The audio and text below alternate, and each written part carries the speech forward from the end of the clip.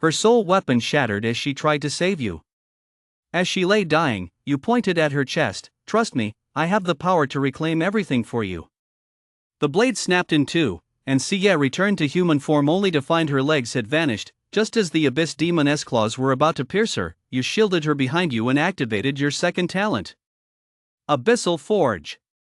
A blue light surged into her body. The soul of a true demon has been infused. Fusion has begun. The next second, you reached into the void black hole in her chest, and amid blue radiance and black lightning, you drew a razor-sharp katana, demon weapon, Yamato, rank SSS. The system notification blared, "I am the approaching storm." In the auditorium of Yuling High School in the demon capital of Donghuang Kingdom, a katana with a blade full of notches floated in the air, transforming in the blink of an eye into a cool, aloof girl with black hair and blue eyes, who stepped down from the ceremonial platform. Sia, awakened soul weapon, damaged katana, rank, trait, prone to breaking. Upon seeing the text on the giant screen, everyone in the audience was left speechless. Whispers of astonishment, sighs, and schadenfreude filled the air. Who would have thought that Sia, that high and mighty genius, would awaken such a worthless soul weapon? She's just a pretty face after all. Top of the class in every subject, yet a worthless soul weapon. Is she really the daughter of S-rank Soulmaster Principal Bai? Seeing this result, Sia's eyes went blank. Unable to bear the taunts, she glanced back at a handsome, refined young man in the crowd, then hurriedly turned and walked away. Why is she looking at me? She fell silent after locking eyes with Sia. Just 2 days ago, he had been at home playing a game called Abyss Demon, May's Tears. He had just defeated the boss that had been chasing him all day when he was transported to a world invaded by abyss demons. The original hostess' parents were both dead, and he had been raised by his uncle and aunt. He shared the same name and appearance as Chi. Perhaps he was Chi's counterpart from a parallel world. Civilization here was similar to that on Earth, but the level of technology was vastly different. 200 years ago, the Abyss Demon Army arrived from outer space and, with overwhelming force, wiped out 80% of the planet's human population. Fortunately, human pioneers discovered a secret method to combat the Abyss Demons. The surviving humans erected a barrier and established 9 war zones to isolate the Abyss Demons. Upon reaching adulthood, men can awaken their spirit-taming talent and become soul masters. Women can awaken a soul weapon through a ritual developed by their ancestors, the soul weapon forging, transforming themselves into various forms of weapons such as swords, spears, lances, and halberds, forming a contractual bond with their weapons. This contract binds the souls of both parties together. It is universally accepted in this world that once a contract is formed, the two parties automatically become partners. The souls of abyss demons are eternal and indestructible. If killed by conventional firearms, they will be reborn in the void. Only the combined power of a soul master and a soul weapon can completely annihilate the soul of an abyss demon. Soul masters and soul weapons are professions dedicated to fighting for human survival, and as such, their status and treatment far exceed those of ordinary professions. Today is the coming-of-age ceremony and the awakening ceremony for all students at Yuling High School. Under the watchful eyes of the crowd, Sia awakened a worthless soul weapon, but she possessed a talent called Sage Eye, which allowed her to see a hidden entry in Ca's characteristics, weapon blank. Moreover, there was a supplementary note. A damaged weapon should be returned to its original state. Linus. Uncertain of its meaning for now, she took stock of the situation and decided to see what kind of soul weapons the others would awaken. Next up, Rushue called the teacher presiding over the ceremony from the front. From the crowd, a beautiful, slender young woman stepped forward. She was Rushue, the girlfriend of the original host, with whom she had been in a relationship for 3 years. She stepped onto the ceremonial platform, and the teacher immediately began the soul weapon forging ritual. A burst of white light enveloped the girl's slender, delicate form. The temperature around the platform plummeted, and to everyone's surprise, light snow began to fall. Rushue transformed into an emerald green frost sword. The sword was 3 feet long, with an ice crystal-like hilt and a blade that shimmered constantly.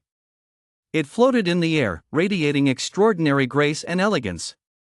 The large screen began broadcasting again. Rushue, soul weapon awakened, sword of frost condensed in the azure sky, rank, trait, eternal frost. The men and women around them expressed their envy. Wow! It's actually a rank soul weapon. When the announcement ended, Rushue returned to human form.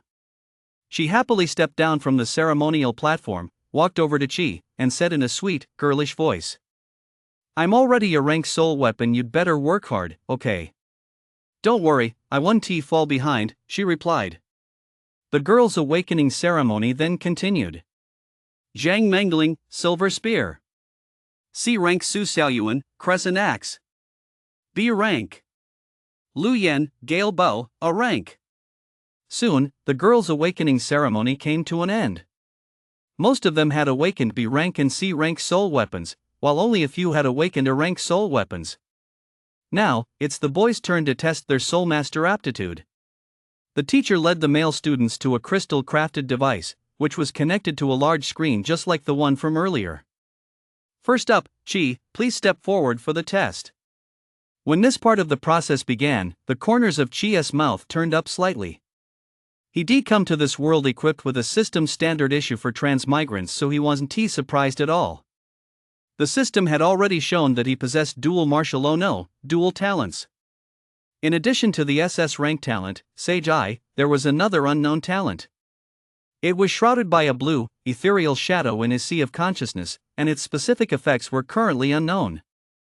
"This is what happens when you read too many books with 3 spoonfuls of sugar," she muttered. She confidently placed his hand on the testing device. At that moment, the large screen suddenly flickered for a few seconds before announcing the results. Soul Master Talent, Blue Phantom Rank. Effect, grants the holder additional mana on top of their existing mana. Wang Defa? Is this machine malfunctioning? The momentary screen glitch had made the teacher consider that possibility as well. When she enrolled, he had a full innate mana pool, making him stand out among all the students, a true genius. Logically speaking, his Soul Master talent should have started at least at a rank. A rank result was simply too absurd. With the teacher's permission, she tried again. He tried several times in a row, but the result remained the same. "Ha ha ha. We actually have 2 rank losers today, what a delight," Zhang Yaoyang said with schadenfreude. As Rushue's suitor, seeing Chi's test results label him a loser made him want to pop a bottle of champagne right then and there. Seeing this, Rushue grew anxious.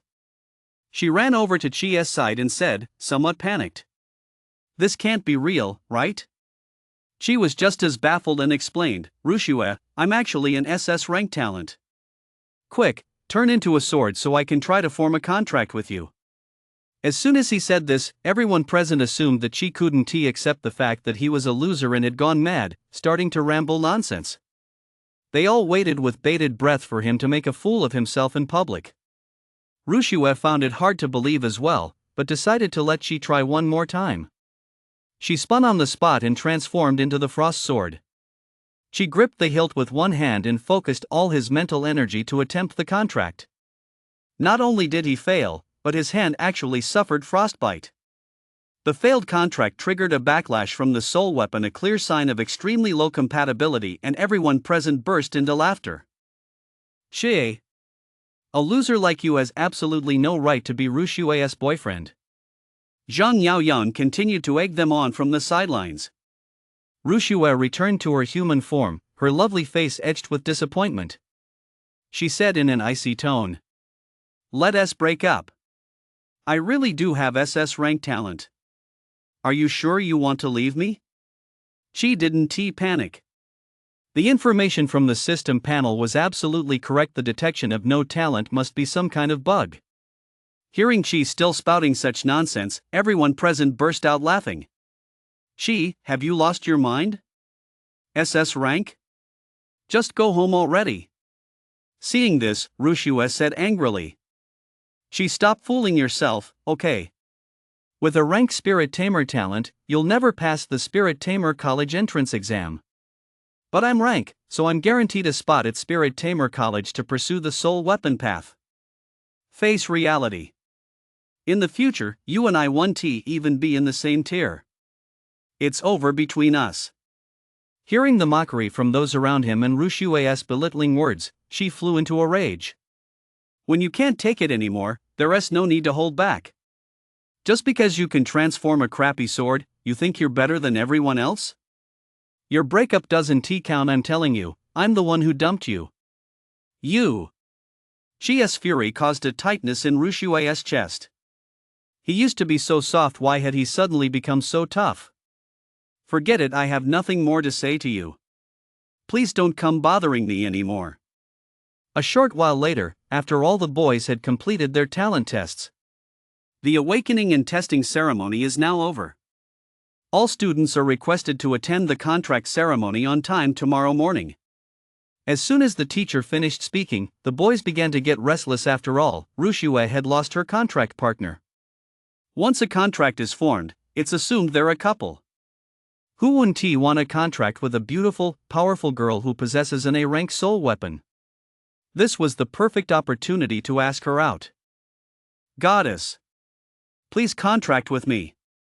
I have an A-rank Scarlet Flame talent. The combination of ice and fire would be very beneficial for our dual cultivation. Rushue, don't listen to that pervert. I have an A-rank Mystic Ice talent, only I am worthy of being your master. Just then, she suddenly shouted, Rushue, let whoever wants to play go ahead. I'm already bored of it anyway. You guys probably don't even want to know what kinds of games I've tried with her, do you? Hearing this, Rushue was instantly livid. Shie. You lecherous, shameless beast. Meanwhile, the faces of the boys around her who had been hoping to form a contract with Rushue all turned as red as liver. After dropping that line, she took off running. With the talent assessment and contract going wrong, and having suffered such humiliation and ridicule, there was no way he was going to let anyone else walk all over him. He had to get home first to find out why the contract had failed. His home was near the edge of the safe zone, somewhat close to the Abyss Demon occupied Fallout zone, but it was absolutely safe under the protection of the barrier. However, just as he was about to reach home, he spotted an Abyss Demon lizard crawling out of a manhole cover by the roadside. How could there be an Abyss Demon in the safe zone?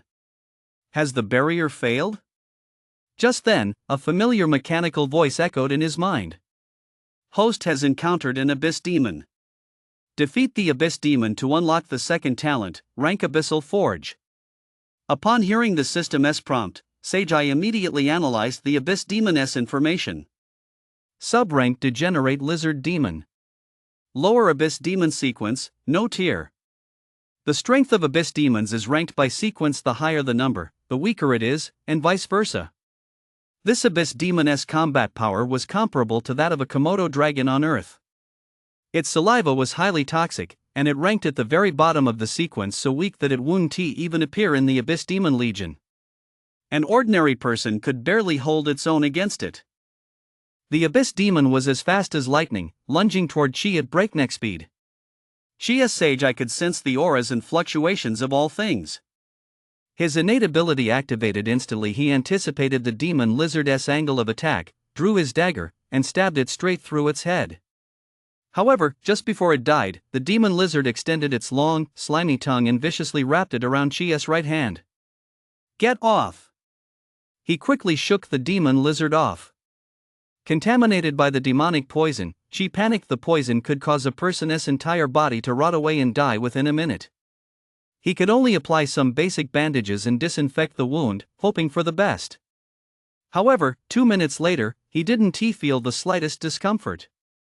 At that moment, the blue phantom obscuring his second innate talent in his mind's eye suddenly vanished, and a blue demonic soul with 2 horns appeared in its place. Chi quickly checked his interface. Infected with Abyss Demon power, gained immunity to demon poison, minor, unlocked the soul of a true demon. It was that man's power. Unlocked second core talent, Abyssal Forge, tier rank, EX. Seeing that the second talent S tier rank was EX, and recalling that the tester had earlier shown his talent as rank, she suddenly realized. EX is a tier rank higher than SSS. It signifies the absolute limit.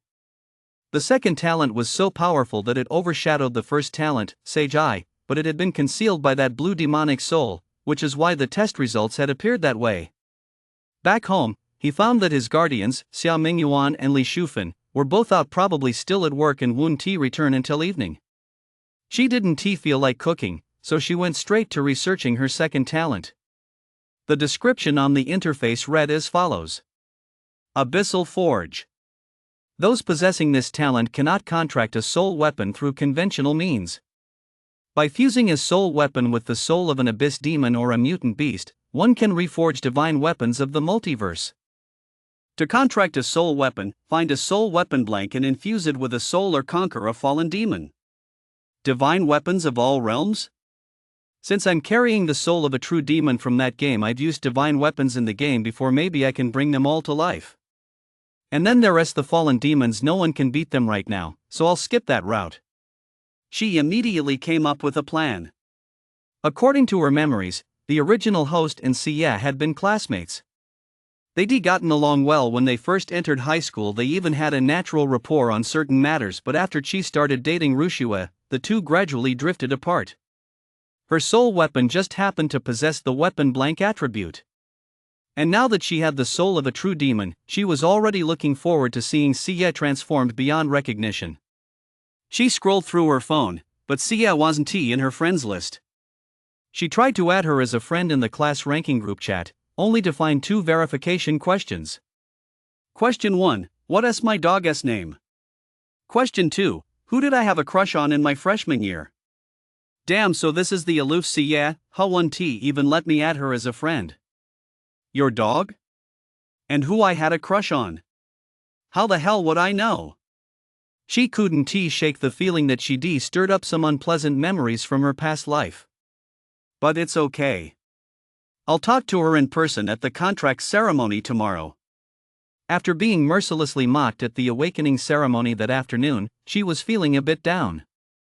Fortunately, she managed to unlock her second talent without too much trouble, so she decided to take a solo motorcycle ride to watch the sunset and clear her head. Feeling the cool breeze, she soon arrived at the Donghai Bridge. Standing at one end of the bridge, she could see that the road in the middle was completely destroyed. It was a broken bridge. Gazing at it, she was reminded once again of her past with Sia. 10 years ago, a powerful abyss demon had breached the barrier and invaded the war zone, sparking a hellish battle that left the cross-sea bridge in its current state. It was said that Sia's mother had fallen in that battle.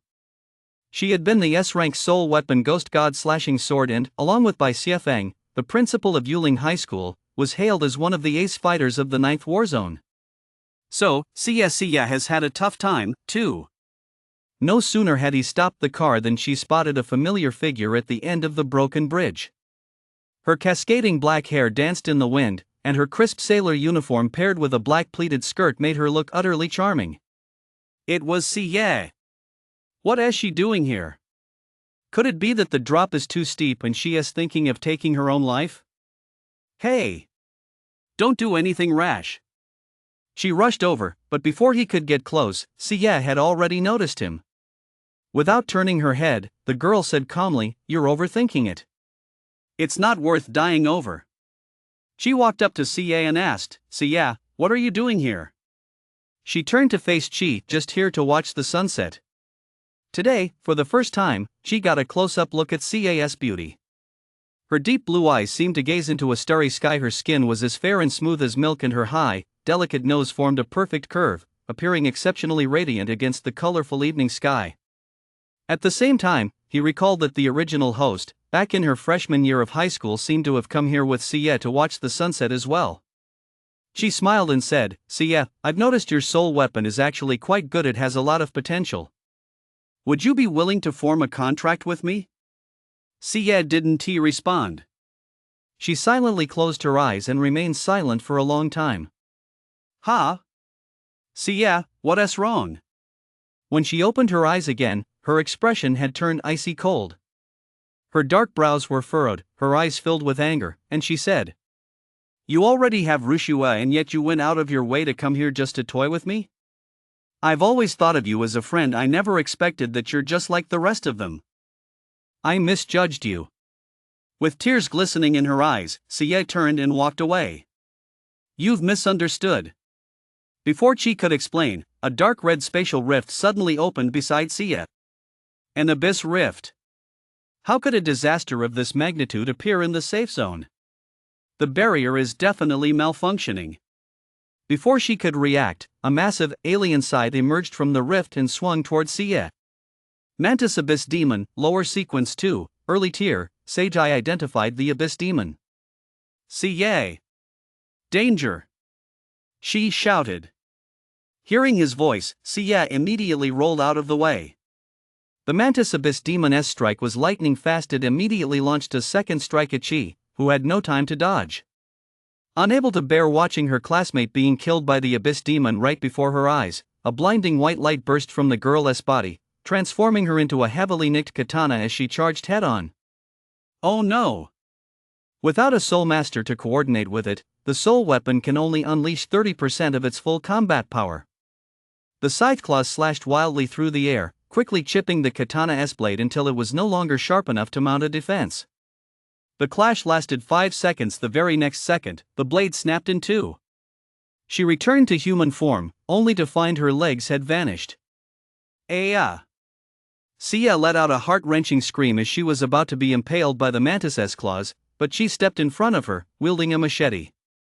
The Abyss Demon's immense brute strength sent Chi flying backward. He slammed into the bridge railing and nearly fell off. Just then, the massive mantis-like Abyss Demon was about to crawl out of the crack. Chi, despite his severe injuries, forced himself to walk over to Sia's side.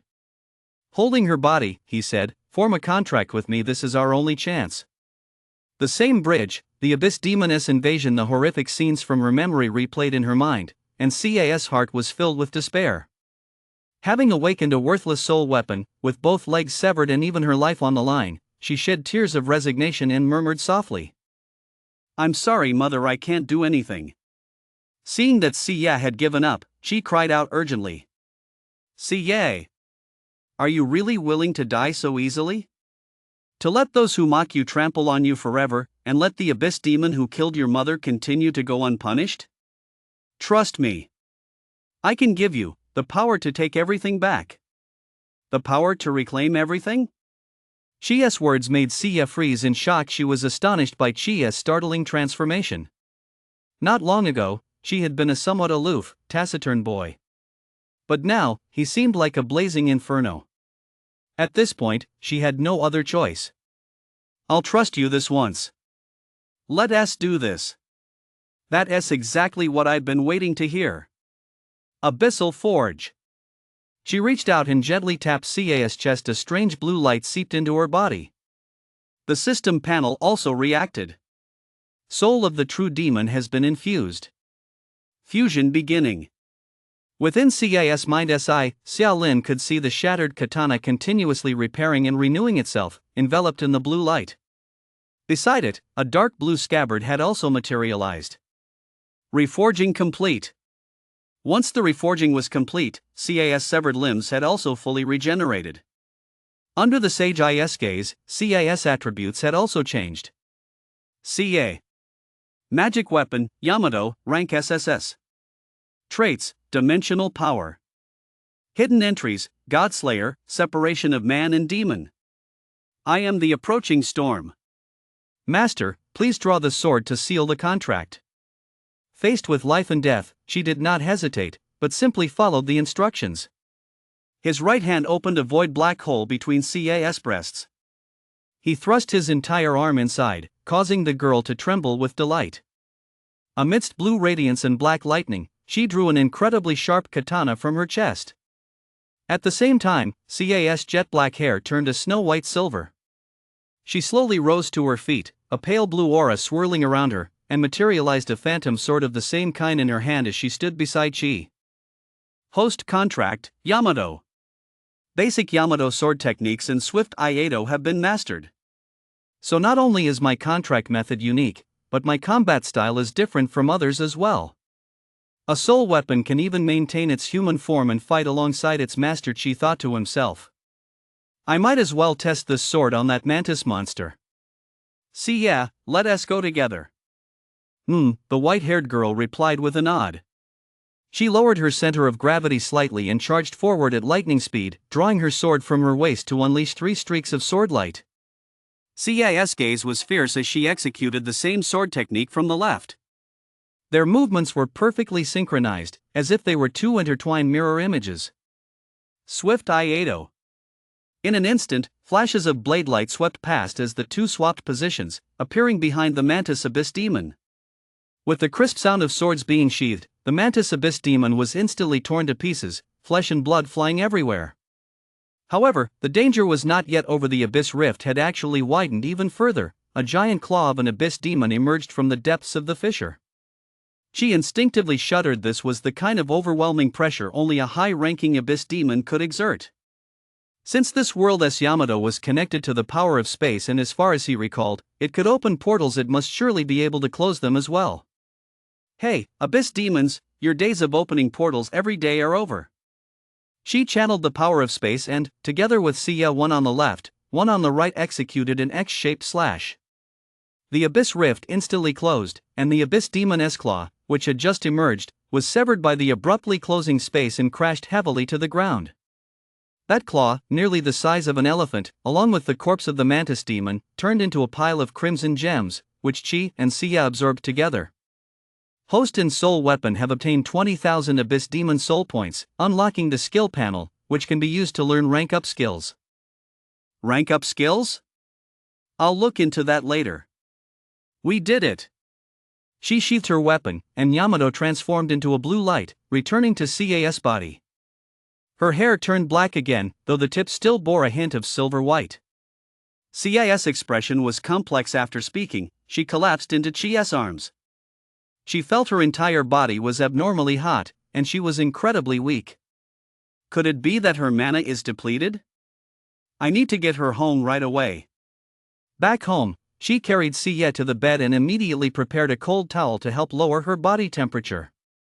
Placing the towel on her forehead, she tended to her carefully for a while. 2 hours later, Sia's beautiful eyes finally opened slowly. Thank goodness, Sia, you're finally awake, she said. But the very next second, Sia suddenly grabbed Chia's hand, executed a reverse heavenly fist technique on him, and pinned him beneath her. Ah! Her strength had suddenly become far beyond that of an ordinary person. She couldn't move at all. Are you crazy? Let me go. But Sia remained completely unfazed. On the contrary, she intensified her actions. She tore off Chi's clothes and straddled him. An eerie glow flickered in the young girl's beautiful eyes. She seemed like a completely different person. She could never have imagined that the rare flower blooming on the snowy plains would be capable of such a thing. Could it be that she has been consumed by the power of the Abyss Demon? She leaned close to Chia's face, parted her cherry red lips to reveal sharp little fangs, gently bit into his neck, and began to suck his blood. She could feel his blood flowing very slowly. Sia had no intention of killing him, but he still panicked. What on earth are you doing? Just then, footsteps suddenly echoed from outside the door. Xie! Are you in danger? Uncle Xia Mingyuan burst through the door. He then saw a beautiful girl with long, straight black hair lying on top of Qi, leaving hickeys on his neck. What a terrible sight! Uncle, you're back. She felt as if a savior had descended from the heavens. Since she was wearing a school uniform, Uncle mistakenly took the girl before him for Chi's ex-girlfriend, Rushue. Oh, it's Rushue. You two go ahead, I won't disturb you. Uncle Xia Mingyue closed the door and returned to his own room. He muttered to himself, man, kids these days sure know how to have fun. Big brother, your son really takes after you. If you saw this, would you be angry or just feel helpless? Seeing that his uncle had left him hanging, she felt like crying but had no tears to shed. He immediately activated Sage Eye to check CAS status. Demonic mana deprivation. Mana has been converted into demonic mana. Due to Devil Trigger activation, demonic mana is depleted. Requires 300 milliliters of the Master's blood or a small amount of life essence to restore demonic mana. So drawing her sword just now actually triggered her Devil Trigger state. With that thought, she gave up resisting. Let her drink a little blood to him. Sia was just someone he'd just met. As for life essence, better not. Sure enough, after a while, Sia began to gradually recover. When she was fully back to normal and saw Chi South's handsome face up close, her face flushed crimson, and she was overcome with shame. She quickly pulled the blanket over her head to completely cover her pretty face. Sia, are you feeling better? She asked. But there was no reply. After a long while, Sia slowly pulled back the blanket and said softly, "I'm sorry for acting so rudely." "It's okay. You must have been overwhelmed by the power just now. That wasn't your true intention." Relieved that she hadn't left a bad impression on Chi, Sia breathed a sigh of relief. "You haven't fully recovered yet. Why don't you stay at my place for now?" "Okay." Just then, Ca's phone suddenly rang. It was her father, by Xie Feng, calling. He sounded very anxious even though she hadn't put the call on speaker. She could hear what he was saying. "Xie. I finally got through." Just now, the Ninth War Zone observed a catastrophe-rank abyss demon tearing open a spatial rift at the Donghai Bridge, but for some reason, it closed again. "You went back to the bridge just now, didn't you? Are you hurt?" "I'm fine. My classmates and I closed the spatial rift together." "Daughter, what nonsense are you talking about? Dad's heard everything. You've awakened a rank incomplete soul weapon. Don't be too upset, it's fine not to become a soul weapon. Dad just wants you to be safe and sound. I'll pave the way for you from here on out." Cia's eyes betrayed a hint of excitement, but her tone remained calm. "Dad, I'm not lying to you. A classmate transformed me into a brand new soul weapon. I'm an SS rank now." Upon hearing that his daughter had suddenly risen to the rank of an SS rank soul weapon and that she'd even worked with a classmate to close the Abyss Demon's spatial portal, by Xiefeng, sitting in the principal's office on the other end of the line, could no longer sit still. "What? Who on earth is that classmate of yours?" "It's Chi," Xie said. Upon hearing this, Bai Xiefeng paused for a moment. "It's actually that kid. It seems there must have been something wrong with this afternoon's test." "What kind of talent does he actually have?" When the principal asked about his abilities, she immediately gave Xie a subtle nod, and she naturally understood. "Dad, student Xia doesn't want to reveal his talent just yet." "That makes sense. An ability to turn the ordinary into the extraordinary. If the higher-ups found out, it would only cause trouble. That kid's a good person. I've met him myself. Now that you've become his soul weapon, I can rest easy. Even though you've already formed a contract, don't forget to attend the contract ceremony tomorrow. You need to go through the registration process before the Spirit Master College entrance exam." After Xie hung up the phone, she turned to Chi and asked, "Now that you've formed a contract with me, won't Rushua be upset?" "Her? She wouldn't be upset at all." She explained to Xie what had happened after she left that afternoon. Hearing this, the girl fell silent for a moment. "I see." Then, fixing her gaze on Chi, she said earnestly, "There's something I want to talk to you about. Becoming my master comes with a heavy burden. I must climb to the very pinnacle of this world until I have enough power to avenge my mother and then banish the Abyss Demon from this world once and for all. If you can't accept that, it's not too late to dissolve the contract now." Hearing this, she thought back to yesterday's crisis and the possibility of facing similar dangers in the future. This world was far from safe. His gaze grew resolute as he said solemnly, "To survive in this world, power is essential. Our goals are completely aligned. I'm willing to join forces with you and admire the view from the pinnacle of the world together." Hearing Chi's words, Xie felt as if a beam of early summer morning light had shone into her heart, dispelling the long-standing gloom of loneliness. She nodded slightly and said with a smile, "Thank you, Chi. I look forward to your guidance from now on." This was the first time Chi could remember seeing Xie smile. The next day, Xie woke up very early, while Chi still feeling weak from having his blood drawn the day before hadn't woken up yet. He felt someone gently shaking him. Blinking sleepily, he opened his eyes to see a bowl of exquisitely prepared century egg and lean pork congee on the nightstand, along with a cup of hot soy milk. "Chi, wake up. To make it up to you, I made you breakfast." Today, she could sense that Ca's voice seemed a little gentler. "Cs seems so cold on the surface, but I never expected her to be so domestic," she thought to himself with a smile. After Chi enjoyed a hearty meal and regained his strength, Xie urged him, "Let us go, the convention is about to start." "No problem, I'll just pack up quickly." While packing her belongings, she thought of something. By the way, doesn't the contract assembly require soul weapons to return to their original forms? When I drew my sword from you yesterday, it triggered your devil trigger right away. If you stay in that state, it'll drain your energy, and you might even lose control. Can you try transforming into a soul weapon on your own? Upon hearing this, Sia immediately focused her mind, and a glow of deep blue and black lightning enveloped her slender form, transforming her into an antique katana. She had a dark gold, hexagonally carved pommel, a hilt wrapped in white cloth, and a black and blue scabbard, all exceptionally elegant. Great, looks like you can maintain this form too. Let us go. To avoid a social embarrassment, she put on a scarf to cover the bright red bite mark on his neck. Sia shifted back into human form, and she rode his motorcycle, giving her a ride to school. She was a seasoned rebel, so the two arrived quickly.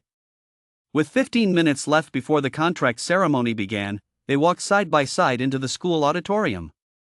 When the students around them saw Chi and Sia arrive together, they immediately began gossiping. A girl who had always been outshone by Sia in both grades and looks whispered, "Sia and Chi are hooking up? He two rank losers, a toad and an ugly duckling. They're actually a perfect match. Truly a match made in heaven." Her best friend, Li Yajing, standing next to her, chimed in. Yeah. Sia isn't even worthy of tying Yuching's shoes. She is such a loser and always has that sour look on her face. Just wait until the spirit-taming mock exam. I'll show you how I'm going to teach her a lesson. The boys watching this scene would be lying if they said they weren't envious of Chi. After all, she was the ice queen who had everyone swooning. Over the past 3 years, she had received countless love letters, but she tossed them all into the trash. When she awakened a worthless soul weapon, many boys expressed regret, but there were also those with ulterior motives. A burly, fat man with a rugged face blocked Chi's path. He towered over Chi, who stood at 183 by more than half a head. He was nearly 2 meters tall and weighed at least 300 Jin. He was Zhou Hongkai, the rich kid in her class. Back when Chi was a teacher's protege, Zhou dared to pick a fight with her, but now, he didn't give Chi the time of day. Zhou Hongkai said with a smirk. "Goddess Bai, are you planning to form a contract with Chi? His family is dirt poor. With you as a rank soul weapon paired with him as a rank soul master, no war zone would ever take you to. I'm afraid life might get pretty rough for you down the road." His expression gradually turned lecherous. "Why don't you form a contract with me instead? I'm not interested in spirit taming. All that fighting and killing is so unpleasant. As long as you form a contract with me, I'll buy lots of essential oils and polish your blade every day. I'll take good care of you, you know." Hearing this, Sia looked utterly disgusted, while Chi furrowed his eyebrows and snapped, "Stop harassing Sia. Get out of the way. I'll only say this once." Hearing Chi's words, Zhou Hongkai flew into a rage instantly. "Humph. What are you trying to be a hero for? I only gave you some face before because I saw you were a top student." As Zhou Hongkai spoke, Chi and Sia exchanged a knowing glance. "Now, as for you, you piece of trash, I've got 100 ways to make you off." The moment Zhou Hongkai swung his fist at Chi, Sia delivered a fierce kick that sent his balloon-like belly quivering violently. Chi grabbed his arm and used the momentum to execute a shoulder throw. He crashed heavily to the ground, instantly turning into a fat pig lying on its back. You bastard! How can you have the strength of a tier-peak soulmaster? A rank loser is supposed to be stuck at the beginner level forever. Maybe I was just born with superhuman strength?" The commotion drew the attention of the surrounding students, and teacher Long Jingying, who was presiding over the ceremony and who was also Chi's homeroom teacher, walked over. She snapped, "What is going on here? Teacher! Those two are bullying me." Sia quickly pulled out her phone. "Teacher Lon, Zhou Hongkai was sexually harassing me. We had no choice but to defend ourselves. Here's the recording." As the recording played, everyone heard Zhou Hongkai's obscene remarks crystal clear. He was completely humiliated. What a creep with behavior like that. Who would even want to form a contract with him? Why, is there any guy who'll take me? I don't want to be left over and assigned to Zhou Hongkai. The female teacher said, "Enough. This farce ends here." Since Jo Hongkai was the one who harassed her first, we won't hold either party responsible. Everyone, take your seats and wait for the ceremony to begin. Mark my words. I'm not done with you yet. Jo Hongkai spat out a threat before slumping back to his seat, his face a picture of dejection. Rushue had watched the entire scene from the sidelines and thought to herself, "You scumbag. You just broke up with her and are already moving on to that loser CA? You just managed to take down a fat pig. Let us see if you can still act so cocky during the simulation battle later." When the time came, the event began immediately at the teacher's signal. Rather than a contract ceremony, it was more like a matchmaking event. Couples, or young men and women who were close, could form a contract immediately after the girl's soul weapons had awakened, or they could do so during the ceremony. A romantic relationship could increase their compatibility, which was beneficial for their growth and strength. Therefore, the school did not oppose romance. In fact, it encouraged it. The student body at Yuling High School is strictly balanced with an equal number of boys and girls. If a student hasn't found a suitable partner, the teachers will step in to arrange a match. Although this might seem a bit inhumane, when fighting for the survival of humanity, such sacrifices are unavoidable. Once a pairing is finalized, both parties must verify their attributes again on the testing equipment. Afterward, a soul master will display their soul weapons. Once everything is confirmed, they can register their information to take the Yuling College entrance exam. Chi and Siye had already formed a contract, and both held student ID number 1. They were the first to be called up to the testing device to have their abilities verified once more. Rushue, watching from the audience, flashed a smirk of schadenfreude and whispered, "Get ready to make a fool of yourselves again, hee." Chi and Siye reached out and touched the testing crystal simultaneously. Suddenly, light burst forth as fiercely as the stars. The next second, Siye transformed into an incredibly sharp katana amidst the light and flew into Chi's hand. Ha!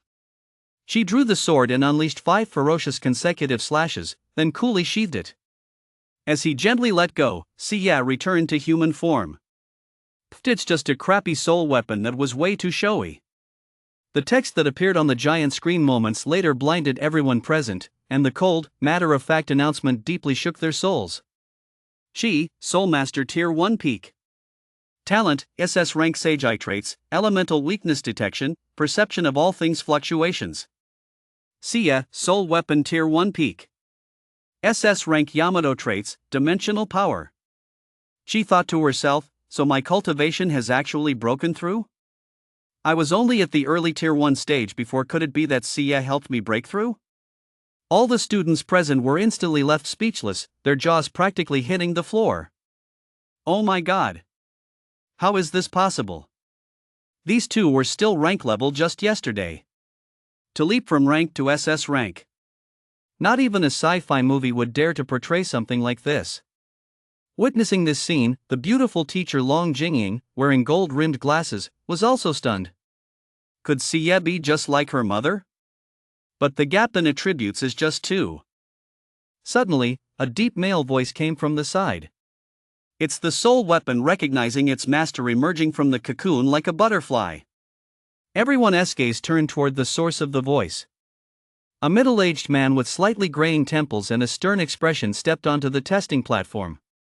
Principal Bai, you're here. Dad, Siye said. Bai Xiefeng nodded and addressed the students slowly. The reason we conduct this re-verification before official registration is to ensure we don't overlook any soul weapons with potential.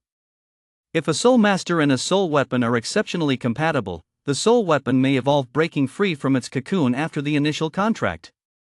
The soul weapon's evolution can also enhance the soul master's cultivation. The two improve in tandem. Students, what you may not know is that my beloved, Bai Yuan Shizi Siye's mother was originally a B rank soul weapon. It was only after contracting with me that she became an S rank. The room fell instantly silent. He then turned to Chi and Siye and said earnestly, I have always believed in my daughter and her master.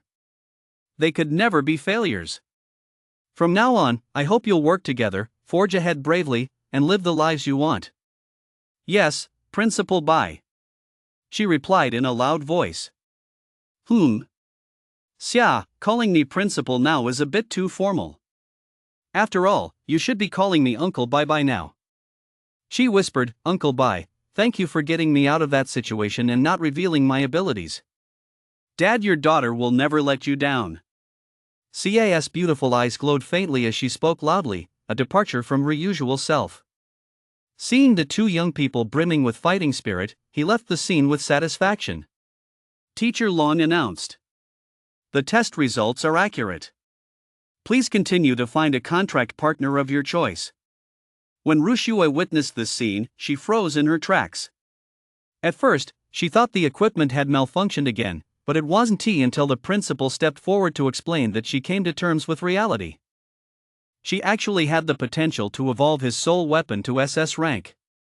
If only she had trusted Chi more back then, she might have become SS rank herself. SS rank represents the pinnacle of human talent. With sufficient cultivation, one becomes an absolute war god. There are only a handful of such individuals in the entire Donghuang kingdom. To become the ace of the war zone would grant power and status beyond the imagination of ordinary people. She had let this unimaginable wealth and glory slip through her fingers just yesterday. Rushue was so filled with regret that she felt sick to her stomach, her brain nearly deprived of oxygen. Unable to control herself, she rushed over to Qi and Xie, her eyes brimming with tears, and said, Qi, I'm sorry I shouldn't have brought up breaking up with you. You awakened to rank yesterday, and I was just afraid you wouldn't get into Yuling University. If we were in a long-distance relationship and had arguments that couldn't be resolved, we'd only end up tormenting each other. That's why I said those things. Now that you're so strong, we'll definitely get into Spirit Master University together. I really don't want to be apart from you. Let us dissolve the contract with Xie and get back together, okay? Seeing Rushue like this, she was straining with all his might to control his facial expression, trying not to burst out laughing. This woman is way too abstract. She is the kind who sacrifice loyalty for personal gain, and she actually has the nerve to ask me to get back together? Xie stood to the side, her dark eyebrows furrowed tightly, and said coldly, Lu, she is my master now. Please show some restraint. Rushue still refused to give up. She closed in on Qi. She noticed that Qi was wearing a thick scarf, which was highly unusual in the middle of summer, and that there were bright red marks on Qi's wrists where something had been tied tightly. As an observant girl, she quickly spotted something amiss. She suddenly yanked the scarf off Qi's neck. Hey! What are you doing? Seeing the bright red, strawberry-shaped teeth marks, she exclaimed in shock, You two have already practiced dual cultivation? She tried to explain, but Xie beat her to it. Xie said dismissively, So what if we have? Get out of here. Don't make me say it twice. Damn, she actually admitted to something that never happened? Qi hadn't expected this and muttered a complaint to herself. Rushue immediately panicked and said to Qi, That woman is truly shameless. Playing shaman tricks on you right off the bat? Break up with her quickly, she'll ruin you sooner or later. Hearing this, both Qi and Xie were furious. I won't let you insult Xie. Qi roared, and then he and Xie simultaneously slapped her. Smack! Two bright red handprints instantly appeared on Rushue's pretty face, one on the left, one on the right, quite symmetrical. Slapped in front of everyone, Rushue immediately burst into tears. You dare hit me? Wah! Just then, her suitor, Zhang Yaoyang, suddenly leaped forward. He shouted angrily, How dare you hit my goddess? I'll kill you. With that, he raised his fist and charged at Qi, and the two began to wrestle. Long Jingying realized another commotion had broken out and immediately rushed over to pull them apart. She snapped sternly. Stop fighting. If you want to fight, go to the training grounds. You'll have that chance during the simulation test later. With another round of conflict quelled, Teacher Long calmly returned to her seat. At the annual contract ceremony, couples often came to blows over romantic entanglements. She was long used to it. Rushue stood frozen in place, crying her eyes out in distress, and Zhang Yaoyang immediately ran over to comfort her. Goddess, please don't cry. I'm a ranked talent with the Jade Lightning ability. Lightning and ice attributes complement each other well. As long as you agree to contract with me, I'm willing to give everything to help you get justice. My dad is the deputy minister of the Demon Hunter Division in the 9th War Zone. Rushu stammered, okay, I'll agree. Over the past 3 years, you've always been the kindest to me. I'll make sure Chi and that damn woman pay for what they did today. By evening, all the students had completed their contracts. Long Jingying announced from the stage, today's contract ceremony is now over. All students have completed registration. The first round of simulation tests will begin in 3 days. Masters and soul weapons, please take these days to communicate effectively and familiarize yourselves with each other's skills and characteristics. Dismissed. The students filed out one by one. Just before Chi and Siye left, he heard the click-clack of high heels on the floor behind him. Turning around, he saw Long Jingying walking toward them with an elegant stride. Chi, Siye, please come here for a moment. I have something to discuss with you. Long Jingying adjusted her gold-rimmed glasses. Everyone knew she was already 29 years old. Yet her complexion was as dewy as that of a young woman in her early 20s, and she had a tall, curvaceous figure with a well-defined hourglass shape and was wearing sexy black stockings, looking incredibly sultry. She smiled and said, "Congratulations to both of you on your rebirth. As an SS rank soul weapon and master, you are the best students I've ever trained. Your exploits will likely spread throughout the entire school and even the entire 9th War Zone." Ah, keep it low-key, keep it low-key. Being SS rank isn't really anything to brag about, she said with a laugh. No one knew that she possessed yet another rank talent, which he had just deliberately concealed. If he unleashed that power, the testing equipment would likely explode. She is being too modest. Teacher Long turned to Siye and said, Siye, I have a question. Did you really evolve just because a soul weapon recognized you as its master? Principal Bai was right. Soul weapons do recognize their masters, but a transformation so radical has never been seen in the history of spirit masters. The next second, Long Jingying suddenly closed in on Siye, staring intently at her, her tone becoming somewhat flustered. Did you receive assistance from some powerful figure? Who is he, exactly? Can you tell me, teacher? Feeling some pressure at this, Siye replied, I'm sorry, teacher, I really don't know. I just got stronger after forming a contract with Chi. Alright, let us just say I asked too many questions. She noticed Long Jingying's abrupt change in demeanor. In the blink of an eye, she caught a fleeting, unusual gleam in her eyes, but Long Jingying quickly regained her composure. She said slowly, Actually, I came to see you specifically to give you some guidance. The combat simulation test in 3 days will be a ranked competition. Masters and soul weapons will duel one-on-one. The higher your ranking, the more points you'll earn. Points can be exchanged for supplies and equipment to prepare for the second round of the combat simulation. Only by achieving good results can you secure ample supplies for the Spirit Master College entrance exam and be fully prepared.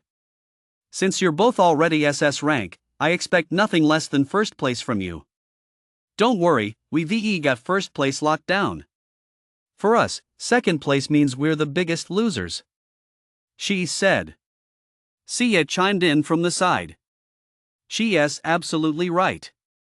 Long Jingying nodded and said, Very good, you've got the fighting spirit. But you can't let your guard down. In past simulation battles, there have been plenty of cases where newly awakened soul weapons and masters even at B rank defeated higher ranked opponents. You must understand that for soul masters and soul weapons, the tier rank achieved upon awakening merely represents their upper limit, that is, their growth potential. In the spirit power system, from tier 1 to tier 9, the differences in cultivation levels are relatively minor at the beginning, and the disparity in strength isn't significant. It's only later on that the gap becomes as vast as heaven and earth. Your talent seems to be of the late game variety. I've looked at your stats right now, you only have support effects, am I correct? Yes, teacher. Your talent will put you at a significant disadvantage when facing soul masters who are strong in the early game. So you need to develop combat strategies that suit you as soon as possible. Discuss this thoroughly. I'm looking forward to seeing you claim the championship. After going over the details of the simulated battle, Long Jingying turned and left. Given the strange occurrence just now, she immediately activated Sage Eye on her. The information appeared instantly. Long Jingying Soul Weapon, Peak S Rank, Sky Soaring Dragon Bow. Properties, Never Miss, Shatter Illusion Suffix, Corrupted. At the same time, Shi's gaze pierced through his teacher's clothing, revealing a vast spider-like magical pattern branded onto the skin of her back. Black Widow brand, Tier. This came as a huge shock to Chi. Cases of body snatching were not uncommon in this other world.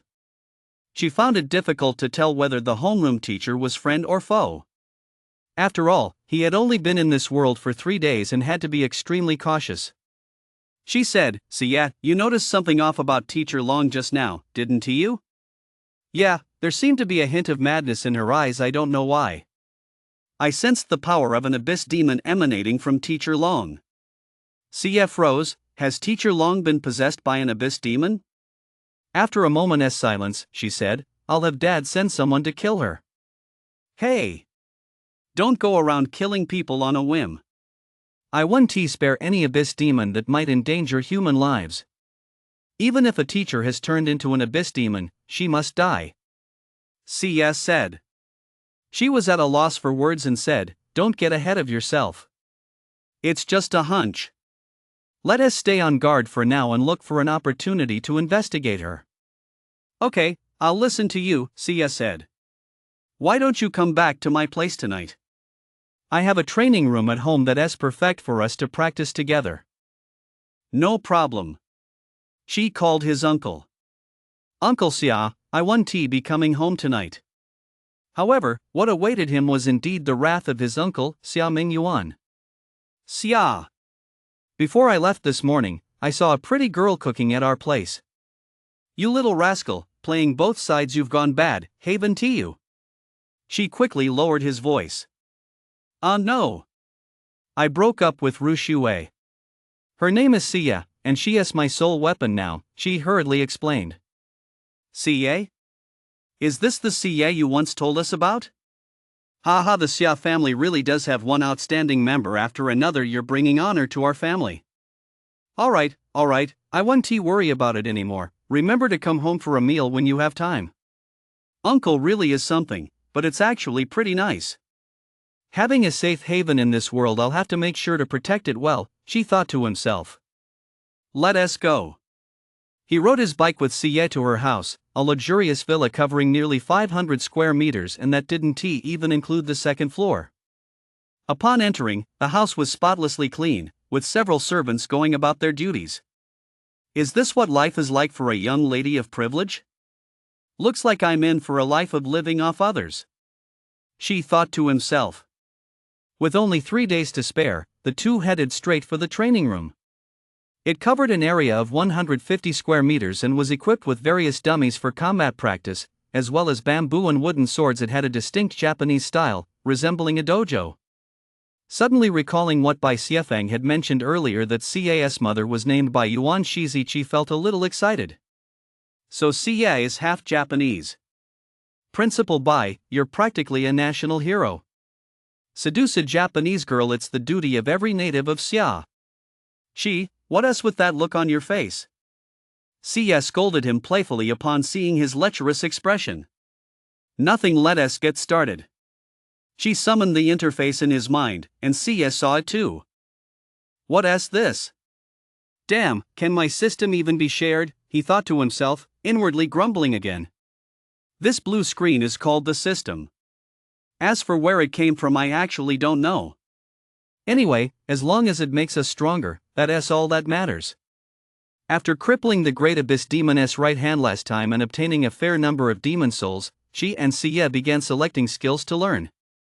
With 20,000 demon souls, they had just enough to learn the invincible dimensional slash. It was their signature divine skill. To hesitate even for a second would be a diss to their weapons. However, a prompt appeared. Dimensional power has been depleted. Unable to learn dimensional slash. Recovery will occur upon reaching tier. Xia rested her jade-like chin in her hand and said, "It seems we exhausted all our power when we closed the portal during our first awakening." She then began checking her stats panel as well. Let us look at some other skills. I think sword vibration counter in Phantom Sword look pretty good. See, it's a ranged attack. If it combines offense and defense, it should be really helpful for simulation battles. You're on the same page as me. Phantom Sword, that's the one. Meanwhile, on the other side of Magic City, in a filthy, dimly lit alley, a stooped merchant in black spoke up. Ahem, the young master of Joas Mining Company, you've actually graced my humble shop with your presence? I'm truly flattered. How do you know who I am? He, with a face so blessed with good fortune, I recognized you at a glance. Cut the nonsense. Give me the goods. You won't be shortchanged. Of course. This potion is quite potent, you'll need to use it with caution. At Zhou Honkai's command, several bodyguards stepped forward from behind him and handed over 2 money chests. The merchant pulled a box of potions from his robe and handed it to him. There are 6 vials in total. Just give the soul weapon half a dose each day. Upon hearing this, Zhou Honkai pulled a massive hammer from behind him, which instantly transformed into an innocent-looking young girl. Gazing up at the gloomy sky, she trembled as she asked, "Master, where am I?"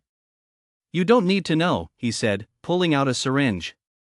"Master, what are you doing?" "No." Ignoring the girl's cries, Zhou Honkai drew the entire vial of purple potion and injected it into her neck.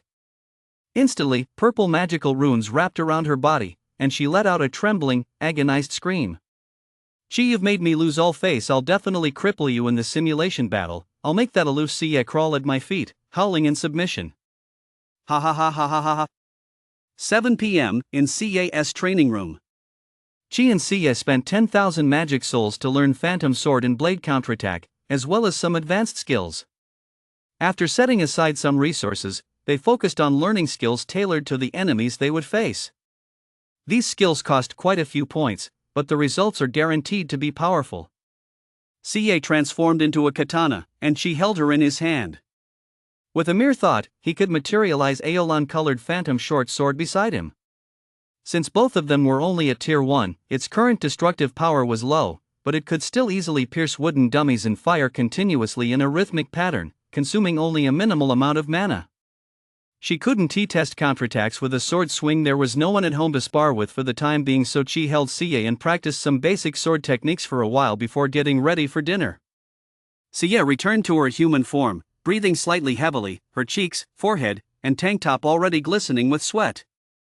Phew! She pulled a small handkerchief from her pocket to wipe away the sweat. "So soul weapons can sweat too," Chi said. What's that handkerchief?" She noticed the handkerchief in CAS hand, which was printed with a cute little bear pattern. It seemed rather out of place with CAS demeanor. "This looks like a little gift I once gave to Rushua. How did it end up with her?" The more she thought about it, the less she could remember, and she felt a slight headache coming on. Whatever. What the original host did is none of my business. After they both finished showering, they had dinner together at the villa, enjoying a lavish feast prepared by a private chef. During the meal, she suggested they add each other as friends and, while she was at it, asked for the answer to the friend verification question. "Who have you ever liked?" "That question I can't tell you. I'll add you instead." Afterward, they got ready to go back to their rooms to sleep. As they reached the door, CS spoke up, sounding a bit conflicted. We should sleep separately. That day it was just an accident." CAS words didn't surprise Chi. On the contrary, they improved his impression of her. After all, he still held the values typical of a young man from Siagwa. Sleeping with a girl he'd only known for a day would be far too casual. He thought to himself, a relationship like this is best built slowly. She replied calmly, "Forcing 2 people together through a contract is indeed a bit cruel." "I respect your decision." Chi's reply caught CA off guard for a moment. Well then, good night." After exchanging goodnights, she went to the guest room next door to spend the night. Late at night, CA tossed and turned on the soft, large bed, unable to sleep. Even though I'm not ready yet, why didn't he show the slightest emotion? Why on earth did he save me that day? At this thought, a few tears fell onto the girl's pillow. Early the next morning, she noticed that CA's eyes looked a little red, so he went over to ask her about it. "Why were you crying last night?" Sia immediately denied it. I wasn't crying, I just stayed up late watching some anime. Haha, my eyesight isn't great, sorry about that, she said. A lot has been happening lately, and I'm a bit tired. See you at the mock exam, then? Sia said. Okay, see you at the exam then. After yesterday's skills training, the two were fully prepared.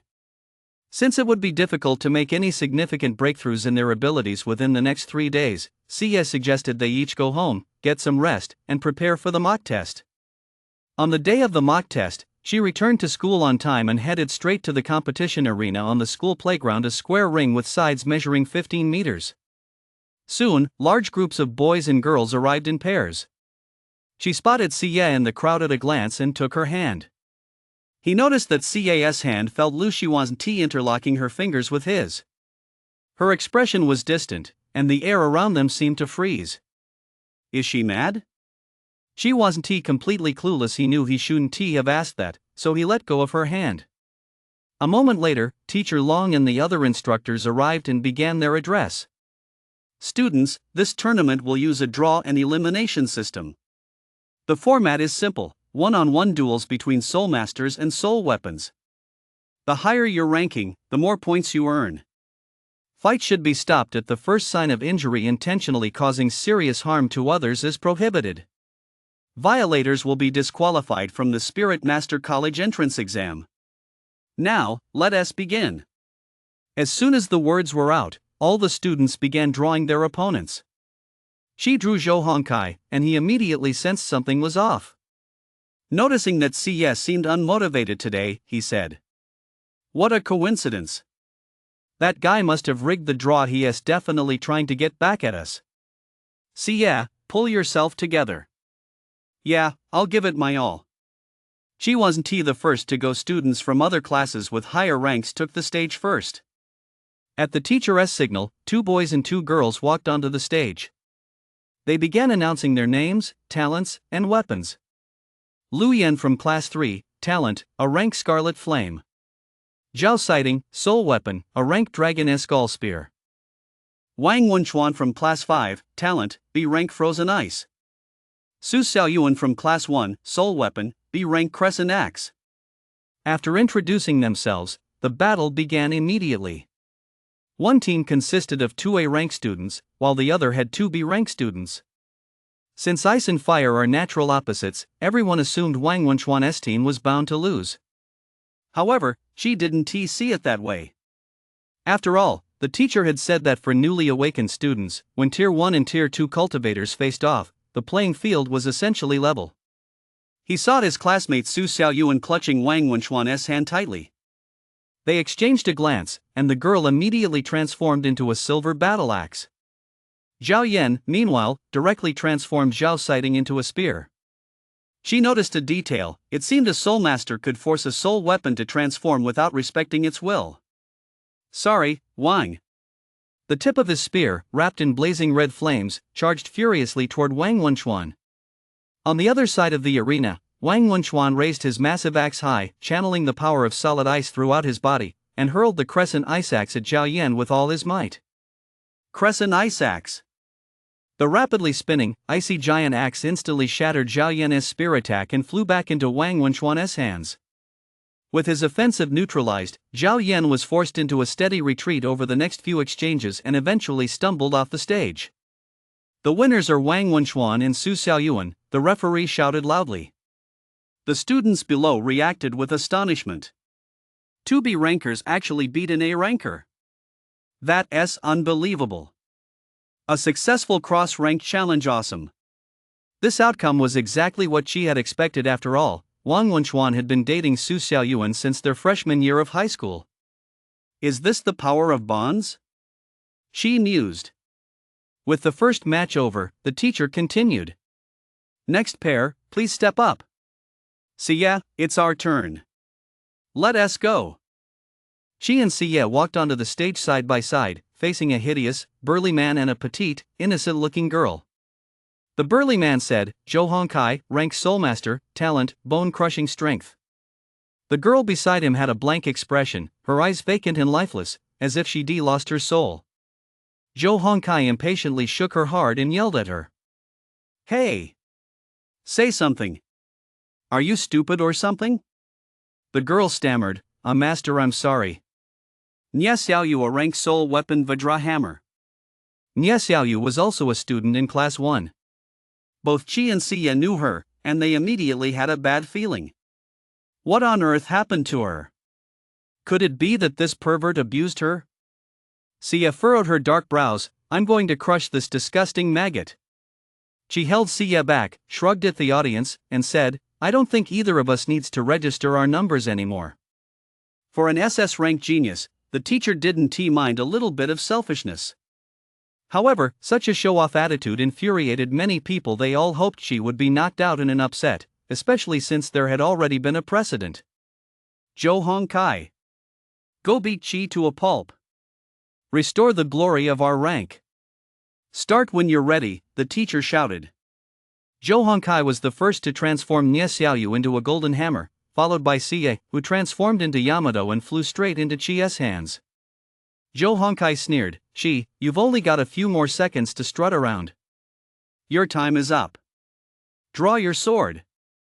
Qi, clutching Yamato, stood tall in the center of the ring, not budging an inch, and declared in a loud voice, to deal with scum like you, I don't even need to draw my sword. His arrogance infuriated Zhou Hongkai. Bastard! Die! Zhou Hongkai charged at Qi, brandishing his massive Vajra hammer. The 300 gene Fat Man, combined with the 300 gene hammer, caused the ground to tremble slightly with each step. No one could have imagined that Nye Xiaoyu, petite at only 158, could awaken such a soul weapon. Qi showed no intention of dodging, remaining rooted to the spot. Some spectators actually began to worry for Qi. Has Qi lost his mind? A Tier 1 cultivator taking a direct hit like that, he'll be dead or crippled for sure. Just as the hammer was about to smash down on his forehead, Qi still hadn't drawn his sword. Gripping the scabbard, he struck upward and to the left with blinding speed. Clang! A deafening clang rang out. No one around could make out Qi's movements. They only saw Zhou Hongkai's Vajra hammer get knocked out of his hand. What just happened? His sword sheath actually deflected my attack. Zhou Hongkai thought. Qi sneered, go all out. You were only holding the hammer with one hand just now. Don't get too cocky. I'll smash you to pieces. He gripped the hammer with both hands and unleashed a furious barrage of blows at Qi, yet the air continued to ring with the sound of clang, clang, clang. Not once did his hammer land on Qi. Every attack was deflected, and his thick arms were left numb from the impact. The spectators finally got a clear look at Qi's movements. He was constantly counterattacking with the scabbard. This style of combat left everyone in the arena speechless. No one could have known that scabbard attacks were the very essence of Yamato swordsmanship, and that Qi's sage eye could perfectly time every swing. Against ordinary attacks, he could parry them 100% of the time. Another round of furious attacks, all nullified. Zhou Hongkai was nearing exhaustion, and his soul weapon had also depleted its power, reverting to the form of a young girl. She said, admit defeat. You can't beat me. Nye Xiaoyu was covered in wounds, her school uniform skirt torn to shreds, as she pleaded with Zhou Hongkai. Master, I have no strength left, let us just admit defeat. She said to the panting Zhou Hongkai, if you can turn over a new leaf and treat Nye Xiaoyu well, I'll let you leave with dignity. Zhou Hongkai remained silent. He slowly walked over to Nye Xiaoyu, crouched down, and seemed to be preparing to carry her away. But just then, he pulled something out of his pocket and pressed it against Nye Xiaoyu. Nye Xiaoyu instantly let out a piercing scream. Ah! The bystanders were too far away to see his actions clearly. They all assumed Nye Xiaoyu had broken a bone, since she'd always been a girl who was afraid of pain. What on earth did you do? She shouted angrily. Teachers! I haven't lost yet. Nye Xiaoyu and I have great synergy, and she has awakened new powers. Zhou Hongkai shouted. He transformed Nye Xiaoyu once more. The Vajra hammer doubled in size, and purple spikes sprouted from one side of the hammer. Recalling CA's situation earlier, the teachers wanted to see if another dark horse might emerge this year, so they allowed the match to continue. She saw the weapon as attributes. Venomous Wolf-S Tooth Hammer, Mutated Soul Weapon, S-Rank Demon Blood Corruption. Properties: Deadly Venom, Weapon Destroyer. With this information, she fully understood what Nie Xiaoyu had gone through and was filled with rage. He roared furiously. I thought you were just a scumbag, but I never imagined your heart was more vicious than that of an abyss demon. Humph, a soul weapon is nothing more than a tool for a soul master. I'll use it however I please. Her life belongs to me. Hearing these words, Xie was already seething with rage. She could feel the hilt of her sword vibrating violently. It was craving blood. Draw me. I'm going to make him pay. She drew her sword in an instant, charging forward at lightning speed and unleashing a swift Iato strike. Her enemy, wielding a Wolf-S Tooth Hammer, charged head-on as well, and the blade and hammer clashed, sending sparks flying. In the midst of the struggle, she suddenly realized that when she had gripped Xie earlier that day, there had been a strange heaviness to it. She simply couldn't unleash her full, overwhelming power. Something must be wrong with her. Xia's strength gradually waned, and just then, a corrosive purple slime began oozing from the spikes of the Wolf-S Tooth Hammer, causing signs of corrosion to appear on the edge of Yamato's blade. Sensing danger, she struck Zhou Hongkai with all his might, knocking him down, then quickly retreated to put distance between them. Xie, are you okay? I'm fine, just a minor injury. I can still fight. She could tell Xie was gritting his teeth against the pain, so he sheathed his sword. Xie, you're not in top form today. I can't let you take this risk. Leave the rest to me. This move caused everyone to gasp in shock. She is actually going to face the Soul Master and the Soul Weapon all by himself. Is he out of his mind? Xie said. What are you doing? You can't beat him like this. Hurry up and use Devil Trigger. That's the only way to take him down. We can't reveal our trump card here. If anyone sees your demon power, it'll bring trouble down on us. His Weapon S Destroyer trait is terrifying. I won't let you go through the agony of having your blade snapped again. Leave it to me. I'll show everyone what a true Soul Master is. Amid this brief inner dialogue, Zhou Hongkai, who had been lying on the ground, scrambled to his feet. He swung his hammer violently, firing all the highly toxic spikes attached to it at Qi. As Qi activated Sage Eye, he materialized a phantom sword and destroyed half the spikes. However, several still struck his body. Zhou Hongkai said, I didn't expect you to have another trick up your sleeve, but what good will it do? If you don't want to die from gangrene, admit defeat now. Only I can neutralize this poison. She felt a wave of discomfort from the wounds, and the system voice sounded. Tier 2 Corrosive Demon Poison Weapon Specific Attack. Demon Poison Immunity Activated Effect Neutralized. Continue absorbing demon poison to increase immunity rank current, 51,000. So it's a magic poison. Thank goodness I have the immunity skill. Thanks, Passing Lizard.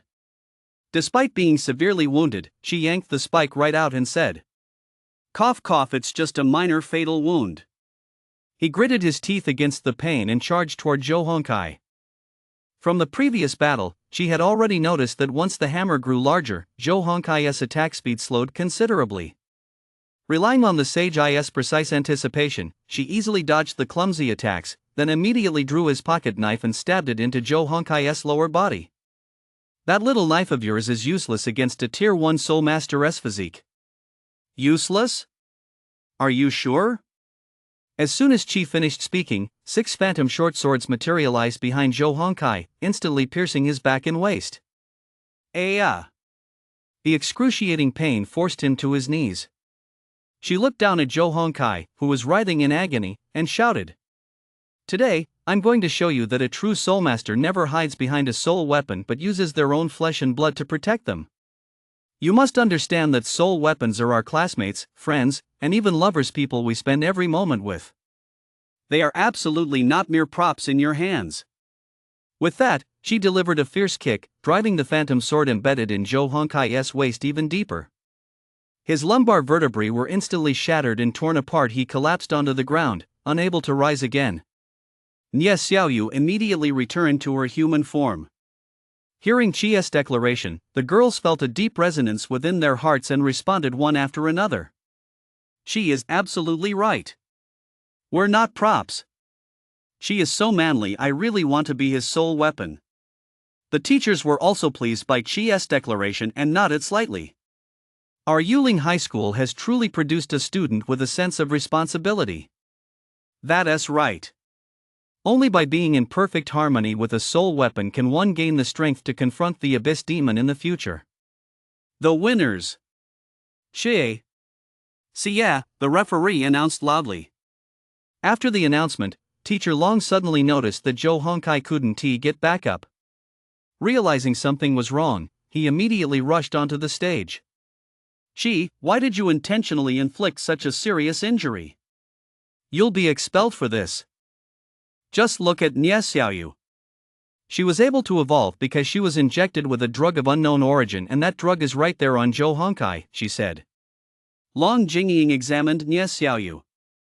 Her entire body was covered in strange purple markings, and she was unconscious. The medical staff immediately began administering first aid on the spot. Meanwhile, an administrative staff member standing nearby found a vial of purple liquid on Zhou Hongkai.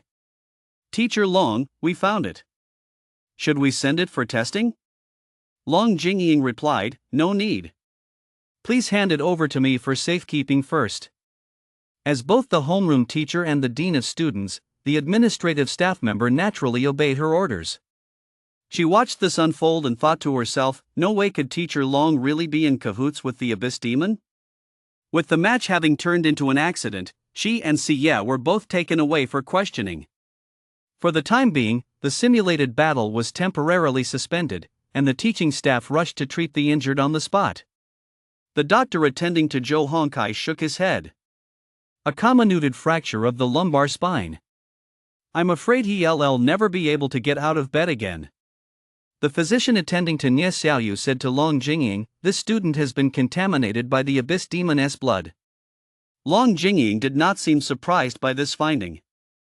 An hour later, following a heated discussion among the Academic Affairs Committee, Long Jingying announced. Based on preliminary investigation and verification, student Zhou Hongkai injected soul weapon with banned substances obtained on the black market, forcing her to evolve. This constitutes the crime of abuse.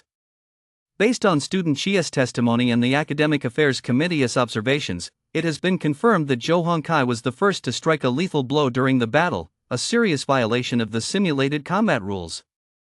According to Article 324 of the Donghuang Kingdom's laws, those who abuse a soul weapon shall be sentenced to 10 years imprisonment. The evidence, both testimonial and physical, is irrefutable. Therefore, the Academic Affairs Office has decided to hand Zhou Hongkai over to the prosecuting authorities, revoke his eligibility for the college entrance exam, and expel him from school. Xie and Xie acted in self-defense and may continue participating in the exam. As soon as the decision was announced, the vast majority of students present applauded enthusiastically. Public opinion had completely shifted. Great! Scum like that should have been kicked out of Yuling High School long ago.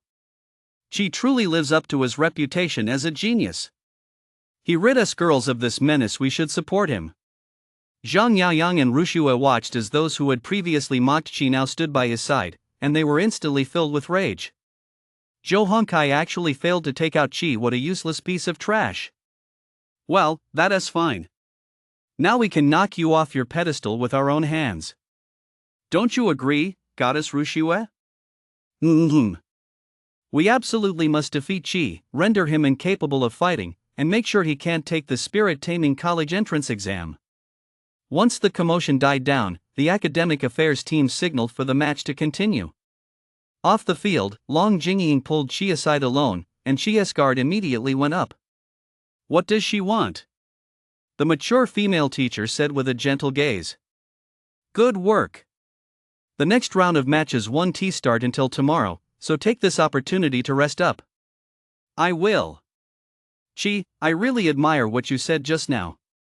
Ha ha, you flatter me, teacher. After all, I'm a man. Isn't it only natural for a man to protect a woman? Long Jingying sighed to herself, ah yes, if only back then. Worried about Xie, she decided to leave first.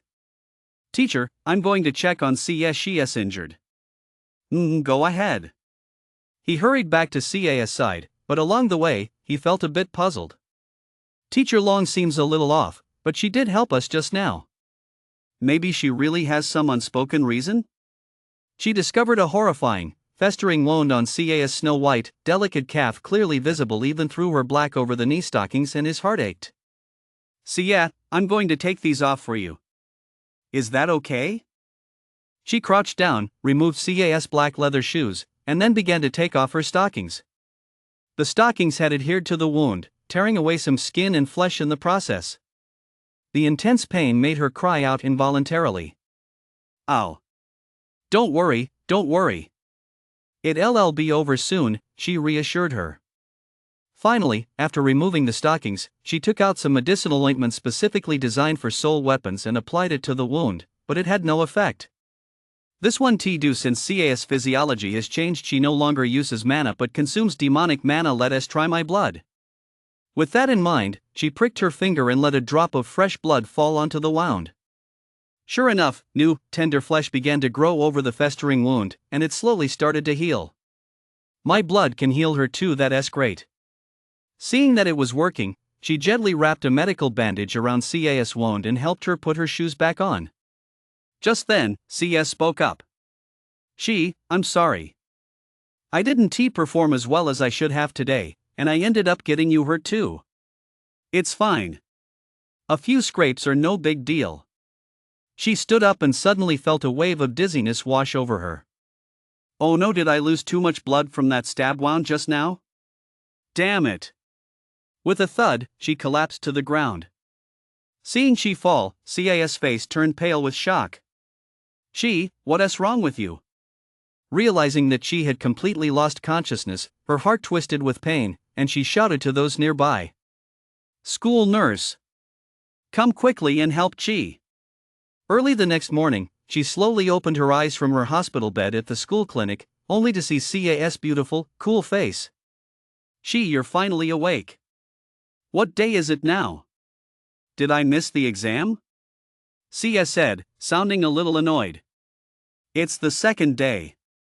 Why are you still worried about the exam? Forget about the points for this round. Just take care of yourself. Tell me, who are we facing in the second round?" she asked. "Your ex." "Then I definitely have to go. Help me up." CA's speech suddenly became a bit hesitant. "Don't, you're pushing yourself too hard. I don't want to see you get hurt for my sake." "Are you worried about me?" she said with a mischievous, playful expression. Sia immediately turned away, not wanting Chi to see her face, and said, "No. Don't take yourself too seriously. I just don't want to owe you too much. Let us just forfeit this round." She replied, "Have you forgotten? Our goal is first place. How can someone who aims to reach the pinnacle of the world shy away from a fight? Not to mention Rushue and her crew. I can't wait to beat the crap out of Rushue and her sycophants. I won't let anyone who has ever bullied us get away with it." Shia's words left Sia stunned once again. His spirit burned as fiercely as the blazing sun. Sia looked at him and fell silent, murmuring to herself. Why have you changed so much? Are you still the Chi I know? No matter what, he has protected me so many times. I should trust him." With that in mind, Sia looked at Chi and said, "I'm sorry, I almost forgot who I really am. I held you back during yesterday's battle. It won't happen again." She held out her right hand to Chi, her deep blue eyes fixed on him with unwavering resolve. "Chi, you are a true soul master. From now on, I am your sword." The boy took Ca's hand and nodded. He had wanted to say something in response, but he felt the time wasn't right yet. Just then, however, a notification appeared in Chi's mind. Host and soul weapon bond enhanced, demonic mana control unlocked. When the soul weapon is drawn, devil trigger transformation can be actively controlled. I've gained new power. Cia saw this message as well. I must protect Chi at all costs. In front of the arena on the school playground, the simulated battle was about to begin, and Chi and Rushue were up first in the first round. With 1 minute left before the start, Zhang Yaoyang, holding Rushue's hand, stood in front of the arena early and shouted loudly. "Where is Qi? Get him out here." A classmate approached Zhang Yaoyang and Rushue and said, "Qi has lost too much blood and is seriously injured. He has probably withdrawn from the second round." Upon hearing this news, Zhang Yaoyang felt disappointed at first, but then grew elated. He shouted loudly, "Ha ha, what an excuse! I never thought the famous SS rank genius would dodge a fight. What a cowardly, spineless turtle." Just then, Qi's voice came from behind them. "Stop yapping like a dog, I'm right behind you." "What? Qi is so badly injured, yet he still dares to come challenge us." Zhang Yaoyang was suddenly startled. He and Rushue turned around to see Qi with his upper body half naked, wrapped in white bandages. Qi said with utter disdain, "I knew you'd be taking the opportunity to badmouth me behind my back again.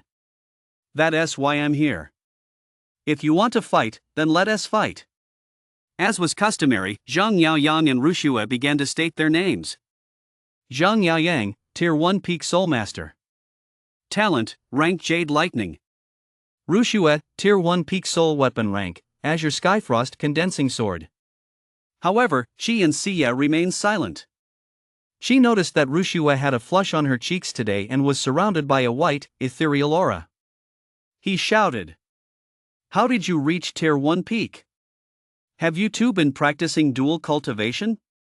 The classmates around them heard Qi's words and immediately began gossiping.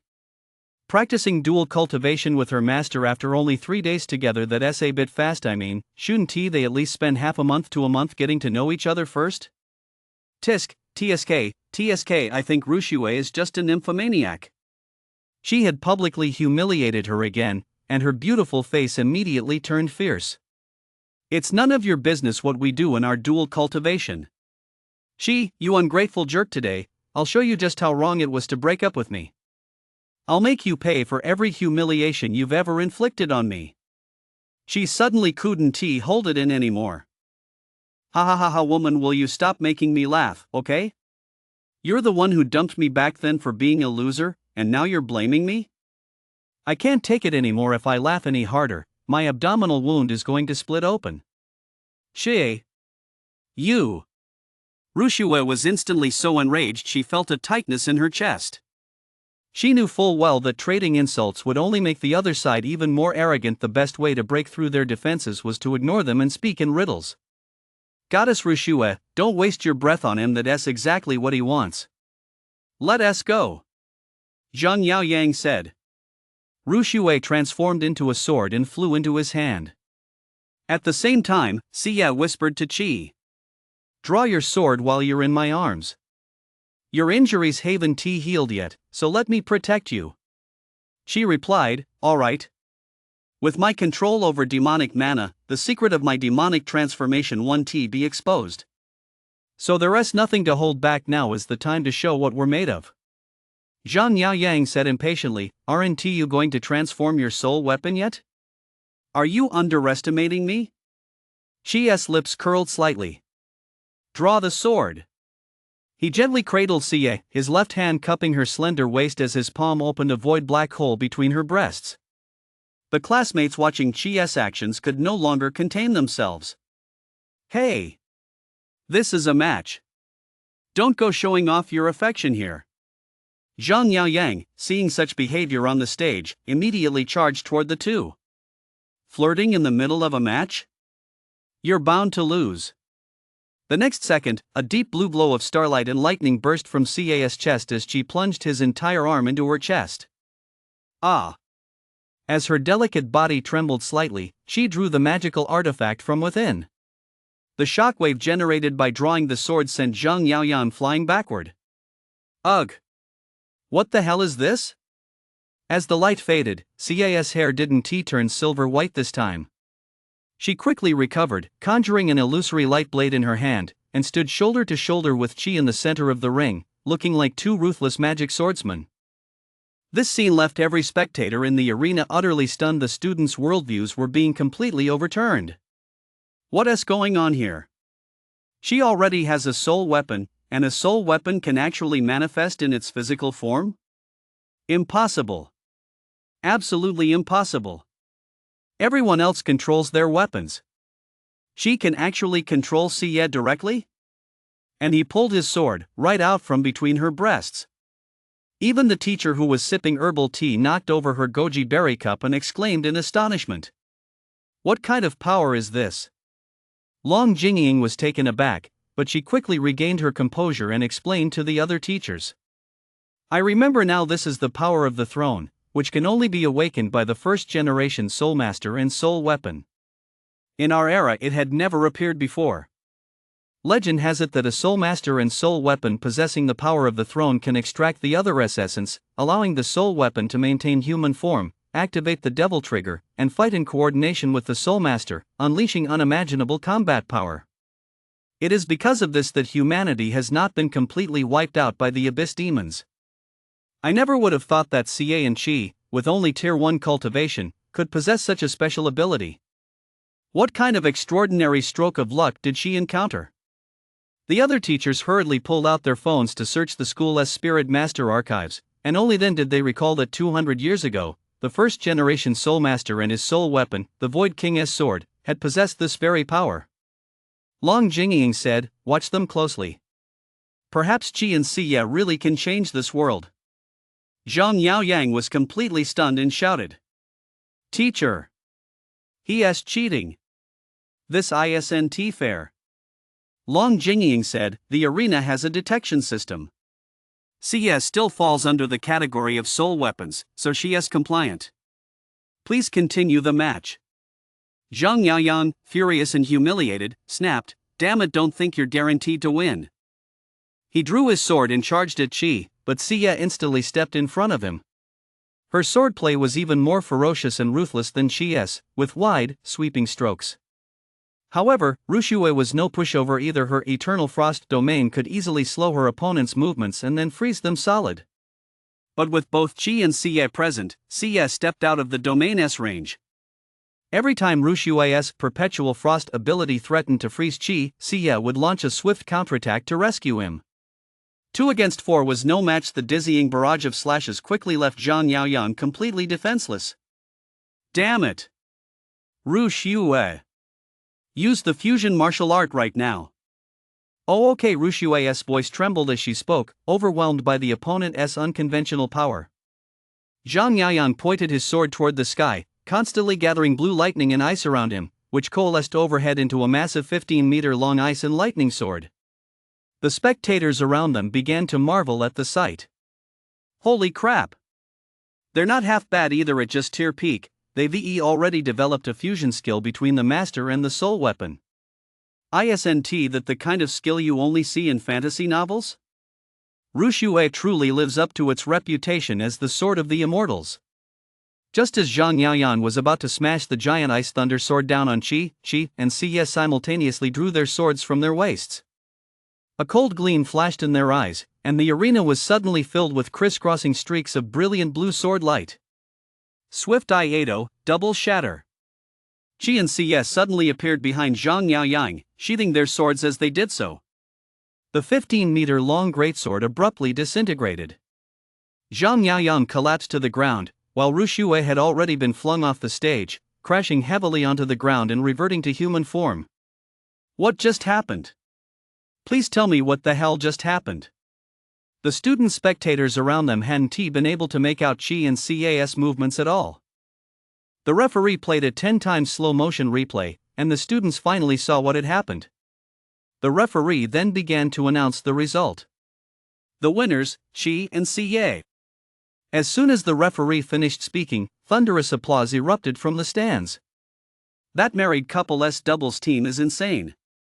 Good thing the simulation tournament is almost over. I'd hate to face cheaters like that. To pull off an instant kill with a single strike, those two are truly terrifying. Zhang Yaoyang and Ruxue, who were lying on the ground, were both carried away by medics. Zhang Yaoyang shouted, just you wait. One day, I'll make you pay double for this. Ruxue muttered bitterly to herself, why does a soul weapon bound by Qi's contract possess such power? Why did I ever look down on him? Damn it. I'll find a way to destroy that woman. Long Jingying watched as Qi transformed the blade into a blue beam of light and returned it to Xie, then took her hand and led her off the stage. He couldn't help but think. Xie, I didn't expect you two to surprise me like this. Just how deep does your potential go? While waiting for the next round, Xie seemed a bit upset. She spoke again in her usual icy tone. Rushue didn't seem to be seriously injured just now. The power of our slashes is synchronized. You held back. Why? She replied with a hint of exasperation. I just took one out of commission yesterday. If I took out 2 more idiots without a valid reason, I'm afraid even Uncle Bai wouldn't be able to keep things under control. You're right. She thought to himself, this girl, how come she hates Rushue even more than I do? Don't read too much into it. Rushue and I have completely cut ties.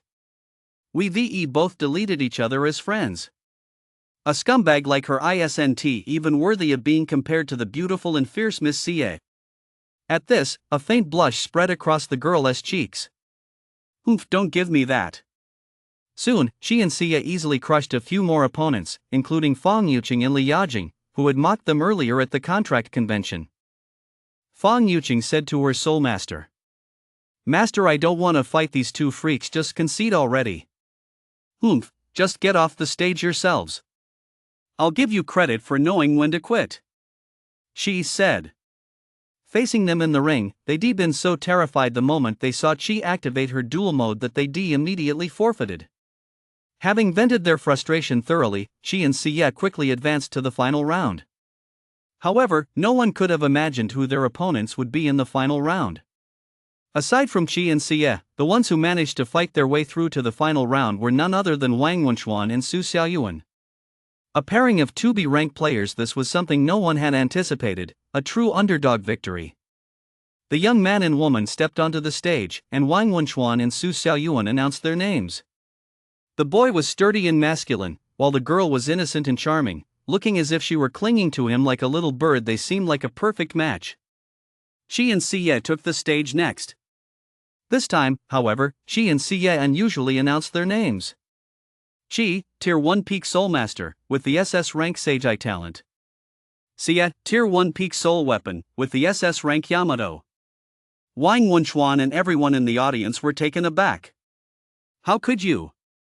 She said, don't be surprised. I'm doing this because your strength and upright character deserve my respect. Su Xiaoyuan said to Qi, thank you, Qi, but no matter how strong you are, we'll give it our all in this battle. She did not use draw and unleash, both soul weapons took physical form, and the 2 began a fierce battle. She sensed that the synergy between Wang Wenchuan and his soul weapon, Su Xiaoyuan, was nearly 100%. Every one of their movements was perfectly coordinated. The spinning throwing axes and the use of the frozen ice talent were executed with extreme skill, far beyond what one would expect from a student.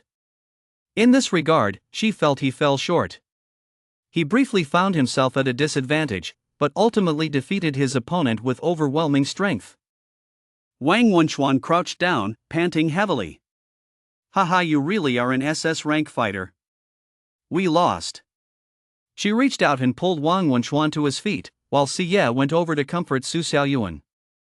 Thank you. You 2 truly are role models for the school.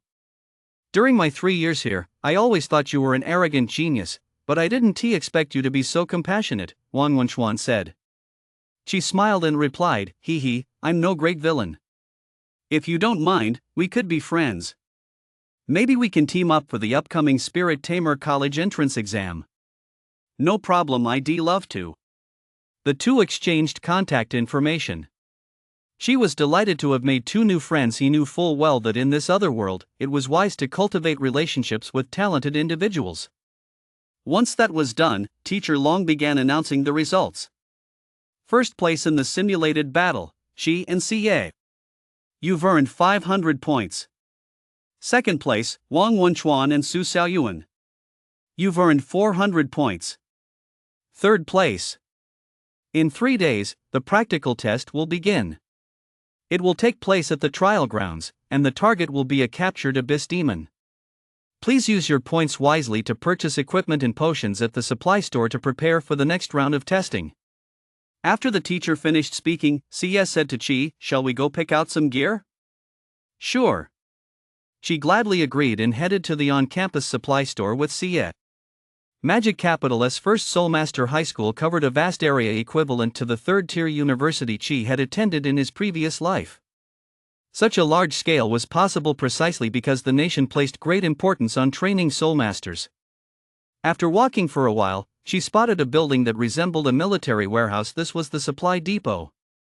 Inside, they found potions to restore mana, armor for Soulmasters to wear, and functional items like bombs and darts capable of paralyzing abyss demons. However, to Chi, these items were utterly useless. With the Phantom Sword for ranged attacks and the ability to heal Sia by sharing his own HP, what else could he possibly need?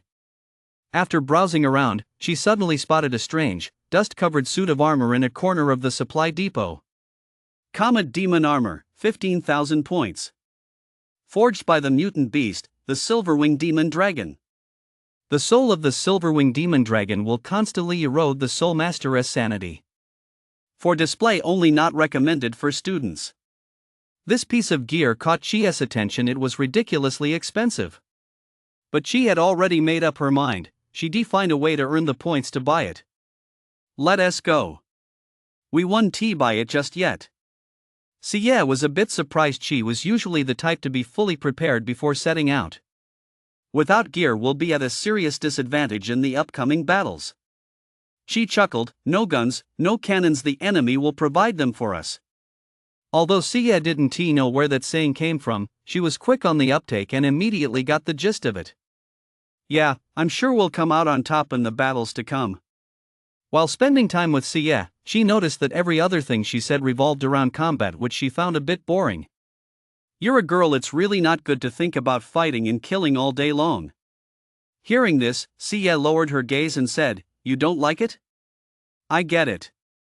I'll try to talk about these topics less from now on. That's not what I meant. We've both gotten top marks, we need to learn to enjoy ourselves. You know, a balance between work and play. Come on, I'll take you to the amusement park. Even in the brutal post-apocalyptic world invaded by abyss demons, under the protection of the government and the war zone, people still had the right to play and enjoy themselves. She drove Sia to the famous Ding Shini amusement park. Rumor had it that one of the park's major shareholders was Joe Honkai's family business, Joe's Mining. I hope we don't run into any jerks here. As they entered the amusement park, she relaxed a bit but remained on guard as they began their fun.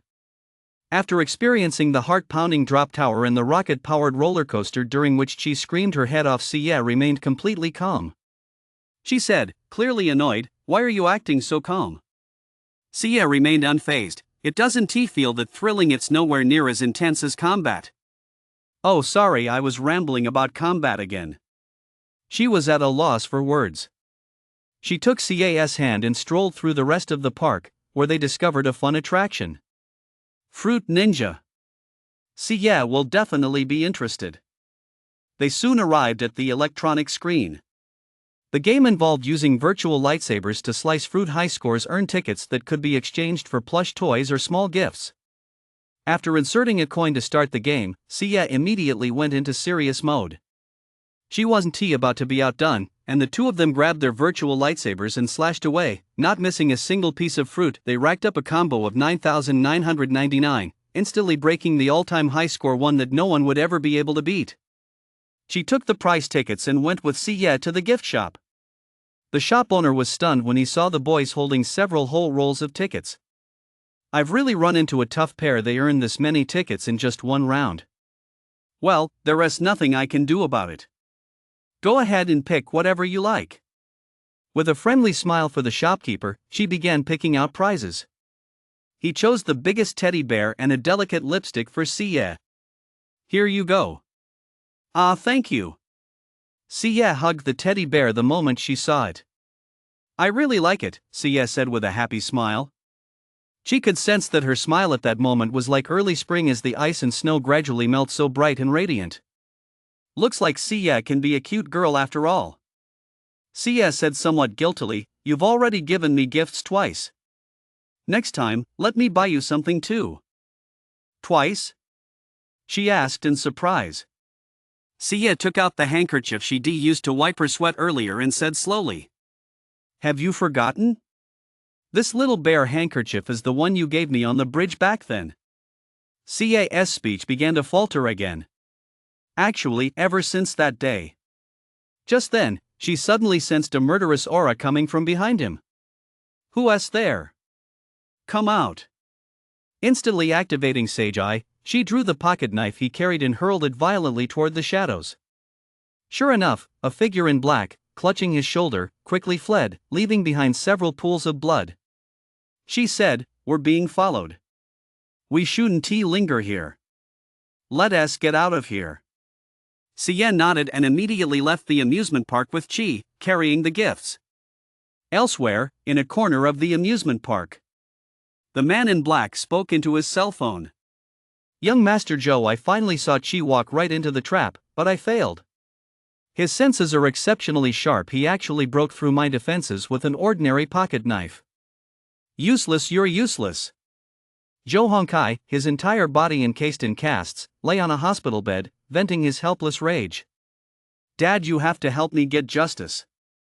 Beside him, Zhou Hongkai's father, Zhou Ji, offered comforting words. Don't worry, I'll definitely take care of that beast for you. I've already bribed a few students to skip the second mock exam so our people can infiltrate the test. When the practical test comes, that'll be the day he dies. Speeding like a maniac, she dropped Xie off at her house. On the way, he seemed to spot a car tailing them, but faced with Qi's flashy motorcycle skills, those guys could only choke on his exhaust fumes. All the way home, she thought about what Xie hadn't quite brought himself to say earlier, but a vague memory of the past had already begun to surface. That handkerchief turned out to be a gift the original owner had given to Rushue when he first pursued her, only to have it rejected. It was later passed on to Xie, but his memory of what happened after that was still a bit hazy. When they arrived at the front door, Xie asked anxiously, "Who were those people?" She explained, "I think they're most likely people sent by Zhou Hongkai. I saw the amusement park's information when I booked the tickets on my phone. Zhou's Mining is one of the major shareholders. He's the only person we've crossed recently. As for the others, they probably don't have any plans to harm us for now." Xie clenched her fists.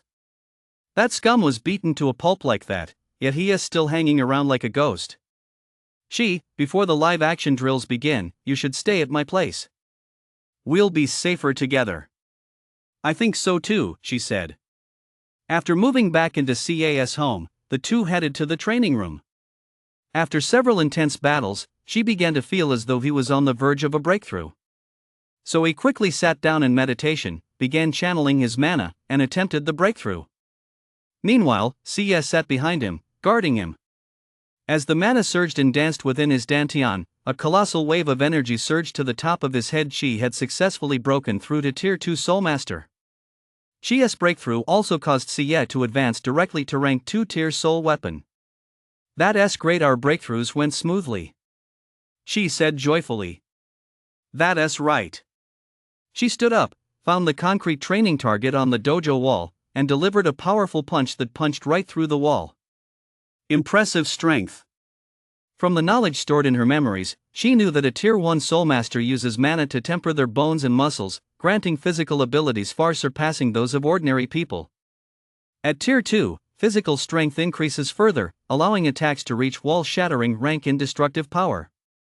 Tier 3 can reach house-shattering rank. However, certain powerful ultimate techniques can unleash destructive power far exceeding one's current realm, such as the Ice Thunder Divine Sword that Rushue and Zhang Yaoyang had unleashed that morning. After breaking through, she discovered that his injuries had completely healed. The bandages fell away, revealing his bare torso. Xie saw Qi's chiseled physique, his 8-pack clearly visible, his muscles lean and well-defined without being ostentatious, exuding a vibrant masculine charm, and her pretty face instantly flushed as red as a small peach. She called out to Xie, "Look! My injuries are all healed now. Breaking through is truly amazing." Xie didn't dare look at Qi. She turned her head away and said, I have a bit of a stomachache, excuse me for a moment." She hurriedly turned and ran out. Seeing this, she smiled slightly. This girl is getting more and more interesting. And so, she spent 3 pleasant days at Ca's house. Bai Xiefeng took a great liking to this energetic young man, and the two exchanged some insights on artifact mastery. Of course, she didn't forget to check in with his uncle and aunt. After all, he had only just come of age. 3 days later, she and Xie went to school as usual. He noticed that today Xie was wearing the warm orange lipstick he'd given her at the amusement park that day, making her, who already looked like a celestial maiden even without makeup, appear even more beautiful. When they arrived at the playground, it was already packed with people. Once everyone had gathered, Long Jingying and the other teachers began making announcements from the podium. Students, the location for this live-action drill is the trial battlefield in the southern suburbs of Magic City, known as Miasma Canyon. This place was originally a demonic lair left behind during the Abyss Demon invasion. Abyss Demons captured by Soul Masters have been released there, with strength ranging from mid-tier 1 to mid-tier 2. Hunting Abyss Demons earns you points. The stronger the one you kill, the more points you receive. Rankings will be determined by the number of points earned. Since Tier 2 Abyss Demons are present, we recommend that you form teams to participate. Within a team, points can be split evenly or distributed by the team leader based on contribution. It's up to you to decide. Deep within the lair, you may find treasures left behind by Abyss Demons and fallen Soul Masters. These are first come, first served.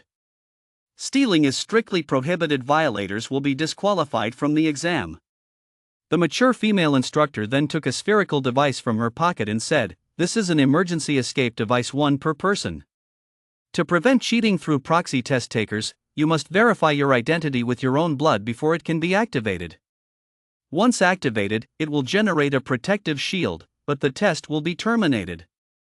Since this is a live-action drill, the points you've earned will be retained. However, even in a drill, there is a risk of injury or death. When you become Soul Masters and Soul Weapons, you must be fully prepared for that." She thought to himself, "Wow, this device is actually pretty user-friendly. It's like an extra safety net, not bad." Now, the academic affairs staff will drive you there in military trucks. Let us get going. With that, everyone gradually boarded several fully armed military trucks. An hour later, they finally arrived at their destination. It was a hilly area. Miasma Valley lay at the center of the hills, a massive underground pit divided into 3 levels, each inhabited by different types of Abyss Demons. Starting from level B2, the air was thick with suffocating toxic miasma. Some students who had thought ahead had already prepared gas masks. As they approached the valley entrance, she noticed that many students were equipped with various types of armor and had packed functional items in bags of all sizes. His good friend Wang Wenchuan walked up to Qi and Xie empty-handed and asked in surprise, "Brother Xia, why didn't you bring anything? The Abyss Demons here are way tougher than the opponents in the simulation battles." She replied, "I want to save up some points to buy the gear I want, so that's why." "Alright, I guess a genius really does think differently. Are we teaming up today?" "No need. Xia and I are going solo." Wang Wenchuan and Su Xiaoyuan seemed a little disappointed. "Don't worry, I'll join you guys later." I believe you." After that, with the teacher's permission, all the students transformed their soul weapons and leaped into the Miasma Valley. She didn't venture deep right away. Instead, he chose to wander around the first level first. The ground here was littered with the skeletal remains of those who decome before, along with disgusting mold and spider webs. He also spotted some spider monsters. The Sage Eye immediately analyzed. Spider Abyss Demon, lower sequence, Tier 1 early stage. Traits, web entanglement. Abyss Demons might be a tough challenge for others, but Chia's system, whose true name is Abyss Demon Hunter, holds a natural advantage against them. For him, Abyss Demons were far easier to deal with than Soul Masters. She casually drew his sword and slashed down 20 Spider Abyss Demons, one with each stroke earning 50 points and 100 red magic souls. That's too few. This is so boring. If I keep killing like this, I'll never be able to afford that piece of gear I've been eyeing. Xia, shall we head to the lower level? Xia, at his waist, chimed in. Just as he was about to jump down to the lower level, he spotted a lone soul master surrounded by several Abyss Demon spiders. The man was entangled in spider webs and couldn't use his protective device to escape. He was about to meet his end right there. He screamed, "Someone, please save me." Suddenly, several flashes of sword light streaked past, and 6 spiders the size of calves were instantly cut in half. She slashed again, severing the unlucky guy's spiderweb bonds. "Watch your back. Don't go dying for nothing." The boy nodded repeatedly, then said to Chi, "Classmate, can I team up with you? I'm not very good at fighting, and no one wants to team up with me." She sized up the boy. He wore glasses, looked bookish, wasn't he very tall, and was a bit frail. "What's your name? What's your soul weapon?" The bespectacled boy replied. "My name is Lingshen. I have a B-rank talent Earth Spirit Art and my soul weapon is a B-rank Luoyang shovel. Her name is Su Lingyu." Upon hearing his answer, Chi's eyes immediately lit up with a golden glow. "Holy crap! There's actually a magical soul weapon that can dig up treasures? Your talent and soul weapon are incredibly useful. Hurry up, let us team up." And Lingxing was a bit taken aback by the drastic shift in Chi's attitude. "Classmate Xia, you aren't team-mocking me, are you?" She adjusted her tone, "Of course not. Let's start exploring this place together now. As long as I have enough points myself, I'll share some with you." She was immune to poison and didn't need it, but this would also allow Xia to appear in human form. In soul weapon mode, Xia was essentially immune to extreme heat, extreme cold, and toxic gases. It was precisely because she anticipated the presence of toxic gases that she transformed Xia into a sword earlier. Once everything was ready, she drew her sword to release Xia, put on a gas mask, and the 3 of them ventured deep into the 2nd level together. The stronger players were all hunting abyss demons on the 2nd level. She spotted quite a few familiar faces, such as Zhang Yaoyang, Lu Yan, and Fang Yuqing's soulmaster, Wang Jun. They had ventured deep into a lair emitting a powerful aura, seemingly intent on taking down a major target. Here, there were blood-sucking bat abyss demons, as well as the familiar lizard abyss demons, but these were healthy, fully grown specimens. It was as long as a compact car. Its shoulder height was about 1 meter, and its strength was at the late tier 1 level. If one's strength was lacking, it would take 2 or 3 people working together to kill it. She and Xia were already at tier 2, so taking down this sort of creature was a piece of cake for them. He ordered Lingxing to stand by, then sprinted through the miasma-filled 2nd underground level, slaying every demon in sight and leaving no trace of life wherever the lizard abyss demons had been. He also shot down all the bat monsters hanging from the stalactites with his phantom sword. These abyss demons all transformed into gem-like demonic souls, which Qi absorbed. Meanwhile, in a certain lair, Zhang Yaoyang, Lu Yanwangjin, and the others had finally managed to severely wound a Lord-rank lizard abyss demon in the early tier 2 stage. But unexpectedly, Qi and Xia suddenly appeared. With a single swing of their twin swords, they decapitated the lizard lord. "Bastards! Why did you steal our monster?" She replied dismissively, "It's your own fault for being too slow. Whoever kills it gets it, that's the rule. Forget it, brother Zhang, don't let it get to you." "Let us go take out the smaller ones," said Lu Yan. Zhang Yaoyang cursed them as animals once more, then headed out. On the 2nd floor, Zhang Yaoyang led his teammates around for a bit when he suddenly felt an inexplicable sense of unease. Just moments ago, the place had been teeming with demons, but now it had suddenly become completely empty. Why were there only classmates here? Where had the abyss demon gone? This is crazy. Quick, check who has the highest score right now. The students all had their phones, so they could check the scores for every team. Zhang Yaoyang discovered that Qi was in 1st place on the leaderboard, which didn't particularly surprise him. But when he saw that Qi's score was already 3,000, his eyes nearly popped out of his head. Most of the others only had scores around 100 to 200. Zhang Yaoyang snapped, so Qi killed all those abyss demons. The soul masters on the 2nd floor began complaining one after another. Damn it! Qi might as well just change his name to Points Abyss Demon. He has left us with no abyss demons to kill. Zhang Yaoyang was absolutely livid. He just worked his ass off fighting the lizard lord, only to have Chi snatched the fruits of victory for nothing, and on top of that, Chi had single-handedly wiped out all the abyss demons on the second floor. Although Zhang Yaoyang desperately wanted to incite the others to gang up on Chi, attacking each other was strictly prohibited during this live-action drill, so he had no choice but to let it go. Chi didn't go too far, he barely touched the small abyss demons on the first floor, so students with average combat skills could return there to hunt. The abyss demons on the third floor were far too dangerous, and many weren't willing to take the risk.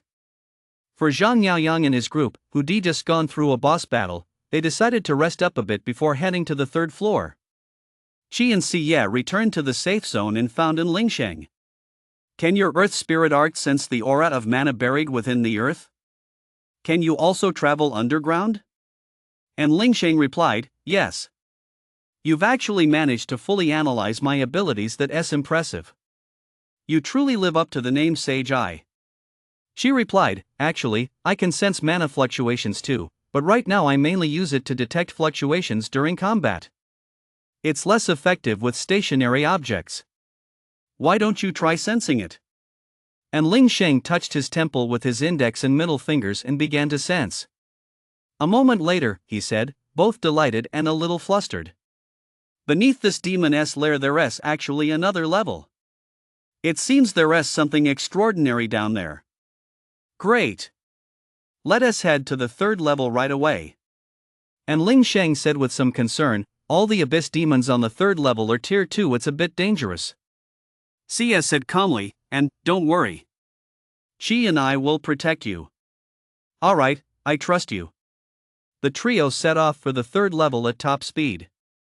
All the abyss demons here were at least early tier 2. Once they reached this level, she also began to exercise caution, no longer acting as recklessly as before. As soon as they entered the third underground level, several 5-meter-long scavenging demon wolves were prowling about. Originally mutant beasts, they had been captured by abyss demons and corrupted into abyss demons themselves, all starting at tier 2. To maintain stealth, she transformed Siye back into a sword and, together with An Lingsheng, quietly advanced along the secret entrance to the fourth level, using the rocks for cover. However, by this point, 4 figures in black had already begun tailing them from behind. And Lingsheng was the first to sense something amiss. His perception of earth elements and the aura of the ground was far keener than Chi's. He whispered, Xia, about 270 meters behind us, I sense someone approaching us on tiptoe. They don't seem to have good intentions. They're all late tier 2.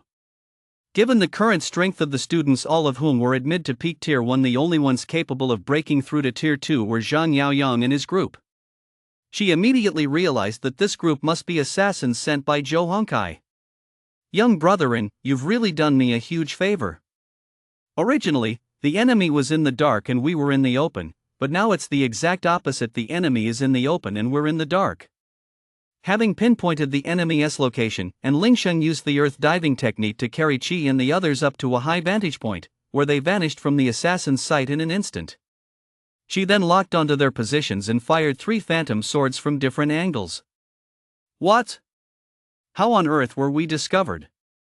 As a wave of killing intent swept toward them, the leader of the assassins wielding his dagger, the sole weapon, instinctively deflected the phantom swords aimed straight at his face. However, this action alerted the nearby demon wolves. Demon wolves are incredibly fast creatures. Once they spot their prey, they won't stop until it's dead. The men in black had no choice. We're in trouble. Brothers, engage them immediately. The 4 men in black immediately drew their sole weapons to confront the 6 demon wolves. Thanks to their superior strength, they quickly gained the upper hand, but she wasn't about to give them a chance. My demon wolf brothers, I'm here to lend you a hand. You'll have a feast tonight. She thought to himself. He then released Siye, and the 2 of them climbed up the stone pillar. From their vantage point, they simultaneously fired phantom swords to distract the assassins. Their arms and calves were slashed by throwing knives that came from who knows where, immediately exposing massive vulnerabilities. The demon wolves seized the opportunity and swiftly tore the group to pieces with their sharp fangs. The leader of the black-clad assassins was mauled by the demon wolves, howling frantically in despair. The soul weapons, having lost their soul masters, reverted to their original forms and were mercilessly devoured. No. No. No. The piercing screams echoed endlessly throughout the third underground level. Meanwhile, at Magic City Hospital, Zhou Hongkai and his father watched the footage from the assassin's mission recorders. They saw that these 8 individuals, including the late-stage Tier 2 Soulmaster assassins they de-hired at great expense, along with their soul weapons, had all become food for the demon wolves. Zhou Hongkai's eyes instantly filled with bloodshot veins. He let out a long, piercing howl toward the ceiling. "Shay! You vicious abyss demon! I will definitely! Guh!" His voice cracked as he roared, overcome by rage. He spat blood and collapsed unconscious. "Son! What's wrong with you? Doctor! Quick, perform CPR." The third underground level of Miasma Valley. The 3 had narrowly managed to take down a group of assassins. The demon wolves, having feasted on the 8 men, were now all fast asleep. She took this opportunity to thoroughly scavenge the remains, gathering some mana potions that could restore vitality and demon hunting bombs. Electronic tokens were already widely used in this world, and they also discovered 500,000 yuan in cash, likely a prepayment for their hiring. "I'll gladly accept these," CS said. "So that's what you meant by that earlier. Your methods are quite impressive." She chuckled. "Hee, anyone who harbors murderous intent toward us has already forfeited their right to live." I'm relieved to hear you think that way." After a brief rest in a safe zone free of magic wolves, the trio followed the aura of treasure sensed by Lingsheng and arrived at a moss-covered rock wall. They scraped away the moss and tapped on it. It was solid, but mana fluctuations were constantly surging out from within. And Lingsheng said, "Let me and Ling Yu give it a try." He pulled out his sole weapon, the Luoyang shovel, and gave it a light chisel. Instantly, a golden light burst forth, and an entrance resembling a tunnel opened in the rock wall. The 3 of them finally made their way to the 4th underground level. She immediately realized that the environment and scenery here were like a whole new world. After breaking through the wall to enter the 4th level, the atmosphere here was completely different from the top 3 levels, which were filled with a stench of decay. The surrounding walls were exceptionally neat, built of brick and stone, and adorned with exotic-style reliefs. Turning on their flashlights and walking further in, they could see a sizable fountain of blood in the center of the room. Blood was gushing continuously from the mouth of a statue of an abyss demon with fangs and wings. Compared to a tomb, this place resembled a small abyss demon dungeon. At that moment, and Lingsheng's sole weapon, the Luoyang shovel, transformed back into human form. It was Chia's first time seeing her. The young woman appeared elegant and intellectual. Truly, the person matched the weapon. "It's so spectacular. So this is what abyss demon architecture looks like. I've finally seen it," Su Lingyu said. "Su, you seem quite interested in abyss demon civilization," she remarked. "Yes, my dad is an archaeologist. He has always believed that even our enemies' advanced aspects are worth learning from. If we can uncover the secret to the abyss demon's strength, humanity will surely be able to turn the tide of battle." She had been worried that Xie might get angry upon hearing what was said earlier, but after hearing her explanation, he realized he'd overreacted. After a brief exchange, Su Lingyu transformed back into a shovel. The 3 of them walked cautiously, fearing there might be powerful abyss demons lurking here. She activated his sage eye to sense any auras, but detected nothing, so they continued onward. The dungeon didn't seem very large. There was only one straight path. After passing the fountain, they came upon an iron gate that firmly blocked the way ahead. To their delight, she spotted a switch nearby. However, he wasn't about to tamper with these mechanisms recklessly. Guided by his instinctive intuition, he walked over to the central fountain and first knocked the head off the abyss demon statue. Once the head fell off, the cross-section revealed an irregularly shaped piece of stone, but she wrapped it in black cloth and set it aside in a corner. Then he activated the switch for the gate, and sure enough, the abyss demon statue came back to life. However, its body flew around the room, crashing into things like a headless fly.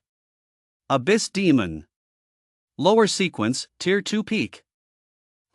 I knew there was a trick here. You're still too green to try and ambush a soul wanderer like me. A barrage of phantom swords rained down, riddling the flailing abyss demon with wounds until it crashed to the ground. With the three of them joining forces for a brutal beating, they quickly vanquished the Abyss Demon. It was 3 minor realms below them. Had it been a head-on confrontation, Sia might have had to activate Devil Trigger. After absorbing the Gargoyle's soul, the system notified Chi that he had gained a new ability and 2,000 points. Chi's team now had 5,000 points. Gargoyle's demonic soul absorbed. Host has obtained Gargoyle's skin. All elemental attack resistance increased. Currently reduces elemental damage by 10%. She was delighted to gain this new passive ability. Although it was only a meager 10%, it was enough to ensure that some attacks that would otherwise have been fatal would no longer kill him. Only then did she realize that the Abyss Demon Hunter system could absorb the power of Abyss Demons, thereby granting him functional support skills. With the Gatekeeper Abyss Demon eliminated, the gate stood wide open. The three of them eagerly continued exploring forward. When they reached the end of the path, they indeed discovered a massive stone sarcophagus. There was a line of text engraved on the sarcophagus. Although it was written in the language of the demon race, she was able to translate it using the Abyss Demon Hunter system. The Great Queen, Alice Phil Elizabeth, rests here in eternal sleep. Looks like a major figure within the Abyss Demon faction. This is the source of the aura, said Lingsheng. She tried to push the stone coffin open, but it didn't budge an inch. Let me handle this. Although Su Lingyu is a Luoyang shovel, she has many functions. All seals on tombs and treasures are useless against her. Seal broken. And Lingsheng inserted the Luoyang shovel into a crack in the coffin lid, and a magical array instantly appeared on the coffin. In just 5 seconds, it disintegrated and was dispelled. Prying open the coffin lid, the three discovered the mummified remains of a female demon inside. She had pointed ears and an exceptionally tall figure, visually estimated at 182. Although her face was shriveled, it was clear that in life she had been a stunning, blonde demon race beauty. She analyzed her attributes. Alice Phil Elizabeth deceased. Abyss rank. Race, vampire progenitor. Talent, undying soul. Her soul can be housed within a demonic artifact to be resurrected. She said, I took a look with the sage I had seen Shies from the Abyss sequence. Su Lingyu exclaimed in shock. The Abyss sequence. That's demon lord rank combat power, even stronger than the upper sequence. Good thing Shies dead. Inside the stone coffin, they didn't find the dazzling array of treasures Chi had imagined, but they did discover a heavy, large treasure chest lying across from the Demoness's corpse. And Lingsheng eagerly reached for the chest, but she immediately sensed something was wrong and shouted, "Don't touch the chest." The next second, a large eye suddenly sprouted from the top of the chest. It opened on its own, revealing sharp teeth and a long tongue inside, lunging toward Lingsheng. Ah! And Lingsheng was instantly terrified. She quickly drew his sword and sliced off the treasure chest's tongue. Treasure chest, Abyss Demon Alice S. Familiar. Tier 2 early stage ultra rare monster. It immediately regrew slender, monstrous limbs and charged toward Chi and the others. Fortunately, its rank wasn't very high, so Chi and Sia executed a combo attack together and easily cut it down. Upon defeating the Abyss Demon treasure chest, Chi's party instantly earned 20,000 points. Not only could they purchase the Comet magic armor, but they could also share some points with their teammates. Amidst the excitement, Chi noticed that the treasure chest monster's death was rather amusing. With its tongue hanging out, it bounced wildly in place, constantly spitting out gemstone jewelry from its mouth, piling them into a small mountain of treasure. Those gems shimmered with an eerie glow at a glance. They were clearly not native to this planet. Finally, it spat out a pair of dull, blood-red ring-shaped battle blades before collapsing. Strangely, the Abyss Demon's corpse did not turn into a red soul for Chi to absorb. The outer rim of this blade was lined with terrifying spiked blades. Chi thought to himself.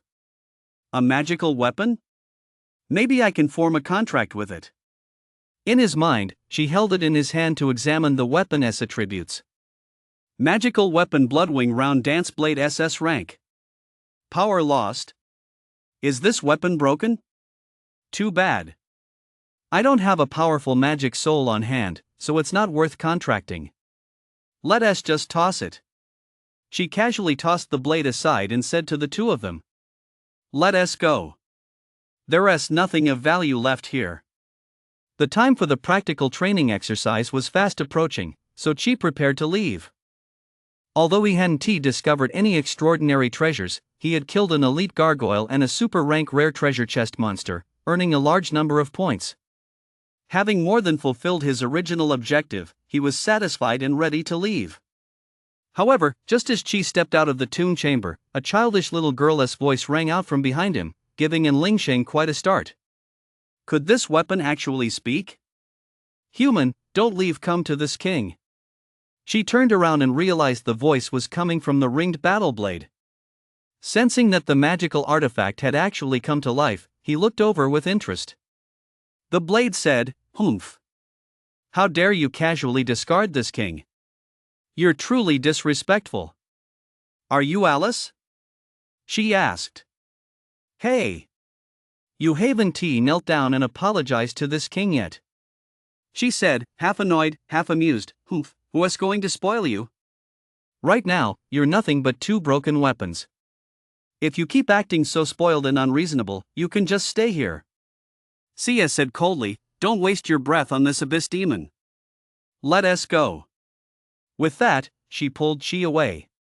When Alice saw Chi leaving, she immediately burst into tears. Tears actually welled up on the wheel blade. "Wah! My savior, don't go. I was wrong."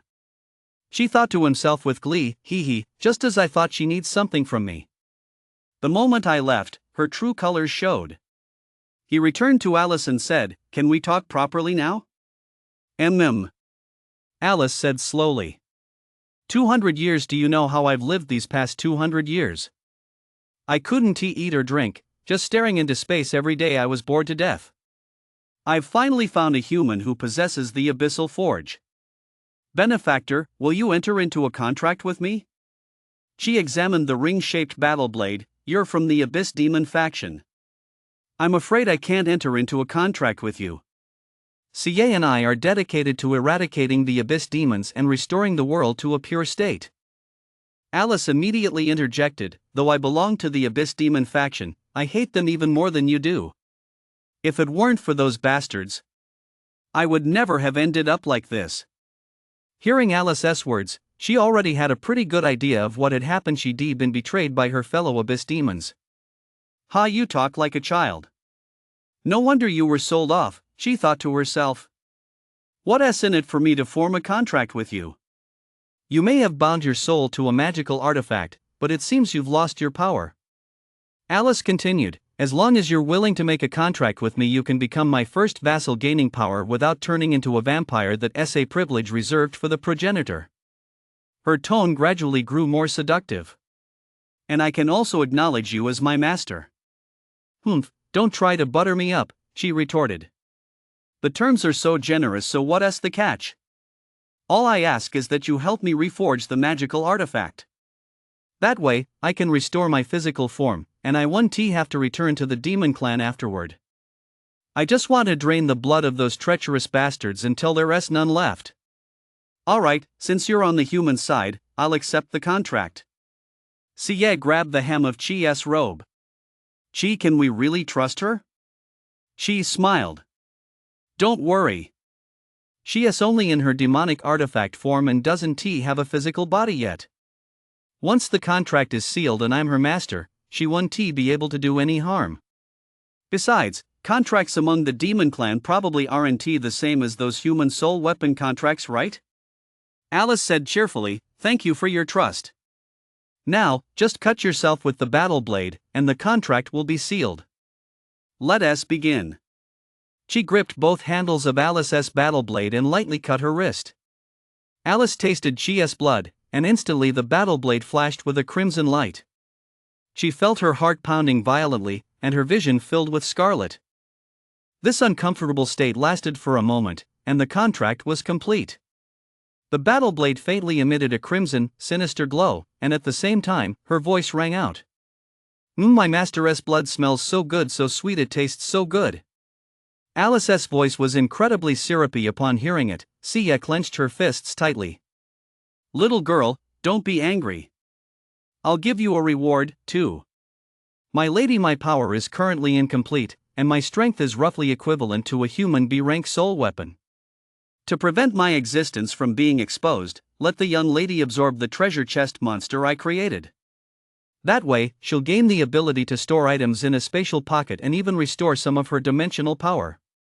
Upon hearing this, she had Sia try absorbing the treasure chest monster's corpse.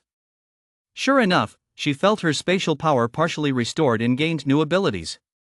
Both she and she received notifications in their minds. Yamato has acquired spatial storage power, current capacity 100 cubic meters. 100 cubic meters. That's an enormous amount of space. She exclaimed joyfully. It's worth noting that, although equipment such as bracelets and rings with spatial storage capabilities has already been developed in this world, they are extremely expensive, and their capacity is typically no more than 20 cubic meters. Sia's newly acquired spatial storage, however, started at 100 cubic meters and had the potential to evolve further. Alice said, "Give it a try." She had Sia stow the Bloodwing Waltz blade inside her body. Sia can actually store things directly inside her body. Alice remarked with a hint of amusement, "Well, isn't that interesting? With such a large capacity, it'd be a waste not to use it. You'll have to get more good stuff to fill her body to the brim in the future." Upon hearing this, Sia's pretty face instantly darkened. "You shameless vampire, you're staying inside my body from now on and never coming out. What a master, this little girl's being mean to me." She smiled and said, "Alice, just stay inside Sia for now. Since you and I have a contract anyway, we can still communicate through the sea of consciousness even if we're not far apart. The field exercise is almost over, we need to get out of here quickly." Alice said.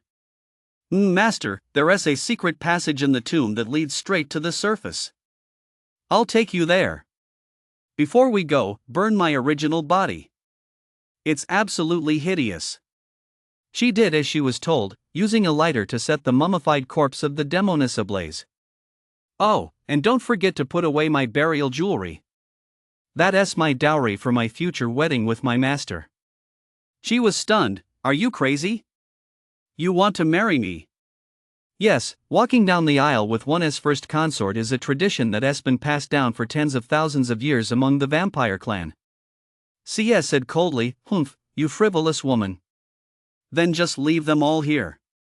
Let us see how you'll manage to get married. Why, little girl, don't do this, Sister Sia. I beg you."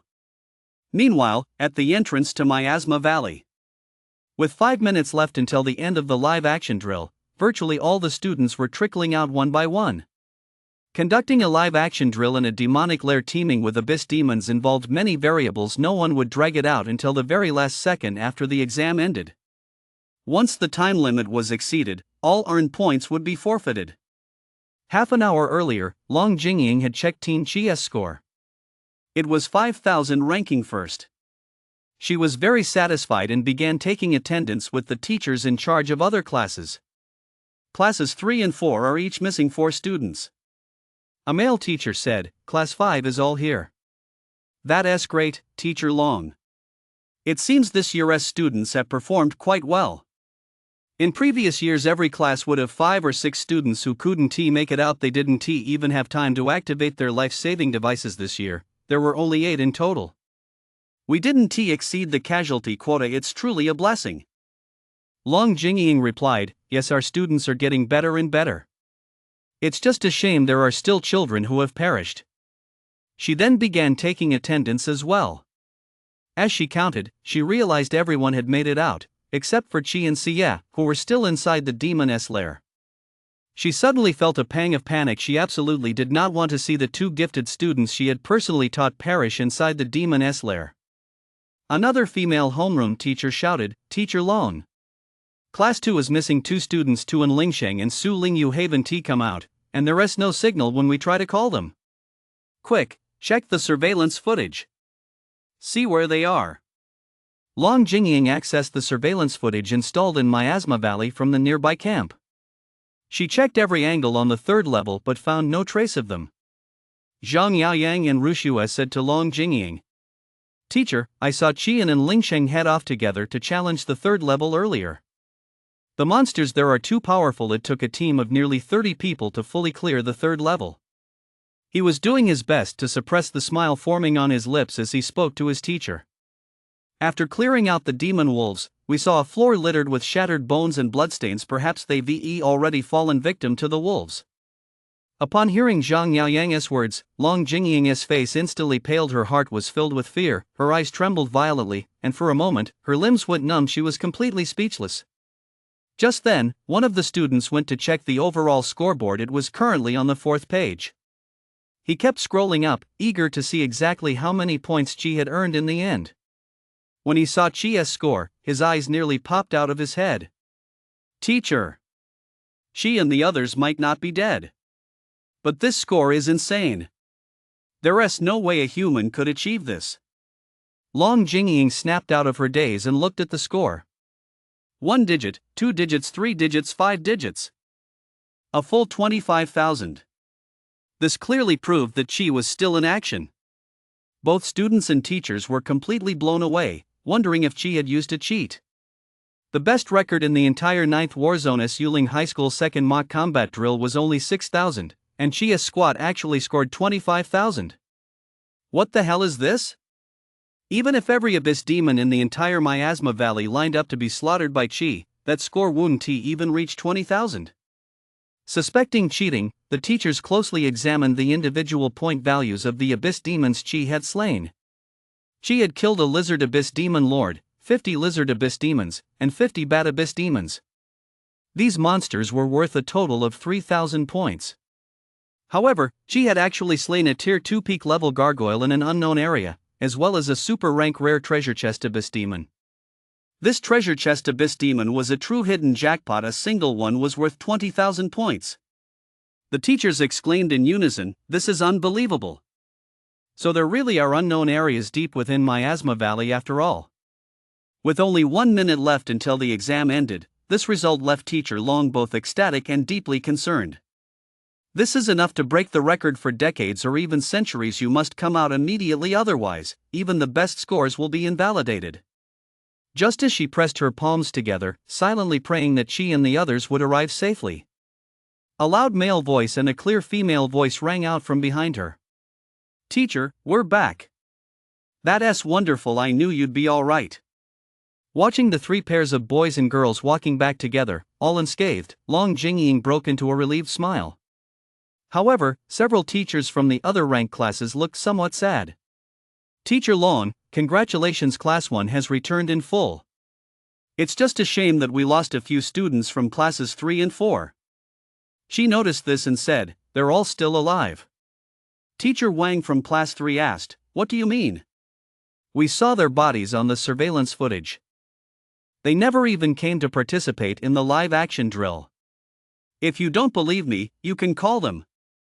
Hearing Chi's words, Teacher Lu sensed something was off and immediately called Lu Yan and the others, who appeared in the Class S rank squad. A few seconds later, the call was indeed answered. "Lu Yan, why are you at home? I clearly saw you enter the training grounds today." Receiving the teacher's surprise call, Lu Yan on the other end of the line was instantly at a loss for words. "Teacher, She confessed everything, the fact that Zhou Hongkai had bribed her. Zhou Hongkai had sent a late Tier 2 Soul Master assassin, disguised as a student, to infiltrate the exam hall. The teachers of Class 4 also called the deceased students in their own classes, and without exception, all the calls went through. Upon learning the truth, Teacher Wang angrily said to Lu Yan, "Lu Yan, you and the other bribed students don't need to come back. Yuling High School has no place for morally corrupt students like you. Effective immediately, you're all expelled." Long Jingying immediately felt ashamed. She never expected Class 1 to produce such a scoundrel who, even after being expelled, still refused to back down. However, this incident also indirectly confirmed that everyone had survived the second round of the Yuling College entrance exam mock test, the live-action drill. Although the students were a bit upset, everyone knew that she had taken out most of the monsters on the second level. Some weaker students had returned to the first level to hunt, which significantly reduced the casualty rate. For the teachers, the most important thing was that the students returned alive. Teacher Wang and the ranked teachers from other classes all sought out Chi Siye. "Chi Siye, You demonstrated tremendous strength during the live action drill and helped your classmates avoid casualties that would otherwise have been highly likely. I sincerely thank you both. Thank you for saving us and for letting a soulmaster like me, who isn't good at fighting, find a way to contribute. She patted Lingxing on the shoulder and said, "You're welcome. I believe every talent and every soul weapon has its purpose. Let me tell you, there are no useless soul masters or soul weapons in this world, only lazy, good-for-nothing people. Take these 5,000 points." She distributed the points via the squad interface on his phone. Su Lingyu exclaimed in surprise, "So many points, but we didn't really do anything." "Don't make excuses, you've earned them." Seeing that refusal was impossible, and Lingxing thanked her repeatedly before accepting the points and returning to his class rank. Once points had been distributed to all squads, the teachers instructed the students to take stock of and divide up the loot they gathered in the abyss. Quite a few had obtained abyss demon materials in the Miasma Valley, such as demon hides, carapaces, furs, and demon ores. These materials could be used to craft soulmaster armor or traded for money at specialized abyss demon material markets. They were extremely valuable items. Zhang Yaoyang's team had been quite lucky. Not only did they obtain several intact demon wolf pelts, but they also acquired an extremely rare demon wolf core from a powerful demon wolf. The demon core is even more valuable. Not only can it be used as a material for crafting armor, but it can also be used to refine soul weapons, enhancing the user's cultivation level and granting them additional abilities. Most high school seniors at this academic tier cannot afford a spatial ring, so everyone present was carrying large and small bags filled with supplies. She, however, was empty-handed, carrying nothing on him as he chatted with Xie. Zhang Yaoyang perked up the moment he saw this. He never expected this freakish genius to finally come up empty-handed. Rushu said, "Looks like that treasure chest only gave out points. He didn't get anything of value at all." Zhang Yaoyang took Rushu by the hand and walked over to Qi, saying, "Ha? Qi, I never thought you'd have a run of bad luck too." She stared at Zhang Yaoyang, who was looking at him as if he were an idiot. "What are you talking about?" Zhang Yaoyang continued, "Look, everyone else has obtained abyss demon materials, magic ore, or magic cores. You were so focused on killing abyss demons that you missed the most important reward in the abyss trial. Ha! What an idiot!" He pulled out a crystal glowing with a gray light. "This is a 100% pure Tier 2 magic wolf core. Not only can it enhance Rushua's blade, increasing its sharpness and power, but it can also temporarily transform her human form into a beast girl. Just imagine your ex-girlfriend howling like a wolf beneath me." Rushua, standing nearby, tapped Zhang Yaoyang's chest with her little pink fist and said in a coquettish voice, "You're so mean." She rolled her eyes, not wanting to deal with these two clowns anymore. "What kind of stupid crap is this?" Just then, Alice's voice suddenly rang out in his mind. "Pfft, you think turning a soul weapon into a beast girl is something to brag about? Let us show him my dowry." She agreed. He turned to Zhang Yaoyang and said, "Is that it?" "So yeah, show him our treasures," he added quietly. "Oh, and don't let her out." "Okay." Xie gently opened her delicate palm, and a dazzling array of jewelry drifted softly from her hand onto the ground. "What's this?" "It's actually a spatial ring." Staring at Xie's hand, Zhang Yaoyang had mistaken the maiden's ring she was wearing for a spatial ring. At first, he wasn't too surprised, but as the girl kept releasing treasures, all the classmates around them were left speechless. The process of her unveiling her treasures lasted a full 2 minutes. In the end, they had piled up into a small mountain of treasures over a meter high. Seeing this scene, Zhang Yaoyang was instantly stunned. There were gem-encrusted crowns and necklaces, as well as countless golden and crystal vessels. It wouldn't be an exaggeration to call them a king's treasures. Some classmates who knew their stuff couldn't help but exclaim, "That crown is actually set with lapis blue dragon god jade. That necklace is made of Argus' burning crystal. And there's pure, flawless Terra stone too.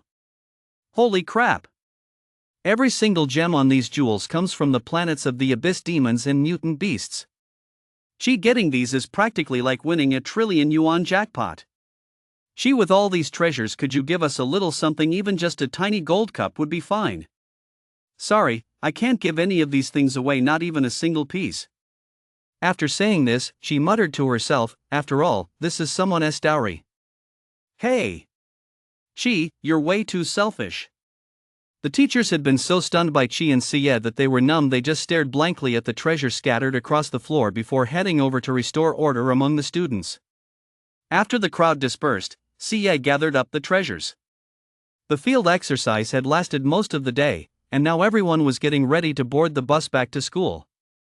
Before leaving, Alice said with a smile in Chi's mind, "You didn't give away my jewelry. You're such a good master. Even though these pieces don't boost combat power, the gems on them let me transform, you know. Once I regain my physical form, I want to just be able to transform you into a beast girl. Master, I can turn you into a dragon girl, a spear girl, or even a battleship girl." This nagging vampire fairy had Chi sweating buckets. "Shay." On the way back to school, Chi said to Alice, "The way you're acting, I wouldn't be surprised if your demonic colleagues betrayed me." Hearing this, Alice's tone took on a slightly aggrieved tone. "Master, you can't say that about me." She realized she'd gone too far and said, "I'm sorry, I spoke too harshly. Could you tell me about your past?" In her heart, Alice remained silent for a long time. When she spoke again, her voice had grown as cold as Cas usually was. "When you're strong enough one day, I'll tell you. Those members of the demon clan who were once my equals or beings you, as you are now, can't even begin to touch." "I understand. Don't worry. One day, I'll surpass them." In the evening, everyone arrived at Yuling High School. Armed with the points they earned during the live-action drills, they headed to the supply depot to purchase gear in preparation for the upcoming Yuling College entrance exam. Upon entering the supply depot, she, accompanied by Sia, went straight to buy the Comet Demon armor she'd had her eye on earlier in the corner. She splurged 15,000 points to buy it. When his classmates saw Chi pick up the dusty, oddly shaped armor, they began to murmur among themselves. "I heard that piece of gear was discarded by a former elite Soulmaster squad. Rumor has it can transform based on the Soulmaster's traits. Apparently, everyone who wore it into battle died within a year from dual physical and spiritual exhaustion." "She spent a fortune on this gear? He really thinks he's the chosen one, huh? They say the last owner was an S-rank Soulmaster and he still died anyway." Hearing these skeptical remarks, she decided to put it on right away to prove them wrong. He donned the armor, which shimmered with a silvery glow. The strange armor began to gradually transform, automatically forming a dragon-shaped helmet that encased his head. At that moment, the crimson eyes of the dragon helmet flashed with an intense, blood-red light. She could feel his Sage Eye ability amplified several-fold. His sensory range expanded dramatically. The sounds of wind, water, and footsteps within a 10-li radius were all within his grasp. He could even easily detect the fluttering of a single bee's wings. This power is simply marvelous. Just as Chi was immersed in perceiving everything around him, a terrifying giant dragon suddenly appeared in his inner world. Behind its wings were nozzles resembling those of a starship, spewing furious jets of flame as it soared wildly through his inner world, plummeting like a comet and destroying everything in its path. "Ah!" She began to thrash violently in agony. Seeing this, Sia immediately panicked. "Chi, what's wrong with you? Quick, help me take it off." Sia frantically tugged at Chi's helmet. Wang Wenchuan and Su Xiaoyuan, who were nearby, noticed what was happening and rushed to help. Working together, the two finally managed to remove the armor. Once the armor was off, those who had been rooting against Chi could finally pop the champagne. Zhang Yaoyang chuckled, "Ha ha ha. Chi's finally been humiliated. He worked so hard to earn all those points, only to buy a cursed piece of gear. That's right. What goes around comes around. I think even the heavens have taken a dislike to Chi, so they've started to bring him his just deserts. The Spirit Master College entrance exam is a brutal combat mission. Without good gear, even the highest talent won't do you any good." She looked at these people who were at odds with him and cursed them silently in his heart, but he had no intention of paying them any mind. Wang Wenchuan consoled him, "Don't pay any attention to those petty people. They've just finally found something to hold against you and are taking the opportunity to mock you. It's fine. I saw this coming a long time ago. See ya, I'll leave this comet magic armor in your care for now. Okay. Xie stored the equipment inside her body. Then, she said to Wang Wenchuan, I took too many abyss demons that day, which affected you guys as well. Here are 2,000 points, please accept them. Wang Wenchuan replied in disbelief, this is out of the question. She had used the magic wolf to take out 8 assassins that day, already securing a good haul of mana potions and items. All he needed now was to buy a suitable set of armor. The remaining 3,000 points are more than enough for Xie and me to buy supplies. Please accept them. Brother Qi, you're really too generous. Xie and I will never forget this favor. With 3,000 points remaining more than enough to cover their combined attack capabilities, Qi selected a set of Soulmaster armor that was both extremely durable and lightweight. After quickly finishing their resupply, the teachers began the final mobilization meeting for the Spirit Master College entrance exam. After dinner in the cafeteria, on the brightly lit playground, the teachers began their addresses. Students, thank you for your hard work today. To allow everyone to rest properly, we're holding this rally tonight, so you don't need to come to school tomorrow. The Spirit Master College entrance exam will take place in 7 days. It's a practical mission-based test. You're free to form teams of 3. The main objective is to defeat the Abyss demons harassing the outskirts of Magic City. The Abyss demons you'll encounter during the mission are far more powerful than those you faced in the Trial Abyss. Their strength is around Tier 2, and you may even encounter Tier 1 Abyss demons with higher sequence ranks. As a result, the casualty rate will be higher. Please be mentally prepared. During the mission, commanders from the war zone and leaders from major Spirit Master academies will be present to observe. They will evaluate you based on your combat skills and teamwork, assigning a comprehensive score. Show your courage, fight with all your might, and strive for the survival of humanity. All the students present were filled with passion and shouted in unison, "Yes, teacher." At that moment, Xie felt a whirlwind of emotions. Her deep blue eyes glistened slightly as she said slowly, "We finally made it this far. I never imagined that I, who awakened my rank soul weapon that day, would actually make it this far. It's all thanks to you, Qi." She still wore her cheerful smile as she said, "Don't feel too burdened by fate. The Spirit Master entrance exam is just the starting point of our lives. Our goal is the very pinnacle of the clouds in the sky." Xie said nothing, but silently took Qi's hand. On the other side of the playground, Ruxue whispered to Zhang Yaoyang, "I've finally waited for this moment, brother. You promised you'd help me get revenge on Qi and the others, right?" Zhang Yaoyang patted his chest and said cheerfully, "Of course. My dad is this year as chief examiner. He'll be the one deciding the tasks all the students face." "That's great.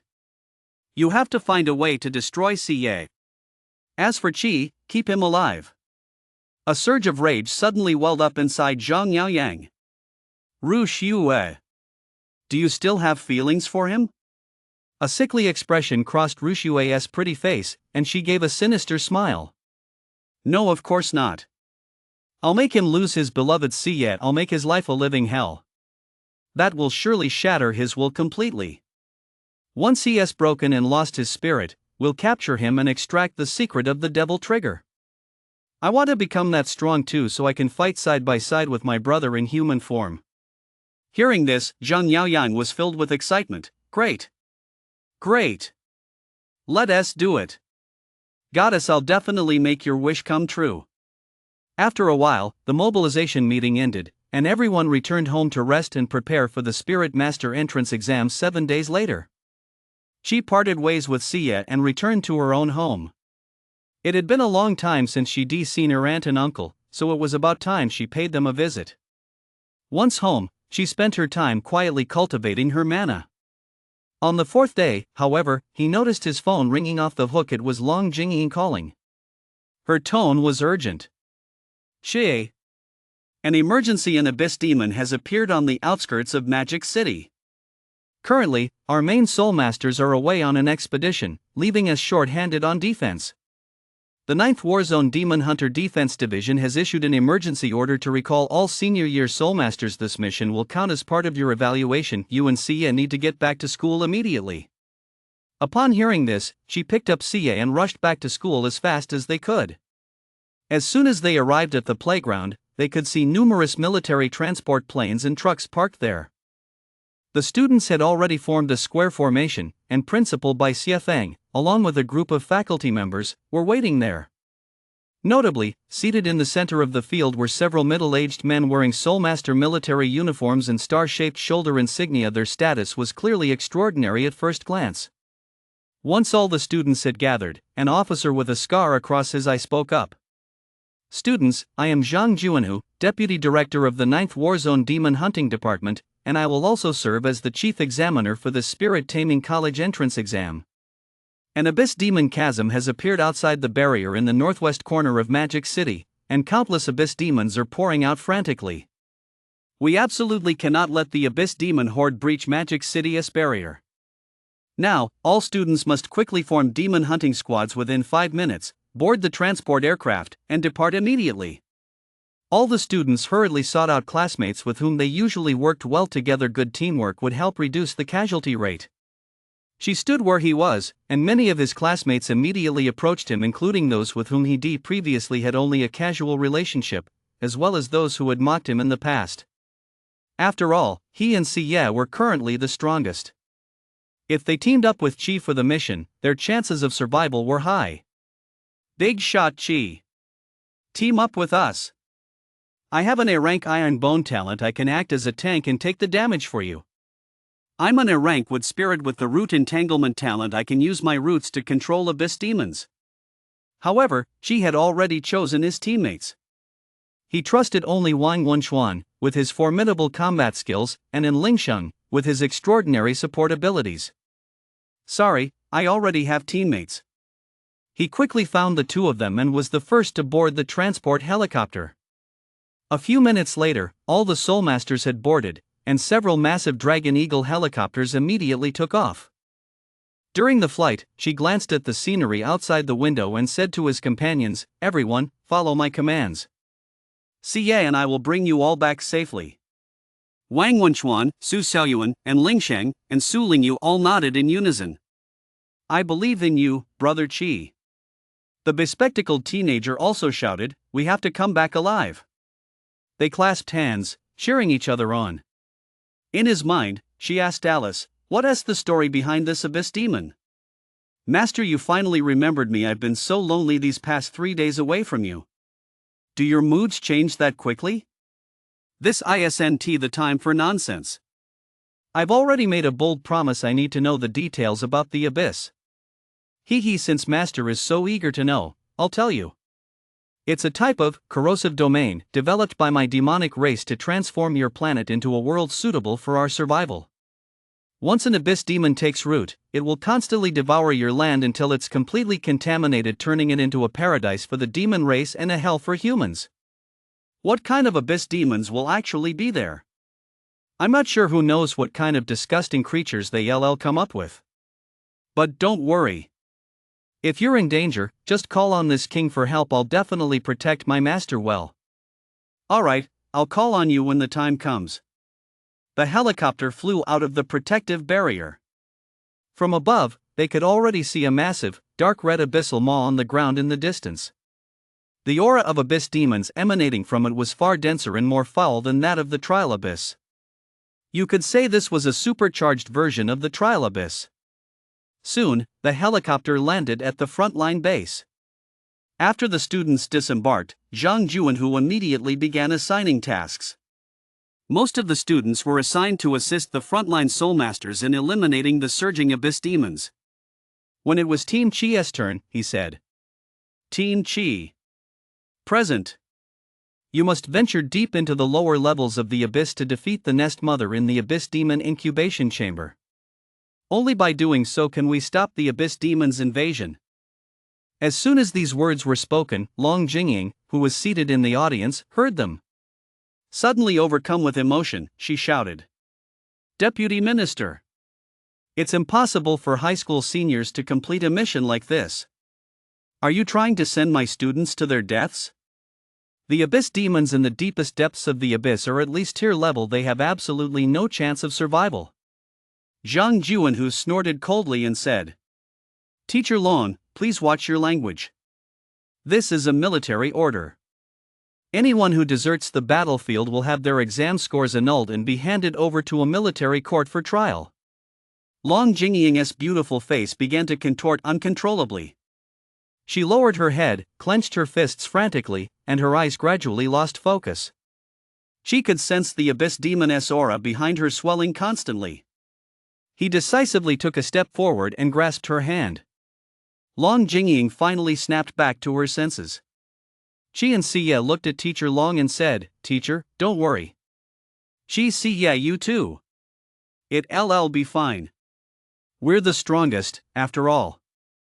The boyish confident, cheerful smile instantly eased Long Jingying's fear, and she said reluctantly, Please, make sure you come back alive. The farewell was over. She thought to himself, someone must have set another trap for us. Is it Zhou Hongkai or Zhang Yaoyang? Whoever it is, as soon as I find out, you'll all pay the price. This crisis was unavoidable. Even if the path ahead led straight into the jaws of a tiger, they had no choice but to charge head-on. The squad was fully prepared and ready to go. While the other students formed a battle formation to join forces with other Soulmaster warriors in blocking the oncoming insect abyss demons and mutant beast abyss demons. She and her team boarded a helicopter and flew to the skies above the abyss demon abyss. Viewed from above, the abyss demon abyss resembled a vast circular chasm, filled with winding, rugged paths leading upward. It was from here that the abyss demons had crawled to the surface. The helicopter lowered a rope ladder, and the three transformed their soul weapons before jumping one by one to a safe spot at the base of a cliff face. Once inside the abyss demon abyss, she suddenly felt incredibly at ease, as if her strength had increased, but Wang Wenchuan and Lingsheng immediately felt unwell, so much so that they couldn't even stand up. It's the abyss's corruption. In this environment, demons gain a boost, while humans gradually lose their vitality. Alice spoke up. Alice, why don't I feel any discomfort? This situation is going to be difficult. Alice replied calmly, You have become one of this king's followers. The abyss classifies you as a demon, which is why your power has surged. Take out the mana potions. Giving them a potion mixed with your blood will have the same effect. She slit her wrist, mixed a little of her blood into the potion, and handed it to the other two. After drinking it, they indeed recovered quickly. Wang Wenchuan exclaimed in surprise, What kind of miraculous potion is this? I don't feel sick anymore, and my strength has suddenly increased. My axe is already craving the blood of an abyss demon. She thought to himself, It seems Alice isn't as frivolous as she appears. She is surprisingly reliable. Master finally complimented me. I'm so happy. Hey! You've only just been praised, and you're already showing your true colors. She turned and said, And Lingsheng, quickly use the Earth Spirit right to take us underground. Let us bypass the Abyss Demoness main force and strike at the heart of their stronghold. No problem. The bespectacled teenager rapidly formed hand seals with both hands, and the three instantly burrowed into the crumbling ruins of the abyss, slowly descending deeper and deeper. Meanwhile, at the frontline command center, Zhang Yaoyang and Rushua had finished their assessment early. His father, Zhang Juanhu, was the chief examiner. The fact that he, Rushua, Lu Yan, and the others had fought their way through and wiped out a squad of early Tier 2 Abyss demons was considered a passing grade, and they even received quite high marks. It was essentially a directed mission. He checked Team Chi's mission log and found their vital signs remained perfectly healthy, so he asked anxiously, Dad, why isn't the Abyss's corruption affecting them at all? Even Tier Soulmasters usually see their combat effectiveness drop once they enter. Zhang Juanhu said solemnly, This kid really is unfathomable. I thought they'd collapse the moment they stepped inside. Yao Yang, your previous loss to him was well deserved. With such ability, he'll likely overturn the entire spirit taming realm in the future. His brilliance is too overwhelming. This boy absolutely cannot be spared. Zhang Yaoyang gave a devilish smile and said, Dad, you've definitely got a backup plan, right? Of course. I'll definitely help my lovely daughter-in-law capture that boy, Rushua said in a coquettish voice to Zhang Juanhu. Thank you, Daddy. That boy and that woman bullied me so badly back then, sniff sniff. My dear daughter-in-law, Daddy won't let you suffer any more injustices. I'm also very interested in the secrets he holds. Ha, just wait and see. Thanks to Lingxing's ground shrinking technique, she and the others infiltrated the deepest depths of the demon abyss without a hitch. Even without any artificial light, the place was still bathed in a blood-red glow. Compared to the primordial landscape above, this place had an eerie, high-tech feel to it, as if it were a massive abyss demon factory. Abyss demon embryos were housed in vessels, rapidly taking shape inside before bursting out and streaming toward the surface in an unending wave. Beside this massive incubation factory lay a vast, boundless sea of black mud, continuously supplying energy to the abyss realm. Why is there a sea in the abyss? She asked in confusion. Alice replied, this is the abyss mud that powers the formation of the abyss demoness realm. This is an evil substance that would kill even us demons if we came into contact with it. Don't fall into it under any circumstances, or you might be assimilated by it and become part of it. She took this to heart. After warning his teammates, he used the obstacles for cover and pressed on. Deep within the hatchery, they soon spotted an abyss demon. It wasn't very large, about 2 meters tall, with 4 arms and a back covered in spines. It took the form of a female demon. She hid behind a rock wall and used his sage eye to analyze its information. Abyss Nest Mother, upper tier. Mid-tier abilities, life drain? It's a mid-tier abyss demon. It actually has attributes even I can't fully discern? She said. Hearing mid-tier, the other 2 companions broke out in a cold sweat. Don't panic. Haven tea, you noticed? We just drank potions containing my blood, so our combat strength here has reached the peak of tier 2. Now, Xie, Wang Wenchuan, and I will lead the main assault. You figure out how to support us with earth spirit magic and by throwing potions. If we work together, we'll definitely win. Got it. With that, she released Xie and, together with Wang Wenchuan, launched a surprise attack from behind the Nest Mother. The Nest Mother immediately sensed the killing intent. She blocked Wang Wenchuan's powerful downward slash with her 2 left hands, then effortlessly caught Qi and Xie's blades with both hands. She unleashed terrifying brute strength, violently flinging all 3 of them away. Earth Spirit Art Cushion. As everyone fell to the ground, and Lingxing conjured a soft surface to cushion their impact. She scrambled to her feet and said, as expected of a tier, well, you've certainly piqued my interest. Xie, stop holding back your power. Unleash your demonic form. Xie nodded slightly. Suddenly, a deep blue, tangible demonic mana erupted from her entire body. Her hair gradually turned silver white from the tips, and the silhouette of an armored female warrior began to materialize behind her. It seems Xie has been suppressing her abyss demon power for so long, and now she has even evolved.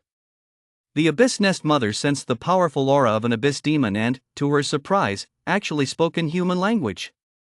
Human girl, how could you possess the power of an abyss demon? She exclaimed in astonishment, this abyss demon can actually speak human language. It seems this isn't as simple as it looks. Xie shouted fiercely, dying demon, you don't need to know. Die. Wielding her light blade, she charged at the Nest Mother at breakneck speed, with Qi following close behind. The 2 launched a coordinated strike, and this time, they managed to wound the Nest Mother. Moreover, the warrioress Phantom behind Xie also joined in the coordinated attack.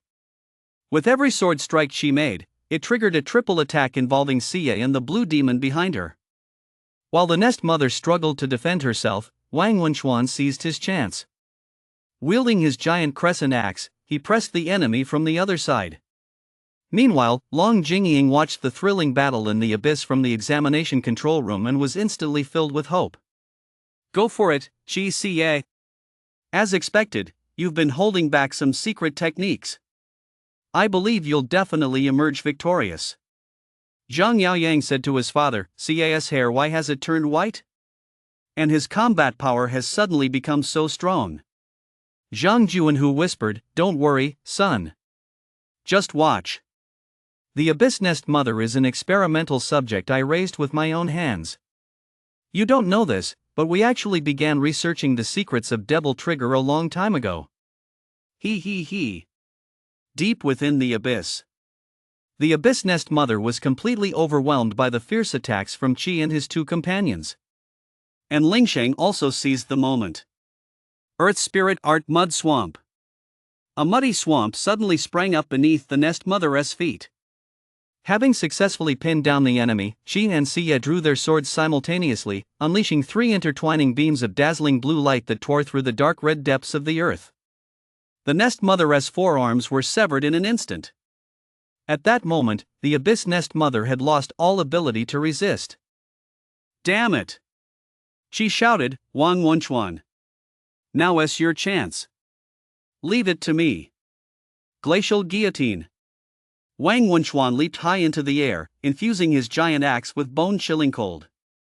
The axe, like a guillotine blade, mercilessly crashed down onto the Nest Mother's head.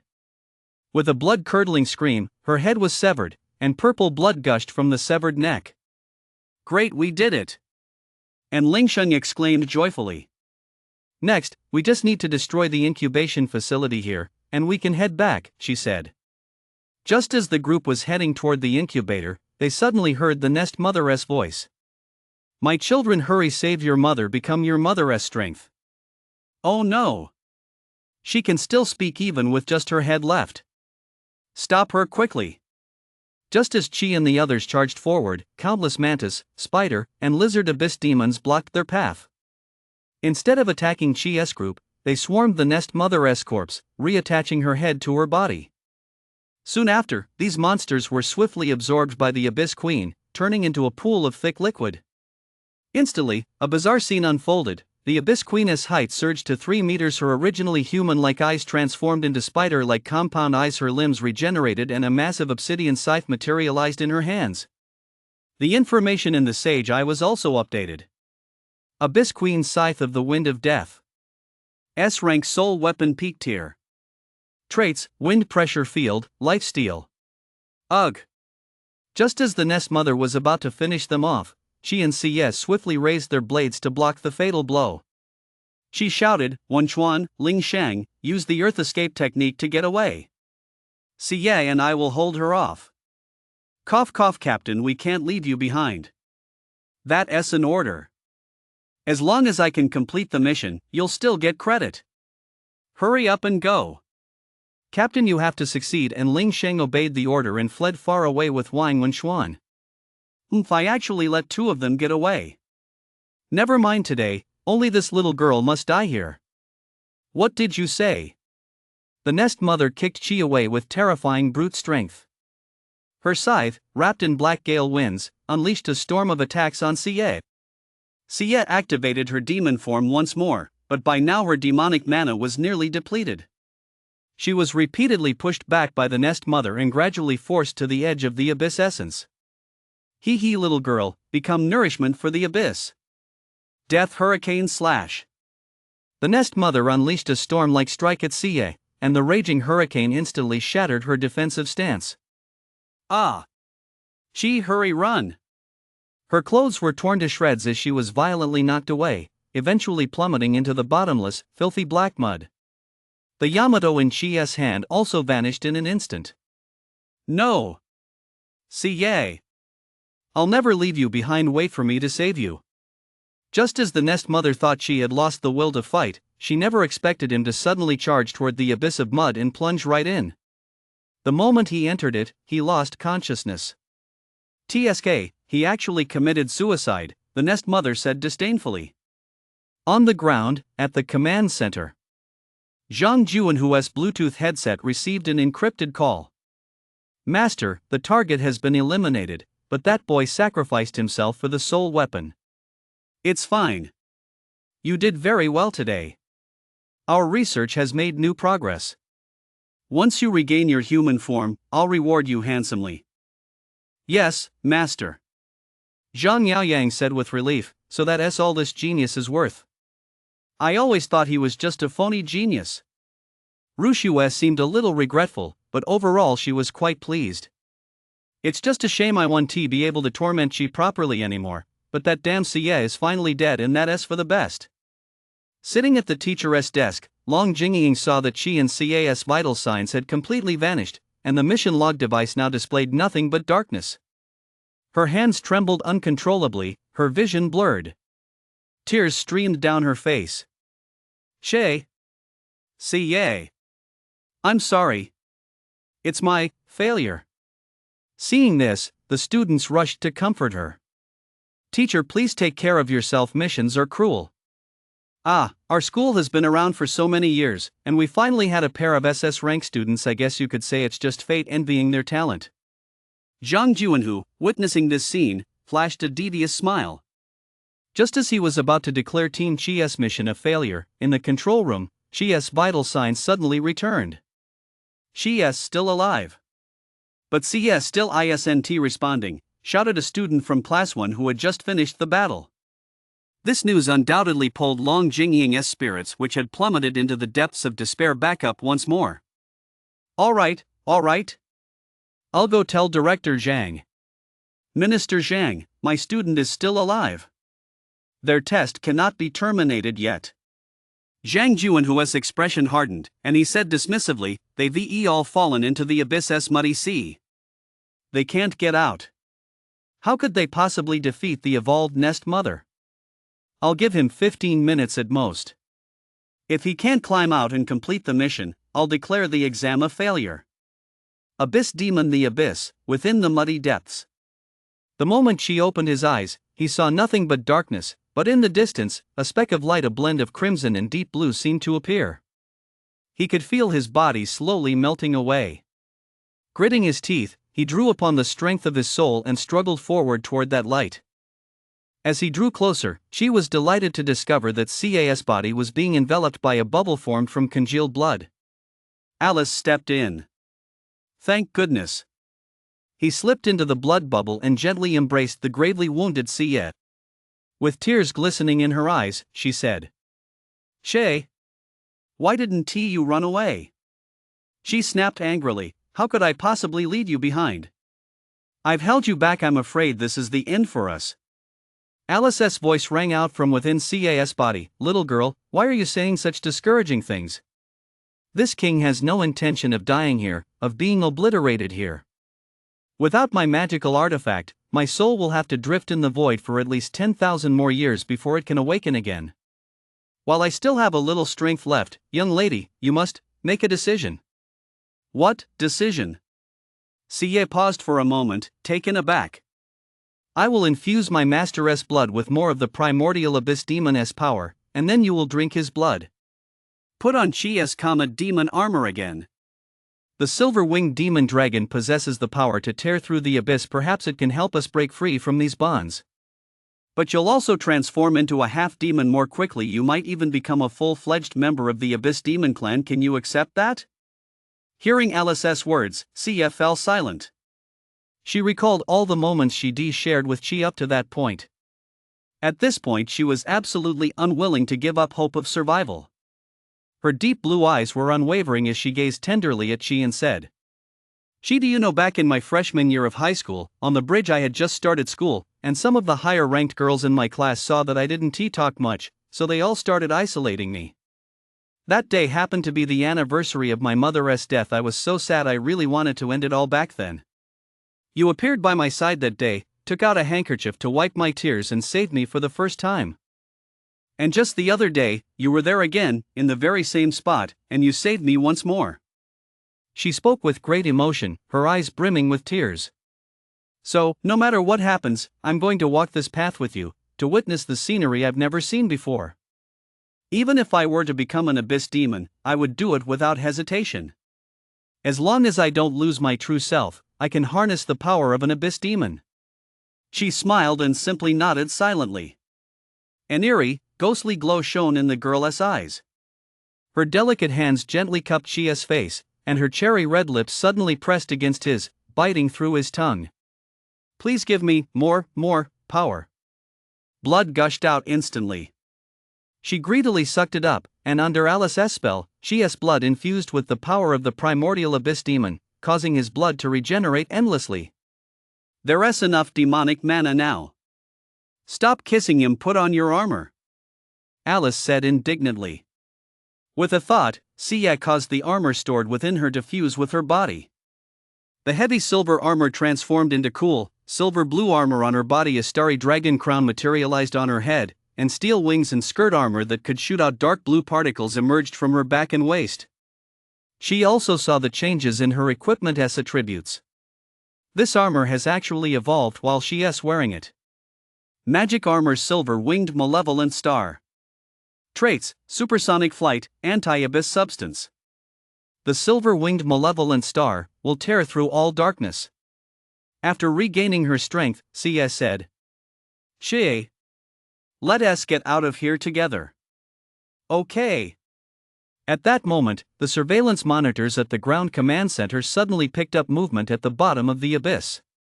They discovered that in the center of that murky sea of abyss mud, a massive blue vortex had suddenly appeared, emitting bursts of light, again and again. The next second, a beam of blue light suddenly burst forth from the vortex, shooting skyward. Boom! The splashing abyssal sludge didn't contaminate the surrounding area. Instead, it burned to ashes under the scorching blue dragon flames.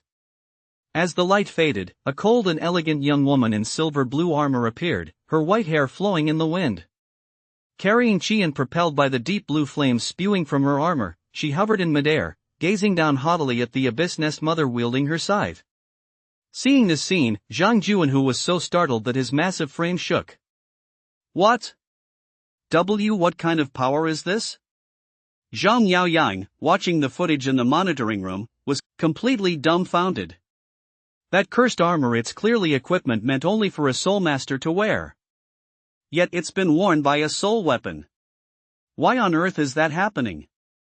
Rushua was so enraged her face had contorted into a hideous grimace. She now looked like a terrifying shrew.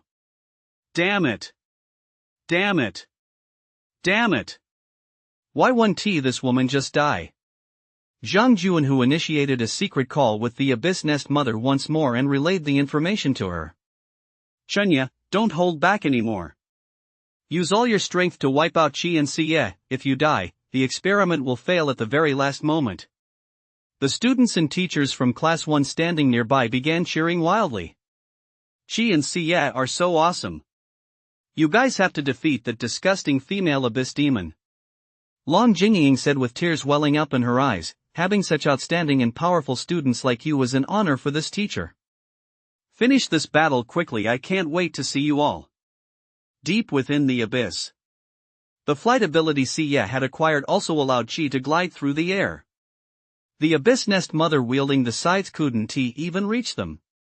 At the same time, he saw a notification on his interface. Spirit of the magic artifact, Xie, has been enhanced.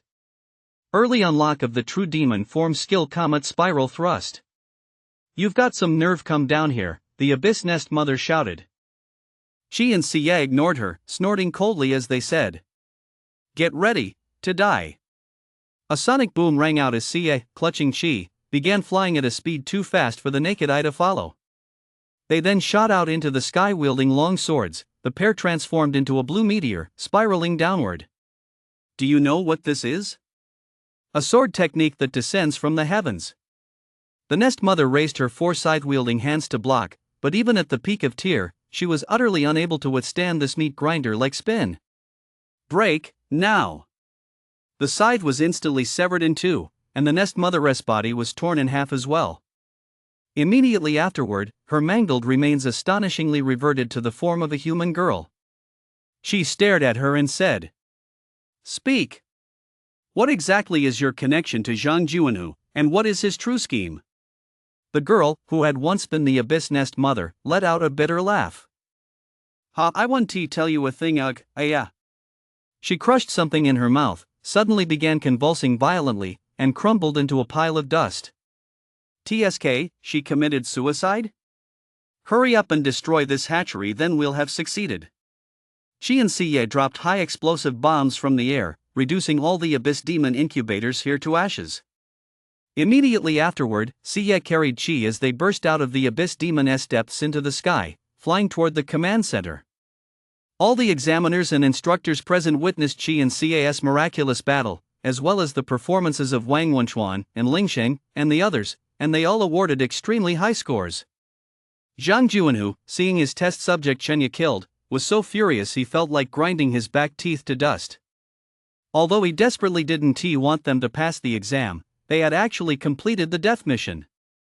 If even a single examiner gave an extremely low score, it would be easy to detect cheating, so he had no choice but to grit his teeth and award a high score.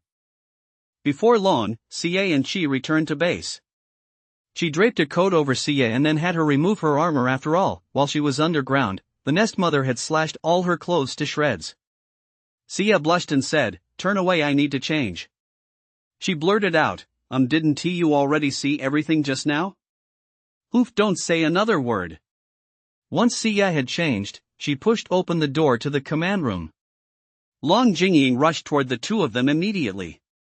"Good kids, you did it, I'm so happy for you." Teacher Long's ample bosom was so imposing that she felt a bit embarrassed by how close she was. He said, "We had you worried actually, we made some unexpected discoveries down there." "What did you find?" "We weren't facing an abyss demon at all, it was a soul weapon possessing the incomplete power of an abyss demon." "A soul weapon? Zhang Juanhu must be up to something. Do you know who he is?" Qi whispered. "He is Zhang Yaoyang's father." Hearing this, Qi's face flushed with rage. "Zhang Yaoyang, I've done you no wrong, I even held back and spared you during the sparring match, yet you're trying to kill us like this." Long Jingying comforted him, "Qi, don't lose your composure. Zhang Juanhu wields immense power, the two of you can't stand up to him right now. Let us think this through carefully and I will never let him get away with this. Your final results should be out by now.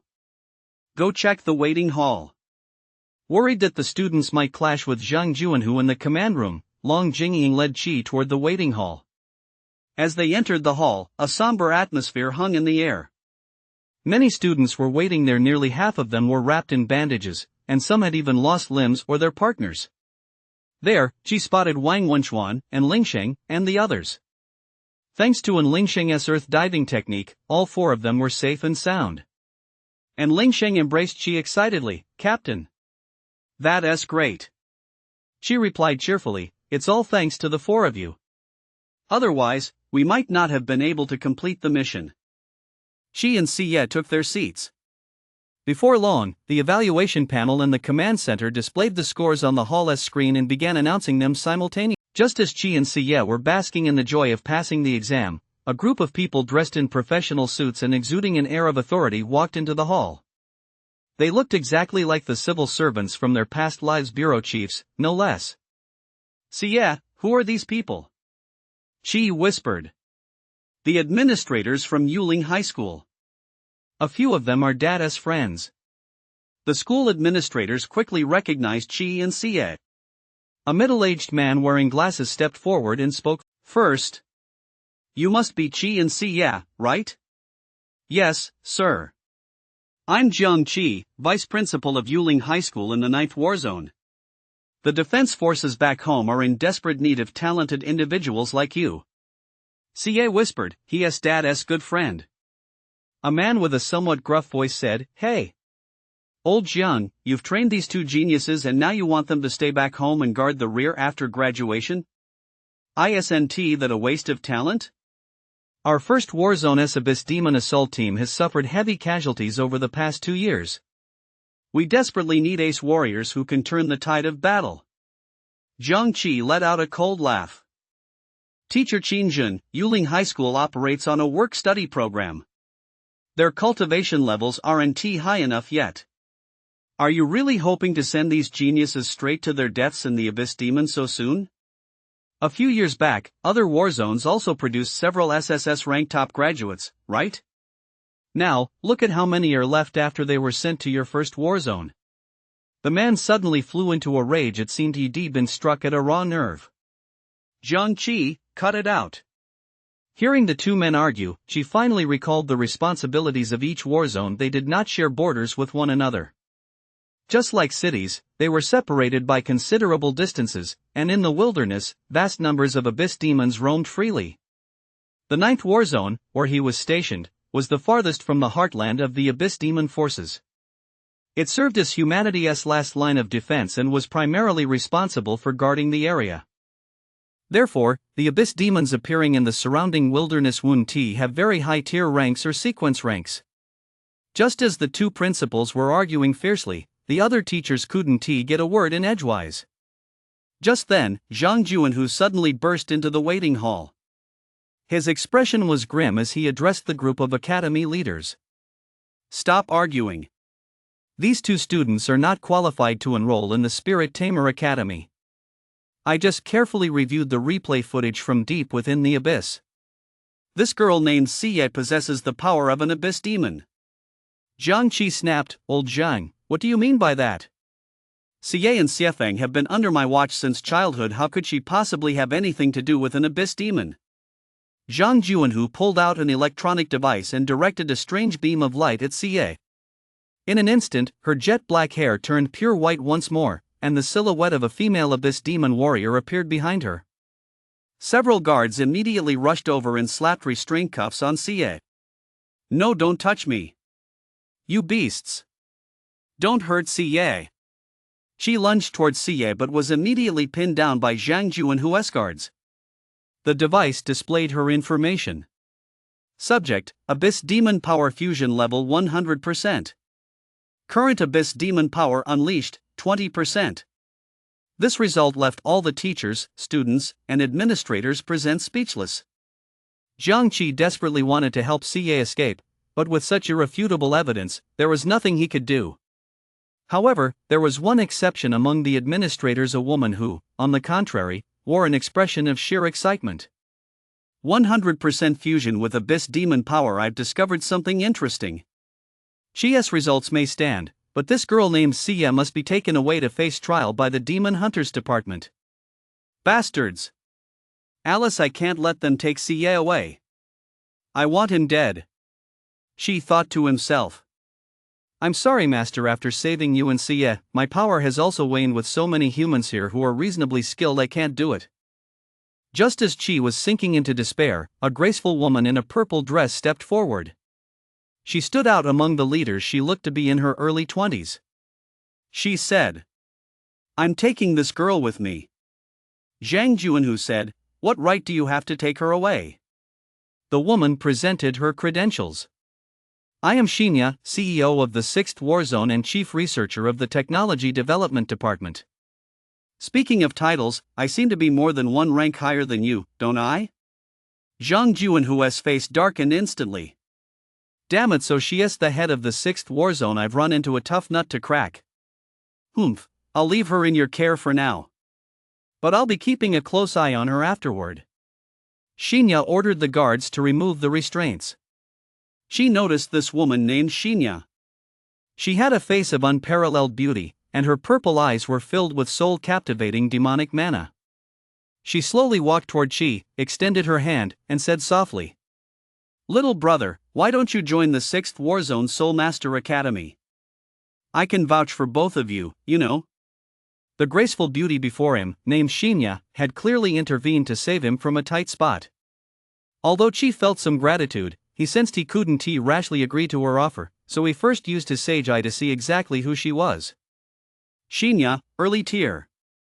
Soul weapon, SS rank, purple night heart slaying sword, snake belly sword. Traits, toxin dissolution, wide area / weak point break. Uncontracted. She is actually this strong. It's the first time I've seen an SS rank other than myself and CA. She hasn't been contracted yet? Seeing that she had been sizing her up the whole time, Xinya said with a smile. "Little brother, why are you staring? Am I that pretty?" Xie tugged at the hem of his shirt. "No, it's nothing, thank you, Ms. Yun, for coming to my rescue. I'd like to know what makes the 6th War Zone and the Soul Master Academy so special?" The 6th War Zone's primary mission is to explore the unknown, including the demon lairs and the abyss, collecting specimens and artifacts from abyss demon corpses to discover ways to defeat them. Plus, Soul Master Academy is a prestigious 985 university. It's dedicated to unlocking the potential of soul masters and soul weapons. I'm right here by your side now. Don't worry about what might have happened before. Xia, rest assured I'll never let you suffer another humiliation like today. Zhang Juanhu and the people behind him, sooner or later, I'll wipe them all out. The plane landed on the school playground, and after all the students disembarked, they gradually went home. She said to Xia, let us part ways for now. After such a fierce battle, we both need to get some rest. I also need to go home and let my family know I'm safe. Hearing Qi's words, Xia seemed a little disappointed. She paused for a moment, then said in a cheerful tone, okay, then I'll see you later. Just then, Alice spoke up again from within Xia's heart. Little girl, let me stay with my master. I'm a bit worried about leaving him alone. As his soul weapon, you can share half of your spatial storage power with the Soul Master. Is that so? With Alice's help, Xia granted Qi the ability to store items in space as well, about 50 cubic meters. She also stored the vampire battle blade, Alice, within himself. Back at home, as soon as her uncle and aunt heard the knock on the door, they immediately opened it to give her a warm welcome. Aunt Li Shufan said, Xia, you're finally back. We saw the disaster outside, we're just glad you're safe. Uncle Xia Mingyuan asked, how did you do on the exam this time? I ranked first in the 9th war zone, I'm the top scorer. Upon hearing the words top scorer, uncle and auntie immediately jumped for joy.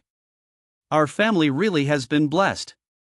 We've actually produced a warzone top scorer. Big brother. Your son has really made something of himself. Honey, hurry to the market and buy some good ingredients to help Qi regain his strength.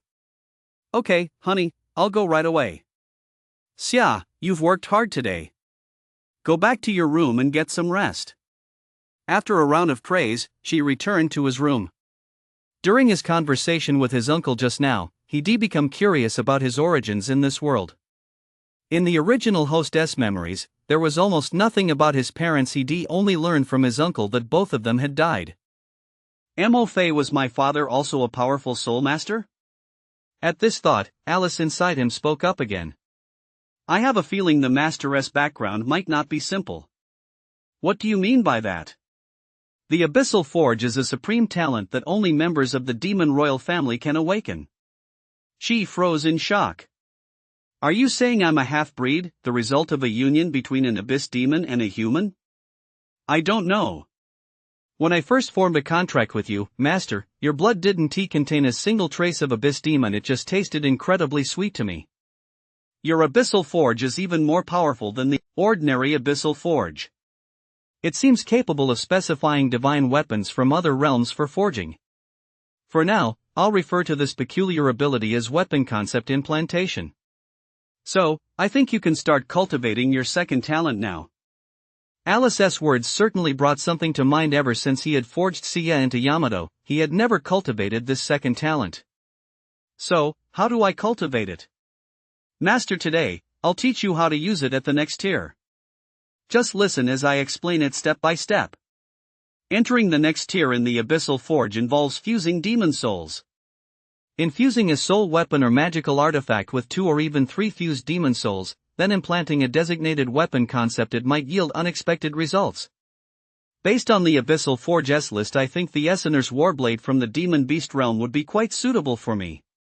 Wait, can you see my talent panel too? She asked in shock. Of course. Because this King's soul is already bound to you, Master. I took a quick look. To forge the Esquino's Warblade, we need to fuse the souls of an Upper Hell Abyss Demon and a Blade Abyss Demon. From now on, let us make these 2 Abyss Demons our hunting targets. Alright, that's settled. By the way, Alice, how many more times can you step in like you did today to protect Xie? At most, once more. And if I use my power again, I'll fall into a deep slumber, Master. You really need to take good care of yourself. I understand. Today, thank you so much. Otherwise, Xie and I might have really perished in that sea of abyssal mud. If you're really grateful, give this king some more blood to drink. This king is hungry. Haha, you're impossible. After dinner with his family, she fed Alice some blood and drifted off to sleep. This time, he planned to sleep like the dead. However, the next day at noon, he was woken up by a barrage of phone calls. Caller ID, 6th Warzone Soulmaster Academy. Damn, I just want to sleep. Is the school calling this early already? Hello, what do you need from me in the middle of the day? She, still half asleep and groggy, answered the phone. On the other end was the cheerful, mature voice of a young man. We finally got through. This is Li Yifeng from the Academic Affairs Office. Congratulations on becoming a freshman at our school for the year 2058. Given the unique nature of CAS powers, Shi Fyun has already sought and received approval from the Supreme Commander of the 6th Warzone to vouch for her die in the coming days. We'll be sending a team of teachers to meet with you and see ya. When would be a good time for you? What exactly do you want from me? She asked impatiently. Just a brief background check and comprehensive assessment to help us tailor your curriculum once you enroll. So this world has political vetting and entrance exams too, she thought to himself. Additionally, our school will customize a couples dormitory for soulmasters and soul weapons based on your needs. We'll also assign a dedicated dual cultivation counselor to teach you unique dual cultivation techniques, helping you deepen your connection and strengthen your bond while steadily advancing your cultivation. Holy crap, what kind of lewd nonsense is this? The words from the academic affairs teacher made Chi spit out a mouthful of salted soda. Student Chi, please don't be surprised. Dual cultivation between a soul weapon and a soul master is an essential part of college life. It can unlock certain unknown potentials. The academic affairs teacher drove along with a straight face, while Chi felt like a million curses were racing through his mind. All right, teacher. I'm free these next few days, so let us meet the day after tomorrow. All right, then. Once we arrive in Magic City, we'll check into the Peace Grand Hotel first, and we'll contact you right away. Beep. The call ended, but Chi still couldn't help but vent inwardly. What kind of twisted school is Soulmaster Academy anyway? Spending all day researching dual cultivation? I'm going to ask that nasty woman in purple all about this later. After that phone call, Chi was wide awake, so he got up to start his day. Feeling a bit hungry, Chi ordered his favorite dish, braised chicken with rice, and turned on the TV to watch a show. This was the best part of being a college student. As he ate, the show suddenly cut to a news bulletin. We're now broadcasting an urgent report. A brutal murder has occurred on Wanji Alley in Magic City. The victims include 2 senior students from First Spirit Master High School and 1 civilian. Oh my god, I hope they aren't classmates from our class. The anchor then played footage from the scene. On the TV screen, she could see the room in complete disarray, with the victims lying in pools of blood. Their faces were completely pixelated, but their deaths appeared exceptionally gruesome. Surveillance footage from near the alley showed the suspect to be what appeared to be a fairly large abyss demon. Sage, I can analyze an abyss demon as long as it captures its image. Spiny abyss demon tier lower sequence. After showing the crime scene footage, the female anchor said, Soulmasters from the Demon Hunting Division have already dispatched personnel to track it down.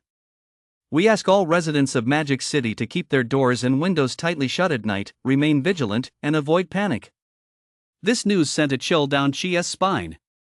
Ever since that spirit awakening ceremony, abyss demons had been appearing frequently within the barrier. Someone must be hatching a terrible conspiracy. After finishing dinner, she immediately called Sia. Sia, did you see the news? Sia replied in a somber tone. Yeah, the abyss demons have appeared again. The victim was a classmate of ours, but we weren't very close. Ever since the spirit awakening ceremony, I first encountered an abyss demon on my way home, and then a dimensional rift appeared on the bridge. I think someone inside Magic City must be up to no good. Let us investigate the crime scene. We might find a clue to the culprit. Okay, I'll go with you. Let us meet up tonight. I'll pick you up. That night, she rode his beloved motorcycle down the highway. He marveled at how much more bustling this world's Magic City was compared to the one in his past life. The streets were filled with cars of diverse styles, while iconic skyscrapers and the Pearl Tower stood tall along the riverbank. The skyscrapers and the colorful neon lights along the streets exuded a dreamlike atmosphere, giving off a faint sense of cyberpunk. But this world's technological development hadn't taken a cyberpunk turn. Although advanced prosthetics and weaponry existed, people hadn't yet become obsessed with augmenting their bodies with cybernetic parts. Most resources were invested in training soul masters and the fight against abyss demons. When he reached Sia's doorstep, he knocked, and she came out quickly. Today, Sia was wearing a black tank top and black cargo pants, giving her a bit of a secret agent vibe. Seeing this, she couldn't help but think, Sia is a Japanese girl. If she were wearing a black bodysuit she'd look just like a Japanese detective. I've gotta find a way to get her to wear one someday. Seeing Chia's face light up with that daydreaming expression again, Sia furrowed her brow and said, Chi, what are you thinking about? Oh, nothing, I just think you look kind of cool today. Humph, a man's words are nothing but lies. Give me a ride over there. Sia walked straight to the back seat of the car. She noticed that her long, jet black hair had some white highlights from behind. A large section of her ends was actually white. It looked as if she dyed it with an umber effect. Sure enough, her half-double trigger has accelerated. I hope everything will be okay from now on. They arrived near the crime scene and parked the car at a distance. She used the Sage IS abilities to figure out the security guard's patrol patterns. He fired a phantom sword that struck a nearby wall, creating a small hole. The sudden whistling sound made all the guards mistakenly believe that the needle-stabbing abyss demon had reappeared, so they rushed over to investigate, easily fending off the spirit guardian guarding the door handle. Upon closer inspection, he saw it was a seafood shop selling fish. As soon as he stepped inside, he was hit by a strong smell of fish and blood. He tiptoed into the scene. Aside from bloodstains and the outline of the body drawn by the police, there was nothing else on the ground. On the surface, there was nothing to be found. The police had already collected all the evidence, so it was impossible to discover anything else. But for Chi, that wasn't the case. His natural talent gave him a distinct advantage in criminal investigations. With Sage Eye fully activated, he could see right through the entire room. To his surprise, he discovered several crates of purplish-red potions buried 3 meters underground. These were the same illegal drugs that had once been found at Joe Honkai's place. Damn, this place isn't a fish market at all, it's actually a spot for selling illegal drugs. Sia asked, then why did the abyss demon attack this place? I'm not sure yet. Let me take a closer look. In the video that had leaked online that afternoon, she had seen the hedgehog-like abyss demon simply spin around, causing the spikes all over its body to shoot out like arrows, turning everyone present into Swiss cheese. Perhaps there were some spines left behind at the scene. Scanning through the walls again, he discovered several bone spines lodged in small holes in the walls and floor, perhaps an oversight by the police. Chi and Sia carefully chiseled a small hole in the wall and managed to extract one of the spines. When she held the long, sharp quill in his hand, it slowly transformed into a crimson arrow, causing him to gasp in shock. Sage Eye activated, item disguise removed. Item, sky soaring arrow. Effect, guaranteed hit. An illusion, and an arrow. Could it be that Teacher Long? You mean Teacher Long did this? Sia was also momentarily stunned by the sight. She never expected Long Jingyi to go so far as to kill her own students. Just then, the guards outside seemed to hear the commotion coming from inside the seafood restaurant. Is anyone in there? She exclaimed urgently, they're back. Let us get out of here. The two immediately opened the window and fled at top speed. Once they found a safe spot, she and Sia began to gather their thoughts. He immediately thought of the Black Widow brand on Long Jingying's back. That day, when Zhang Juanhu had sent him on a suicide mission, the abyss demon power within her had nearly gone out of control. Sia, I'll ask Alice what's going on. She asked Alice inside him, what exactly is the origin of the tier Black Widow brand on Teacher Long? Alice replied, it's a soul brand that erupted after the death of the high-ranking abyss demon, the Death Spider Emperor. It gradually fuses with the hostess soul until it becomes a completely new entity. That's how it is reborn. Our Master teacher, I'm afraid another abyss demon personality has long been residing within her. She was startled and said, no way, I thought the teacher was pretty nice to us. Although she has indeed acted strangely at times, she has always looked out for us and worried about us, whether in simulated battles or live drills. Alice explained, an abyss demon personality wouldn't be that foolish. Appearing in broad daylight would only invite a manhunt by powerful humans. Hearing Alice's explanation, Chia's face grew grave. Yamato can separate the human soul from the abyss demoness. If I have CS stab her through to separate their souls, will she regain her freedom? We can't do that. The Death Spider Emperor's soul is deeply bound to its hostess. If we separate and destroy the Spider Emperor's soul, Teacher Long will die too. Then what should we do? The Abyssal Forge should be able to help her because only then can the Abyss Demoness power be harnessed by the host, rather than controlling the host. Learning that Teacher Long could be saved, she and Sia recounted their earlier conversation with Alice. We have to help Teacher Long. Yeah, if Teacher Long can control the Abyss Demoness power just like I do, then it's definitely worth a try. She breathed a sigh of relief and said, okay, here's what we'll do. Tomorrow, we'll find a restaurant, book a private room, and host a banquet to thank Teacher Long. We'll have a good talk with her there, and then perform the Abyssal Forge ritual. Sia agreed. She immediately called Long Jingying. Teacher Long, are you there? Oh, it's Chi, what can I do for you? Long Jingying's tone seemed very relaxed. If one didn't know she bore the Abyss Demoness mark, it would be impossible to associate her with the murderer. Teacher, before the graduation ceremony, Sia and I would like to treat you to a meal. Would that be okay? On the other end of the line, Long Jingying said delightedly, of course. Oh my students really are so thoughtful. It seems these past 3 years of teaching haven't been in vain. That's great. Once I've booked the restaurant, I'll send you the time and address. She booked the restaurant for tomorrow and sent the address over. The following evening, Chi and Sia waited at a spicy hot pot restaurant as planned. When the appointed time arrived, Teacher Long hadn't shown up. Just half an hour earlier, she and Sia had received a message from her saying she was on her way out. They tried calling her cell phone, but no matter how many times they tried, they couldn't get through. Could it be that Teacher Long, possessed by an abyss demon, has gone out to commit another crime? Just then, breaking news popped up on Chia's Weibo feed. Breaking news! A major abyss demon incident has occurred in the VIP suite at the Peace Grand Hotel. Several tier level and higher soulmasters have been killed. The commander of the 9th War Zone has declared a curfew for tonight. Residents currently outside are urged to return to their residences immediately. She was stunned. Peace Grand Hotel VIP suite. Could it be Teacher Lia Feng's team from the Soulmaster Academy? Sia, you must have received a call from the Soulmaster Academy earlier, right? I did.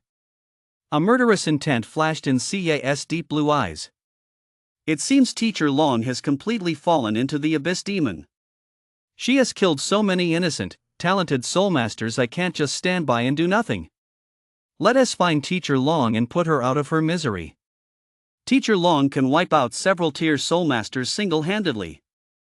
Without the abyss demoness power, and with our cultivation at only early tier 2, we have absolutely no chance of defeating her. Alice said, hey young lady, don't drag my master to his death. I'll have Dad step in. Sia said calmly, and immediately called by Xia Feng. Dad. Sia, are you still out there? Hurry home. Another abyss demon has appeared in the city. I'm not going back yet. I've already discovered the true identity of that abyss demon. How do you know that? Who is it? It's Teacher Long Jingying. On the other end of the line, Bai Xiefeng fell silent for a long time before saying, so it's come to this after all. Hearing this, Sia felt a sudden surge of rage. Dad, did you know all along that Long Jingying would turn into an abyss demon? Why did you still let her become the homeroom teacher? She has already killed 2 classmates and several teachers at Soulmaster Academy. Enough. The story behind this can't be explained in a few words. Head straight to the scene at the Peace Grand Hotel right now. I'll lead you to Long Jingying. She and Sia rushed to the Peace Grand Hotel, which had already been completely cordoned off by authorities. Just as they were about to approach, they were stopped by a Soulmaster security guard, who cursed as he said, "This is a crime scene, authorized personnel only. If you don't go home right now, I'll have you detained." At that moment, a deep voice rang out. We need to investigate this area. These two children are my daughter and future son-in-law. Upon seeing the tall, resolute man standing there, the arrogant guard instantly deflated. It's actually the former Warzone S hunter King Lord Bai Xiefeng and his daughter. My apologies. Please come in. Upon entering the hotel, they headed straight for the VIP suite. Bai Xiefeng led Qi and Xie inside, immediately shooing away the spirit wardens who were collecting evidence. No need to trouble you all, we'll handle capturing the culprit ourselves. She noticed that the crime scene here was completely different from yesterday's seafood restaurant. The entire VIP suite was covered in tough, white spiderwebs. The victims were all wrapped in cocoons of spider silk, each pierced by countless arrows. This is so cruel, I wonder if Xinya knows about this yet.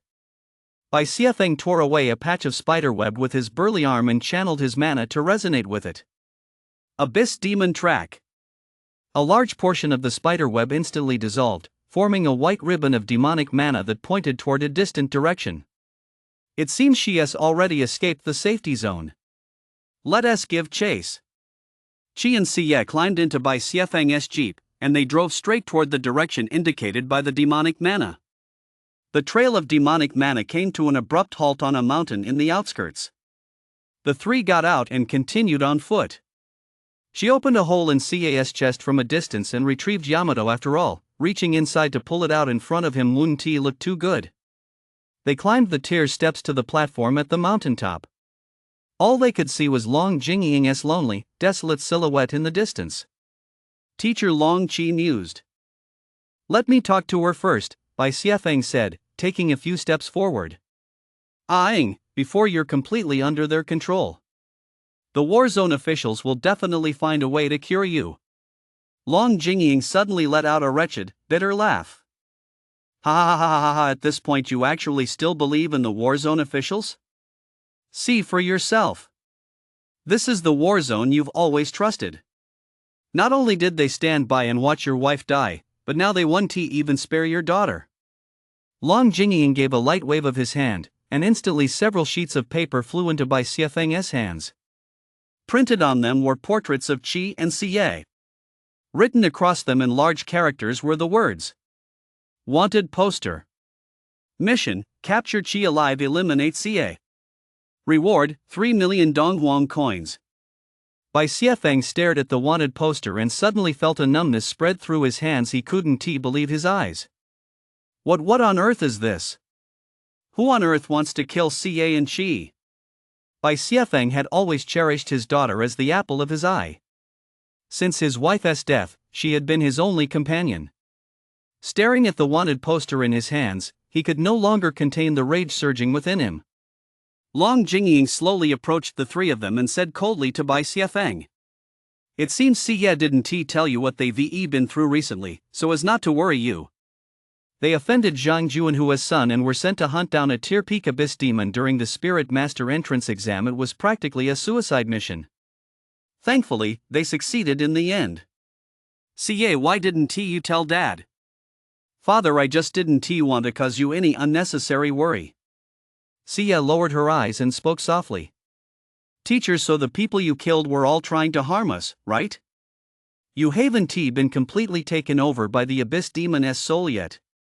That's right, the rank Soulmaster at the Peace Grand Hotel wasn't a teacher from the 6th Warzone Soulmaster Academy at all. He was an assassin hired by Zhang Juanhu. Those wanted posters were found right there in the room. Ever since the Spirit Control College entrance exam ended, I've been tracking his movements. Then what about our classmates? During the mock battle, I confiscated Zhou Honkai's banned substances, so I've been investigating this new type of poison ever since. I found the black market dealer's hideout in Wanjia Alley. Those two students at the seafood restaurant were scum just like Zhou Honkai. They deluded themselves into thinking they could modify the soul weapon using banned substances. They were swayed by black market dealers, completely ignored my warnings, and even attacked me. I had no choice but to use an illusion to disguise myself as an abyss demon and kill them. I promised you that I would never let those bastards get away with whatever they wanted. Hearing her teacher's words, she felt a pang of sadness. So Teacher Long has been quietly watching over us all along. Sia looked at her teacher and said, "Teacher, please come back. Dad will definitely find a way to contact high-ranking officials he is close with to clear your name." Tears welled up in the corners of Long Jingying's eyes. To keep her students from seeing them, she turned away and said sadly, "I'm sorry, children, with so many lives on my conscience, I can't go back, nor do I want to. This world is far more cruel than you can imagine. Parts of the war zone have long since rotted to the core. When I killed those tier assassins just now, I drew upon the power of the Death Spider Emperor. I am about to be consumed by it." She noticed that the shadow of a spider was constantly flickering in her eyes. "Your lives have only just begun. Forget about your teacher. Having raised such outstanding students, Long Jingying, this life has been enough." As she watched her teacher turn to leap off the cliff and leave, she hurriedly called out, "Teacher! The person you've been searching for all along is me. Do you remember the day you asked Sia about the reason behind the soul weapon's evolution? It was I who restored Sia's broken katana to its former glory. I fused the soul of an abyss demon into her and enabled her to wield that power without being controlled by it." These words suddenly lit up Long Jingying's dim eyes. She stopped in her tracks and slowly turned around. "Master, look, this is my second talent, Abyssal Forge." A dazzling blue-purple flame suddenly burst forth from Chi's right hand. "There is still hope. Master, please come back." The young boy before her gradually illuminated Long Jingying's heart. "Perhaps Chi really can save my life.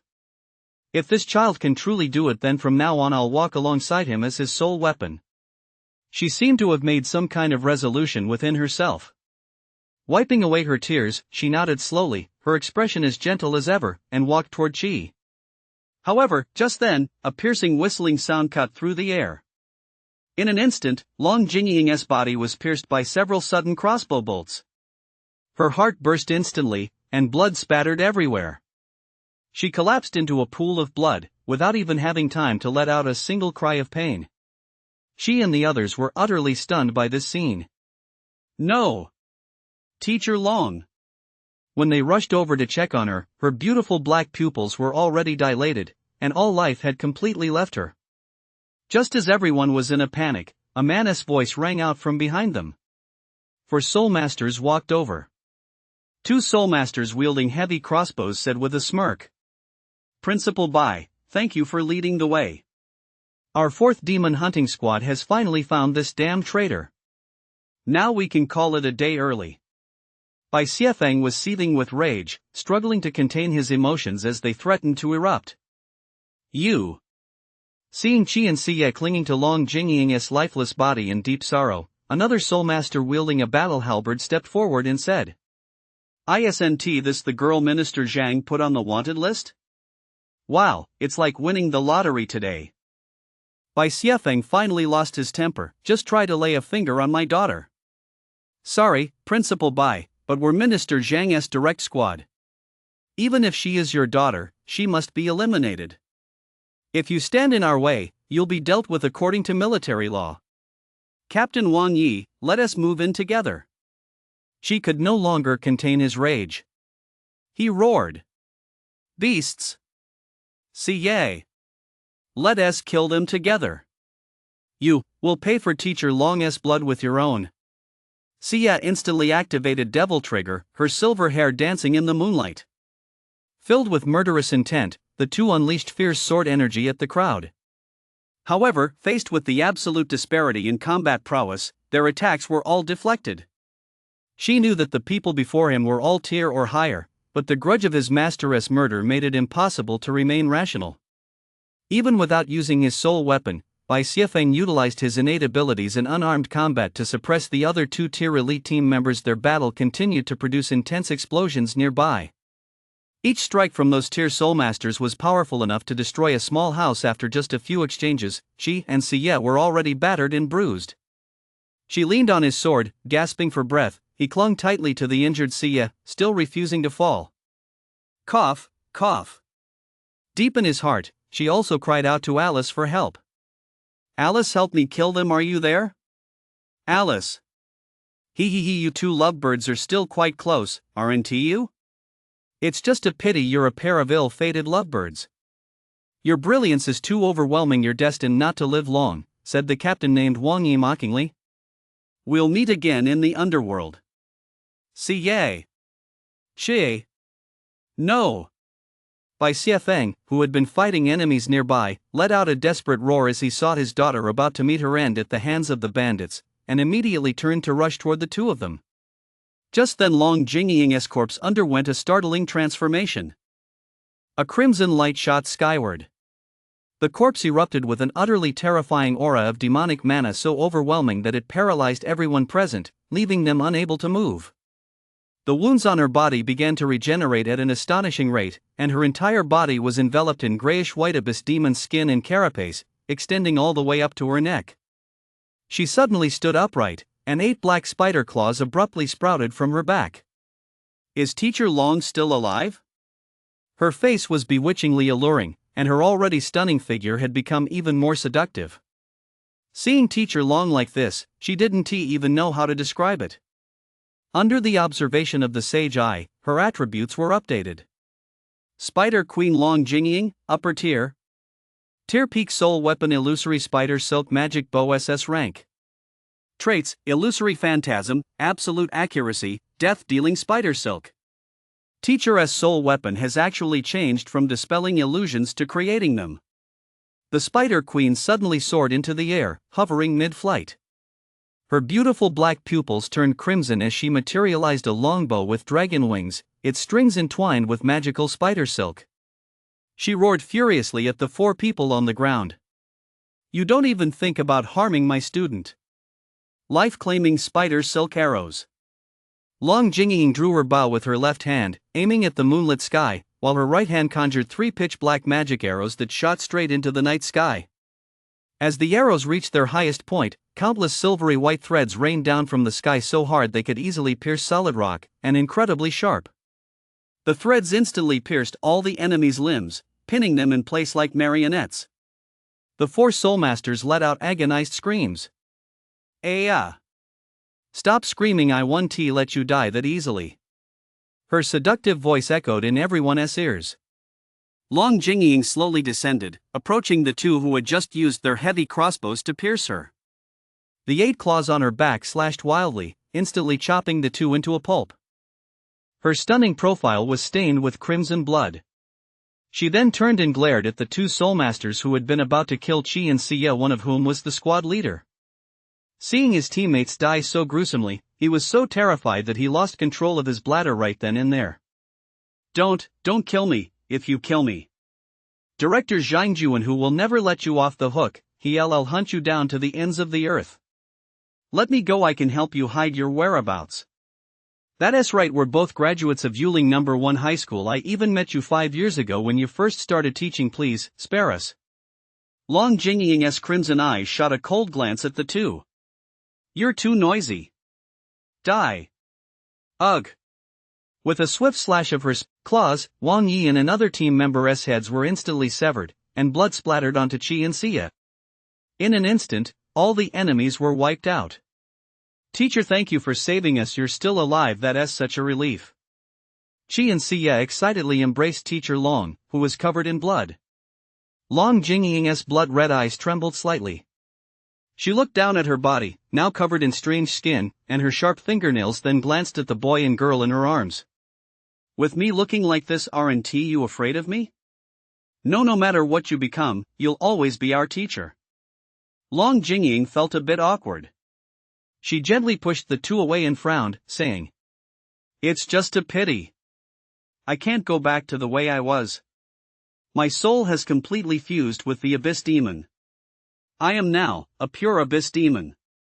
In her mind, she asked Alice, is there still a way to restore Teacher to her original self? Alice sighed. Once the demonic soul has fused, there's no going back. The Teacher standing before you now is actually a new being formed by the fusion of 2 souls. The Teacher you knew is dead. She has merely inherited all of Long Jingying's memories and is still immersed in the role of a teacher. If she were to awaken the memories of the Spider Queen, she might even suffer from schizophrenia. Damn it, was I still too late upon learning the truth behind her resurrection, Chia's eyes welled up with tears of resignation. Good girl, why are you crying? Look, your teacher is back. I'm not dead and my figure is even better than before. Teacher Long spun gracefully in place like a young girl, her feet clad in sharp, spider-web patterned stiletto boots that made her even taller than Chi. At that moment, Bai Xiefeng said, I'm so glad you didn't fall into darkness. After a moment of silence, she resumed her usual teacherly demeanor and said slowly. Well, the most urgent task is to get the children to the 6th war zone as quickly as possible. After tonight, I'm afraid there won't be a safe place for them in the 9th war zone anymore. Alright, I'll have CA and she set out tonight. What do you plan to do next? I'll survive outside the war zone until I uncover the true mastermind behind it all. She suddenly felt a sharp headache. Lifting her head again, her eyes flashed with an intense, malevolent. With that, Long Jingying created a sonic boom in the air and flew off into the distance. CA. You are the only ones. I absolutely refuse to harm. Please don't stand in teacher's way. Teacher. Don't go. After Long Jingying flew away, Bai Xiefeng shouted, Kids, hurry down the mountain. Long Jingying won't be back for a while. I'll take you to the 6th war zone right now. The three rushed down the mountain, climbed into a jeep, and sped off into the distance. On the road. She asked, will we be safe once we reach the 6th war zone? That's right. Zhang Ju and Huas men can enforce the law across war zone boundaries. Because each war zone enjoys a high degree of autonomy. They're passionate about research and should be open to the power of the abyss demons as long as it can be controlled. She thought back to what Long Jingying had said before she left. Uncle Bai, what exactly did Teacher Long go through in the past? Bai Xiefeng sighed and said solemnly.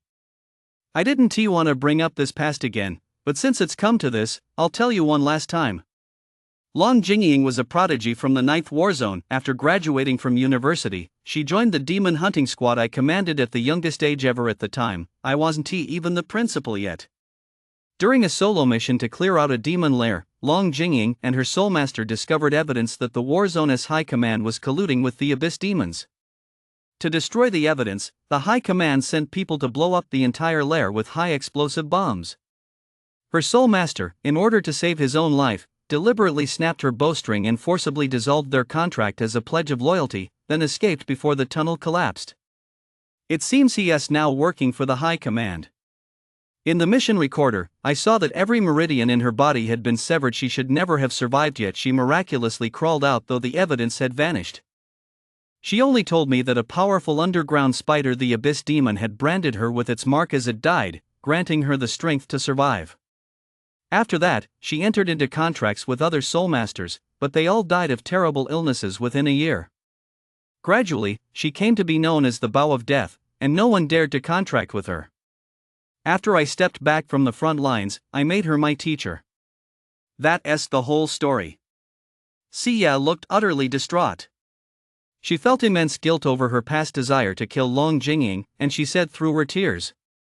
Sniff, so Teacher Long had such a tragic past. She thought to herself, no wonder Teacher Long would go to such lengths to protect us, so she had been persecuted so severely by the war zone officials. It seems the enemies in this world are far more complex than just the abyss demons. To repel external threats, we must first secure the interior. The car raced across the wilderness, with many roaming Tier 1 and Tier 2 abyss demons visible all around. But at 200 yards per second, they couldn't keep up and eventually stopped after chasing for a while. Just as everyone was finally breathing a sigh of relief, the sound of propellers whirring suddenly rang out overhead. Glancing back through the car window, they saw two heavily armed helicopters. Oh no, have the pursuers made it this far already? She exclaimed in shock. Two blinding searchlights locked onto the vehicle, and a ruthless command came from above.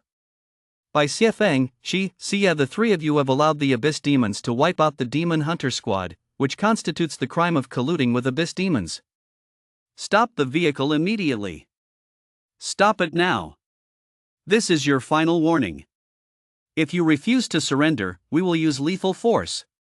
Seeing that the black jeep showed no sign of stopping, instead, it floored the accelerator and charged forward.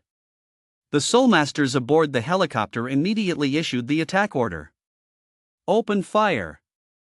Heavy Gatling guns unleashed a frenzied barrage. Although Bai Xiefeng did his best to weave the vehicle in a zigzag pattern, stray bullets still struck the interior. Ah!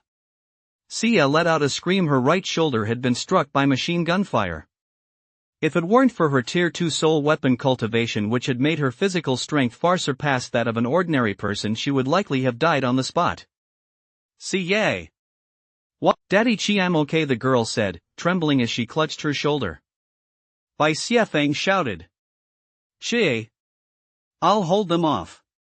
You drive. There's a private airfield 30 kilometers ahead. You'll be safe once you get there. He immediately opened the car door and climbed onto the roof, while Chi crawled over from the back seat to take the wheel. Standing on the roof, Bai Xiefeng used his body to block every bullet. The Gatling gun was useless against a tier-level powerhouse like him. Fire the missiles.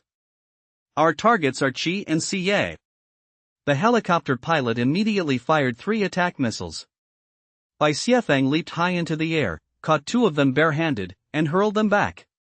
One of the helicopters couldn't dodge in time and was hit head-on by the returning missiles. Mayday! Mayday! However, the physical bodies of Tier Soulmasters are capable of withstanding explosions. They sustained only minor injuries and jumped out of the helicopter. After Bai Xiefeng landed, he didn't realize that these missiles were actually guided.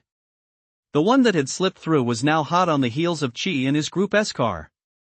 Chi, behind the wheel, immediately activated Sage Eye to detect the missile, but there was no way to avoid it at this point. They had to abandon the car. He instantly engaged cruise control, ran to the back seat, scooped up Xia, and leaped out of the car. Boom! The next second, the car was hit by the missile and blown to pieces. Bai Xiefeng saw the 2 of them jump out from a distance and finally breathed a sigh of relief, but the helicopter was flying higher and higher. He couldn't reach it even by jumping, and without the help of a soul weapon, he was unable to traverse the air. He could only watch helplessly as the helicopter pursued them. From a distance, she said, Xie, can you activate the Silver Wing Fierce Star Demon armor again? Right now, supersonic flight is our only hope. Xie's face went pale as she replied, oh okay, I'll try. She activated Devil Trigger once more. Silver blue armor enveloped her body, and blue dragon flames erupted from the wings and skirt armor on her back. The 2 immediately soared into the sky and sped away. However, this time their speed didn't exceed the speed of sound. It barely reached half the speed of sound. Seeing this, Bai Xiefeng thought to himself, excellent. They've actually mastered the power of flying through the void. I hope you both make it out safely.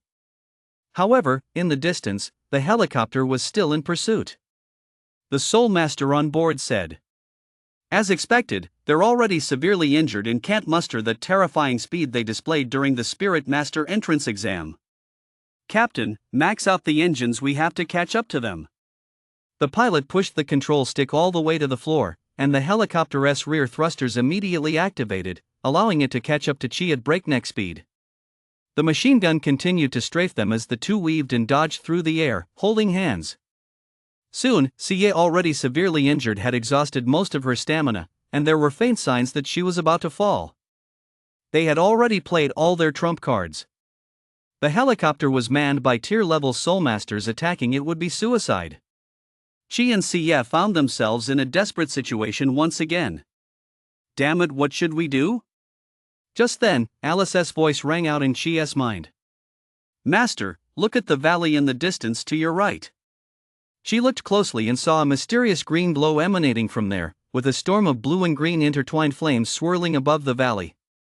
It looks like the Abyss Demon's territory. Do you want us to go there? Exactly.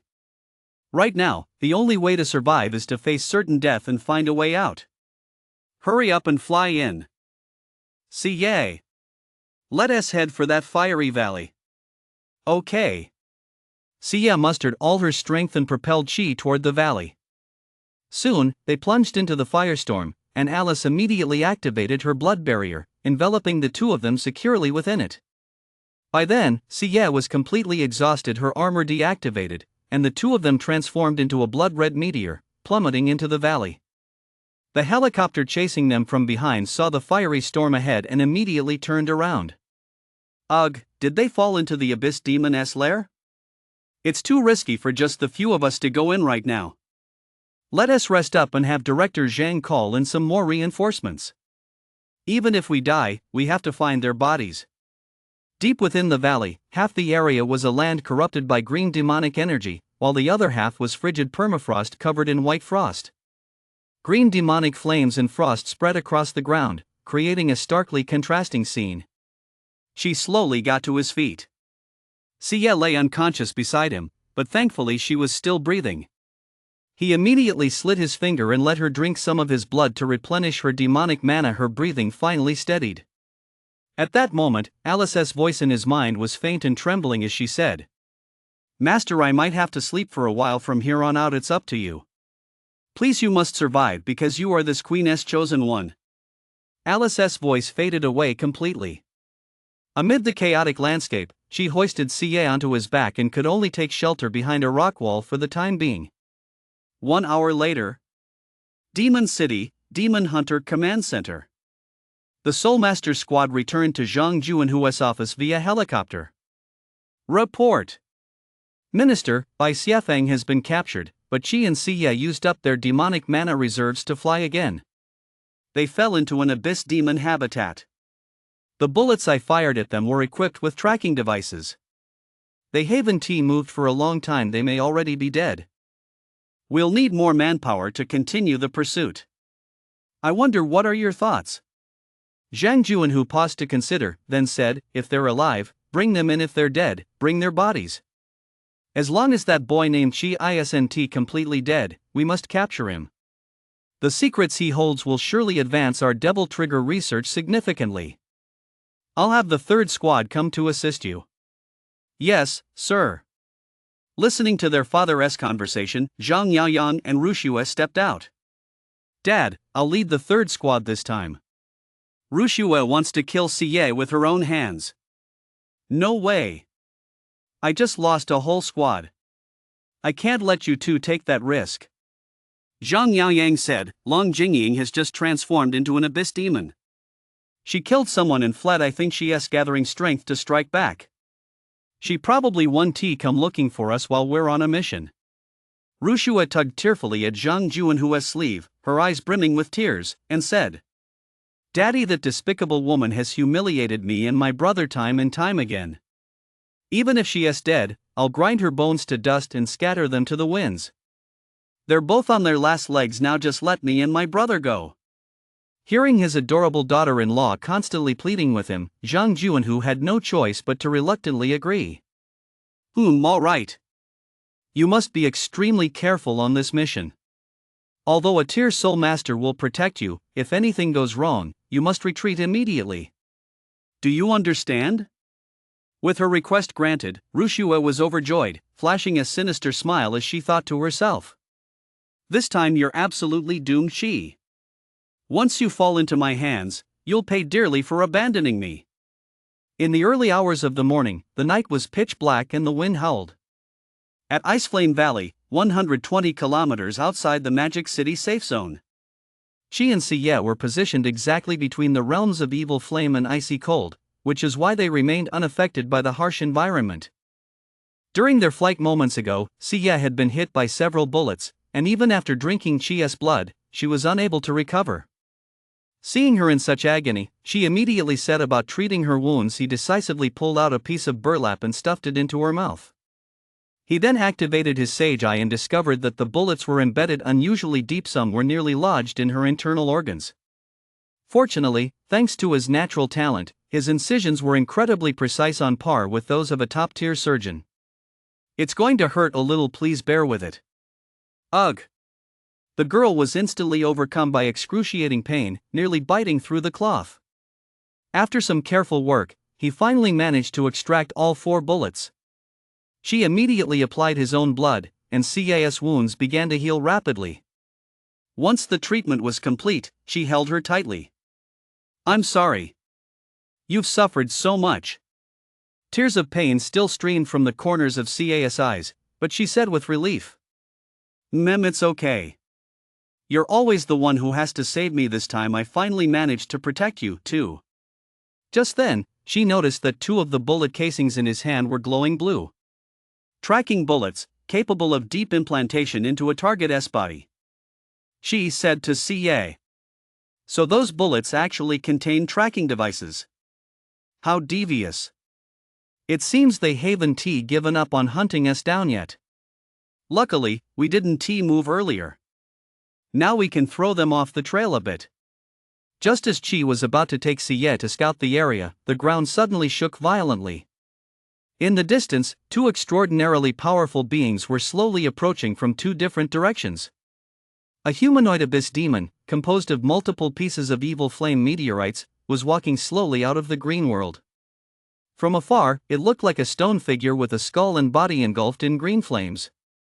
Across from it, in the icy world, a massive, furry mutant beast emerged. Its body resembled a wolf, its head a cross between a wolf and a dragon, and it had two enormous blade-like spines protruding from either side of its forelimbs. Tianfu immediately analyzed the information on these two monsters. Abyss Demon of Hellish Flames, Upper Sequence. Early Tier. Ability, Corrupted Flames. Iceblade Wolf Dragon, Mutant Beast Series. Peak Tier. Abilities, Annihilating Frost, Werewolf Transformation. The Sage I analyzed the two monsters. One of them was precisely the Abyss Demon that Alice had requested to hunt. It seems the intertwining auras of ice and demonic flame here are due to these two monsters fighting over territory. She felt elated. He signaled Siye to hide their presence alongside him. Once the Abyss Demon was dead, they could reap the rewards. The two colossal beasts stood locked in a tense standoff, the battle on the verge of erupting. The Iceblade Dragon Wolf launched the first assault. The spikes on either side of its forepaws suddenly crystallized into solid ice, as if two frost-covered battle blades had been instantly attached to its front legs. Roaring furiously, it raised its front paws and slashed at the Abyss Demon of Hellish Flames. But the Abyss Demon of Hellish Flames was no pushover either. Being the stronger of the two, it actually caught the blade bare-handed, completely parrying that fierce icy slash. The Abyss Demon immediately activated its ability. The malevolent flames on its body blazed continuously along its arms, suddenly crushing the ice blades to pieces. The Iceblade Dragon Wolf staggered as a result. Just as the Abyss Demon prepared to strike at its vital points, the Dragon Wolf lashed out with its tail, knocking the opponent down and creating distance between them. She was tempted to help the Iceblade Dragon Wolf, but at the moment, both he and Siye were completely drained. Moreover, these two monsters, the Abyss Demon and the Beast, were utterly irrational. Intervening rashly would only lead to their own deaths, so he dismissed the idea. Seeing that its attack had failed, the Iceblade Wolf decided to end the fight quickly. Suddenly, the lower half of its body began to mutate. Its upper body slowly rose, and it began to walk in a semi-upright posture. In that moment, it had transformed into a 6-meter-tall werewolf. It howled at the moon, its movements becoming even more agile, as the battle blades on either side of its arms slashed out like a raging storm. The Abyss Demon of Hellish Flames also unleashed its ultimate move. A green light suddenly flared from the core at its center, followed by a violent explosion of dark energy radiating outward from its body. Given the gap in power and cultivation levels, the explosion instantly destroyed the Iceblade Dragon Wolf's entire arsenal of blades and its frost armor. It was completely knocked down. Damn it, the Iceblade Dragon Wolf actually lost. Since I can't finish it off, I'll let those idiots handle it. First, I'll plant the tracking device on the Abyss Demon. Although the Abyss Demon was shattered into pieces, it quickly reformed. She seized this moment to secretly use his phantom sword to fire the tracking bullet he retrieved into the Abyss Demon's remains. Upon its resurrection, the Hellfire Abyss Demon didn't hesitate for a moment. It conjured a spike in its hand and immediately ended the Iceblade Dragon Wolf's life. Having defeated its opponent, the jawbone beneath its skeletal face twitched constantly, as if it were laughing uproariously at the heavens, yet no sound emerged, making the sight utterly unsettling before it strode off. The Iceblade Dragon Wolf lay motionless on the ground. She approached and thought to himself, since this mutant beast's attack style is so similar to that of the Battleblade, perhaps it could also be used to fuse with the Eskino's Battleblade. Who says you have to follow the recipe to the letter? She spoke silently to the Iceblade Dragon Wolf S-Corpse. I'm sorry, poor wolf. Please entrust your soul to me. I will avenge you. With that, he extended his right hand, ignited a blue-purple flame, and completely refined the massive Iceblade Dragon Wolf S-Corpse. Abyssal Forge activated. Obtained Mutant Beast, Soul of the Iceblade Dragon Wolf. Bloodwing Waltz Warblade absorbed. The system notification sounded, and the pale blue soul had already entered the Bloodwing Waltz Warblade. However, Alice still showed no reaction. Obtain the soul of the Abyss Demon of Hellish Flames to forge the Eskino's Battle Blade. It seems that as long as we defeat that massive Abyss Demon, we can wake Alice up right away. Once she is reforged, she'll regain her physical form, and then we'll definitely be able to leave this place safely. She said excitedly to Cia. Let us go track down that Abyss Demon now. The boy hoisted the girl onto his back and trudged with difficulty across the dark green, demonic energy-saturated land. Meanwhile, Zhang Yaoyang led 2 Soulmaster squads, a total of 10 people, including the soul weapon, deep into the Iceflame Canyon from the surface. Apart from Zhang Yaoyang and Rushue, the rest were all tier-level Soulmasters essentially. They could dominate the wilderness around Magic City. Following the Tracker's guidance, they ventured deeper and deeper into the valley, only to eventually find a pool filled with green magma. Zhang Yaoyang said, could it be that they've already fallen into the magma and been burned to death? Rushue looked somewhat dejected. Damn it, they actually died that easily. Just as they turned to leave, an Abyss Demon suddenly burst out from the bottom of the lava. At the sight of this Abyss Demon, everyone's blood ran cold. Oh no, it's a tier Abyss Demon. We've been tricked, one team member shouted. Zhang Yaoyang's face was contorted with rage. Damn Chi! Run! Submerged in the magma, the Abyss Demon's powers had been further enhanced. With a single punch to the ground, it formed a green barrier of dark energy, trapping itself and everyone else inside. Its skull began to cackle silently once more. Inner thoughts, become fuel for my dark energy. Damn it, we have no choice but to fight. Seeing that there was no way to retreat, and with 4 mid-tier Soulmasters by his side enough to barely hold their own, Zhang Yaoyang sounded the charge. Team member Ma Jun, push forward. Yes, young master. The burly man wielding a Knight's shield and lance soul weapon raised his massive shield. Storm Shield Wall. Suddenly, a semicircular wall of storm shields unfolded before him. When the Abyss Demon struck it with all its might, he retreated by less than half a meter. Excellent, keep it up. Wang Li, Zhao Chang, let us attack it together. Tian Hai, activate the power boost. The composed man in the rear, clutching his harp-shaped soul weapon, immediately began playing a magnificent melody. The mana contained within the music amplified everyone's strength. Zhang Yaoyang held the ice sword materialized by Rushue. He lightly ran 2 fingers along the blade as an emerald glow emanated from it. 8 flying swords materialized around him. Frost condensing sword art. With the tip of his sword pointed at the Abyss Demon, the 8 icy flying swords struck out in an instant. With the help of Wang Li's soul weapon, the City Breaker crossbow, the 2 dealt significant damage to the Abyss Demon of Evil Fire, shattering many of the evil fire rocks covering its body. Excellent! It's working! Let me deliver the finishing blow. Zhao Chang, wielding his massive soul weapon, leaped high into the air and brought it down on the Abyss Demon's head. Its skull was instantly shattered. However, it showed no sign of falling. It suddenly reached out and grabbed Zhao Chang's body, using terrifying strength in both hands to try to crush him. Zhao Chang was utterly terrified. The immense pressure was about to make his eyeballs burst. Young master! Save me, Aya! With a single powerful squeeze, the Abyss Demon of Evil Fire crushed the tiny human in its grasp, then stomped the giant soul weapon to pieces. Damn it, all-out attack! Just as Zhang Yaoyang was seething with rage, the Abyss Demon seemed to realize that the harpist behind them was the real threat.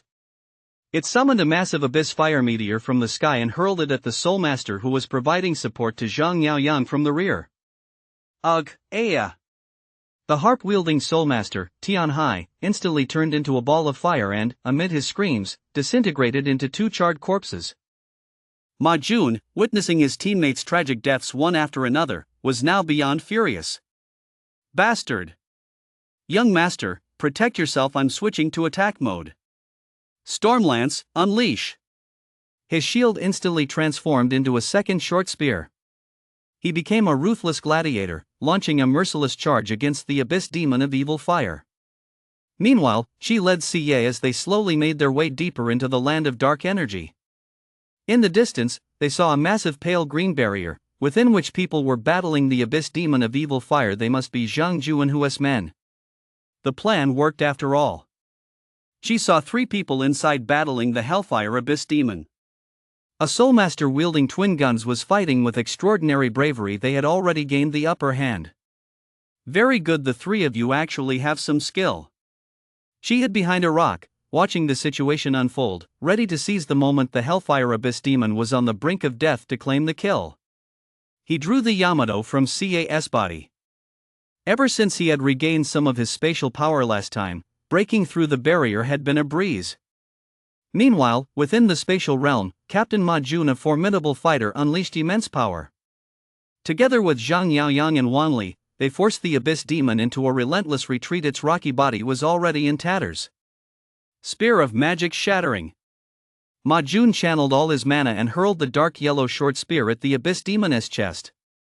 Instantly, a green light burst from its entire body, yet it did not explode. Instead, a searing core burning with green demonic fire was revealed at its waist. That's its weak spot. Young master, you deliver the finishing blow. Absorbing this Abyss Demon's remaining demonic mana will be very helpful for your future tier advancement. Ma Jun shouted. Got it. Just then, a figure could be seen approaching at breakneck speed from the distance. With a single swing of his blade, he sliced open a gap in the green barrier and swiftly slipped inside. Zhang Yaoyang was instantly startled. It's Qi. Ma Jun. Hurry up and stop him from stealing the kill. Ma Jun, wielding his lance, rushed toward Qi. Seeing the attack coming, she acted without hesitation. He drew the Bloodwing Waltz blade, imbued it with the flames of the Abyssal Forge, and hurled the blade with all his might at the core of the Abyss Demon of evil fire. Zhang Yaoyang and the other 2 present gaped in shock. The blood-red blade was traveling at such a blinding speed that they were powerless to stop it. Oh no! What kind of weapon is that? Could it be he has a second soul weapon? That's impossible. To contract a second soul weapon, one must possess soul power at the tier level or higher. Rushue, who took the form of a sword, was also utterly shocked by this sight. Could it be that Qi has taken a second wife? You bastard! This is bad. Quick, restrain Qi. Zhang Yaoyang shouted immediately. Ma Jun's 2 lances instantly pierced Qi's shoulders, pinning him to the ground. Yet he showed not a trace of fear. In fact, the corners of his mouth curled up slightly. Wake up! Alice! Demon weapon complete. She clenched his palm in midair, and the blood-red battle blade embedded in the core of the evil fire instantly melted into it. As the Abyss Demon's body crumbled, the core of the evil fire continued to expand, growing larger and larger, as if it were a scorching little sun. Gradually, within that core, another, opposing, icy aura began to emerge. What on earth is this thing? Quick, let us destroy it. Zhang Yaoyang and Wang Li attempted to destroy the terrifying creation she had conjured, but as soon as their crossbow bolts and ice swords neared the ball of frostfire, they were either melted by the intense heat or frozen into shards of ice. As the ball of frostfire continued to burn, the silhouette of a little girl actually appeared within it. Suddenly, a blinding light burst forth, stinging everyone's eyes, and the girl absorbed both energies into her body. When everyone opened their eyes again, they saw only a petite, fair-haired, blue-eyed girl standing in the center of the barrier. Her features were strikingly defined, as if she were a masterpiece of art.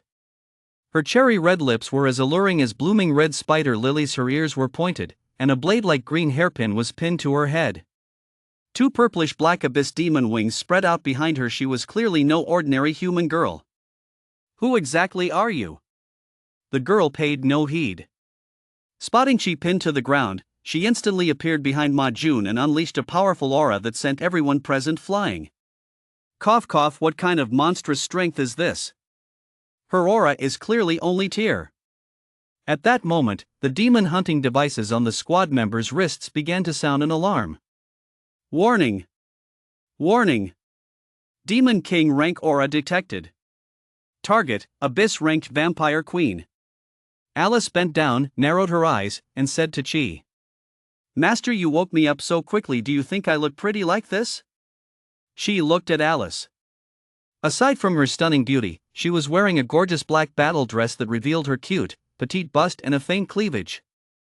You look beautiful, though they seem a little smaller than before. Humph. That's just because this queen's power hasn't fully recovered yet. They'll grow back later. She said, speechless. I was talking about your height. Alice gave Chi a sweet smile. Now, if you remove the hairpin from this queen's head, you'll be able to use the Asino's battle blade. Come on. She noticed that the hairpin on her head was actually a miniature battle blade. He gently removed it. Instantly, the hairpin transformed into a green battle blade ablaze with fell fire. At the same time, a surging power flooded into his body. Bloodwing Walt's battle blade has evolved. Spirit of the artifact, Alice early tier. Frostfire Ashino's Warblade main hand SS rank. Traits, Fell Flames, Annihilating Frost. At the same time, Chi's left hand materialized a Warblade composed of ice elements. The other Bloodwing Walt's Warblade hand evolved alongside it was still in her storage space, which greatly surprised Chi. That's this queen's ability I can also take on another form. I'll explain it to you later. By the time the group, who had been knocked flying, finally managed to get back on their feet, a malevolent gleam ignited in Alice's beautiful green eyes. She said contemptuously, "You've been bullying my beloved master for so long. Go ahead, how do you want to die?" Chi dual-wielded the demon fire warblades, while Alice also conjured identical weapons from demonic mana in her hands. The scene before him, combined with the Abyss Demon's overwhelming aura, had already twisted Zhang Yaoyang's face in shock. She actually turned one of the legendary 10 Abyss Demon Lords into a soul weapon. This is impossible. Ma Jun said, "Young master, don't panic.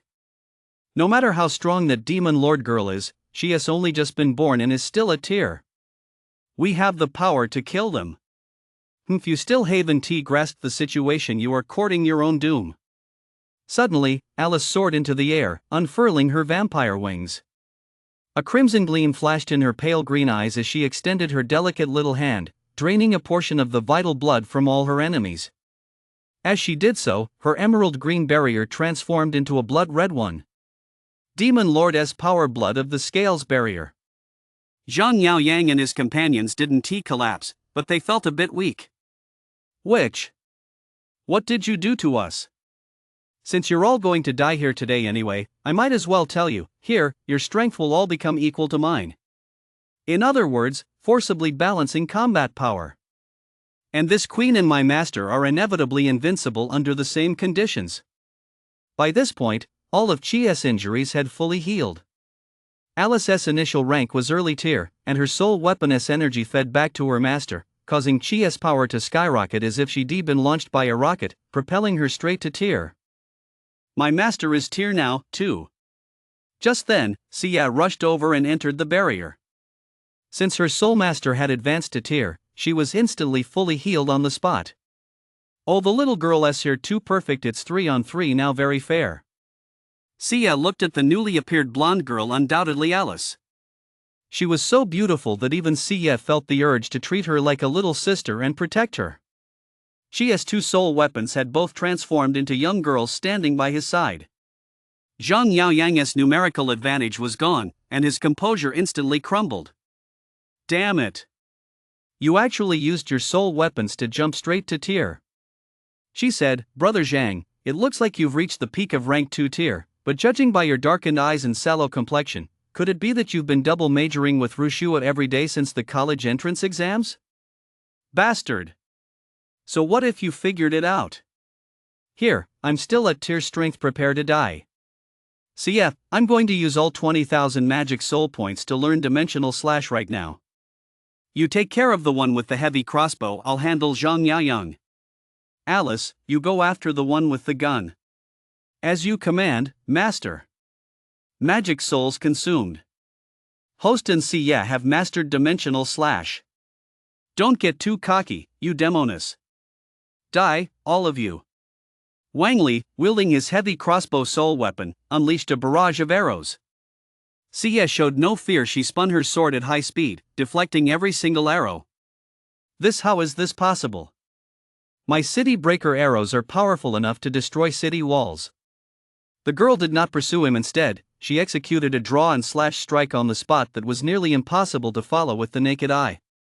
At the same time, the space around Wang Li was slashed to pieces by several sword energies that appeared out of thin air. Wang Li fell to his knees.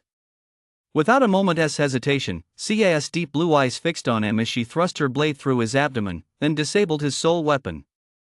Wang Li! Damn it! Young master, I'm here to help you. Don't get distracted, your opponent is this king. Alice flashed a wicked smile, her pupils instantly narrowed to vertical slits, revealing her cruel nature without a trace of doubt.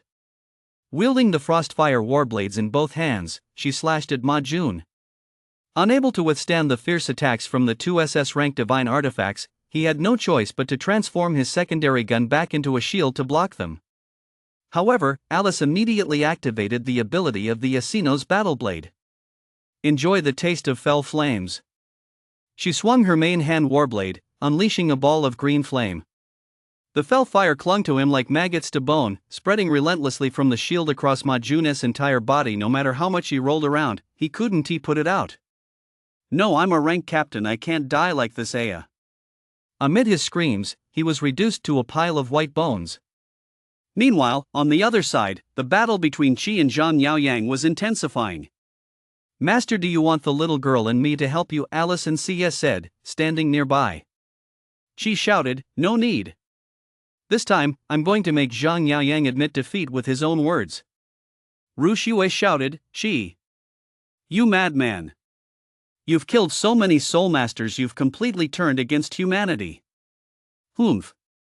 You stinking woman, do you even have the right to judge me? If I hadn't deliberately held back and spared you during the simulated battles, you and Zhou Hongkai would have met the same fate. You bastard. Brother Yaoyang. Let me drink your essence blood. I don't care anymore, I'm going to kill Qi. Goddess. Yes. Zhang Yaoyang slashed his wrist with the Rushue sword, and her mana surged instantly. Blood-sealed frost slash. Zhang Yaoyang swung a slash woven from blood and frost. Qi decisively blocked it with his offhand frost blade and immediately activated Annihilating Frost. Annihilating Frost was 2 ranks higher than Rushue's Perpetual Frost, and Qi's Frostblade began to corrode Rushue's blade. Her blade froze solid, becoming extremely fragile, and the Frostblade instantly sliced a gash into it. Even though she was now a sword, her piercing scream could still be heard. At that very moment, she seized the opportunity and, with his primary hand as fell flame warblade, severed Zhang Yaoyang's right hand, the one holding the sword. In the process, he also destroyed his combat recorder. She did not unleash fell flames, but he still charred the edges of the wound. Even with such advanced technology, the hand could not be reattached. With his sword-wielding right hand severed, Zhang Yaoyang was now completely incapacitated. Zhang Yaoyang, you've lost. She declared, pointing her warblade at him. Zhang Yaoyang stared blankly around him. His squad had been wiped out. Turning to face Qi, his eyes blazed with murderous intent, as if he were a great demon god from the abyss. Zhang Yaoyang had fallen into utter despair. He collapsed to his knees with a thud and cried out. Qi, please, spare my life.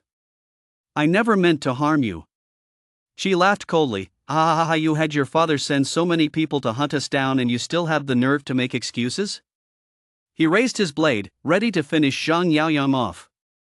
Suddenly, Zhang Yaoyang pointed his left finger at Rushue, who had returned to her human form, and shouted. It's all this slut's fault. She has been egging me on to kill CA all this time, and she even made me kidnap you. I've only just realized I'm nothing but a suck-up.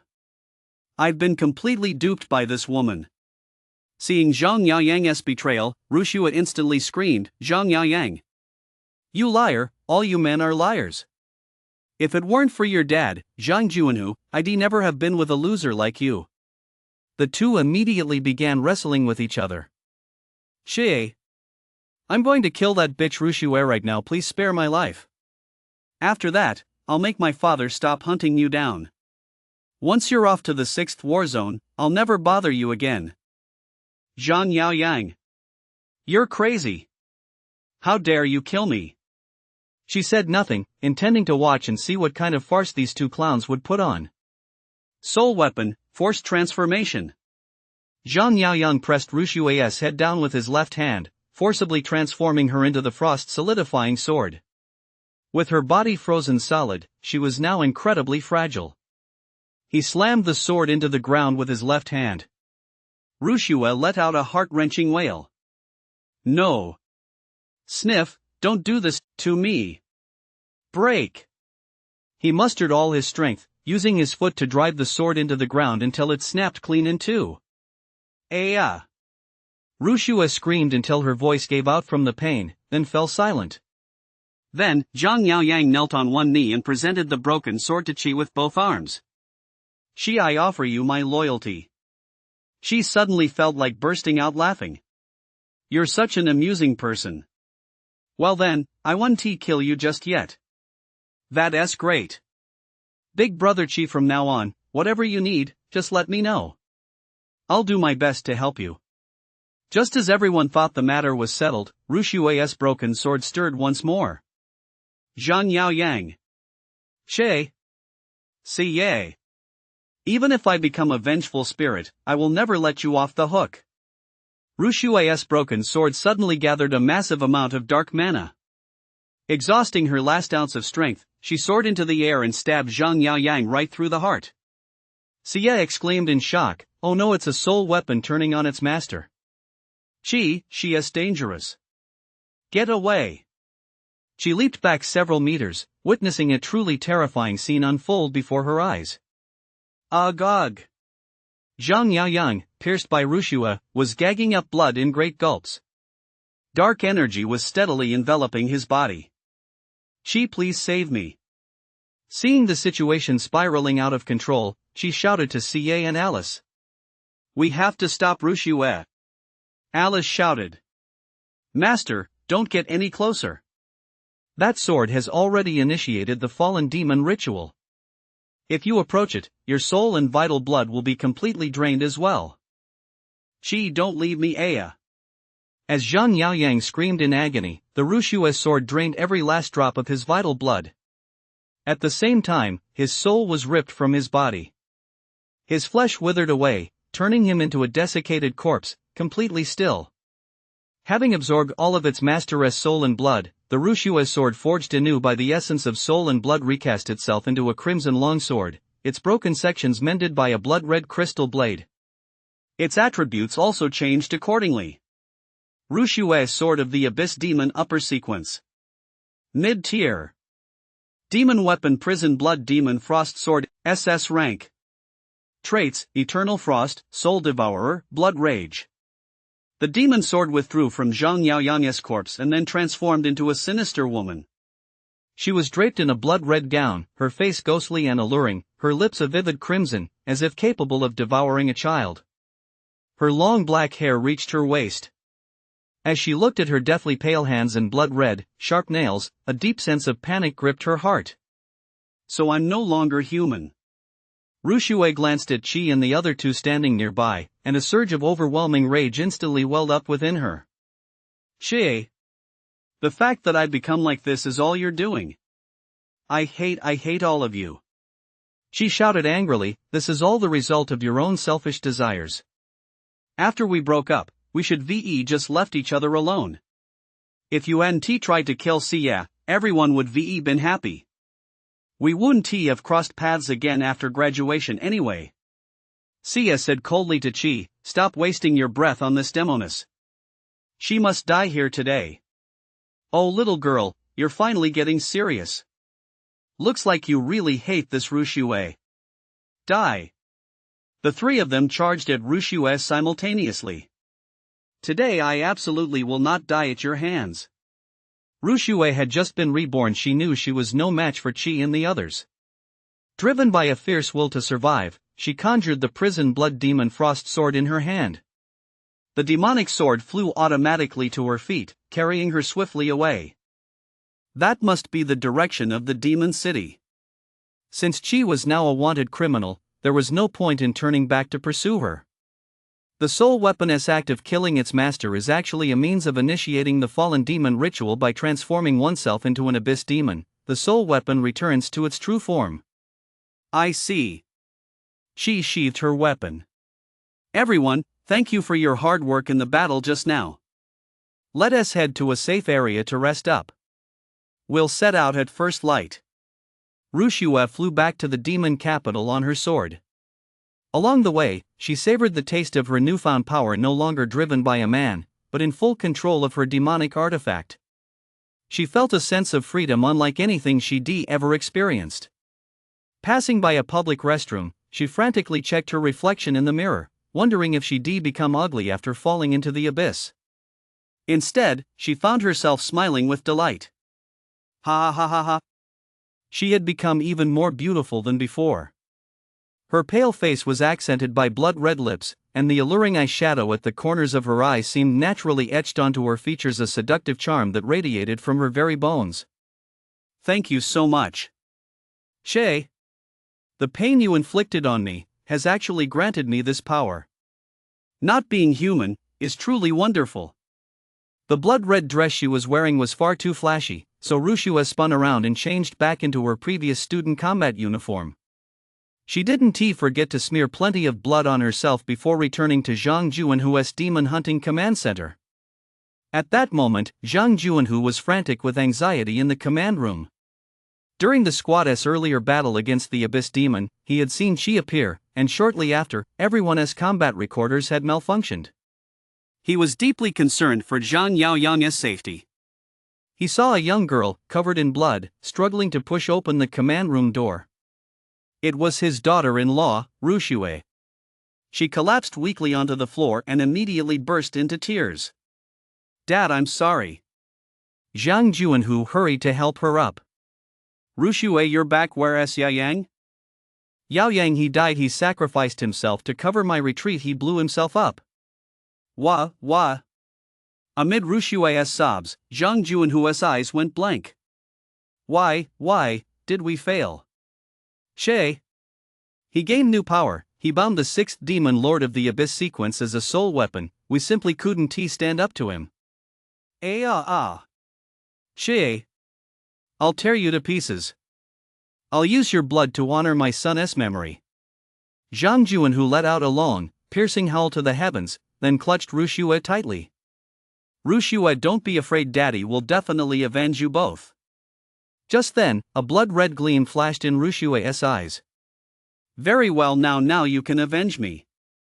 She summoned the prison blood demon frost sword from her side and instantly stabbed Zhang Juanhu right through from the side. Put. A gush of fresh blood spurted out. Who exactly are you? Rushue transformed into the form of the demoness in the red dress. I'm Rushue, of course your son, in order to stay alive under Chi's rule, swore allegiance to him and snapped my sword blade right in half while it was still in his hands. I'm the one who killed that vicious, faithless scoundrel. Upon hearing the truth, Zhang Juanhu roared in fury, even as he coughed up blood. Rushue! You venomous witch! Give me back my son's life! Stop screaming! You will become my puppet to help me exact my revenge. Soul-devouring technique. Rushue extended her jade-like hand, siphoned off half of Zhang Juanhu's soul, and imprinted a soul mark upon him. From that moment on, Zhang Juanhu had completely lost his free will and had become Rushue's puppet. Rushue gave a sinister smile and said, Chi and Xia are the real culprits behind your son's death. From now on, you must help me and brother Yaoyang take our revenge. As you command, Lady Rushue. The next day. With the deaths of the two dominant monsters of Iceflame Canyon, the ice and firestorms swirling overhead dissipated. She and the two women regained their strength. Before leaving, they scavenged the items their enemies had dropped, collecting around 200,000 Dongwon coins, then had Sia activate her silver wing malevolent star armor and ascended into the sky with her. Alice also unfurled her vampire wings and soared into the sky.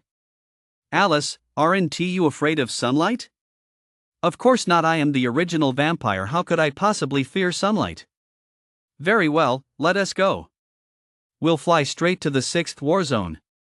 With their power levels fully charged, she and Sia joined hands, broke the sound barrier in midair, and set off toward the 6th war zone. Master!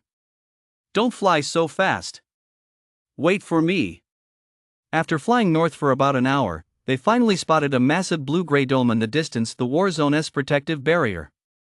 It had taken so long because they slowed down to wait for Alice. Even so, her two vampire wings were so exhausted she could barely keep them up. Master, I'm so tired I can't go on with that. Alice began to plummet downward. Alice! She quickly flew down and caught the blonde girl in a princess carry. She was only about 154 tall, looking delicate and adorable in Chi's arms. She narrowed her beautiful eyes and said in a spoiled tone, "Hee, finally getting a hug from Master, I'm so happy." So you were just faking it? Then I'm letting go. She said dismissively. No. Master. I really can't fly anymore. Let me rest for a bit. With that, Alice transformed into a battle blade and returned to Chia's storage space. The rules of the Warzone's barrier were that one could only exit, not enter, and there was a detection system overhead, so Chi and Sia walked up to the Warzone's main gate. Who goes there? Shouted a Soul Master warrior clad in tactical armor and wielding a spear-like soul weapon. We're Soul Masters from the 9th Warzone. We've just been accepted into the Soul Master Academy and wanted to get a sneak peek at the campus. Do you happen to know how we can contact Ms. Shinya? She said politely, then presented his ID. The guard replied impatiently. So you're a Soul Master too, where's your acceptance letter? Shifyun isn't someone you can just meet whenever you want.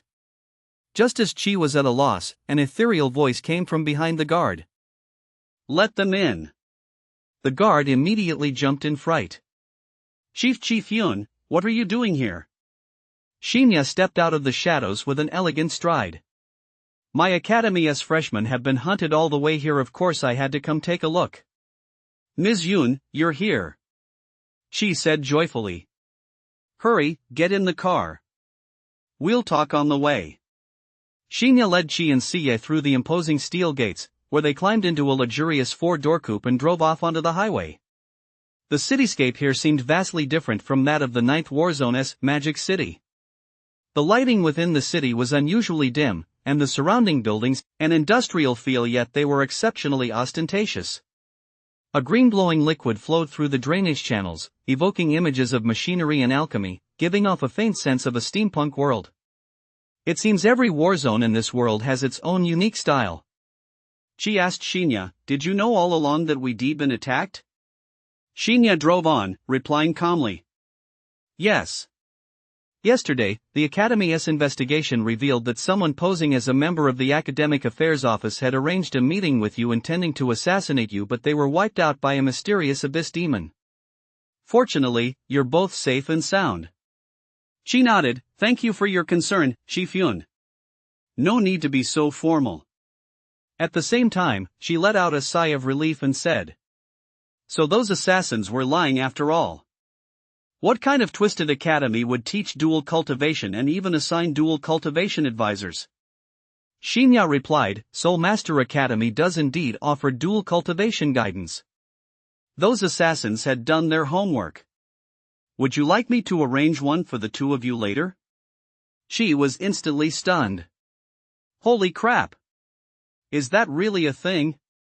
Sia blushed and said, Ms. Yun, we don't need that for now. Shinya smiled. Just let me know whenever you do need it. Half an hour later, they quickly arrived at the entrance of Soul Master Academy. The academy was exceptionally grand, a semi-modern Gothic building that actually gave off the vibe of a magical university. Luckily, the acceptance letters haven't been sent out yet. I'll have someone deliver them to you in a couple of days. Come on, let me show you to your dorms first. Shinya led Chi to a large two-story house with a small garden. It was every bit as impressive as CAS family villa. You're telling me this is a dorm? This is the SSS rank treatment at the academy. Once you break through to the next tier, you might even be able to contract a second soul weapon. That's why the house is a bit bigger.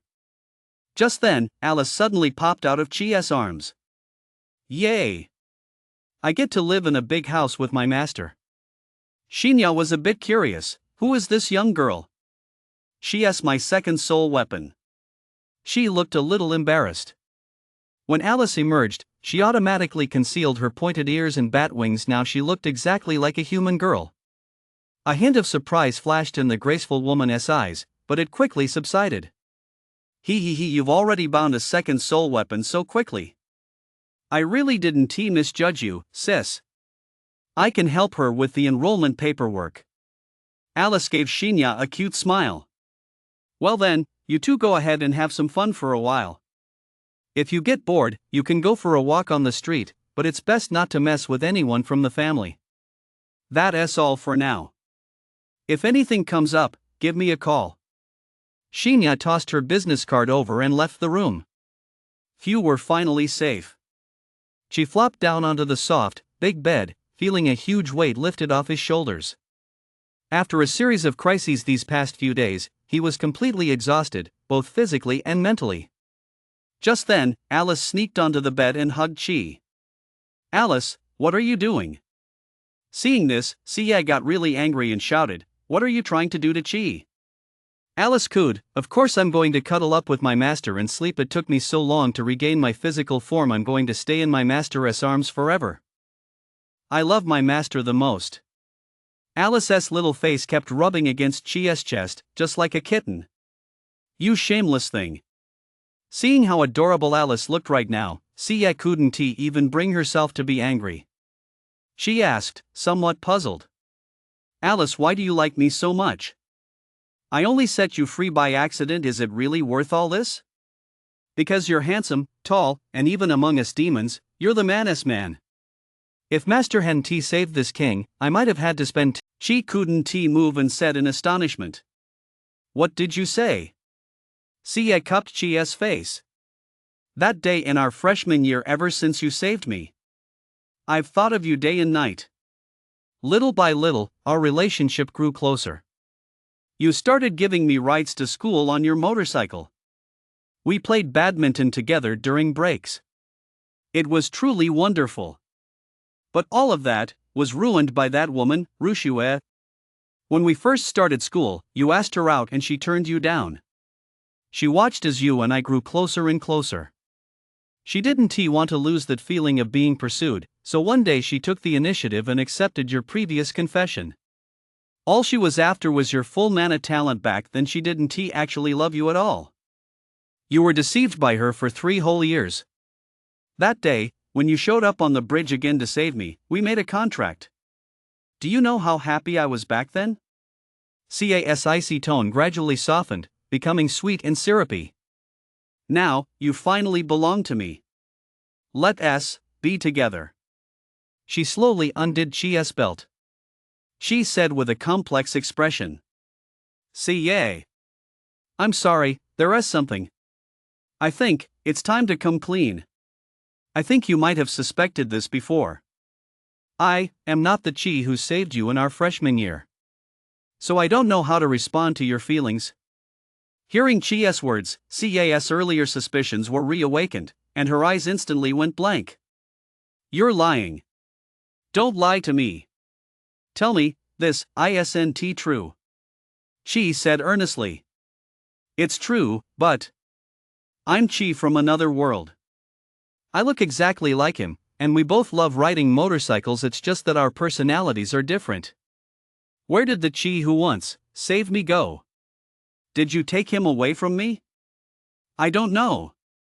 I just felt we needed to be completely honest with each other before things went any further, otherwise, it would be too unfair to you. My Chi. Where has he gone? The girl sat on the edge of the bed and suddenly burst into tears. Even Alice found it hard to hold back her own tears as she watched. She hurried over to Cas' side to comfort her. "Don't cry, little girl, your master loves you too." Based on this king's perception, he is essentially the same person as the original one, just existing in a different dimension. "I'm sorry for telling you something so cruel, but we've been through so much together, and it was all real. I believe the original Chi might also be living peacefully in some corner of another world." Sia nodded silently and said tremblingly, "I want to be alone for a while." Come evening, Chi was getting ready to eat at the school cafeteria. "Sia, want to go eat?" "No, I think I'll just grab a bite somewhere outside." "Okay, remember to come back early." Watching Cas' receding figure, Alice couldn't help but sigh. "I never expected this little girl to be so possessive. Even I'm put to shame. Such obsession. If she can come to her senses and continue to love the master deeply, she'll be worthy of serving the master alongside me." Hearing Alice's words, she was startled and said, "Alice, do you mind if I love someone else too?" Alice replied with a smile. "Of course not. Our master is destined to become a king one day, and by then, all the beauties under heaven will be at his disposal. But I still hope our master will spoil me a little more." She ruffled Alice's hair. But as for serving him, let us wait until you're a bit older. I don't want people to think I'm a lowly fetishist. I'm tens of thousands of years old. Isn't a legal lowly just the best?" She was at a loss for words again. Seeing this, Alice immediately changed her tune. "Okay. Since you don't like it, then once I'm back in my prime, we'll get married. After we're married, we can do naughty things out in the open." That night, Sia wandered alone down the desolate street, her tears flowing unceasingly. The soul inside Chia's body had been replaced by someone else. The soul of that gentle young boy who had once saved her was gone, yet the new Chi had brought her so many unforgettable memories. If it weren't for his appearance, she would likely have been mercilessly cut down by the mantis demon's scythe long ago, dying in the end with endless regret and pain. Images of them fighting side by side kept flashing through her mind, and these memories only served to further confuse the young girl's thoughts. How on earth am I supposed to face him? So Chi and I have known each other for less than a month. The memories we shared, he never actually experienced them himself. The way I acted just now, he must think I'm a slut. Just then, a mature woman's voice called out to Sia, who was crying. "Little sister, what's wrong?" Seeing that Sia still hadn't turned around, the woman walked up to her. She looked elegant and dignified, wearing a long black dress and red high heels. She appeared to be a lady from high society. "Judging by the look on your face, you've been hurt by a man, haven't you?" "I don't know." "Do you still want to go back?" The young girl shook her head. "I suppose that's the case. Men are all scum. Come stay at my hotel for a few days." "A hotel? Okay, here's the money." Sia pulled 100,000 yuan directly from her spatial pocket. This left the elegant lady somewhat stunned. This young girl is actually that rich. "It's fine. I won't charge you for the first few days. Come with me." Sia rode in the wealthy woman's luxury car to a hotel. The hotel was decorated in a dreamlike style and was called the Drunken Dream Hotel. Sia took a look at the front desk. They required ID registration, so it was indeed a legitimate establishment. Upon entering the hotel room, she found only a sofa and no bed. Sia spotted a large bathtub filled with a viscous, pale purple liquid. This is the Dream Pool, the latest invention from the 6th Warzone Soulmaster Academy. It allows you to enter preset dream worlds and can even create dreams based on your thoughts. In the dream world, you can have anything you want. The experience time is limited, but you can also take on jobs within the dream or exchange money for more time. Is that really possible? Sia asked, somewhat skeptical. Don't worry, here's the official authorization document. If you don't want to continue, you can call the system to exit at any time. Okay, I'll give it a try, then. Just close your eyes and visualize whatever you want, said the elegant woman. The girl slipped out of her clothes and lay down in the bathtub, which was emitting dreamlike bubbles. She felt as if she were sinking deep into a pitch-black ocean. Suddenly, she was bathed in a blinding light. The dazzling sunset cast its glow on her desk. She had returned to Magic City's first spirit-taming high school. A familiar boy walked slowly toward her. Xia's face was fresh and youthful. He looked like a freshman. "Xia, sweetheart, it's Friday again. Let me take you for a drive up Sifan Mountain." Xia felt that the boy before her had the same cheerful, sunny personality as this new Chi. The way he addressed her was clearly the kind of nickname couples use. She couldn't help but think, if he had always been like this, how wonderful that would be. "We were meant to be together." Xia smiled gently and said, Chi, let us go enjoy the scenery." The girl climbed onto the back of the motorcycle, gently wrapped her arms around the boy's waist, nestled against his sturdy back, and quietly savored the moment. Reality, midnight. She grew extremely anxious when he realized Xia hadn't returned yet. "Xia, she hasn't met with some misfortune, has she? Is it really that bad? Does she only like the silent, aloof version of me? Alice, can you help me find Xia?" Alice said.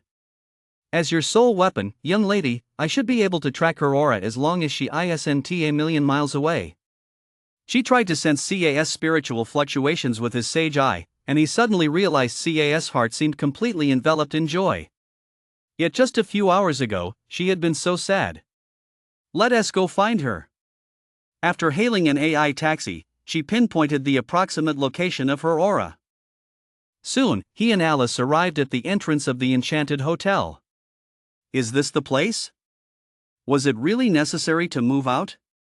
As they entered the hotel lobby, a beautiful receptionist asked, "Sir, who are you looking for?" "I'm looking for Xia. She's my sole weapon." "I'm sorry, but this guest is currently experiencing a private dream. You cannot disturb her." Just then, a beautiful woman in a black evening gown walked over. "Xia won't be coming out for at least 3 days. You're the man who hurt her, aren't you? How dare you show your face here?" She was puzzled. "Who are you? What business is it of yours? Hand Xia over right now." "I'm Luo Yi, the owner of this hotel. Let me show you something. Xia doesn't want to be with you at all." Luo Yi pulled out a holographic display and the image it showed left both of them speechless. What? You two didn't fight? You didn't get enough of each other in real life, so you ran off to the dream world to be lovey-dovey? Could it be, young man, you can't satisfy her?" She spat out a mouthful of Xia. "Don't get lost in the dream. We can still go to school together at the Research Institute later." Xia said softly, "She don't worry about me. I'm really sorry about today. I do prefer the new you. But the Chi who helped me in the beginning, he is dead. I don't know how to face all this. Just let me stay here and escape for a while. I want to reweave our memories here. Let us meet again in 3 years." She snapped. 3 years? Are you crazy? Our studies will fall apart. Luoi said, "Time passes much faster in dreams than in reality. In reality, it's probably only about a month. It won't affect your studies." Xia ignored her and hung up the phone. She watched as she went back to playing with her 15-year-old self. "Bastard!" she roared. Alice frowned and said, "Tsk. This little girl is seriously ill. I never would have thought she had such deeply hidden Yandere genes. It's because your soul has been swapped. To make herself accept all this, she is forcing herself to spend another 3 years with the cheerful version of you, brainwashing herself. She wants to replace the scattered memories she has of the original host and force herself to love you. That's truly twisted. If she really stays in there with you for 3 whole years, she'll definitely fall madly in love with you and be inseparable from you. I bet the first thing she'll do when she comes out is kill this king." She clenched her fists. "I absolutely cannot let her turn into a deadly Yandere. Let us go back first and figure out a long-term plan." Back at the school dorm, she was physically and mentally exhausted, so he fell asleep. A few days passed, and she still couldn't find a way to pull Xia out. He was deeply troubled. If she stays in there for a full month, she'll become the next Mikage. What on earth can I do to help Xia let go? She clearly likes me too, but she can't bear to see the original host disappear. Alice immediately spoke up, Master S. Sage, I might just have a way to do it. I can use my Demon King's powers to amplify it for you. These powers possess the strength to transcend the dimensions of the world, you know. It'll let you glimpse scenes from another dimension. She was overjoyed at the thought of seeing news from his home planet, Earth. After all, he'd been very worried about his family ever since he'd been transported here. Then there is no time to waste, let us get started right away. Alice extended her slender little hand and tapped Chi's forehead. Demon King's power, dimensional vision. Chi suddenly opened his eyes. A beam of blue light shot from his eyes, projecting an image onto the wall. His parents on Earth were in good health, and his other self was still alive. He had become less talkative than before, more aloof, and still enjoyed riding a motorcycle to and from school. So the me in this world, my soul, has traveled to Earth. Only then did she realize that his travel was simply a soul swap between the two worlds. His Earth self was exceptionally bright. He had dropped out of Sanben College, retook the college entrance exam, and easily gained admission to either Peking University or Tsinghua University. And in college, he'd fallen in love with a warm and outgoing girl named Xie who looked exactly like him. Alice, hurry up and record this. Seeing all this will definitely help Xie get better. Alice eagerly picked up her phone and started recording. So this is the Master's hometown. How interesting. She and Alice rushed over to the Chenzhou 8 hotel. Manager Luo. I have something I want to show Xie. If she stays in there much longer, she'll have a mental breakdown. Okay, I'll show it to her right away. Luo was a bit puzzled as well. Logically speaking, she should have come out at least once after 3 days in the dream. Relying solely on nutrient solution is harmful to the body, but it's been nearly 10 days now and she still refuses to come out. Luo accessed the live feed from the dream only to be met with another shocking and disturbing scene. Xie was kissing Chi in the grove at Yuling High School. Alice stomped her foot and shouted, "This is driving me crazy. This is driving me crazy. You perverted woman, stop dream raping my master.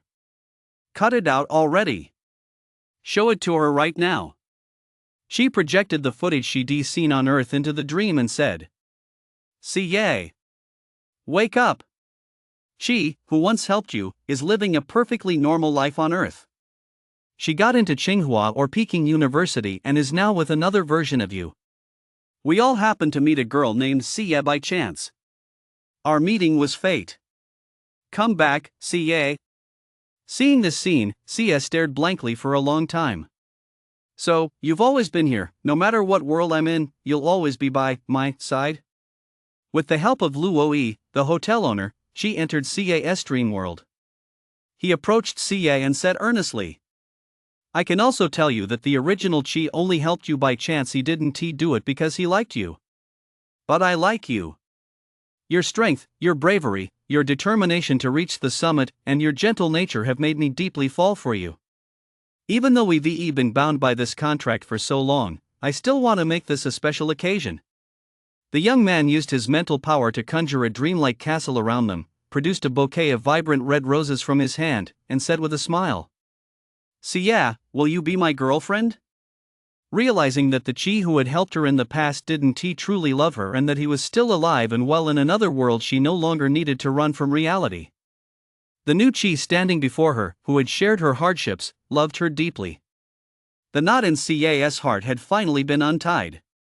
She threw caution to the wind and ran toward the young man holding the roses, pulling him into her arms and murmuring, "Whether it's the you from the past or the you of the present, you've both been so gentle with me.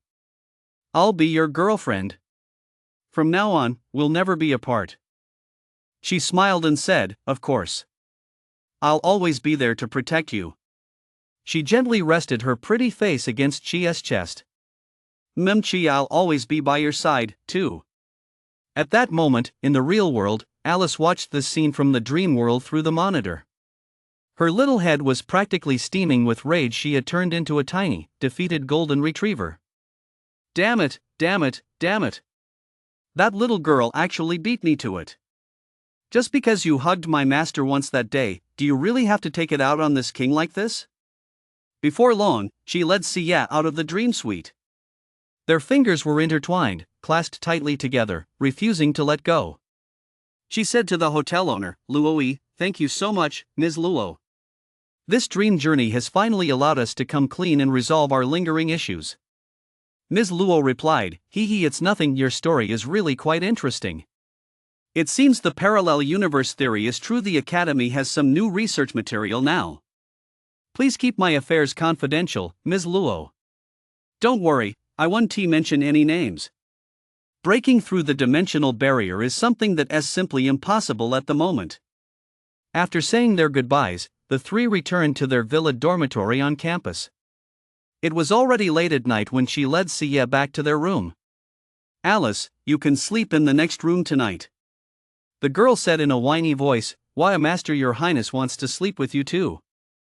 Wait until you're a little older." After closing the door, she picked Sia up and carried her straight to the bed, pinning her beneath him just as she had pinned him down earlier. The girl was instantly flustered, like a startled little kitten. "Eat? What's the matter? Weren't you being pretty assertive just a moment ago?" she said with a mischievous grin. "I'm sorry. I shouldn't have done that.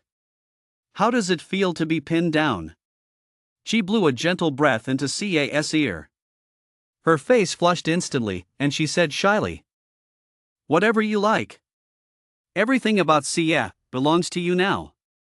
After a night of passion, several crimson blossoms quietly bloomed amidst the pure white. The next day, she woke up early after their dual cultivation. He seemed to have gained new strength. The hostess bond with soul weapon Sia has been upgraded to life and death together. The host has unlocked the true demon bloodline and can now activate Devil Trigger on his own. Devil Trigger effect, mana triples. So, after dual cultivation with a soul weapon, you can actually acquire their bloodline and some of their abilities. This is absolutely brilliant.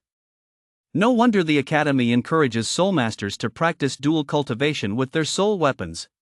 She headed down to the kitchen on the first floor to make breakfast for Sia.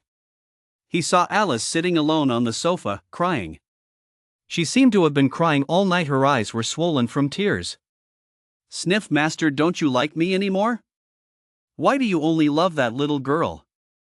Xiaxue patted her head and said, "Alice, my first dual cultivation session with Sia was a sacred occasion. Once you've grown up, I'll never forget you." A smile bloomed on Alice's face once more. Actually, this king can awaken a second magical artifact form.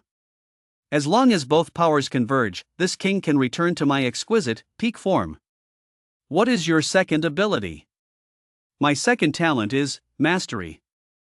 Whether it's a mutant beast or a mechanical vehicle, I can master them perfectly. Back in the day, I was known as the Vampire Knight of Huangya, you know. I see. I'll keep an eye out for an abyss demon soul suitable for fusion." After chatting with Alice, she picked up the ingredients and a frying pan and began preparing breakfast for Sia. At that moment, in the room on the second floor, Sia, still half asleep, slowly opened her eyes, only to find that she was gone. Yet just yesterday, the two of them had fallen asleep in each other's arms. She immediately felt a wave of panic wash over her. "Shay, where have you gone? Don't leave me." She slowly got dressed, ready to go look for Chi. Just then, she pushed open the door, carrying an exquisite breakfast. "Sia, you're awake.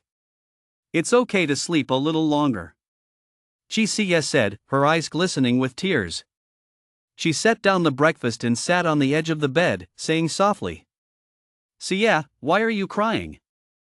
I just went downstairs to make you breakfast.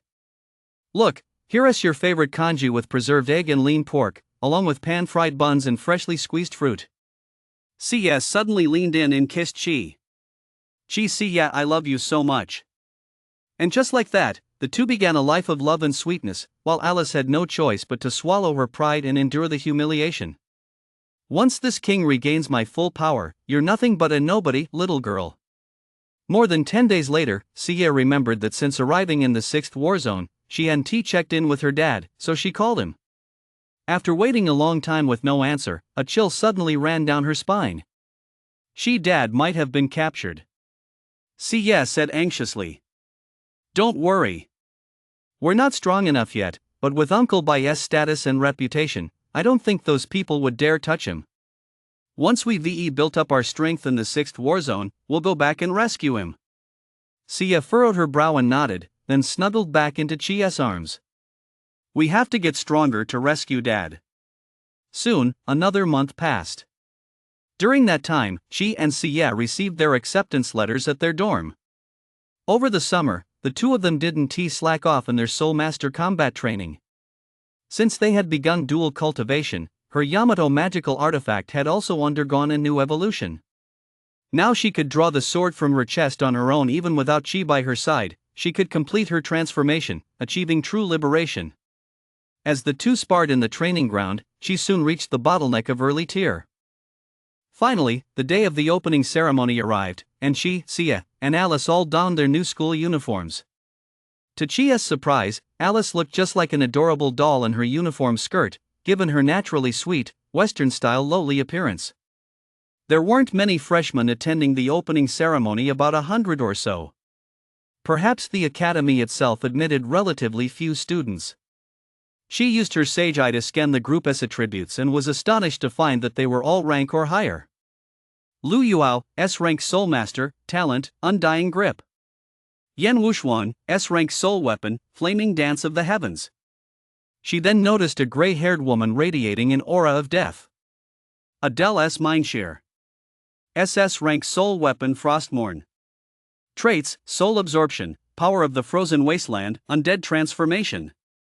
She was taken aback. There's actually someone who was born with an awakened game world artifact. Looks like this is yet another school that only accepts monsters.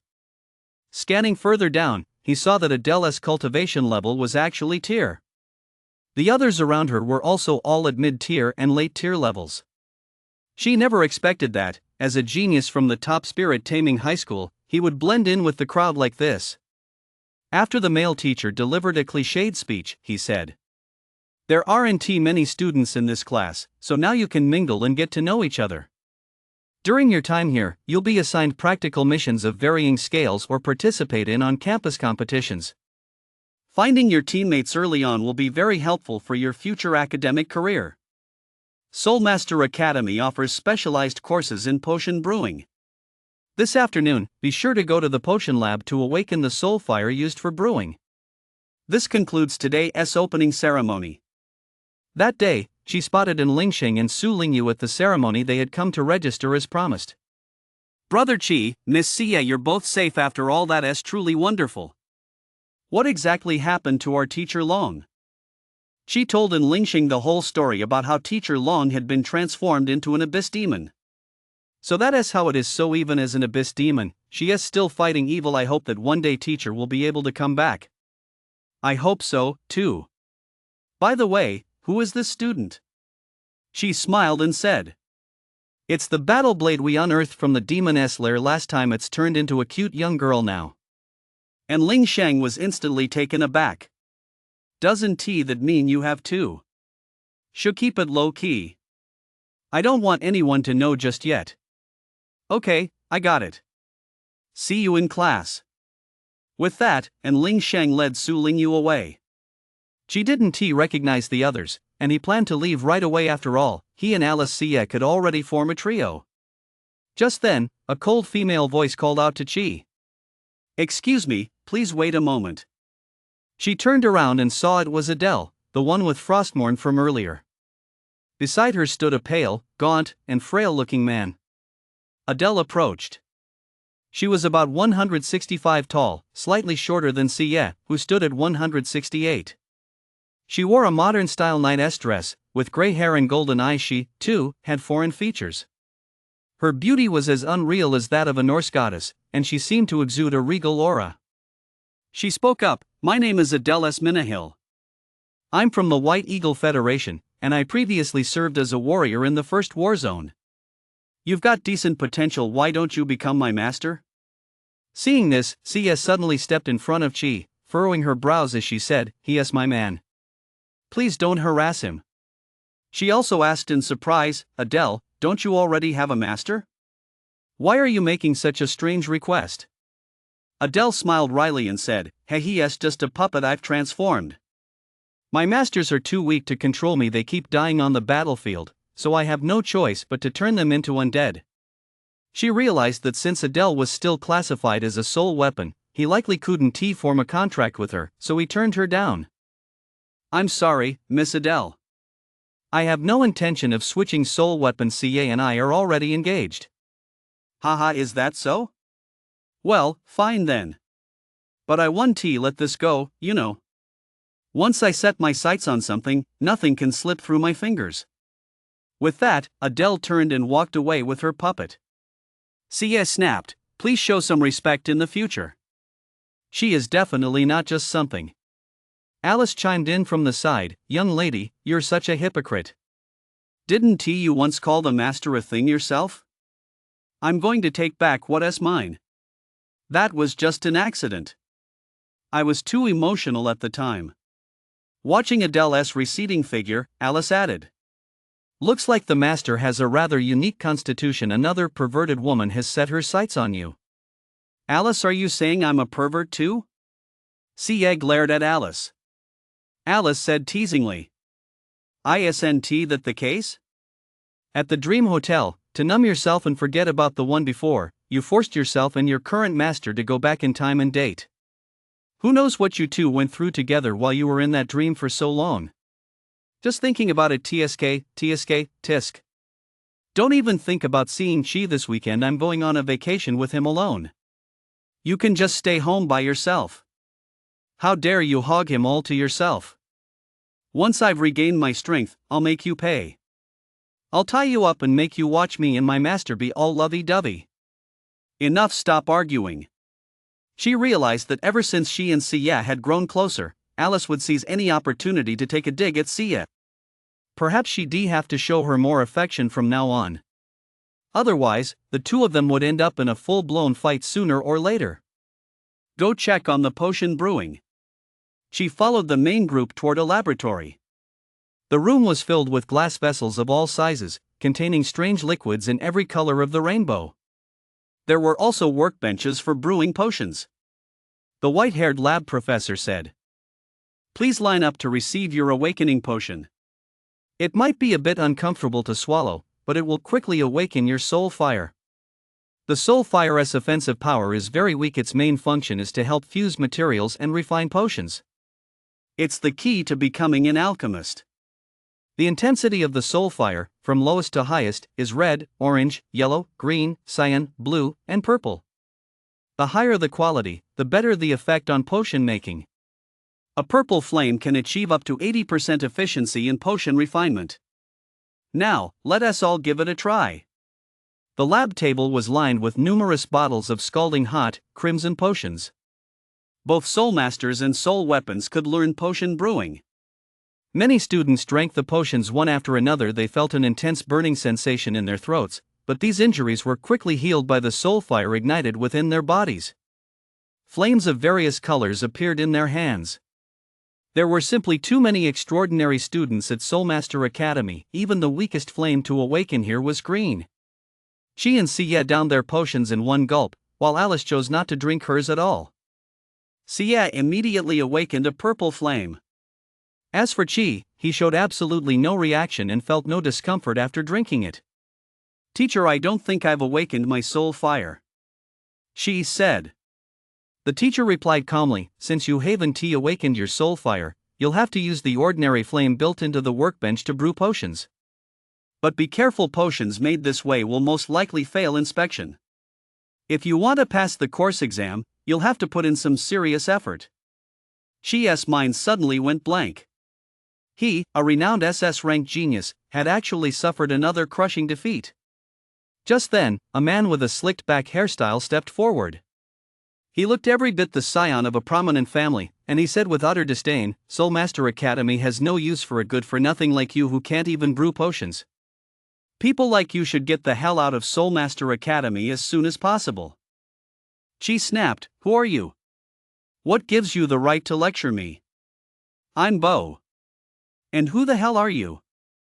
"Ninth Warzone, SS rank Soulmaster, Chi." Classmates nearby murmured, "This is bad." Bo is the second son of the Morong family from the 6th war zone.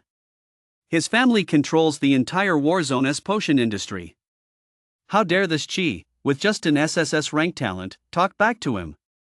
Bo suddenly burst out laughing. Ha ha ha ha.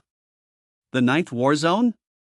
The weakest war zone, and you still have the nerve to say that? You've been living it up in comfort all this time. Even the SSS rank warriors from over there probably couldn't beat an S rank soulmaster from another war zone. You're nothing but a bunch of good for nothings. She stared Bo straight in the eye and said, I won't allow you to insult the warriors of the 9th war zone. I demand you apologize to them. You a country bumpkin like you dare to glare at me? You're asking for it. Bo swung a punch at Chi, but Adele blocked it. She said calmly, This man is my prey. Until I've conquered him, no one is allowed to touch him. So it's Adele, huh? Fine, do as you please. Seeing Adele step in to block him, Bo backed off and said to Chi, Kid, since this she-devil has set her sights on you, I won't give you any more trouble. Falling into her hands will be way worse than having me go after you, you know? She was a bit taken aback that gray-haired woman had actually made the cocky playboy who'd just been picking a fight with him give up on harassing him right away. Before Bo left, he noticed the blonde girl standing next to Chi. Who is that blonde foreign girl? She is so pretty she looks like she is 13 at most. Hey, Bo, I'm definitely going to have you. After Bo left, Adele walked over to Chi. She leaned in very close, completely violating their personal space, and gave Chi a faint smile. CA once again sensed a strong sense of aggression. Please stay away from Chi. Adele glanced at CA and said disdainfully, I stepped in to save your man, don't you even know how to thank me? How rude. Anyone can see you have ulterior motives, CS snapped.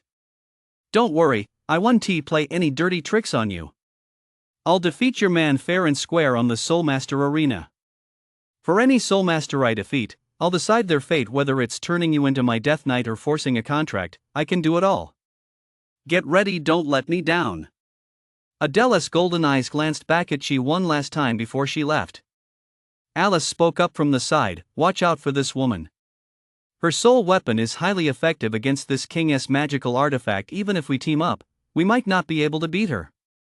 No wonder Alice had been hiding in the back the whole time, too afraid to come out. Don't worry, I won't let her get away with it. I certainly don't like this kind of domineering, tyrannical female demon. After everything was settled, everyone left the lab, and Chi and the others returned to their dorm. The first class tomorrow morning was potion making. Not having awakened the soul fire was a major problem. If they couldn't even complete the class assignments, they were sure to fail the final exam. Alice, why didn't you drink the awakening potion either? You're so clueless, master. We already have a much more powerful flame, have you forgotten? With that, Alice ignited a green flame of dark energy in her small hand. So dark energy flames can be used for potion making? It's only green, though, and not very strong. CIS flame is purple, she said. Alice toyed with the flame as she explained, the main ingredients for alchemy include materials from mutant beasts and abyss demons, as well as other rare herbs. And the dark energy within this flame is the best catalyst for alchemy. Potions brewed with it can reach 100% purity or even higher quality. It's just green on the surface. Hearing Alice's explanation, she exclaimed joyfully. Great! I don't have to worry about tomorrow's class. He. Alice tugged at the hem of Chi's robe and said in a coquettish voice. Master, ever since we met, I've been playing the role of that old man in the ring. Sniff sniff. Today, I want to sleep with you, master. Hearing that Alice wanted to get close to Chi, Ca's face turned ashen. But seeing Alice's beautiful, tear-filled eyes, she couldn't bear to watch her cry. After all, she was Chi's soul weapon too. Big sister Ca. Your Highness is begging you. Ca furrowed her brow slightly and said helplessly, fine. The three of us will sleep together, but you're not allowed to do anything inappropriate to him. Okay. Sister Ca, you're so kind. Alice thought to herself, playing the victim really works on her sooner or later, my master will love me just a little bit more, hee hee hee. Late at night, after taking a bath, Alice climbed into Chia's bed wearing a cute little white lace nightgown. Her small breasts were already beginning to take shape. It was hard to imagine just what kind of sexy vixen she would become once she grew up. The sweet fragrance emanating from the young girl's delicate body flooded Chia's senses, making it hard for him to keep his composure. No wonder she is a demon, but going after a lowly is just too sinful. I need to stay calm. He quickly climbed out of bed and did 100 push-ups to get the blood flowing back to his brain, finally regaining his composure. Alice, you can sleep holding Chia's hand. That's the biggest concession I'll make. This princess will do whatever Sister Cia says. Hee hee. Late at night, Cia and she fell asleep in each other's arms, leaving one arm for Alice to hold. However, early the next morning, Cia found herself sprawled out on the bed in a star shape. She felt his upper body enveloped by the soft, youthful flesh of the girl. It felt incredibly comfortable. Cia saw that Alice was completely glued to Chi. She couldn't budge at all. Alice! Get off me! When it was time for class, the three of them put on their school uniforms and headed straight to the lab. Bo saw Chi approaching and grinned wickedly. Hee hee hee, Soulmaster Academy isn't a place for mediocre folk like you to set foot in. The white-haired professor stood at the lectern and said, "Students, I am Zhang Baichao, head of the alchemy department, and I will be teaching the potion brewing course from now on. Today, we officially begin the potion brewing course. The assignment for this class is a high-rank mana restoration potion. The ingredients have already been placed on your lab benches: Magic Bull-S Whip, Fire Dragon-S Body Fluid, and Magic Emperor Grass. First, watch me demonstrate." She saw that the professor simply tossed all the ingredients into a specially crafted crystal vessel in one go, then ignited a purple flame to begin the distillation. Wow! The professor has a purple soul flame, too. Under the refining power of the soul flame, the three ingredients gradually broke down and blended together. 10 minutes later, the liquid inside the crystal vessel turned orange-yellow and emitted a faint glow. All done. It's that simple. Your first attempt might take an hour, but don't worry, this is a large class, and you have the whole morning to practice. Once you're finished, please hand it over to me for tasting. Let us get started. All the students quickly began following the professor's earlier steps, basically just tossing everything in and burning it. Once the ingredients were in the vessels, everyone ignited their soul fire and began the distillation process. Today, Bo and Adele discovered that Chi, who hadn't awakened her soul fire the day before, had actually summoned a green flame. Humph. It's just a measly green flame, only 60% purity. You might scrape by with a passing grade during regular exams, but just wait until the final exam. Let us see how you'll fare then. Chi calmly added the ingredients and began the calcination process. He had only ever drunk this type of mana potion once before during the Spirit Master entrance exam, and that had been a mid-rank one. He was eager to see what kind of potion he could craft using his dark energy flame. Alice, too, worked slowly and confidently. Cia, however, was struggling a bit.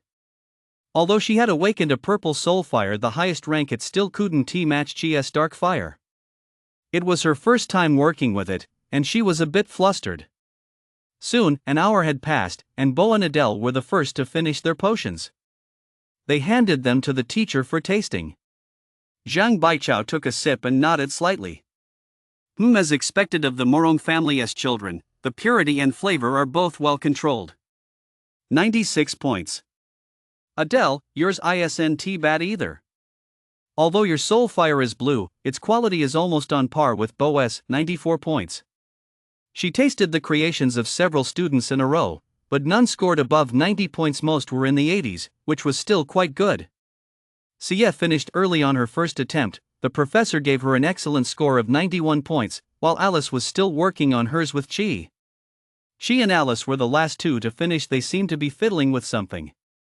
Chi, have you finished? The professor asked. Almost done. All right, it's done. Professor, please taste my creation. She handed the potion to the professor, who took a good look at the young man and the potion in his hand. It was actually golden yellow. He didn't awaken his soul fire yesterday. I wonder if this project will pass. It kind of looks a bit like urine. Just as he skeptically sipped the potion, which was glowing with an unusual light, two beams of golden light suddenly shot out from Zhang Baichao's eyes. After tasting Chi's potion, Zhang Baichao's eyes shone with golden light.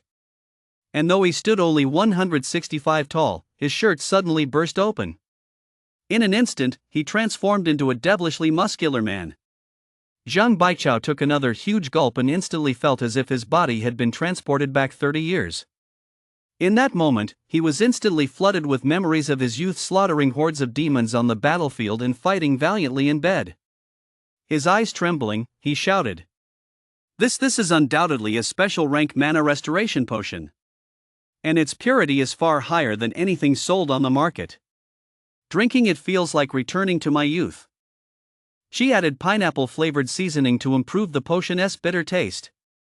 "It tastes just like pineapple juice. What a genius!"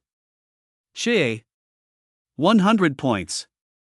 Alice's work is also excellent, 97 points. As soon as he said this, every student in the room gaped in astonishment except for Adele. As for Bo, his jaw practically hit the floor.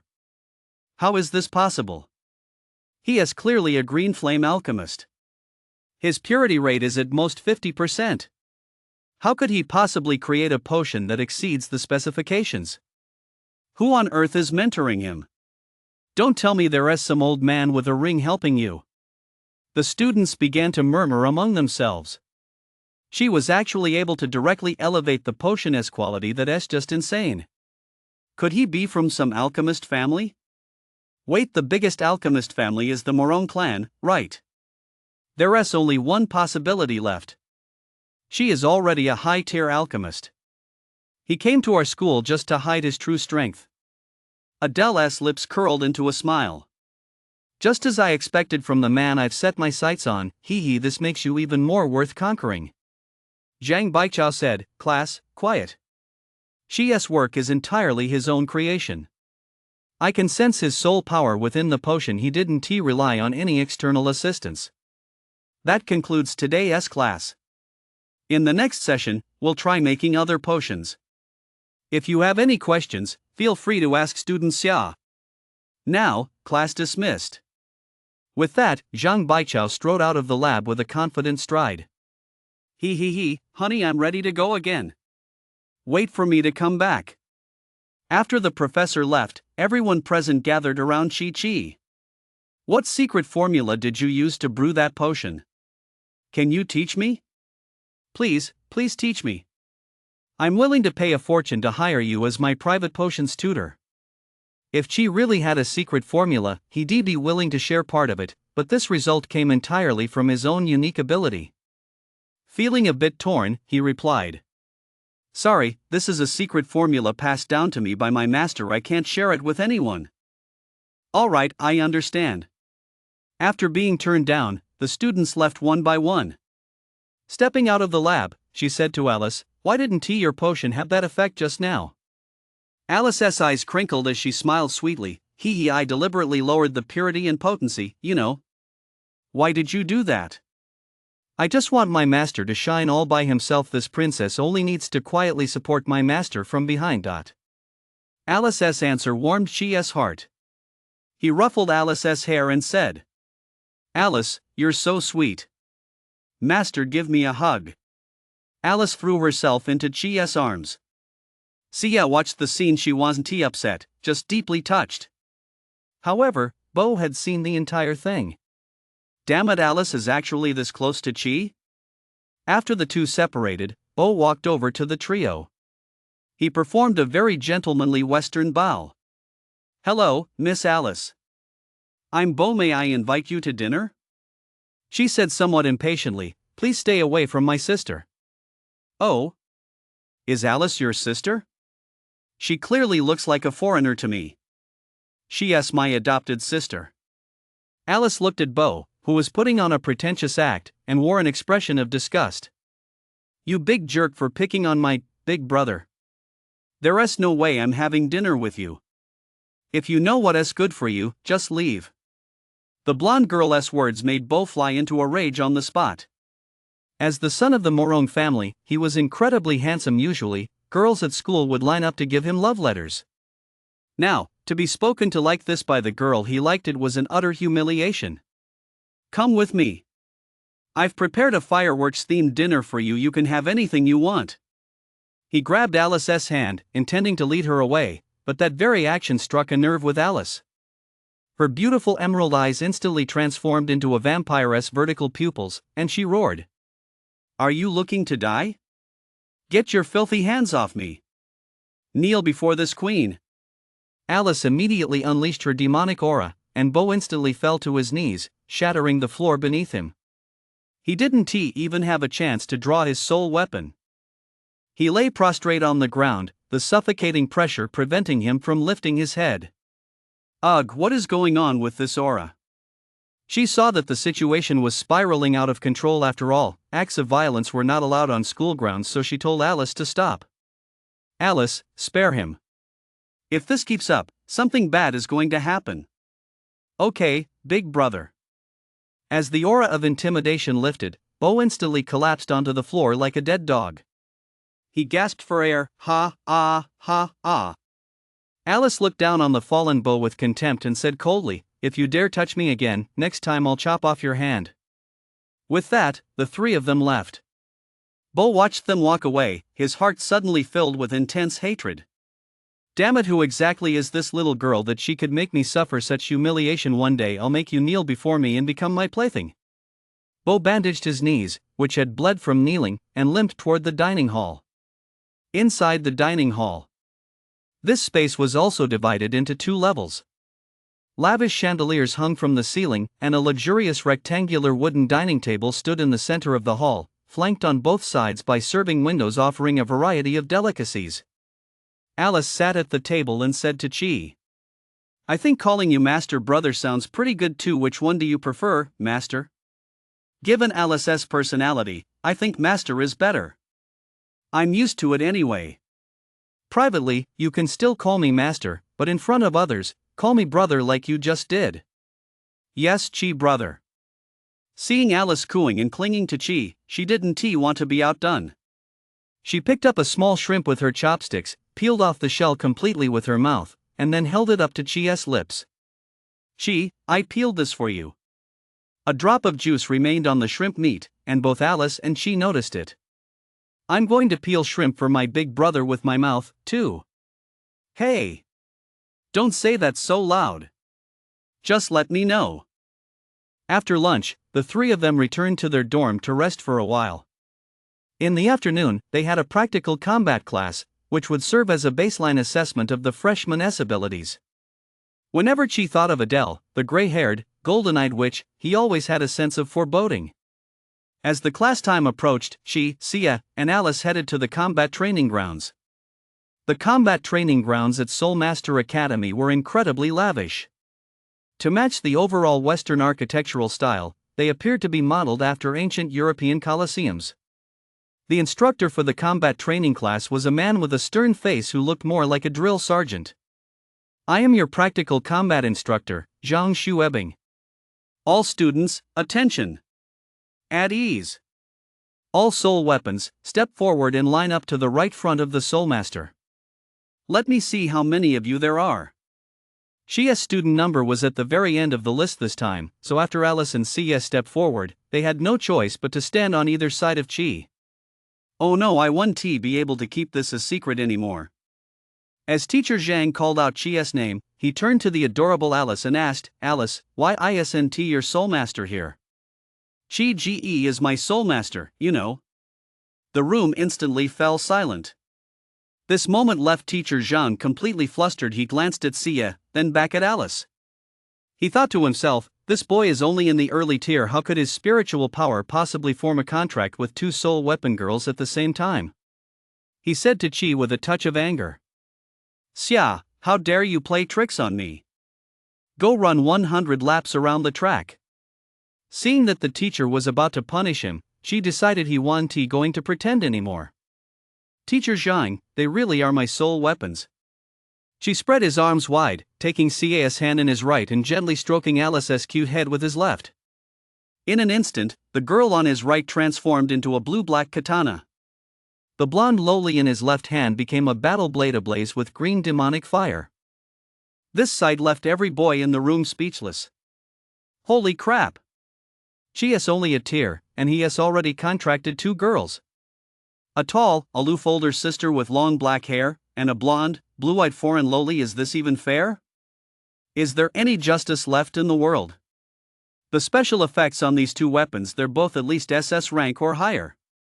Although a tier soulmaster can contract a second soul weapon, once a soul weapon is contracted, it won't change hands unless the master dies in battle. And only tier or even legendary tier warriors have a chance to contract a second soul weapon. Chie, you're so damn lucky. I can't even imagine how happy Chi must be, surrounded by girls on both sides in the dorm. Damn it, why aren't I Chi? Bo, who was sitting on the tier steps nearby resting due to a knee injury, saw that Alice, the girl he had his eye on, was actually Chia's soul weapon. He was so furious he felt like he was about to spit blood. Damn it, she beat me to it again. I hope they haven't practiced dual cultivation yet. The girls didn't have much of an objection to this. After all, this world belonged to the strong, and it was only natural for the strong to possess 2 or even more soul weapons. They were just a little curious as to why Chi's spiritual power was so formidable. Class, quiet. If you make any more noise, the whole class will be punished by standing for a whole day. After Teacher Zhang finished yelling, he turned to Chi and said, although you have 2 soul weapons, you may only bring 1 into the placement test. Otherwise, it would compromise fairness. Yeah, I want to bring them both into the match. For the placement test, you may choose your opponent freely or be randomly matched. To save time, everyone's south battles will take place simultaneously. As the teacher finished speaking, the sound of steel-toed high-heeled boots echoed from behind Chi. It was her, as expected. Chi, I want to duel you. The tall, gray-haired girl stood before Chi and spoke in a stern voice.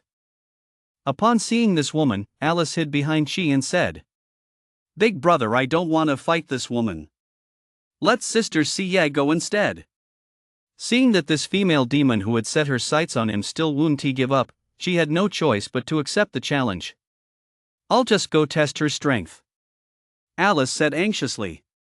Don't lose, big brother, she really does have the ability to rob people of their wits.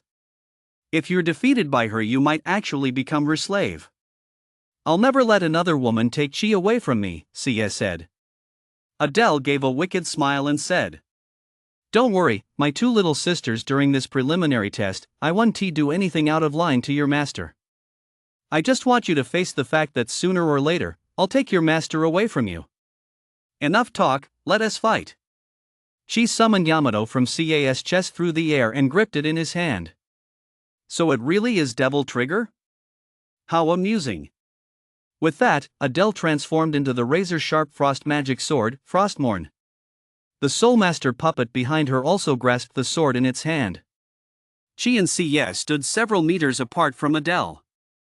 Instead of launching a reckless charge, they unleashed a double-dimensional slash right where they stood. As a blue light flashed from the sheath of the secret sword in her hand, dozens of secluded blue slashes instantly appeared in the space around Adele. Her master did not dodge but instead raised her sword in a blocking stance. Such a bizarre attack method, it seems I can't underestimate you. Adele is a tier, her Soulmaster Golem is also a tier. Furthermore, after she revived it, the Soulmaster completely lost all sense of pain. Although its skin was slashed to shreds, it still managed to withstand several dimension slashes. Give it up. This move doesn't work well against me, the sword-shaped Adele sneered. Some of the classmates nearby, though they long known there was a boy among this year's freshmen who could activate Devil Trigger, were still utterly blown away by the sight of it with their own eyes. See ya, let us activate Devil Trigger together. The black-haired girl's hair instantly turned snow white, and the silhouette of a samurai appeared behind her. Chia's hair also changed color, and his body became wrapped in frenzied blue demonic mana. His mana began to surge at triple its normal rate at this moment. Both he and Sia had reached the peak of their tier in terms of actual combat power. Trying to outnumber us? I saw through your tactics long ago. Come forth. Army of ghouls. Adele's actions made it seem as though she were controlling the master, rather than the master commanding her. The puppet master pointed his sword toward the sky, and Frostmourne began releasing soul fragments, the souls of abyss demons and humans that had once been devoured by the sword.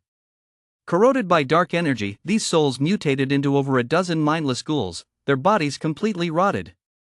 All of them possessed tier-level strength and immediately surged toward Chi and Xie. Blistering swords. The two activated their abilities simultaneously. A dense swarm of phantom short swords materialized above the ghouls. After locking onto them, a rain of blades rained down. However, even though they were pierced like hedgehogs, the ghouls still dragged their twisted bodies toward Chi. They actually have such strong vitality. Chi stepped in front of Xie and, with a swift draw of his sword, sliced the 5 ghouls in front of him clean in half. Upon dying, the ghouls simply dissipated into mana. Only then did she realize that Adele's Frostmourne's most powerful ability was actually to transform the souls it reaped into undead creatures to fight for her. Don't get distracted on the battlefield, Chi. The next second, Adele and her master suddenly reappeared behind Xie. Frostmourne instantly pierced her chest from behind. Xie's eyes went blank, and she murmured, "Ugh, Chi. No! Xie! You madwoman!" She charged at Adele like a madwoman, but Adele pulled the sword out of Xie's body. Then, using her puppet master, she pushed Chi back. "Xie, are you okay?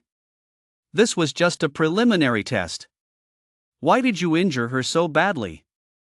"Don't worry, Chi, your little girlfriend isn't hurt," Adele said.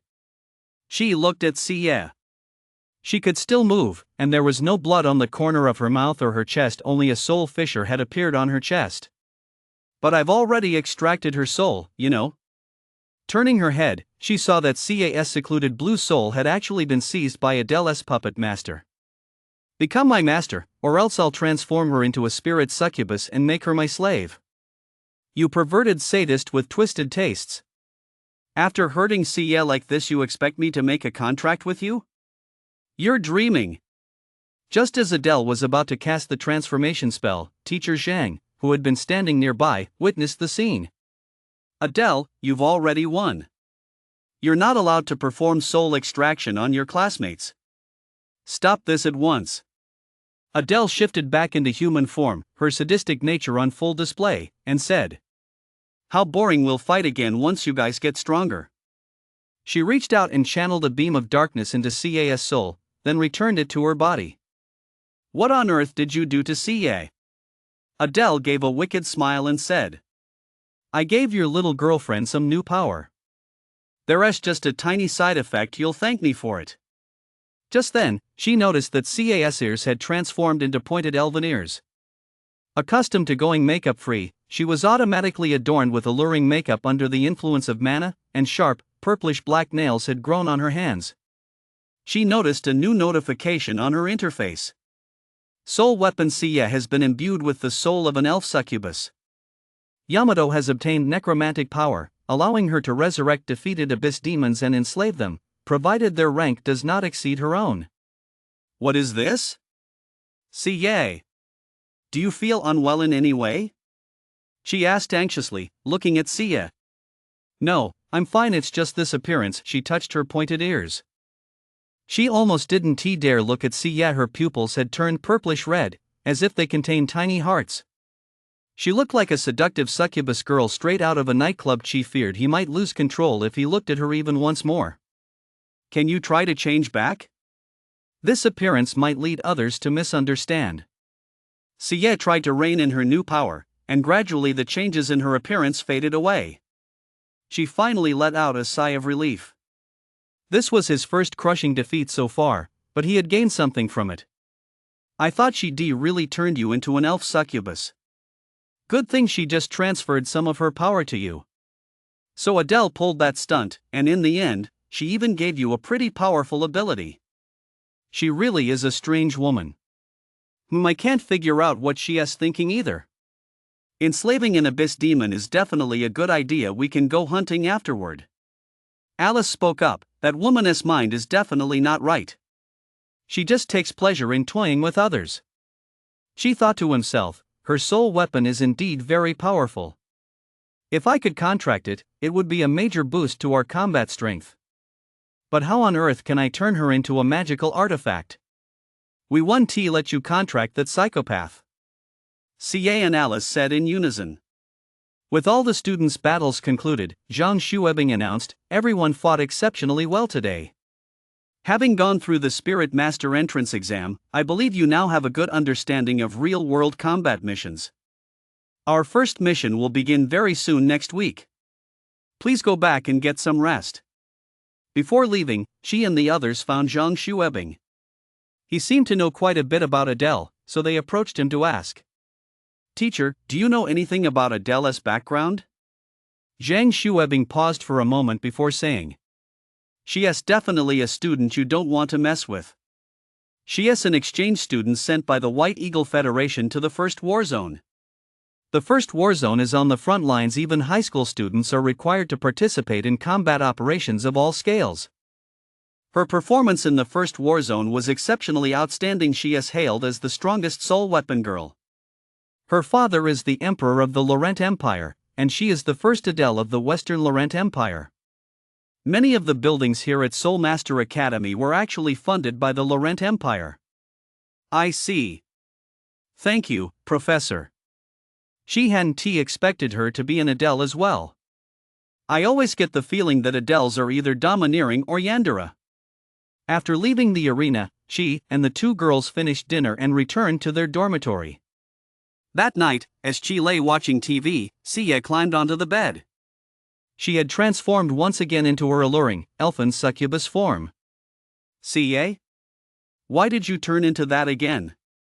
I don't seem to be able to change back once night falls. The alluring Sia exuded a seductive, sweet fragrance from her slender frame and was wearing a cute little lace nightgown. She was so close to Chi that he could no longer suppress the lust burning within him. Sia, you're so beautiful. Chi grabbed Ca's hand. Ugh, Chi, please be gentle with me.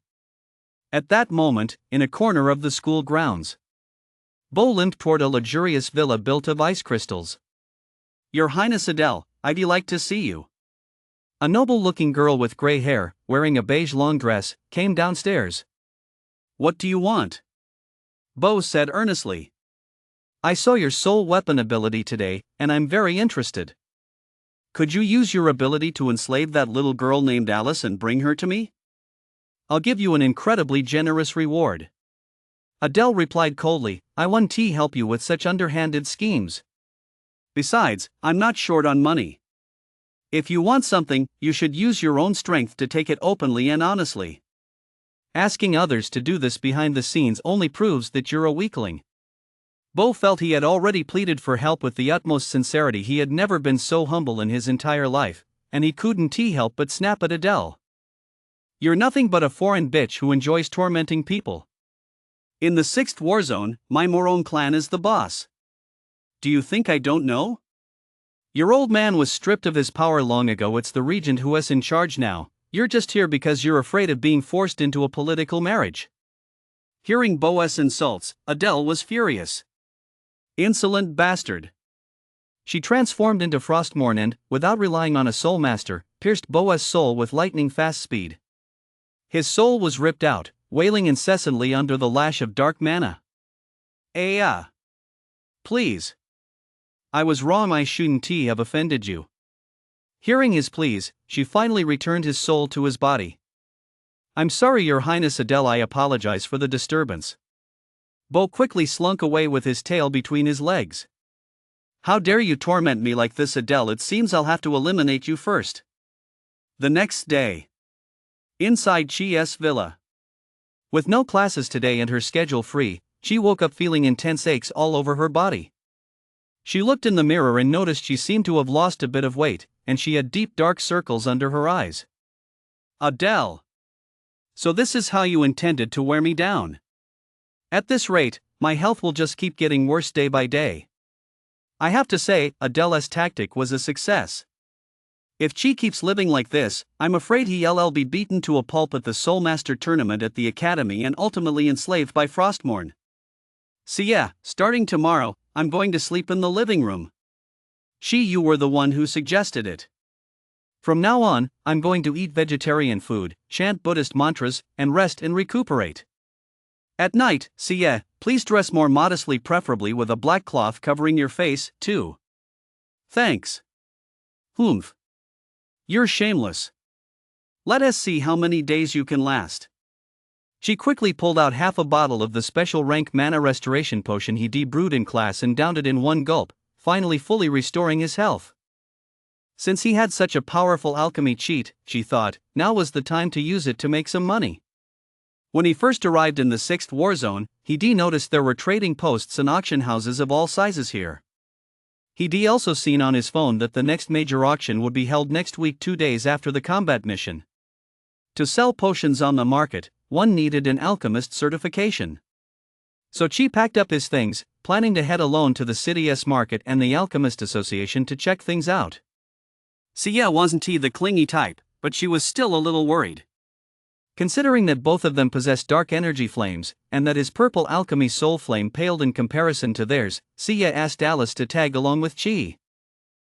Alice, remember to come back early. The two took a ride to the bustling city center. The Alchemist Association was located right here, surrounded by Soulmaster equipment shops, auction houses, and even underground casinos and nightclubs. All sorts of people wandered the streets, from high society types to men and women lost in a life of luxury. That's why the city in the 6th war zone was known as Dream City. Master, let us go dancing tonight, Alice said, pointing to a dance hall lit by pink neon lights. You only look 13, the bouncer won't let you in, she said. Alice seemed a little disappointed. Ugh, okay.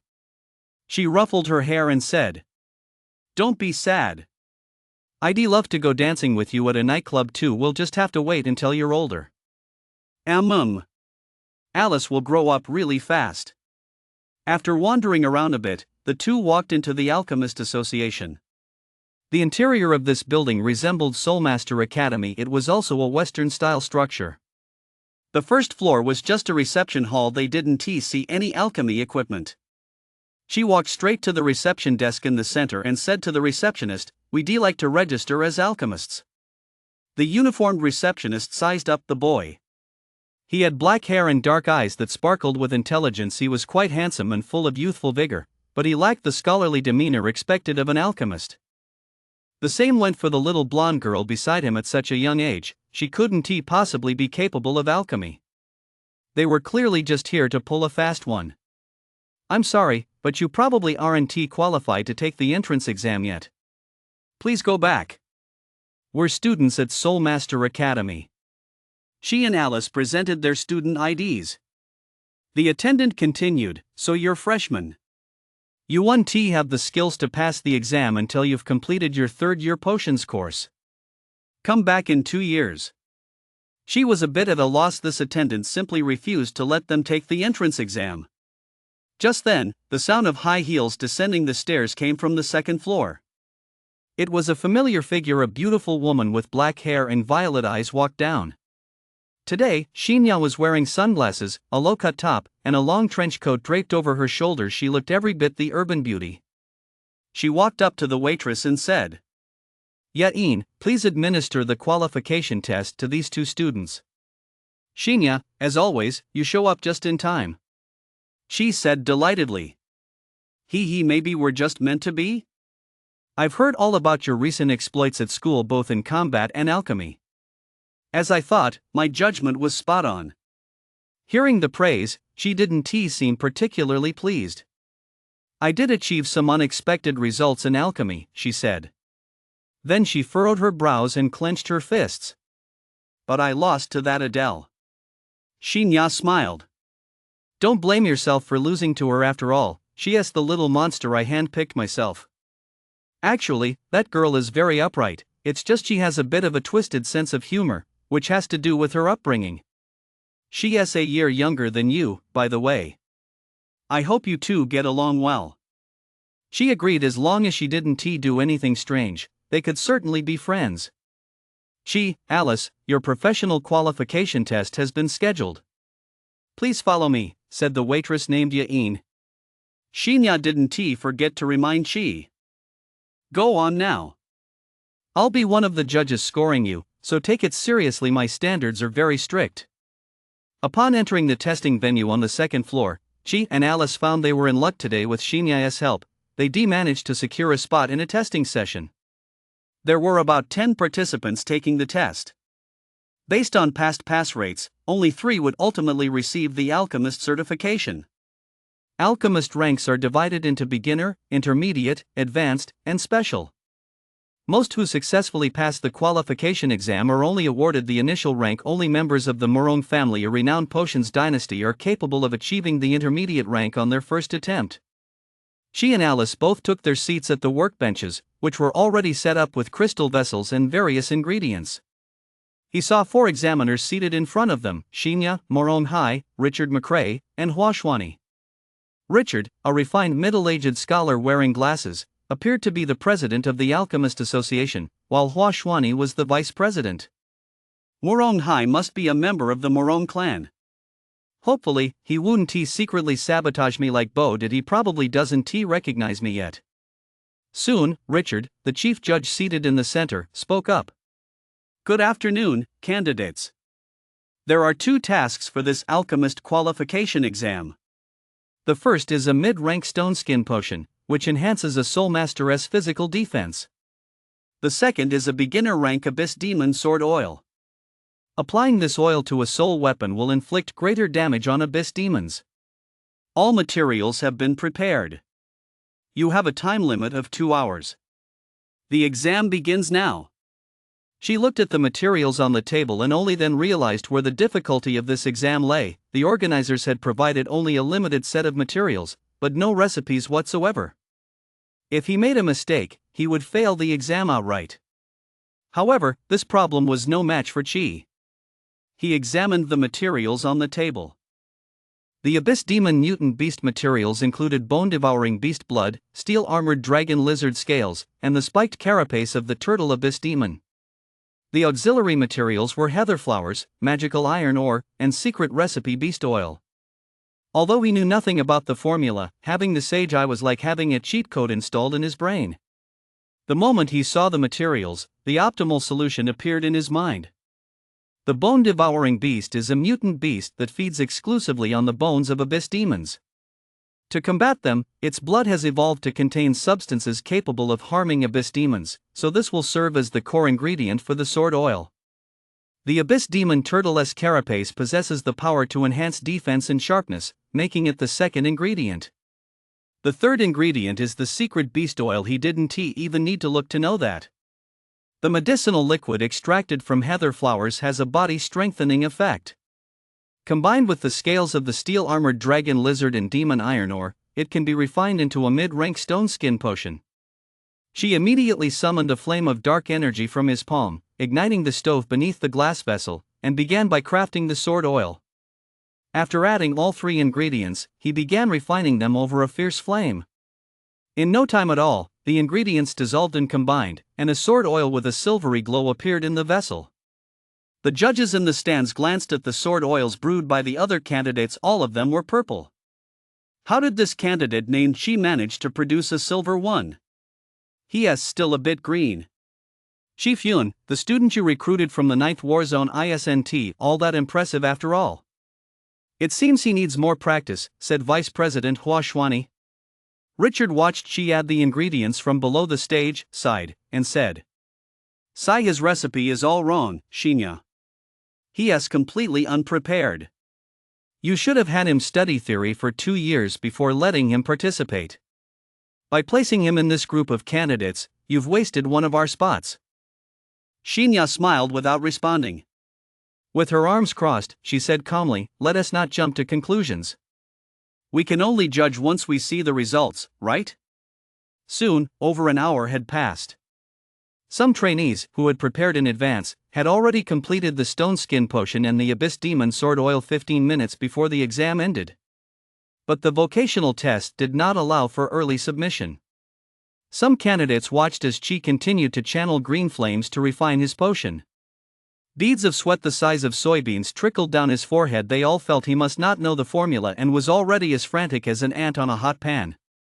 An attractive third-year senior from Soul Master Academy recognized Chia's tailored school uniform and said, "Junior, you came to take the alchemist qualification exam without any preparation at all. You're definitely going to fail."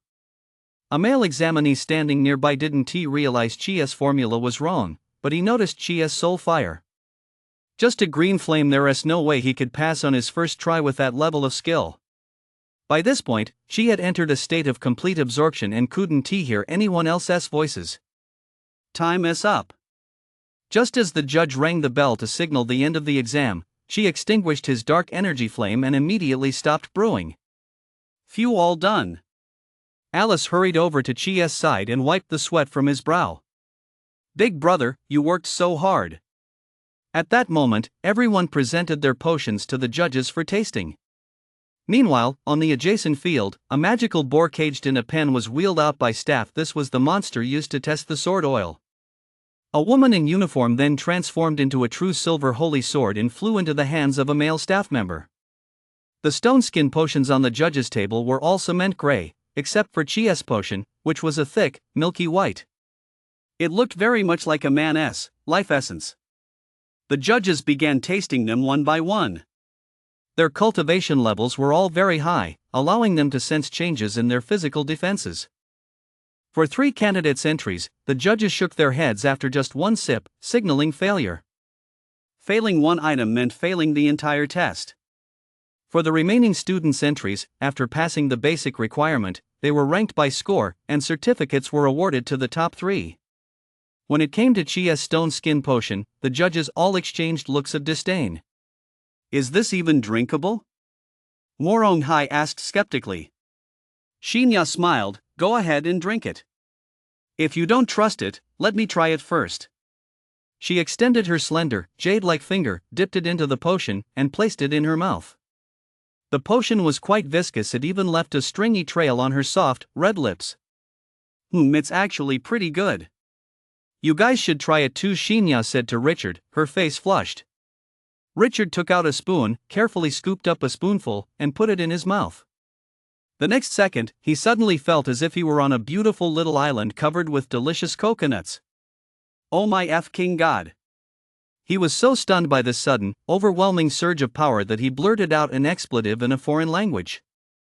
At that moment, his body's defensive capabilities skyrocketed instantly. He even felt as though he de-transformed into a super-rank hero, one clad in a red cape, wearing his underwear on the outside, and possessing a body of steel.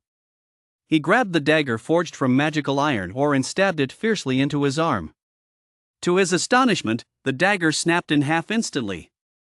Richard shouted, "This is unbelievable. This isn't just the effect of a mid-rank stone skin potion anymore. Its effects far surpass those of a stone skin potion. I'd give Chi a perfect score. You guys have to try it, it's even coconut flavored." At Richard's urging, the other 2 judges also took a sip. As the potion touched their tongues, they exclaimed in astonishment. "She has likely created a new potion even more powerful than stone skin potion. I'd call it the iron body potion." This result left all the candidates present speechless. This can't be possible. Judges. He didn't follow the recipe, he can't be considered to have passed, a male candidate shouted. That's right. She cheated. The junior looked at Chi in disbelief. This underclassman, is he even human, to possess such talent? I really underestimated him. Shinya said, "The exam doesn't require following the recipe exactly. As long as the potion's effects match those of the target potion, it's acceptable." Those who had questioned Chi were all left speechless. Next up was the sword oil test. The tester began applying the sword oil and slashed at the magic boar with appropriate force. The magic boar had thick, tough skin covered in black spines. Some inferior sword oils failed to inflict significant damage. Once everyone had finished their tests, the true silver holy sword was coated with Chia's silver sword oil. To everyone's surprise, the true silver holy sword effortlessly sliced through the magic boar's flesh, and there wasn't the slightest resistance upon impact. The magic boar's pain was far more intense than when struck with other sword oils. When the female soul weapon of the true silver holy sword returned to human form, her face flushed instantly as she said, The silver sword oil applied to my body provided protection. I felt no discomfort at all while slashing the monster, and there was even a very pleasant sensation. The judges recorded these observations and then engaged in a heated discussion. Richard called Chi over. "How did you create such a potion?" She smiled faintly and began to explain slowly. "I simply discovered that combining ingredients in a different way can actually produce a more potent potion. First of all, I actually know that the original recipe for the stone skin potion is steel-armored dragon lizard scales, the spiked carapace of an abyss demon turtle, and heather flowers. But the steel-armored dragon lizard's scales already possess an incredibly potent defensive power, and the abyss demon turtle's blade-like carapace is equally formidable. During the brewing process, these two defensive forces clash and counteract each other, ultimately causing the potion's efficacy to drop significantly. So I removed the abyss demon turtle's blade-like carapace as an ingredient and replaced it with magic iron ore, which has a gentler power but still contains a solid defensive strength. As for the sword oil, I simply infused the magic turtle's blade-like carapace into it to enhance the blade's sharpness and protect the soul weapon." When she finished speaking, all the judges present stared wide-eyed and fell silent. Then Richard began to clap. "Brilliant, this is truly an ingenious innovation." Richard had already awarded his score, 100 points. Shinya gave 98. She could sense that she was capable of far more than this. Morong Hai gave 99, and Huashwani also awarded 100. After the scores were tallied, Richard announced. She ranks first, with an average score of. Alice's work was also excellent, with an average score of 92. Third place goes to Chin Euro, with an average score of 78. The Alchemist Association decided to grant Chi and Alice, students of Soulmaster Academy, the status of high-rank alchemists. Chin Euro of Soulmaster Academy is granted the status of a junior-rank alchemist. As soon as the results were announced, Alice happily hugged Chi. "Big brother, you're so amazing." "Alice, you worked really hard, too." The other candidates from outside the academy slunk away dejectedly. "Ugh, what bad luck. I ran into those freakish students from Soulmaster Academy again." Chin Euro walked over to Chi and said apologetically, "I'm sorry, Chi, I shouldn't have underestimated you just now." Chi noticed her. This senior had a head of wavy brown hair, a pretty face with delicate makeup, and was dressed in a skirted school uniform. She looked absolutely stunning. "It's fine. As long as you don't make personal attacks against me, I don't hold grudges." She blushed slightly and said, Xia, can we exchange contact info? I'd like to ask you for advice on alchemy in the future." She glanced at Alice, a little worried she might get jealous. "Go ahead and add her. Big brother, I don't mind if you have another girl in your harem." "What harem?" Chin Euro said, somewhat taken aback. "Alice, that's a pretty ruthless move." Chin Euro didn't want to take back her request. She felt it would be too awkward, so she stood her ground. "It's fine, we're just going to discuss alchemy, that's all." After the two exchanged contact information, she was about to leave. Just then, he was suddenly called back by President Richard and the others. "Chi, Alice, please wait a moment." "Mr. Richard, is there something else?" "You two, let us go inside and talk." Richard signaled two waiters to escort Chi and Alice to a luxurious reception room on the third floor, where he had black tea and pastries prepared for them. The other three judges followed them inside as well. After they sat down, Morong Hai spoke first.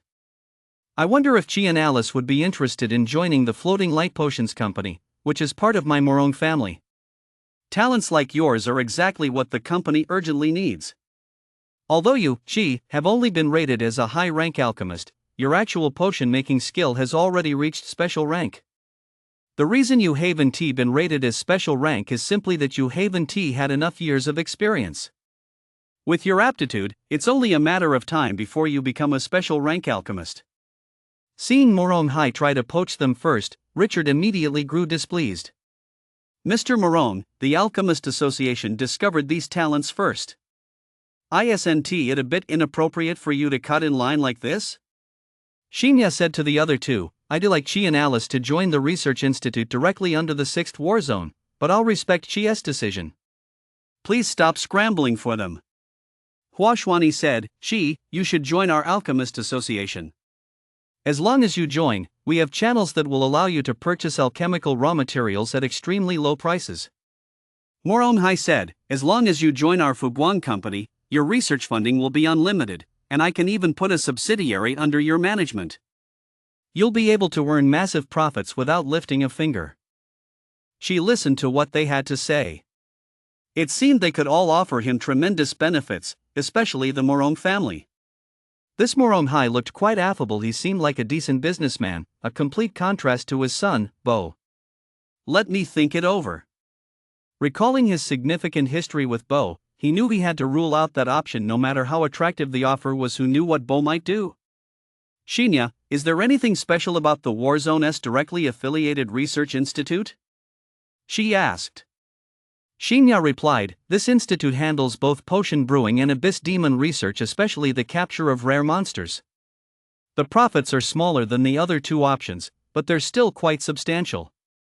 Capturing rare abyss demons meant the possibility of obtaining rare abyss demon souls, which would be very helpful for future abyssal forge work.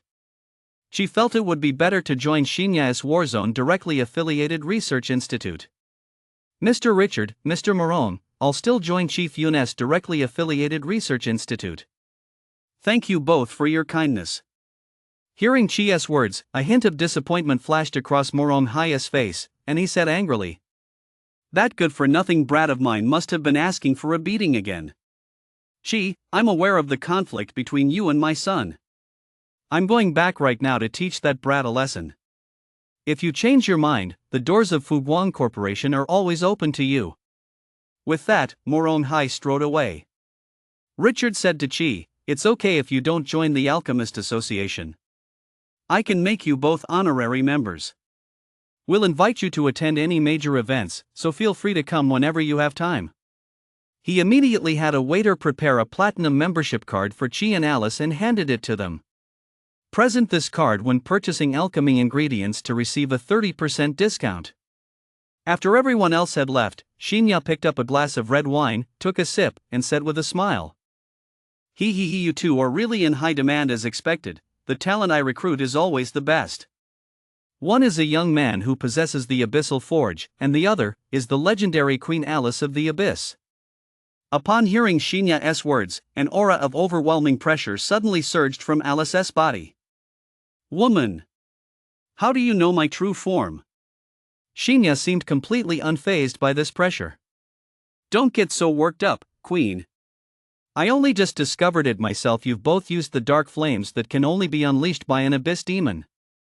I deliberately pierced your true form to speak with you, simply to share some useful information. I've also studied your past. One of those who plotted against you is right here in this 6th war zone.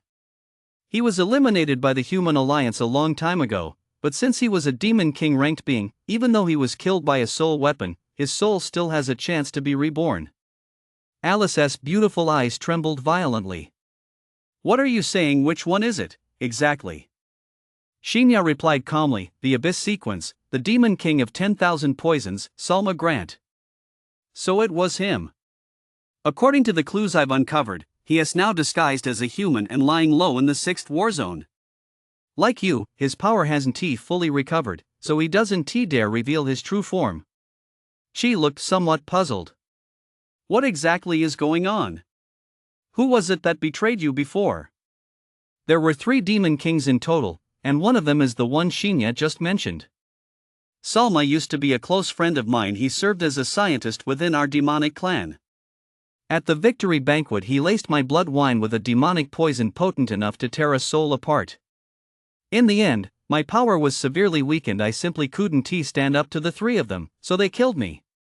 They eventually fabricated a story about me dying in battle and buried me in the demoness lair. Why did they kill you? Because I had no intention of conquering Blue Star. I only wanted to create a paradise for vampires beneath the planet's surface. Our numbers are small. We only needed to keep a portion of humanity in captivity, providing them with fine food and drink, and we could have lived happily.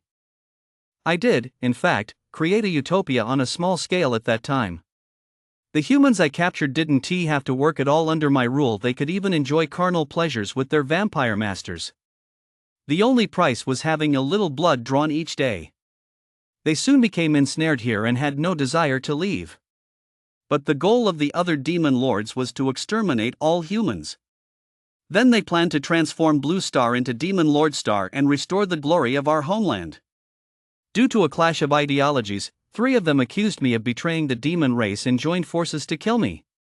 She looked pensive. So Alice is actually an idealist. A society like that would be perfect for people who just want to coast through life. So was your homeworld, Demon King S Star, destroyed? Is that why you're so determined to conquer Blue Star? No, it still exists.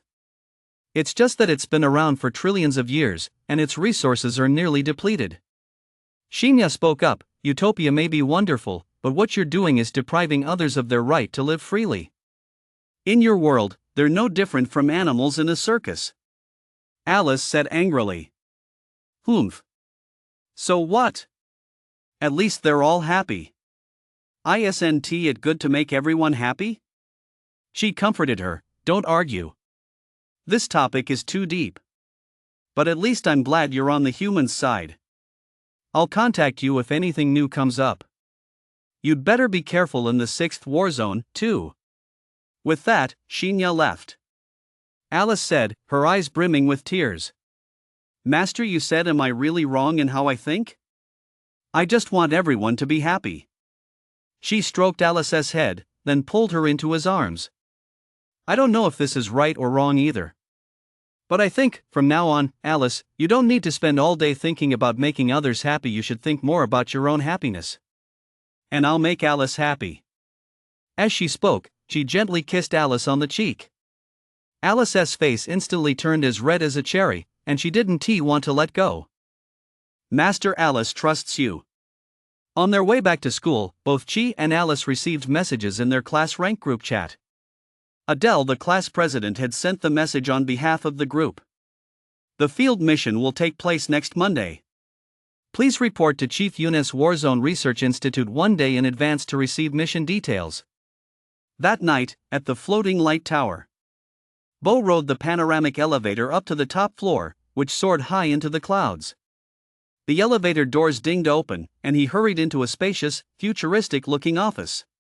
He walked up to a man standing with his hands behind his back and said with obvious disdain, Dad, there is someone at school again who is really getting on my nerves. That girl's name is Adele. She is my classmate. Hurry up and find a way to send her back to her hometown. Morong Hai, gazing out the window, instantly crushed the 2 walnuts he'd been twirling in his hands. Furrowing his brows, he turned around and roared angrily. Son, can't you grow up a little? First it was Chi, now this foreigner Adele. Can't you stop causing me so much trouble? Just today, our company lost a talent who could have helped us achieve a global monopoly in the potion industry. If it weren't for you, he would very likely have joined our floating light company. Bo suddenly froze. We lost a talent who could help the company achieve a monopoly? Because of me? How could I possibly have offended such a powerful alchemist? Dad! Morong Hai slapped him across the face. Dad, why did you hit me? Bo clutched his face and said resentfully. He is Chi, the one you couldn't stand at school and kept provoking. He passed the alchemist professional qualification test today and was directly awarded a high rank certificate, yet his strength has already reached special rank and even surpassed it. Bo froze on the spot and said tremblingly. That's impossible. How could a special rank alchemist achieve that without decades of practice? I was a judge at today's test. I tasted his potions. They were 100% pure, and they represented a quantum leap in innovation over existing formulas. His average score included 2 perfect 100s. The facts his father stated were undeniable, leaving Bo speechless. Back in class, he had merely created an enhanced version of an existing potion, but this time he had actually created 2 even more powerful versions.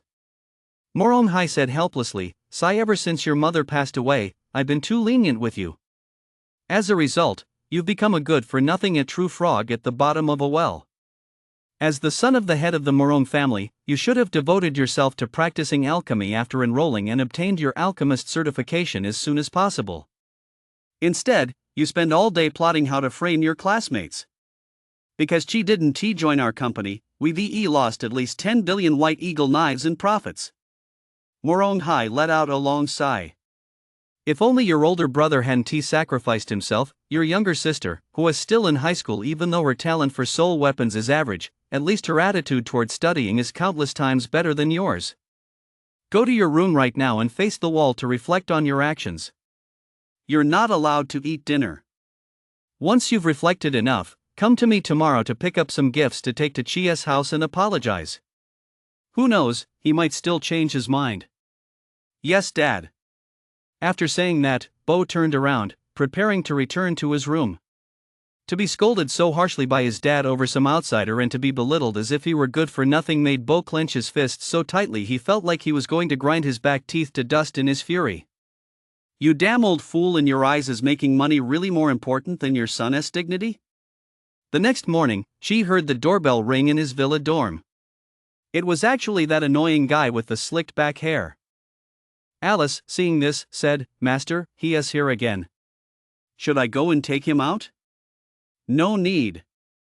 I'll go see what he is up to this time." "Morong, what brings you here?"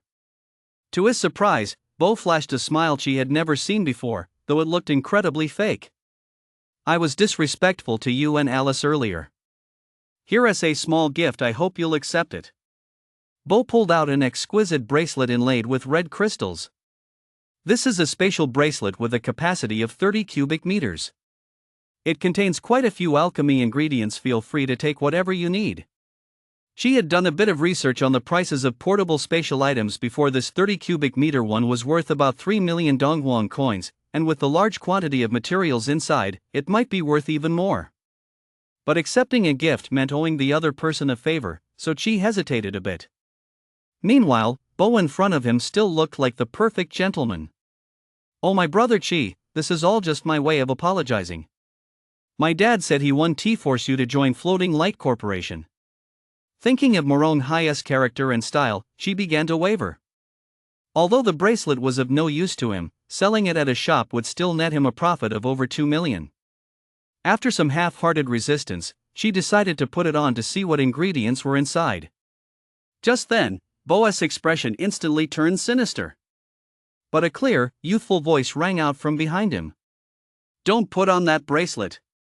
Adele transformed into a frost-covered longsword and flew toward him, smashing the bracelet she was about to put on into 2 pieces. Immediately, a thread-like worm nearly half a meter long crawled out from inside. It was still wriggling wildly on the ground. "What?" Chi was also startled. "Adele! Why did you ruin the gift I gave Chi?" Bo shouted angrily.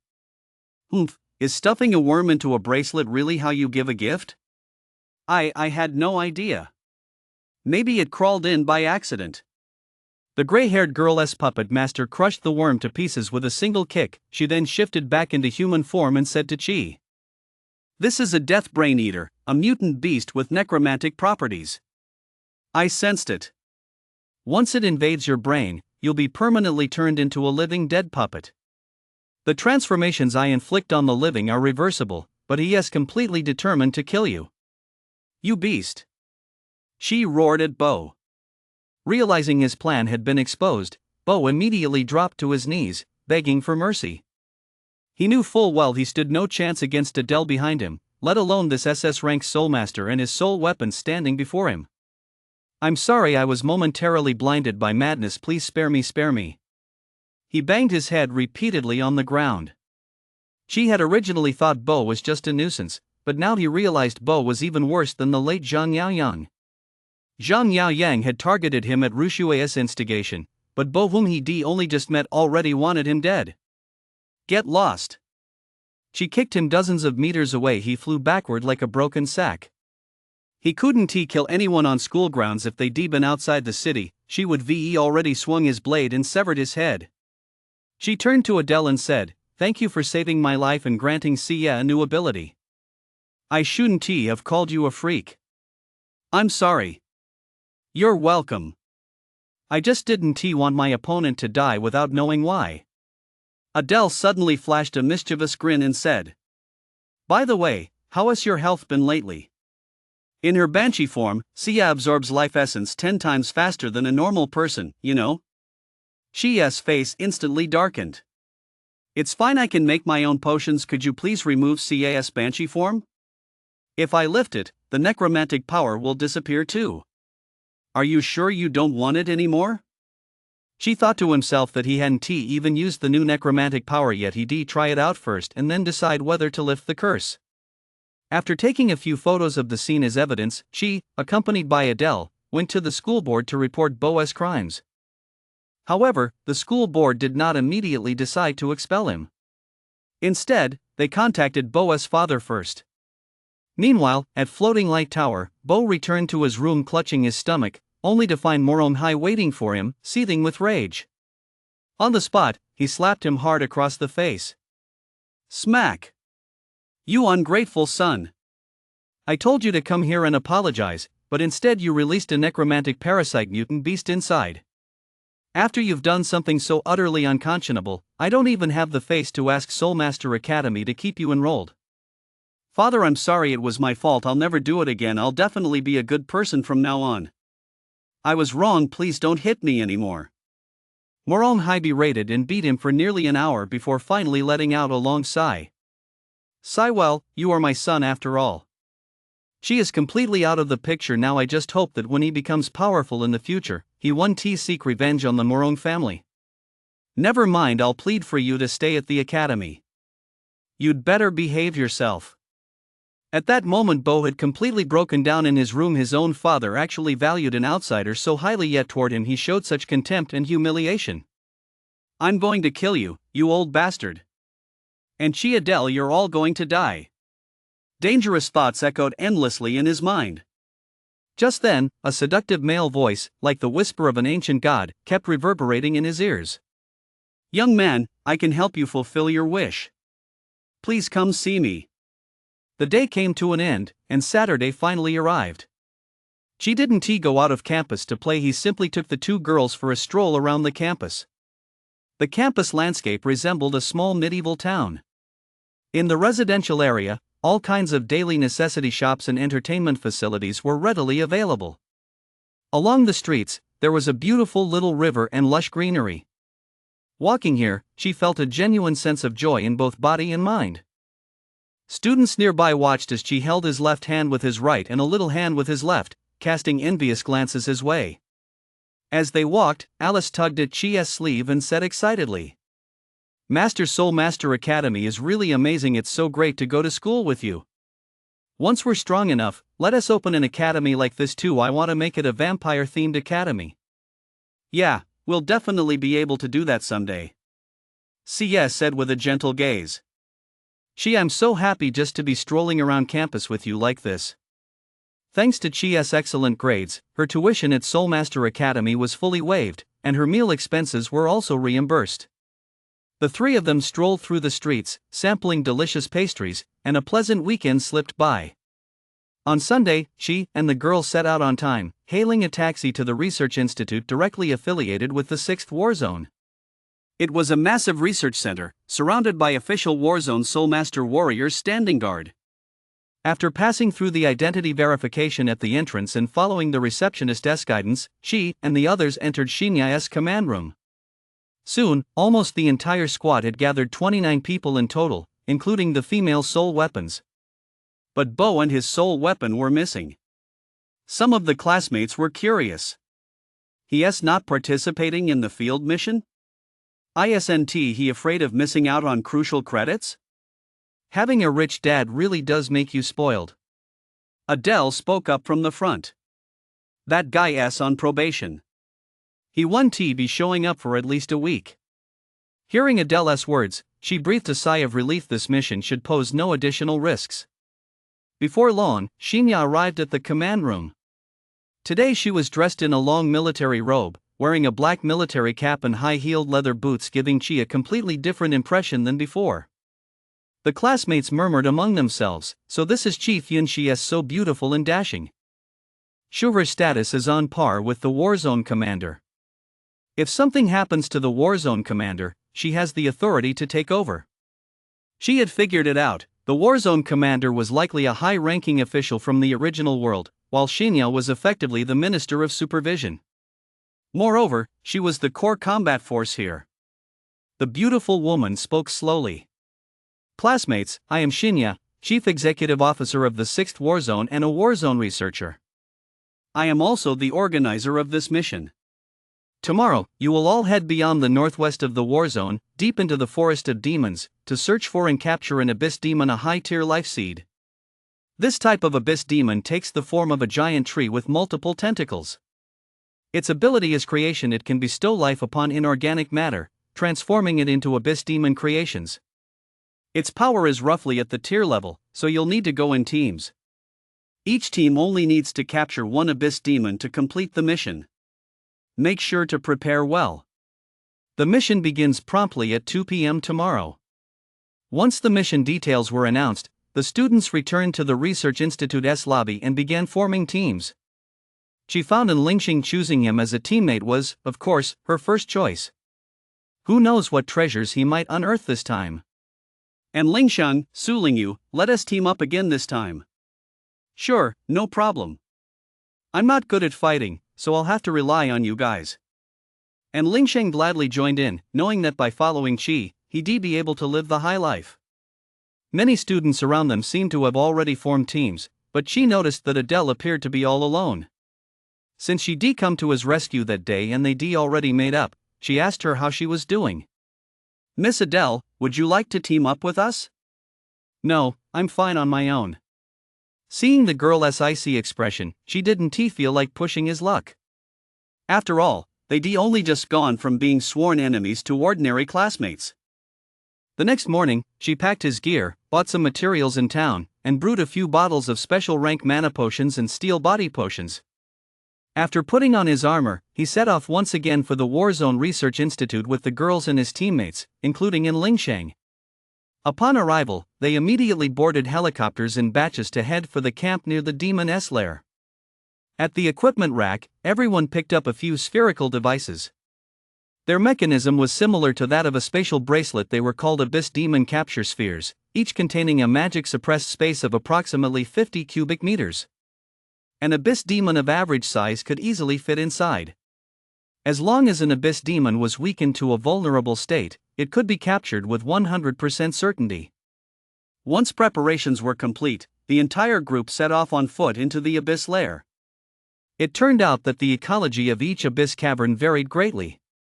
The structure here had no distinct layers. It resembled an overgrown underground jungle. The only paths they could tread were woven from a tangled web of vines. They were surrounded by lush foliage and vegetation. Some leaves were needle-like, while others resembled the faces of Abyss Demons, clearly not native plants of Blue Star. After confirming it was safe to enter, everyone spread out to search for their own prey. And Lingxiang, can you sense if there are any treasures here? Sure, I'll give it a try. The bespectacled teenager activated his sensory abilities and immediately sensed something. In the far north, there seems to be a very strong demonic mana reading. Hearing this, she was already looking forward to the haul. He said to Alice, "Do you think we might dig up another Demon Lord sister this time?" Alice replied with a smile. "Probably not. The others are all female, but she is doing just fine. I'm actually on pretty good terms with her. If our master manages to defeat her someday, please capture her and make her a slave." Alice, so you have a rather twisted sense of humor too. I wouldn't mind having another beauty serve our master. Her beauty rivals mine, you know. Alright, I get it. Let us keep moving for now. As they ventured deeper, they suddenly heard a rustling from the grass. Two giant emerald green pythons suddenly slithered out of the nearby bushes. Their heads were adorned with pointed antennae, and their bodies were nearly 10 meters long, with a diameter of 2 meters. Venomous Serpent Abyss Demon Lower Tier, Early Stage. Creation of the Seed of Life. She immediately summoned Yamato from within Sia, while Alice removed her hairpin and drew the Asino's battle blade. The serpent demon bared its fangs and lunged viciously at Chi. Unflustered, he swung his sword upward in a fierce upward slash while leaping into the air. That single strike severed the giant serpent's fangs. Immediately afterward, he and CS slashed through the air with their blades, creating multiple small spatial rifts that instantly sliced the Abyss Demon's body into fragments. Meanwhile, Alice spread her vampire wings and took flight, infusing her battle blade with powerful demonic mana before hurling it forward with all her might. Watch closely, Master. This is the first skill of the Eskino's Battle Blade Whirlwind. The two blades, intertwined with demonic fire and icy cold, struck directly at the demon snake's head. Before it could even react, its head rolled to the ground. The battle blade then returned to Alice's hand like a boomerang. She exclaimed with delight, "Not bad, a quick and easy victory." She sensed that Yamato had absorbed the soul of the Abyss Demon Snake. The other Abyss Demon killed by Alice had instantly transformed into a red magic soul for rank advancement. She said to CA, "Now let us try the power of the dead. See if we can turn this Abyss Demon creation into our ally." "Sia, you can transform now." At Chia's signal, Sia unleashed her spirit banshee powers, transforming once again into that alluring and beautiful form. This time, she noticed that Cia's figure had become even more voluptuous after her transformation. She had been around a cute C cup before, but now she seemed to be approaching a D cup. Even though they'd been intimate many times before, this form was just too alluring. She turned away, still a little too shy to look. "Don't be so weird," Sia said, a little annoyed. "Hurry up and use the power of the dead, then you'll be able to change back." Sia reached out and took the knife from Chia's hand, pointing it at the corpse of the venomous Abyss Demon. Dark demonic mana fused with the giant serpent's soul and surged into the corpse. As a result, the shattered fragments reassembled, and new fangs grew from its body. The venomous Abyss Demon had been resurrected. Its body still bore the fatal wounds from before, and both its eyes and wounds glowed with a secluded blue light. That was the aura of its soul. Undead Viper early tier tamed. Double Abyss Demon soul reward, current 3000. Great, CA. You successfully tamed the Abyss Demon. This is our first pet. I hope it'll be helpful in battle. With that, Sia returned to her normal form. She had just noticed that taming the Abyss Demon also granted double rewards of Abyss Demon souls. Perhaps if they encountered rare Abyss Demons in the future, they could try to defeat and tame them as well. This undead pet could also be stored in his personal space, so Chi stowed it away before continuing on. As he made his way deeper into the forest, she could already see, in the distance, a milky white tree nearly 10 meters tall. It had dense foliage, and long tendrils extended from both sides of its trunk. Seed of Life, Abyss Demon Tree Form Tier. Ability, bestows Abyss Demon life upon objects. Through the sage eye, she saw the information, but he was taken aback. Could it possibly have other forms? Its vine-like tendrils merely touched nearby pebbles, dead wood, and broken bones and instantly imbued them with life, creating Abyss Demons of all sizes. Just like the mantis, lizard, spider, and bat Abyss Demons he'd seen before, they were born in an instant and scrambled to their feet. Their strength at birth seemed to correlate with the size of the object they were transformed from. A spider Abyss Demon created from a small pebble was only tier 0. It could be crushed with a single stomp. A monkey Abyss Demon that burst forth from a large boulder, however, was already tier 1. Just as Chi was about to destroy these Abyss Demons, two figures suddenly darted out from the side. The gray-haired girl instantly transformed into a death rune longsword. Cruel Winter. A field of bone-chilling frost suddenly formed around Adele's puppet master, instantly freezing all the Abyss Demon creations. This field was far more powerful than Rushui's perpetual frost chi, and the others couldn't get anywhere near it. Damn it! Don't steal my kill! Adele paid no heed. Her master thrust her violently into the body of the life seed Abyss Demon. With that, the giant tree was on the brink of death. Adele resumed her human form and sealed the Abyss Demon inside her spatial orb. In the mere blink of an eye, Tira's life seed Abyss Demon had been instantly killed by Adele, leaving Chi in awe of just how terrifying this girl's power truly was. She never would have imagined that one day, someone would snatch a kill right from under his nose. The bullet he fired in his reckless youth had actually come back to haunt him. Sorry about that. I just spotted this monster first. If I've taken your prey, I'm willing to help you hunt another one. The gray-haired girl remained as indifferent as ever, but it seemed she really hadn't meant to do it.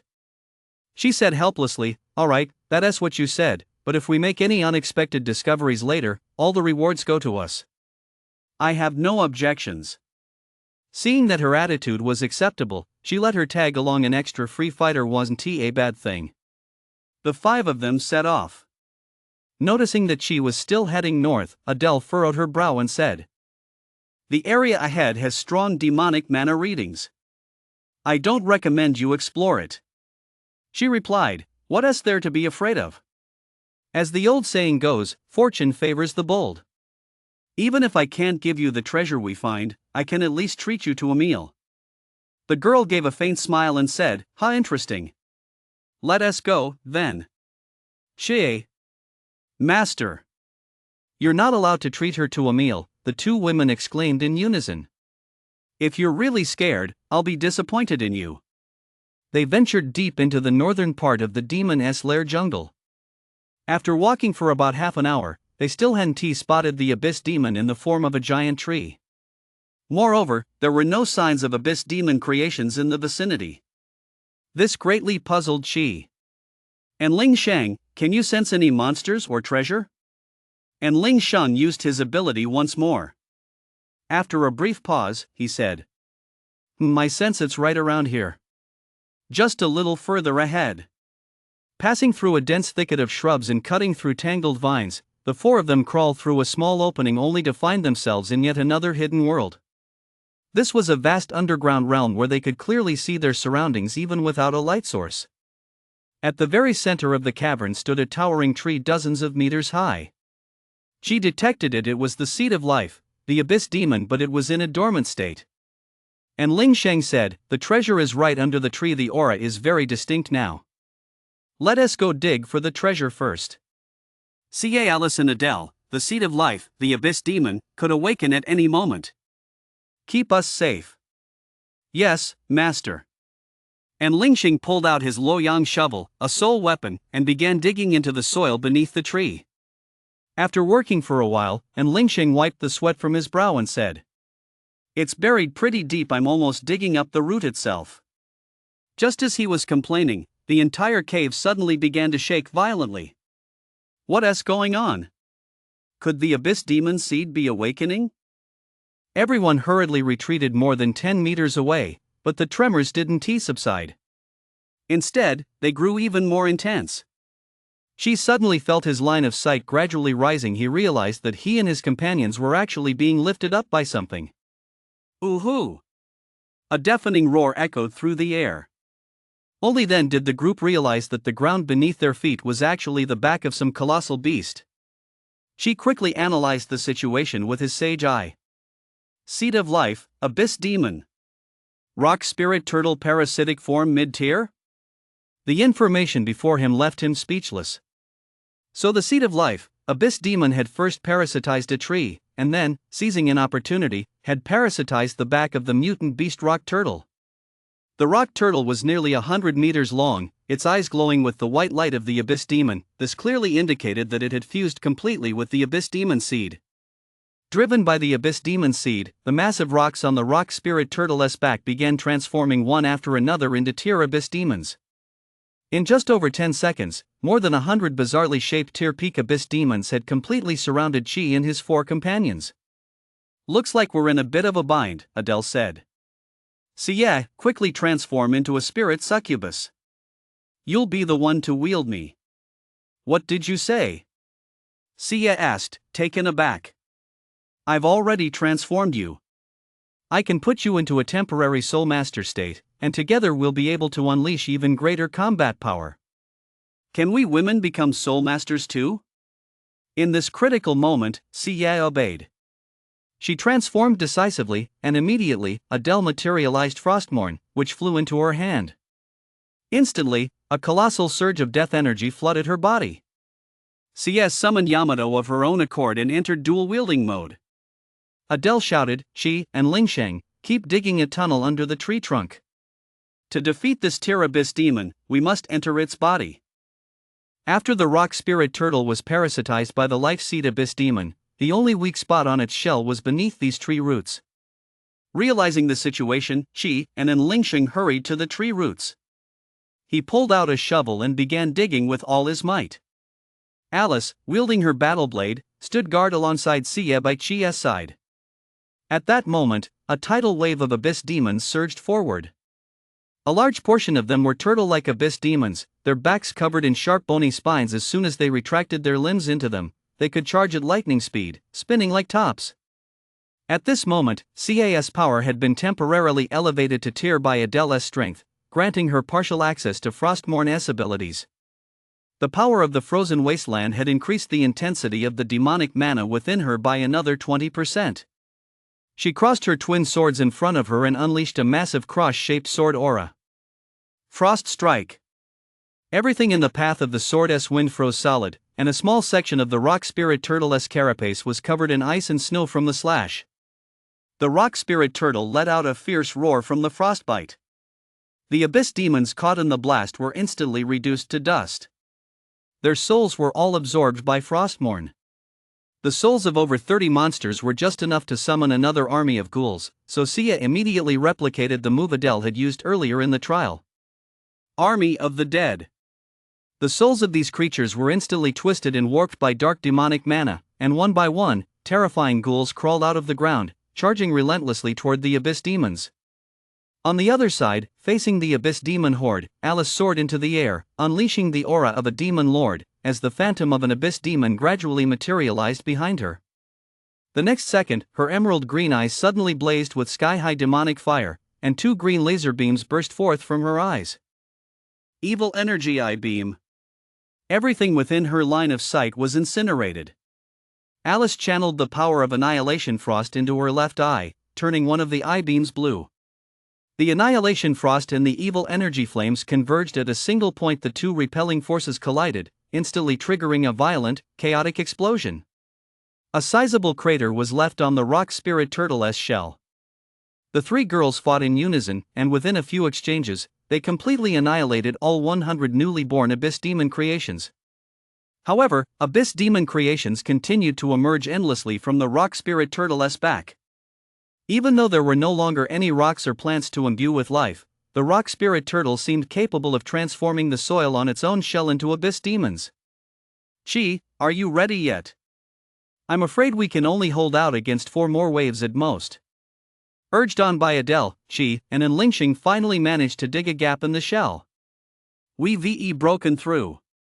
We're going down right now. Master.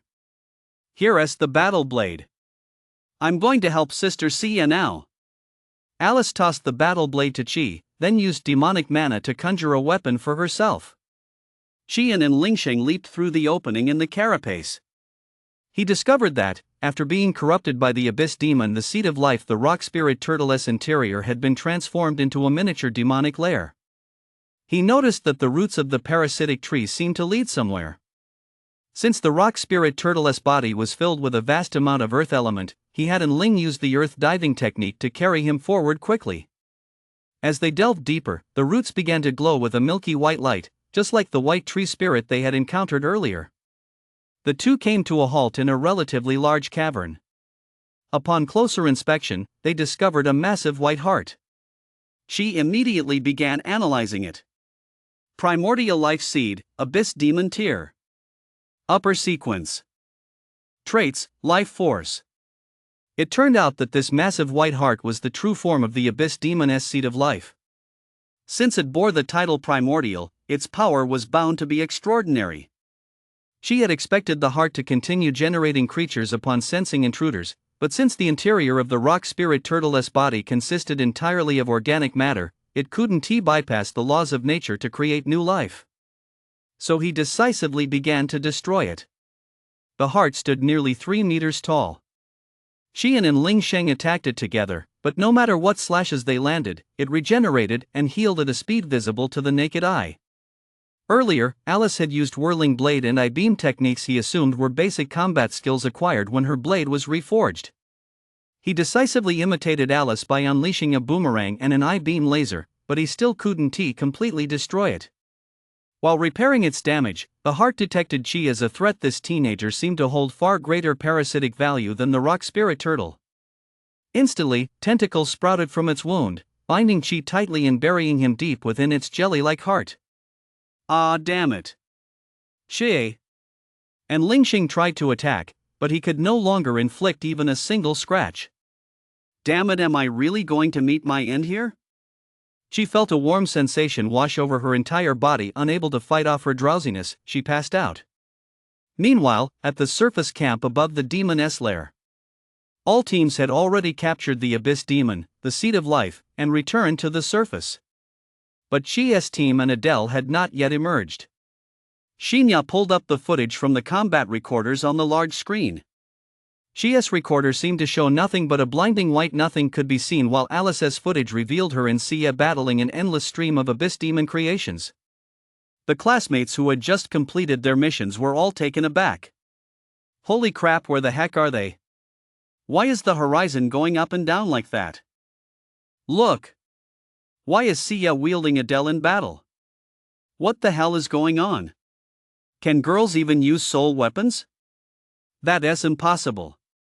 Shinya explained, this is Adele's special ability. She can turn anyone under her influence into her soul master. It looks like an Abyss Demon, a primordial seed parasitizing inside a giant beast. She and the others, I'm afraid they're in trouble. Classmates, stay where you are and don't make any sudden moves. I'll personally go rescue Chi's squad. With that, Shinya took off her coat, stashed some items in her spatial bracelet, and leaped down into the forest abyss. Meanwhile, atop the rock spirit turtle's back, Alice was still locked in a fierce battle against the Abyss Demon's army of creations. They had already eliminated at least 8 waves of Abyss Demons, but after this relentless war of attrition, their demonic mana was nearly depleted. Adele said impatiently, why hasn't Chi destroyed the core yet? At this rate, we might all end up dying here. Sia cleared out another wave of Abyss Demon creations with another annihilation strike, but the very next second, she froze in place. I can't sense Chi's presence anymore. This news sent a shock through Adele as well. Is he dead? Hearing their conversation, Alice couldn't believe it. How could Master be dead? I'm going down to save him right now. Don't go. You don't have the earth diving technique, and with all those roots growing inside, you won't be able to get deep enough. Alice attacked the small tunnel Chi had dug with all her might. But at her current tier level strength, her demonic mana was exhausted, and she could no longer unleash more powerful attacks. She suddenly burst into tears. Sniff sniff, it can't be. How could Master possibly lose to an Abyss Demon like this? We still had so many things to do. Sniff sniff. Adele shifted back into human form and let out a cold sigh. Hachi, so you're no different from those weaklings after all. I misjudged you. There is no man in this world who can stand shoulder to shoulder with me. How pitiful. She couldn't help but close her eyes, using the power of ice to freeze her tear ducts. She simply let the Abyss Demon's creations swarm toward her. Inside the rock spirit turtle, she felt as though his consciousness were sinking into a deep sea. He heard 3 young girls calling his name. Their voices were filled with immense grief. One of them, in particular, spoke with a voice brimming with endless sorrow. I will never let them suffer any longer. I must wake up. With sheer willpower and the mental boost from the Sage Eye, she managed to rouse himself. He found himself inside a white heart, his body covered in white plant-like tubes. It seemed the primordial seed Abyss Demon was attempting to transfer itself directly into his body. Stay calm, since the power of the primordial seed Abyss Demon is life. Then perhaps only its opposite, death, can counter it. She suddenly sensed that the undead viper in his storage space seemed to be stirring.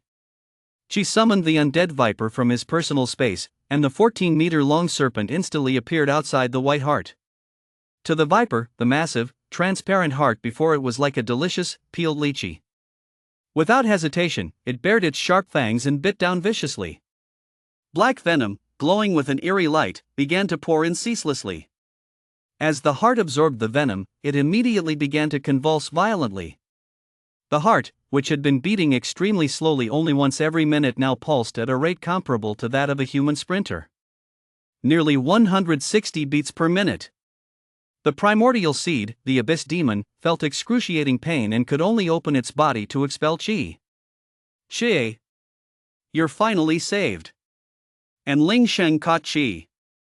Cough cough cough. Just as I expected, after the undead viper was revived, its venom has transformed into undead toxin imbued with the power of death. And the power of death is, after all, the nemesis of life. Let us work together to defeat this despicable heart, then get out of here. Alright. Weakened by the undead toxin, the heart sensed a threat to its survival and immediately began retracting the tentacles controlling the spirit tortoise's body. After severing its connection to the rock spirit tortoise, its body instantly shrank to just 1 meter tall, then sprouted slender legs like those of a little elf, preparing to flee. Humph. You were having a field day devouring me just now, weren't you? Don't even think about running. And Ling Sheng, grab it. And Ling Sheng formed hand seals with both hands and cast his innate spell. Rock Grip. A massive amount of rock elemental energy coalesced into a giant stone hand, gripping the primordial seed, the abyss demon, firmly in its palm. Qian and Ling Sheng picked up their weapons and unleashed a barrage of blows on it, then had the undead viper bite it several times. Once they were certain it was paralyzed, they used a capture orb to seal it away. Just as Qian and Ling Sheng were about to teleport away, the very next second, countless massive cracks suddenly appeared on the ceiling of the rock spirit turtle's ventricle. Several dazzling purple sword beams flashed by, instantly obliterating the ceiling and the surrounding flesh walls of the chamber. Despite such massive destruction, nothing fell on their heads. The flesh and tissue had simply dissolved into a cloud of blood mist and vanished. She stared blankly around her. So it was Xinya who done it. So you'd already escaped. Looks like I didn't need to step in after all. The beautiful woman in military uniform leaped into the ventricle with the 3 young girls. Xie and Alice couldn't wait to throw their arms around Qi. Qi, I'm just glad you're okay. Sniff, sniff, I thought I'd never see my master again. Adele stood to the side watching them, her emotions somewhat mixed. It seems he hasn't disappointed me. If only my previous teammates had been as strong as him. I won't give up on conquering you. Shay. Sooner or later, you'll be mine. Xinya smiled sweetly at Adele and said, Adele, what are you standing there looking at? It's your first time completing a mission as a team, and everyone survived. Why don't you say a few words to your teammates? Xinya gave the girl a gentle nudge from behind. She walked up to Qi and said with satisfaction, Qi, you did a great job on this mission. Later. Adele watched Qi, who was surrounded by people on both sides. He didn't seem to hear what she was saying. She felt a little annoyed, biting her lip lightly with her pearly teeth, and thought to herself, maybe I came at the wrong time. You guys go ahead. No, you came at just the right time. She suddenly spoke up, gently letting go of Alice's hand and pulling Adele toward him. Ah! Don't touch me. The gray-haired girl's face suddenly flushed red. She let out a startled cry and shook off Chia's hand. What's wrong, Adele? We've fought side by side, can't we even shake hands? The girl was momentarily taken aback. Chia's hand, why is it so warm? She quickly composed herself. I don't like shaking hands. She shrugged and said. If you hadn't given Xie the power to buy us time, who knows what the outcome would have been? From now on, we're friends. Adele simply nodded and walked away. Xinya approached Qi and said, You guys did well today. You actually captured an abyss demon of the primordial seed. This kind of abyss demon is extremely rare. I'll have to give you some extra rewards when we get back. Qi and the others followed Chief Yun out of the demoness lair, and before leaving, he couldn't help but glance at the corpse of the rock spirit turtle. The carapace, nearly the size of a soccer field, had been completely destroyed by Xinya using some unknown method. To wield such power without a Soul Master's command was truly terrifying. Back at camp, Xinya began reviewing the mission results. Aside from Chia's squad, the other squads had completed their tasks with ease. There were no casualties. Xinya took out Team Chia's Abyss Demon Capture Sphere, displayed its contents on the screen, and said, This is the Abyss Demon, the primordial seed of life. In addition to the power of creation, it possesses healing powers capable of bringing the dead back to life. It will be of great assistance in researching the life structure of abyss demons. Everyone passed this mission. Each squad will receive a reward of 500,000 yuan. Team Chi deserves special recognition for their outstanding contribution and will receive 1.5 million yuan. The school will transfer the funds to your campus card shortly. Please check your accounts. Dismissed. The students below began chatting excitedly. Yay! I didn't expect we'd get this much money for completing the mission. But Team Chi got way too much. Damn, the genius Chief Yun recruited is seriously insane. I've got to team up with him next time. Hey! Lu Yuhao, just forget it. He has got 2 girls by his side who can both activate Devil Trigger. They're a team all on their own. Does he even need you? Even our own she-devil Adele has teamed up with him.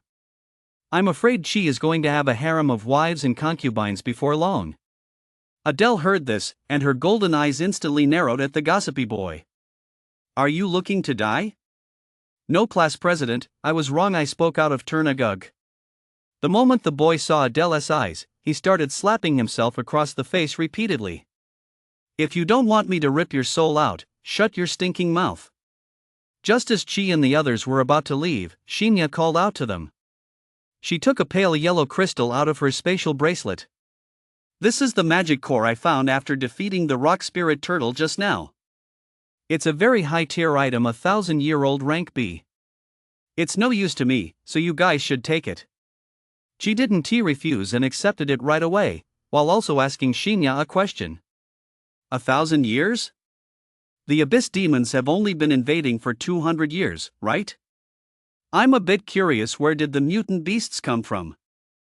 Shinya said, "Ha, you've actually forgotten even your high school knowledge. When the abyss demons invaded, they frequently opened spatial rifts, which once caused severe spatial disruption incidents. This led to the convergence of spaces from multiple planets. That's why some creatures from other planets ended up on Blue Star. And that's the same reason why some strange plants and herbs appear on Blue Star. Mutant beasts 1T submit to the abyss demons, and sometimes they can even help us humans out." I see. After accepting the reward and wrapping up the conversation, she returned to the academy with his companions. They fought hard all day, and although they faced another crisis, it was still much better than being ambushed by treacherous people. After dinner, she returned to the villa with the girls and flopped onto the sofa in a classic Guyu-style recline. Then he started scrolling through food videos. These days, he no longer even looked at risque content. With an incredibly cute little vampire by his side and the heavenly beautiful CA, his desire to gaze at virtual beauties had vanished.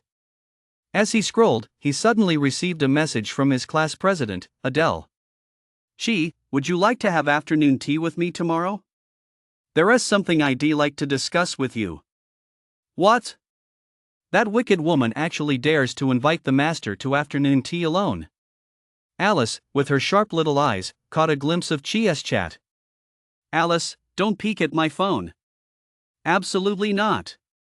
Sia quickly dragged the master back to the bedroom so he can't get up tomorrow. Sia, who had been on the second floor, quietly came downstairs and said, "Just let Chi go. I briefly took control of Adele today and got a glimpse into her inner world. She seems like a girl who has been through a lot and someone who really values her companions." That evening, Sia shifted her form again. Her purplish-red eyes fixed on Chi as her fingertips gently cradled his chin. "I believe Chi won't go around flirting with others on his own. Right?" She felt a little scared. He swallowed hard, then nodded. "Of course." With a gentle kiss from Sia, the two kissed their way back into the room. Early the next morning, she felt the mana inside him churning and surging. He quickly sat cross-legged on the bed, attempting to break through. Under CA's protection, a colossal surge of power rushed up to the top of his head. He successfully broke through to the mid-tier Soul Master level, and his physical prowess increased significantly. If he were to activate Devil Trigger at this moment, his actual combat power would reach tier level. As expected, combining dual cultivation with combat experience really does speed up cultivation progress. She could now sense that he was ready to go head to head with Adele. After breakfast, she took the girls to class. Monday mornings were reserved for theoretical lessons on battling abyss demons, covering topics such as the habits and weaknesses of powerful abyss demons.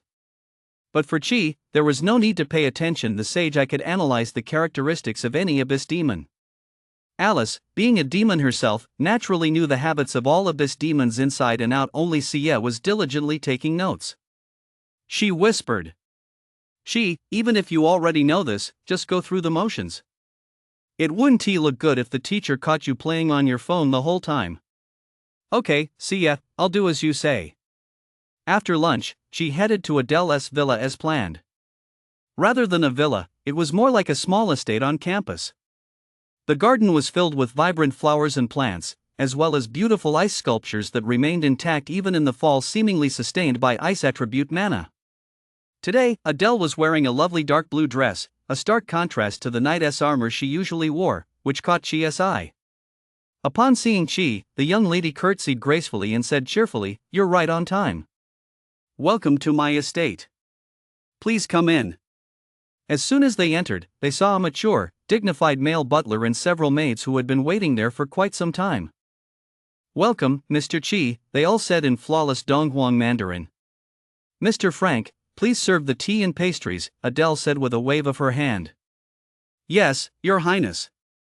The two took their seats at an elegant little round table, and soon black tea and a tray of pastries were brought to them. The young lady personally poured Chi a cup of tea. "This is black tea I brought from my hometown, Lorraine. Please try some." She blew on it, took a sip, and found the tea to have a very rich flavor with a hint of grape aroma. It was undoubtedly top-quality black tea. It was largely similar to the English black tea he'd known in his previous life. It seems the Lorraine Empire is this planet's equivalent of the British Empire. She said to Adele, "Thank you for your hospitality. What did you want to discuss with me today?" The young girl parted her cherry red lips and took a delicate sip of tea. "I'd like to talk about the auction. I think you might be interested in it as well." Seeing this, she perked up. "I've been following the recent auctions, but I'm not sure how to participate. Tell me more." Adele began to explain slowly. "Wednesday's auction is hosted by the royal family of my Lorraine Empire, featuring rare treasures collected from all over the world. Members of the imperial family and some business leaders will attend this auction. Ordinary people cannot participate, but I can help you secure an invitation." Hearing Adele's words, she thought it sounded great, but upon closer reflection, she realized Adele had been helping him out constantly lately and had treated him to a feast today. Her behavior was far too unusual. There's no such thing as a free lunch. Is she trying to change her strategy? To blind me with money? No, absolutely not. If she pulls out the rich woman's trio, my lower half will be completely ruined. She paused for a moment before saying, "It sounds good, but since you're willing to help me like this, you must want something in return, right? What do you want?" "All you have to do is accompany me as my date. If I don't have a suitable partner, I'll have to go with someone from the royal family. There are some people over there I'd rather not see." "Is it really that simple?" "Okay, I'll do it. I'm so glad you agreed to my request." The young woman clapped her hands and said to the burgundy-haired maid behind her, "Lilith, please take my guest's measurements."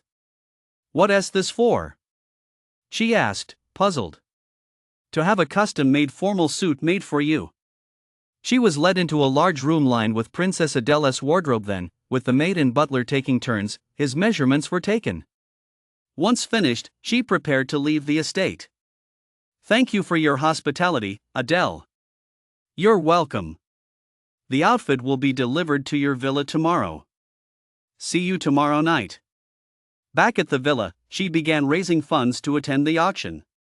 Of the 1.15 million yuan he'd earned from a previous mission, he'd given 500,000 yuan to Enlingsheng and the others.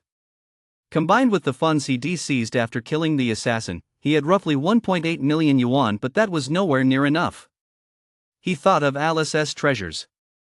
"Alice, I'm attending an auction tomorrow. Could you part with a few of your treasures to sell? Hearing that she wanted to sell her dowry, the young girl was somewhat reluctant. Still, she agreed to part with a small item. These things are for when I marry my master someday. Sniff. Take the star Holy Grail. It's a holy grail forged from star diamonds on the Demon King's star. It contains demonic mana, but it doesn't have any special uses. Alice said with a smile, I hope my master will bring me back something nice. I definitely will. The following evening, Wednesday. As planned, she put on his custom-made tuxedo. The suit looked incredibly dashing wearing it. She felt as if he'd become a Western noble himself. He headed to the auction house in the city center as scheduled. Inside, the auction house was a magnificent hall, featuring general seating on the first floor and VIP seating on the second floor. Before long, she spotted Adele walking down the red carpet. Today, she wore a crystal princess tiara and an elegant strapless evening gown. She was so beautiful she seemed otherworldly. She said softly, I just had to freshen up a bit. Sorry to keep you waiting. She looked at her without saying a word. He was truly taken aback. Is this really the female demon I know? Ahem, let us go. Just as the two were walking side by side toward the VIP lounge on the second floor, a blue-eyed foreigner with slicked-back golden hair quickly approached them. The man addressed the gray-haired girl. Adele, you're finally here. It's been a year. I've missed you to death. Come to my VIP room. My father is eager to meet you. Adele shot the man a cold glance. I'm sorry, Duke Raven, but I'm already accompanied. The blonde man named Raven shot Chi a disdainful look.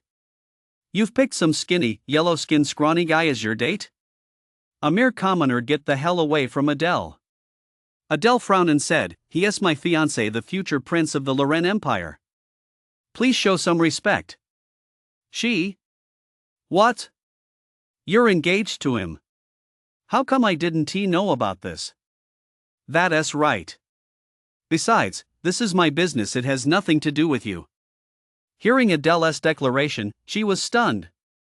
Meanwhile, the nobleman standing beside her named Raven was furious. You little brat.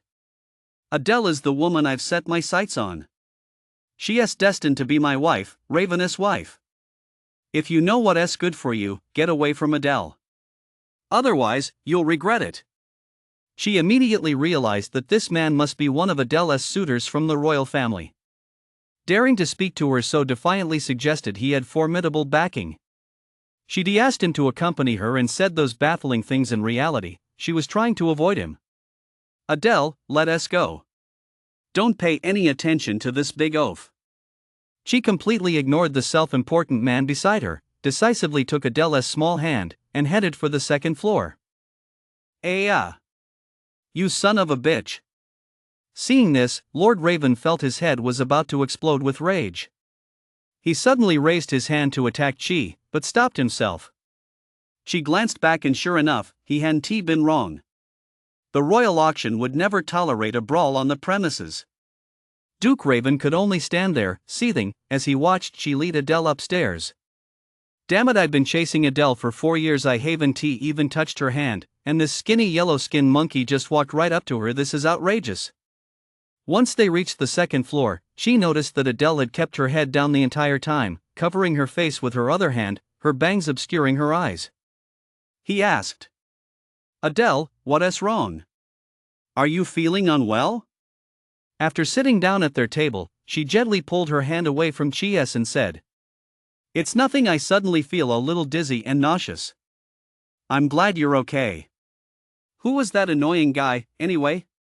The girl explained. He is the son of Regent Resta.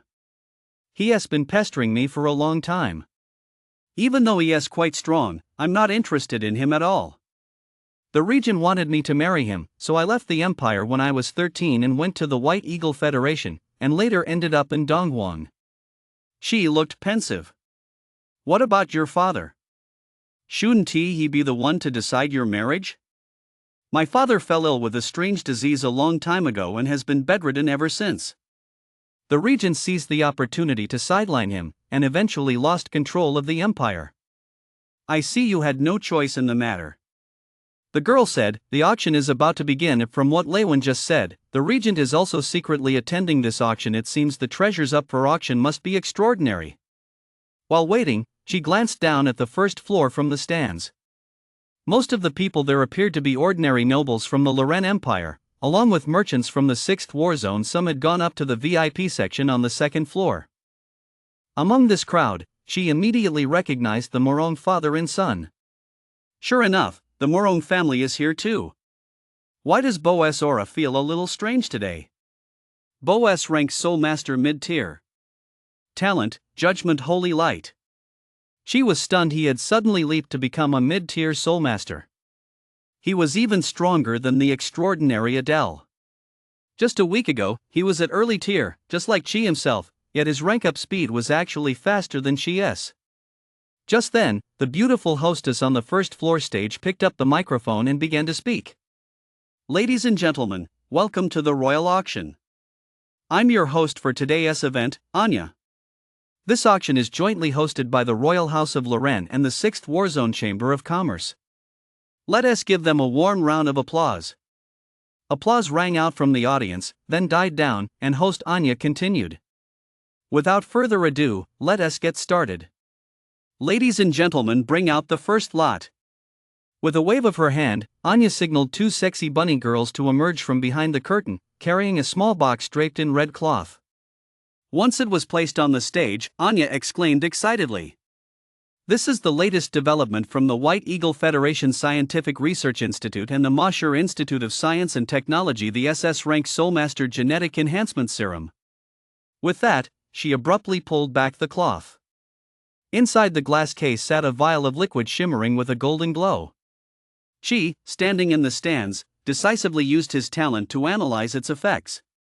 Genetic Enhancement Serum. Under specific conditions, it can amplify existing talents, enabling them to evolve. For use exclusively by Soul Masters with SS rank talents. She realized this was a valuable item. Until now, his sage eye had only been able to analyze battle situations. It was time to enhance his own strength. Anya continued, "The starting bid for this item is 1.5 million Donghuang coins. The auction begins now." Since Soul Masters with SS rank talents were so rare, this item seemed useless to many. To Chia's surprise, Duke Raven from the opposite stands was the first to speak up. 2 million Donghuang coins. Damn, looks like he SSS rank too. He has already exceeded my cash budget right off the bat, but it's okay, I still have the Star Holy Grail. I'll just let the auctioneer know. 2.5 million Donghuang coins, Adele said. "Do you need this too? It's useless to you, isn't it?" she asked in confusion. "You helped me out, so I'll buy it for you." Adele's casual remark left Chi stunned once again, yet at the same time, he felt a secret sense of delight. Is this what it feels like to be kept by a rich woman? Thank you, Adele. You won't make any strange demands of me afterward, will you? No, I'm doing this of my own free will. At that moment, Duke Lei Wan across from them refused to be outdone. 3 million Donghuang coins. 1 million Lorraine pounds, Adele said. As soon as those words left her mouth, the entire room fell silent. After all, the exchange rate between the Lorraine pound and the Donghuang coin was 1 to 10. 1 million Lorraine pounds equaled 10 million Donghuang coins. Seeing this, Duke Raven was instantly furious. It was obvious that Adele was helping the young man beside her win this item. Damn it! Just how close have you two become? Since the effects of this reagent were still unclear, he didn't dare spend such a large sum on a gamble, so he withdrew from the bidding. 1 million Lorraine pounds once. 1 million Lorraine pounds second bid. 1 million Lorraine pounds third bid. And the winning bidder for this lot is Adele, the number one in the Lorraine Empire, Her Highness Adele. After the first item was auctioned off, there was a brief intermission. During this time, a group of bunny girls lined up and took the stage, performing a passionate dance. Meanwhile, the guests below began to murmur among themselves. Why on earth would Her Highness Adele buy a Soul Master gene serum? Aren't all her masters already dead? They're just reanimated corpses. Look, there's a handsome young man sitting next to Adele. He might just be her new soulmaster. He is nothing but a short-lived fool. If he is with Adele, he'll either be played to death by her or die in battle, haha. Down in the stands, aside from the Regent's confidants, there was also a significant number of royalists. Seeing that Adele seemed to have befriended a young, exceptionally talented powerhouse, they were thrilled. Has Her Highness Adele contracted an SS rank? Who on earth is this young man? Mr. Stephen, we must rush to meet our future prince as soon as the auction ends. I think so too. After the first intermission, it was immediately time for the second lot.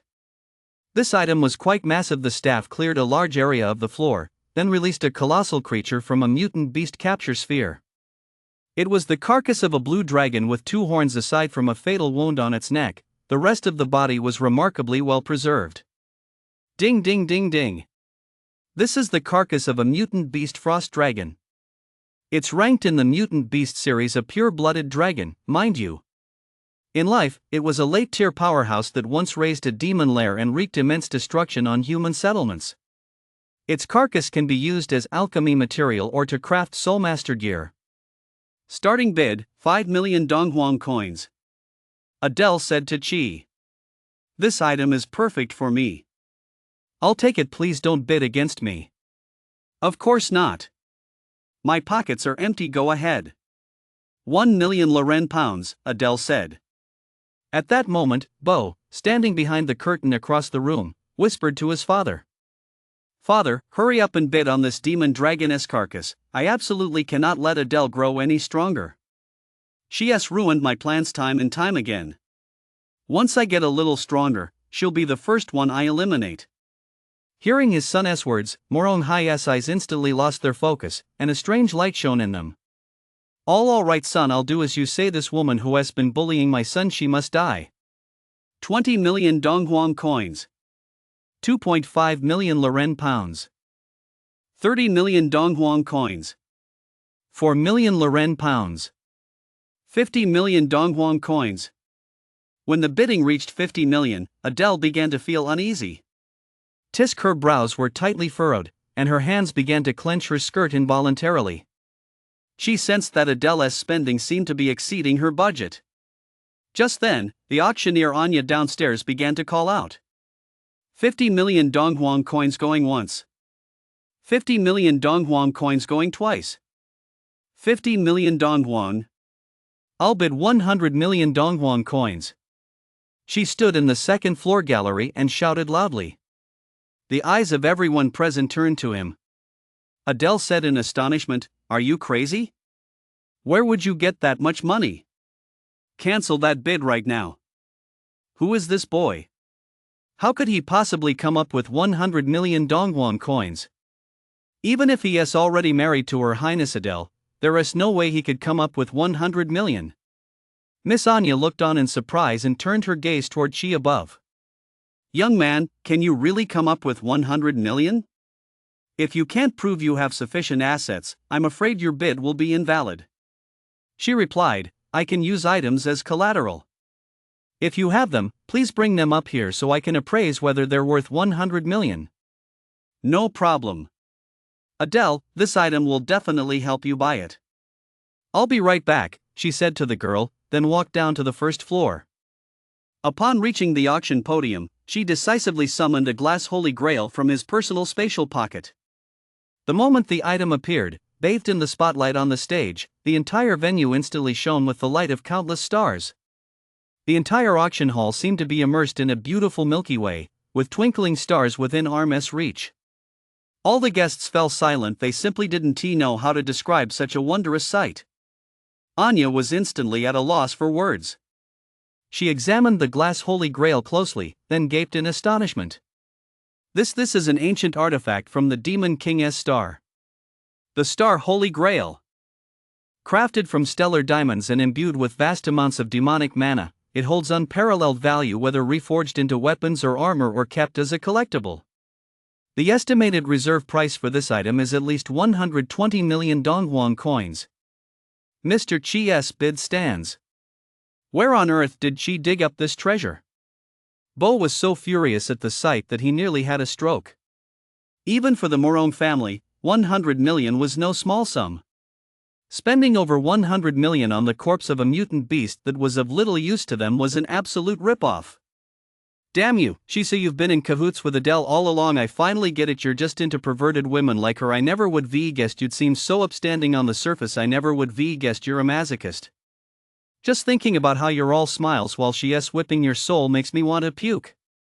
I'll let you gloat for a little while this time anyway. Once His Highness regains his power, not a single one of you will survive. Stop it, Father. 100 million, going once. 100 million, going twice. 100 million, going 3 times. As the auctioneer's hammer struck the block, Anya announced the winning bidder. The winning bidder is Mr. Chi. The corpse will be stored in a capture orb. You may retrieve it after the event. After auctioning off a few more somewhat ordinary items, the auction soon went into a break. Anya said with a smile, the auction will be paused for 10 minutes. Please enjoy the refreshments and fine wine to your heart's content. Next, the popular idol Koen Koen will perform the dance You're So Beautiful, Chicken. A handsome young man wearing a chick mask and overalls, holding a basketball, led the dancers onto the stage and began a passionate shoulder-shaking dance. Just because you're just too beautiful. The royal auction hall was instantly filled with joyful laughter. Ha, that's hilarious. I didn't expect to see this here, she said with a laugh. He, that's interesting. Adele also laughed happily. She noticed that this seemed to be the first time he'd seen her laugh from the bottom of her heart. Before, she'd only ever given him a cold smile, or a rather devilish one. She said, no need to thank me. We're just helping each other out. You saved my life, so I have to return the favor. After a brief intermission, the auction for the third item was about to begin. Anya stepped out from behind the curtain once more and began to speak. This is the 6th lot and the grand finale of this auction. Take a look. A medieval war chariot adorned with thorns and roses was rolled out from behind the curtain. Sharp, bright red iron spikes lined both sides of its wheels. Gazing at it, one could almost envision the infernal battlefields it had once traversed. Anya gestured with her hand. This is the mount of Alice, the vampire queen of the fallen Abyss Order within the Demon King's forces. Broken Blade Rose. As long as the owner anoints it with blood, it can not only transform into any combat mount the user desires, but also comprehensively enhance the owner's attribute-based attack capabilities. Anya slit her wrist, letting her blood flow onto the chariot. With a mere thought, the chariot's mechanical parts sprang to life, transforming into a mechanical warhorse made of gold. Starting bid, 100 million Donghuang coins. Bidding begins now. This item captured the attention of everyone present not only because of its incredibly cool appearance. Upon seeing the item, she clenched his teeth and muttered.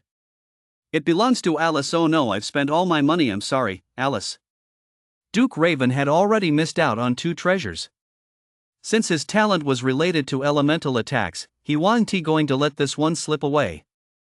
Moreover, the chariot exuded an air of nobility, so he immediately called out. 110 million. Boas' element was light, capable of dealing holy damage. Eager to boost his combat power, he also bid without hesitation. 120 million.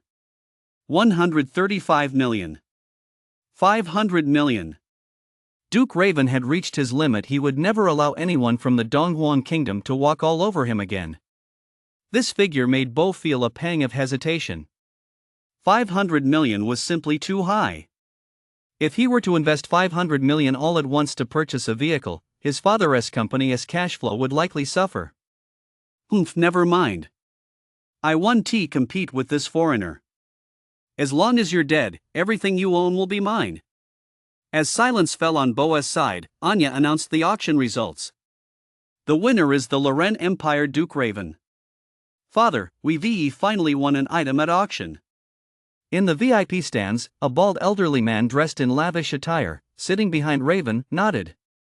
Raven, now that you've acquired such powerful gear, it's time to bring Adele back. Yes, Father. Resta said. Once you've placed her under house arrest, I'll host a wedding for the two of you and make her a member of the rest of family once she bears your child. As soon as that old man dies, our family's rule over the Loren Empire will be fully legitimate." Raven grinned wickedly. "Leave it to me. I can't wait to claim Adele's first night." After the auction ended, she and Adele went to the auctioneer to collect their items. She put the genetic reagents away, and Adele planned to return home to absorb the magic dragoness corpse. The royalist seemed quite interested in Chi, but he was feeling a bit tired today and decided to meet with them another day. The two quickly left the venue, where Adele's loyal butler, Frank, was already waiting in a Mercedes-Benz van. "Let us take my car," the young woman said. She gladly agreed and got in.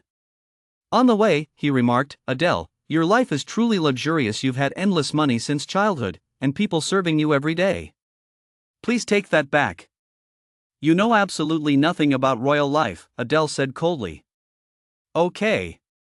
An awkward silence fell between them. Just then, she thought he heard the deafening roar of an engine 2 kilometers behind them. The sound was clearly directed right at him. He glanced back and saw the battle vehicle from the auction, the Broken Blade Rose, transformed into a red supercar and racing toward them. "Duke Lewin has actually caught up to us. Why won't he just give up?" Adele was clearly irritated.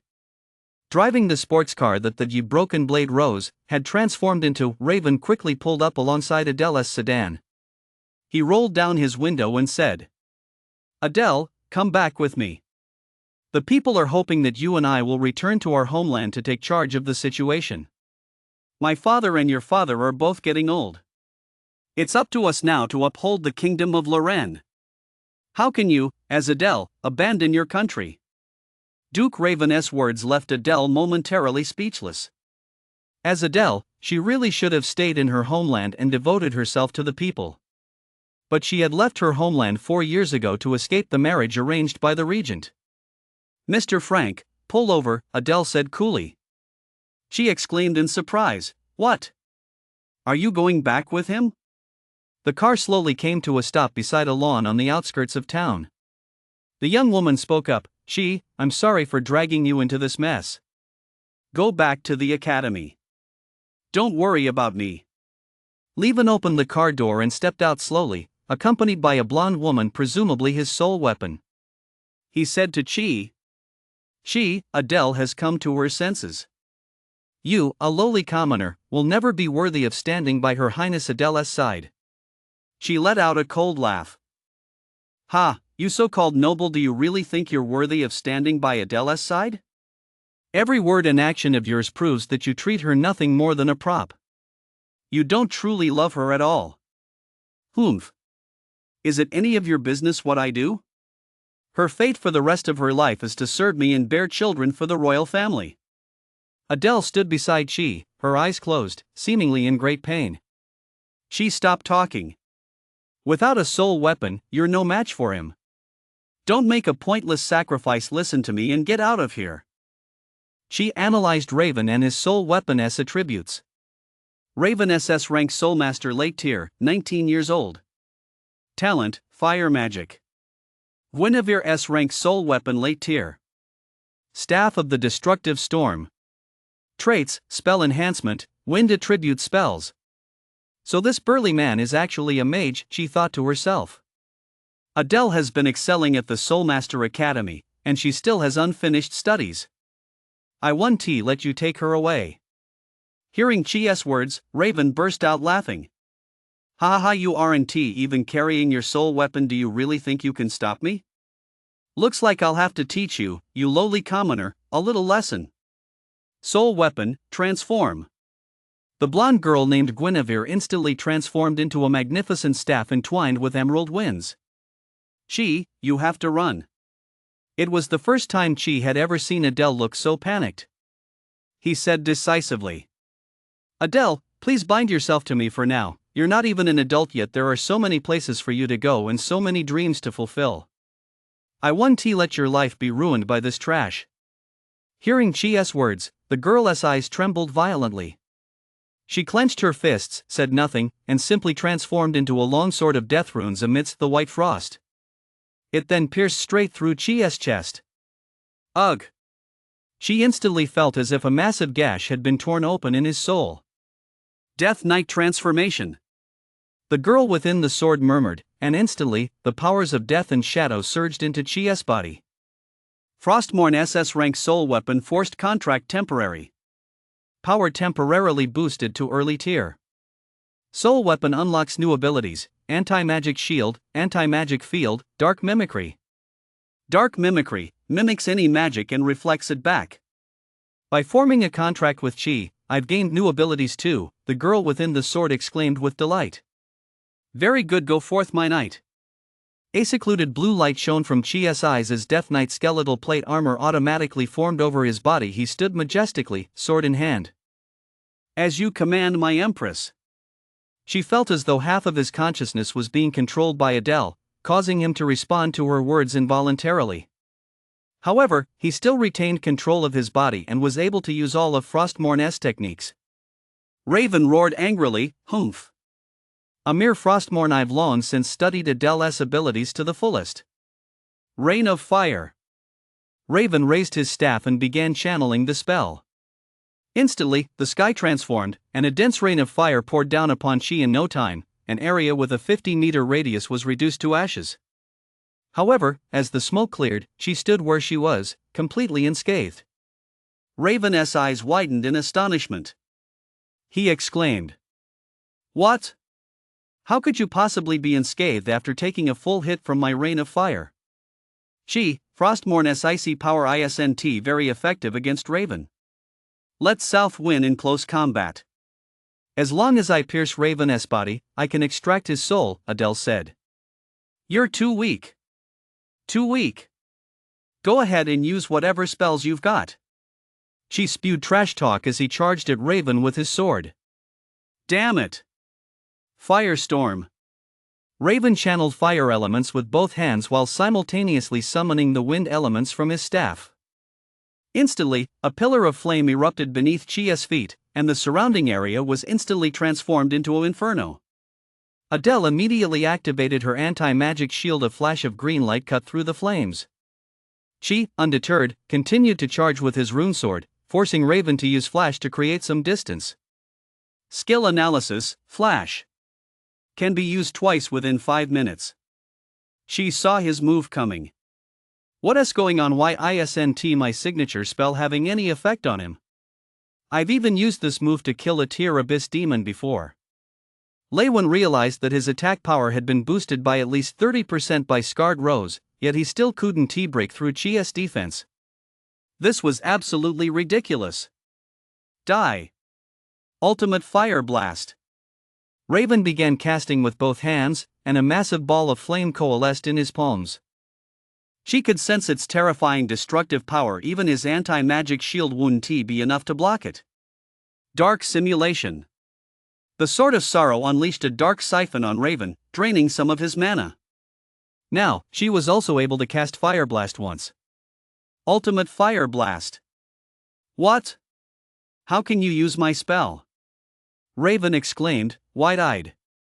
The two streams of energy collided, instantly producing a violent explosion that sent both of them flying apart. Thanks to the anti-magic shield Adele had deployed, she absorbed another 90% of the damage. Meanwhile, Raven instantly used his second blink to dodge the impact. With his flash spell exhausted, she seized the opportunity and sprinted at top speed, about to pierce Raven with a single sword thrust when suddenly, a mysterious shadowy figure burst onto the battlefield. All information is unknown. The shadowy figure, wielding an incredibly heavy, pitch-black greatsword, leaped high into the air and swung down at the back of Adele's sword. Oh no! She quickly drew her sword and retreated 3 steps, realizing that the figure was clearly targeting Adele. Humph! An opening. Flame Blast. Just as Chi was stunned, Lewin concentrated a stream of flame from his fingertips, which instantly pierced Chia's chest. The figure in black showed no reaction. He merely signaled for the two of them to finish off Chi together. Ugh! She immediately felt a searing, excruciating pain in her chest and, leaning on her sword, nearly collapsed to the ground. Shay! No! It's my fault, just surrender to Raven. I'll go with him, he'll probably spare you. the gray-haired girl said sorrowfully in Chia's mind. Cough, cough. He just ambushed me while you were nearly cut in half by that greatsword. I'll never surrender to these two scumbags. Rage boiled within Chi as he began to squeeze the power from his soul, activating his devil trigger. As his hair turned pure white, Adele seemed to sense a certain power awakening within her heart. It was a black crown encrusted with frost. Crown of domination, the true power of the Lich King. So, no matter who you form a contract with, you can unleash the full potential of a soul weapon. Very well, since that's the case. I shall crown you king. In the Sea of Hearts, she saw the Snow Maiden emerging from the Ice Crown Castle. Dragging a long gown of ice crystals and cradling the crown of dominion in both hands, she walked slowly toward him.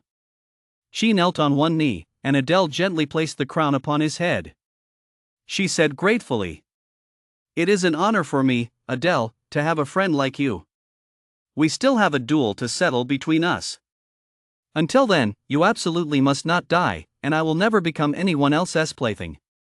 She placed her sword on Chi's right shoulder, her tone growing increasingly passionate. "Now, you are the invincible Dark Knight. For the sake of your Empress, bring victory." Death Knight second stage unleashed, power of the Lich King. Just as the man in black and Duke Raven were about to finish Chi off, a terrifying chill suddenly erupted from his body. It engulfed the entire area for several li, instantly freezing the two at the center of the ice blast. Damn it, what kind of ability is this? How can cruel winter possibly affect my flame shield? Raven quickly cast fire magic in an attempt to break free from the restraints. A sinister black aura erupted from the mysterious man in black, and he instantly broke free from his bonds. Wielding a massive, pitch-black sword with both hands, he swung at Chia's head, but in the very next second, a crown of pitch-black ice instantly formed around her head, completely blocking the attack. What? Those who defy the Empress die. Just as the man in black was reeling from Chia's terrifying defensive power, she unleashed a burst of dark mana and, with a single upward slash, severed both of the man's arms. Damn it, I've never heard of such power. With both arms severed, the greatsword fell to the ground. Sensing danger, the man in black quickly vanished back to where he had come from. Where do you think you're going? Don't chase him, he has already gotten far away. Focus on dealing with Duke Raven, Adele said. At that moment, Duke Raven also broke free from his restraints. He saw that Chi was wearing a terrifying crown. Just looking at him sent an involuntary shiver down his spine. Damn it, this time, you've really pissed me off. Duke Raven's expression gradually turned maniacal. Adele, even if I have to burn you into a vegetable, I'll take you back. But don't worry, I'll have the most advanced doctors transform you into the image of my beloved. You maggot, I'll cut out your tongue, Adele snarled. Just give yourself up peacefully. Duke Raven summoned his mount, the broken blade rose, transforming it into a mechanical phoenix. He then infused it with his own fire magic, and its eyes instantly flashed with a searing light. This is the new magic I've developed using the broken blade rose, Phoenix Purifying Flame. The mechanical phoenix unleashed earth-shattering flames from its beak and wings, flames powerful enough to burn everything to ashes. Frost Dragon's breath. She pointed the tip of his sword at the mechanical phoenix, and a massive ice dragon's head materialized before him, unleashing a hellish blast of frigid air toward the front. The cold air even froze the flames spewed by the phoenix entirely, eventually freezing the blazing mechanical phoenix until its fire was extinguished. How is this possible? Raven watched as his most powerful spell, cast with all his might, crumbled in an instant before the ice dragon's breath, and he simply stood there in a daze. Pierce. She seized the opportunity, wielding the sword of sorrow to pierce Raven's chest, forcibly wrenching his soul from his body. His body collapsed to the ground, and his soul wailed incessantly in Chia's grasp. With the battle won, Adele shifted back into human form, lifting Chia's Death Knight status. The gray-haired girl took Raven's soul from Chia's hand, gripped his neck, and said coldly, "Well, still so cocky now? What were you planning to do to me just now? Go ahead, tell me." "Adele, if you dare hurt me, my father will never." While choking him, Adele relentlessly lashed his soul with dark magic. Then she walked over to Raven's body, pulled out a small knife, and brutally sliced off his tongue. "You bastard! How dare you, cut off my tongue! Ugh, mm. Adele returned Raven's soul to his body, and he was instantly rendered speechless. "Since you're my cousin, I won't kill you for now. Go back and tell your father to stop setting his sights on me. Otherwise, next time it won't be as simple as cutting off your tongue. If you get it, get the hell out of here." Raven was too weak to fight anymore. He could only silently vow revenge, then scrambled away from the scene. She took the opportunity to pocket Alice's broken blade rose. "Well, if you don't court death, you won't die." Alice should be pretty happy about this. "Adele, why didn't you kill him? Just because he is your cousin? If he dies here, both you and I will be in big trouble, and the kingdom of Dongwon will also face a diplomatic conflict with the Loren Empire. That's why I have to spare his wretched life." "Is that so? Have you ever considered that they're the ones responsible for your father's condition?" Adele said, "Of course I suspect them.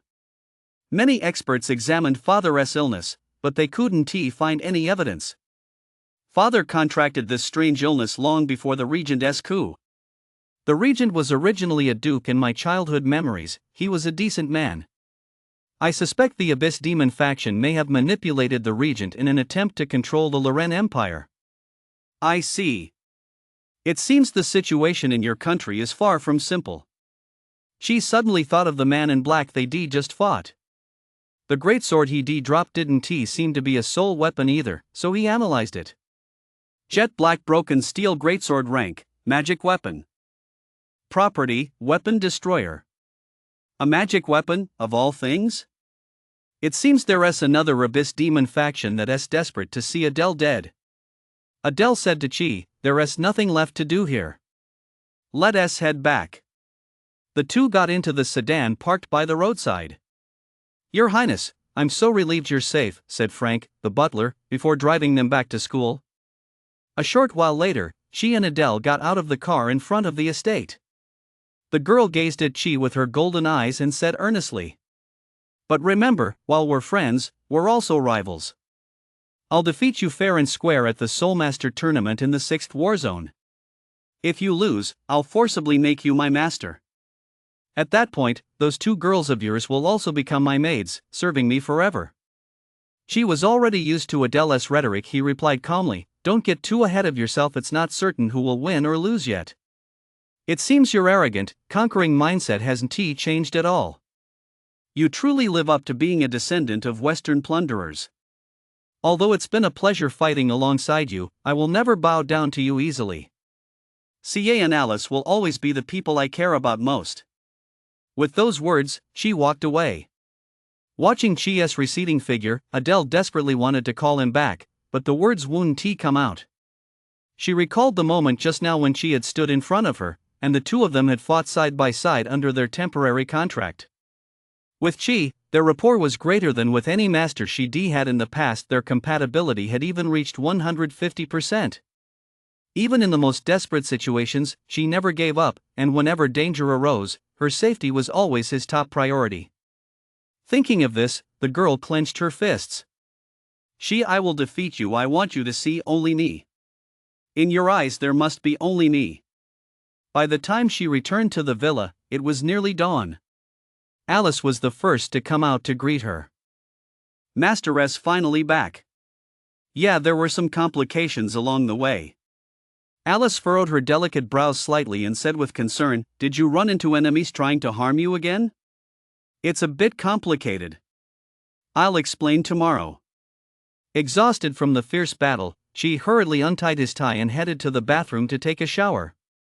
Back in his room on the 2nd floor, Sia was still awake, lying on her side in bed and playing with her phone. In her succubus form, she looked incredibly alluring in any pose. Her pair of fair, jade-like legs were like rippling spring water, tantalizing the heart. She said, "You're back. It's a bit late, sorry about that." She was exhausted today and had no extra energy left, so he fell asleep immediately. Sia had no objections after lying down. She was about to turn off the light. However, as soon as she lay down, she noticed a fresh, delicate, girlish scent on Chi, as if a blend of jasmine and mint. She immediately recognized the source of the scent. Sia turned Chi's head toward her and demanded, "Why do you smell like Adele?" She was startled. "I definitely washed it all off. How did she find out?" Sia could read the unspoken words in Chi's expression. "What exactly did you do with her?" "I just entered a temporary contract with Adele. Nothing happened between us." She had no choice but to explain the whole story to Sia. "So you entered a temporary contract just to save her? Well done." She was taken aback by Sia's reaction. "Huh? Sia, you're not even mad?" Sia said, "If she'd fallen into that Duke's hands, she'd likely have spent the rest of her life as a caged bird, reduced to a breeding machine for the nobility. With her strong-willed personality, that would have been worse than death. I think you did the right thing. If I'd been there, I would have helped her too." She was deeply relieved to see this. It turned out Sia was so understanding. Just as he thought everything was settled, Sia cupped Chia's face in her hands. "But I still have to give you a little punishment." Sia's eyes gradually took on a seductive glow. The corners of her mouth turned up slightly as she leaned in close to Chia's ear and whispered softly, "Your body can only carry my scent." Chi watched as Sia pinned him down and straddled him. "Help me." There were no classes on Thursday morning, so Chi and Sia didn't get up until noon. Fortunately, he was now a mid-tier soulmaster, and his physical constitution had greatly improved. If he defaced Sia's nighttime form with the physique of an ordinary person, he would likely have been foaming at the mouth by the next day. After a simple lunch with the girls in the dorm, during which he explained yesterday's events to Alice, Chi began taking stock of his haul from the auction. The biggest surprise was that scumbag Raven had simply handed over the Broken Blade Rose battle vehicle he'd paid 500 million for. "Alice, look what I brought you." Hearing Chi's words, Alice's beautiful eyes sparkled with excitement. "Did you buy me something nice, master?" Chi smiled and nodded. "It's a bit big. Let us go check it out in the backyard." Alice skipped along behind Chi to the backyard, where Chi immediately summoned the Broken Blade Rose from his spatial pocket. It was still in the phoenix form Raven had transformed it into. However, the moment it was released, it began to shatter, scattering into pieces all over the ground. "How could this happen? Did I break it yesterday?" Alice wasn't upset, though. She said, "The Broken Blade Rose is actually one of my Demon Lord armaments. It can transform into a mount or into a suit of armor. It's exclusive to the Blood Clan. If a human tries to use it by force, it simply can't unleash its true power. It's no wonder it was destroyed so easily." "I see. Can it be repaired?" "Of course. This armor is also a magical artifact. Your Abyssal Forge can reforge it, making it even stronger. Let us gather up the fragments first. Don't miss any of them. As for how to rank it up, I already have a suitable choice. First off, the high-rank Speed Abyss Demon is a perfect match for it." "The Speed Abyss Demon?" "It's a humanoid abyss demon with the power of lightning. Speed is its greatest strength. It can run at over Mach 10. If its power continues to grow, it will qualify to be promoted to the rank of Demon King. Because it's so fast, its location is completely unpredictable. Just keep an eye out for it for now." After putting the parts away, the two returned indoors. She took out the item Adele had bought for her yesterday and showed it to the girls. "This is another useful item I acquired yesterday, a Soulmaster Gene Enhancer." Sia eyed the vial of liquid with some skepticism, glancing at the small English text on the syringe. "It's a prototype. Is it really safe to use?" Alice grinned mischievously. "No problem. If there really is an issue, I can help my master suck it right back out. We already bought it, so let us give it a try." Without hesitation, she jabbed the syringe into his left arm and injected all the liquid. Instantly, he felt a headache, and every cell in his body began to sublimate. The system also displayed changes. Sage Eye has sublimated. Detection range has increased. Acquired skill, Psychic Shock. can continue to evolve upon meeting specific conditions. Chi, are you okay? CS supported Chi with concern. After a moment, Chi quickly recovered. I'm fine. I don't feel unwell anymore. I've acquired a new skill. Although it was only a minor enhancement, an improvement without side effects was already fantastic. Moreover, it seemed that by fulfilling hidden conditions, he could continue to rank up. After lunch, Chi and the girls headed to the academic building to continue their theory class. He noticed that Adele, sitting next to him today, kept glancing his way unintentionally, but as soon as their eyes met, she immediately looked away. That girl must be figuring out how to defeat me. Humph, I won't let her succeed. If Adele were to use her ability to force a contract on him, CA and Alice would sever their contracts with him and fall under her control instead. She had already made his stance clear yesterday, he would never let her have her way. She thought to himself that, since she was already a powerful artifact from the game's alternate world and a soul weapon, that he couldn't initiate a contract with her. Therefore, the two of them were destined never to be together. Soon, the bell rang, signaling the end of another day of classes. She noticed that Bo hadn't shown up for class yet, and she began to worry that he might be hatching another scheme. At that moment, in the dimly lit room of an underground casino in the city center of the 6th War Zone, Bo knelt on both knees and pleaded to the man in the shadows. "My lord, please heal my hands." Fine. From the shadows, a surge of powerful demonic mana poured into Bo's body, and his hands regenerated instantly. "Thank you for your blessing. Please grant me even greater power. Adele and she have pushed me too far. I will destroy her." Calm down. Don't let revenge be your only motive. If your identity is exposed, it will greatly hinder my plans. It's time to carry out the first phase of our plan. Order your father to begin full-scale production of Compound Number 9 immediately. I'll sell it through my channels. At the same time, the task of dismantling the Soulmaster Academy is entrusted to you. A wicked grin spread across Bo's lips. As you command, Lord Soma. Downtown at dusk. In the VIP room of the Loren Empire Consulate, Raven lay on the bed while several female doctors performed surgery on his mouth. "Lord Raven, the bionic tongue has been implanted. Please try to say something."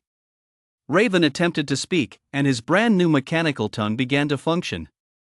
I finally have my voice back." Raven realized that after receiving the mechanical tongue, he couldn't speak fluently anymore.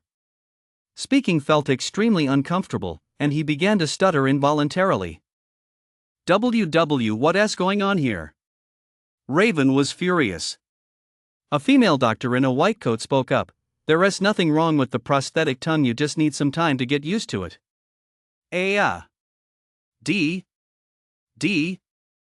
Damn it. Raven immediately ran to his father, SSS, office and wept bitterly. Father. You must seek justice for your son." Having witnessed Raven being subjected to Adele's tongue extraction torture the day before, the regent was already beside himself with rage. He embraced Raven and said sorrowfully, "My son Adele will certainly pay a terrible price for her brutal actions. To that end, I have already enlisted a loyal ally."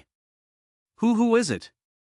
"As they say, the enemy of my enemy is my friend." "He has already arrived." Resta motioned for a servant to open the door. A dandy dressed in lavish attire walked in. Bo from the auction?" Bo humbly performed a noble curtsy. "That is indeed me. How are you going to help us?" Bo smiled and said, "I can find a way to help you capture Adele, but you'll need to do me a favor in return." Bo took out a vial of purplish red liquid and showed it to the two of them. "This is Compound Number 9. I need you to mix this substance into the soul weapon health supplements imported from the Kingdom of Loren, and then promote them aggressively. It's highly addictive once you're hooked, you can't quit, and it can also cause soul weapons to mutate. I'm confident this product will significantly boost your trade profits." Resta thought it over. What Bo was proposing would be highly beneficial for Loren. It would just require poisoning the Dongwon people. But what did the Dongwon people's lives or deaths have to do with him? The kingdom of Loren had sold opium to the kingdom of Dongwon over 200 years ago. He didn't mind doing it again. No problem. We'll do as you say. The regent said, glancing at the hate-filled gaze in his son Raewon's eyes, and a thought crossed his mind. Adele, I was kind enough to let you marry my son, yet you've committed such a cruel act. When you fall into our hands, I'll make sure you wish you were dead. Late at night, with the Mid-Autumn Festival fast approaching, Soul Master Academy had begun its short holiday break.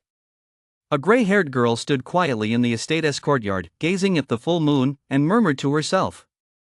The Mid-Autumn Festival in Dongwon, it's a time for families to reunite, but I can't possibly return to my homeland. Mother, father, I miss you so much. I'm so scared if I fall into Raewon's hands, I don't even know what I'll become. Do you know? I recently met a boy from Dongwon named Chi. He is very handsome, powerful and brave. After forming that brief contract with him that day, I've felt like I can do anything. I'll bring him back to the Loren Empire. With his power, the nation will surely return to our hands. It definitely will. The young girl released the corpse of the mutant beast, the frost dragon, from her spatial capture sphere.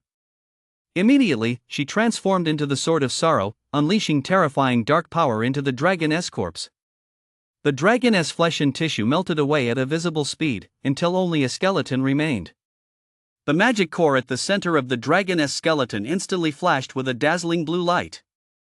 Immediately, the entire skeleton burst into a ghostly blue icy flame and slowly rose to its feet, its aura freezing the entire garden solid. Adele shifted back into human form and, gazing at this terrifying frost dragon, said with great satisfaction, "Very good, from now on, I'll call you Frostfang." On the other side of the school's villa district, she gazed at the full moon, unable to hide his homesickness. It's so wonderful that Mom and Dad have another version of me to keep them company on Earth. Realizing he hadn't been in touch with his aunt and uncle in this world for quite some time, she decided to give them a call to check in. When the call connected, his aunt and uncle spoke first. "Xia, how has school been lately?" "It's been pretty good. I've been exposed to a lot of new things and made some new friends." Good, make sure to get along well with CA at school. Don't try to have it both ways, do your best to let me, your uncle, and auntie hold our first grandchild as soon as possible, Xia Mingyuan said happily. Okay, uncle, I'll listen to you. Xia Mingyuan had no idea that she now had a little witch named Alice by her side. By the way, Rushu has stopped by our place recently. Since she has been over so many times before, we let her in. She asked us about how you're doing and said she has some things she wants to return to you. Would you like to give her a call? Xia Mingyuan's words nearly made she drop her phone. You've actually met Rushu at? She has turned into an abyss demon. It's very dangerous right now. You need to leave the 9th war zone immediately. The farther away, the better. Previously, to avoid worrying his aunt and uncle, she had simply told them that the school required him to report for classes early. He hadn't mentioned a word about being hunted down by Zhang Yaoyang and Rushue. Now, he had no choice but to reveal the entire truth about Rushue's descent into an abyss demon. On the other end of the line, Xia Mingyuan was utterly shocked. That girl actually, but our work is all here, we can't leave the 9th war zone. She said, you two should move to another part of the city right away.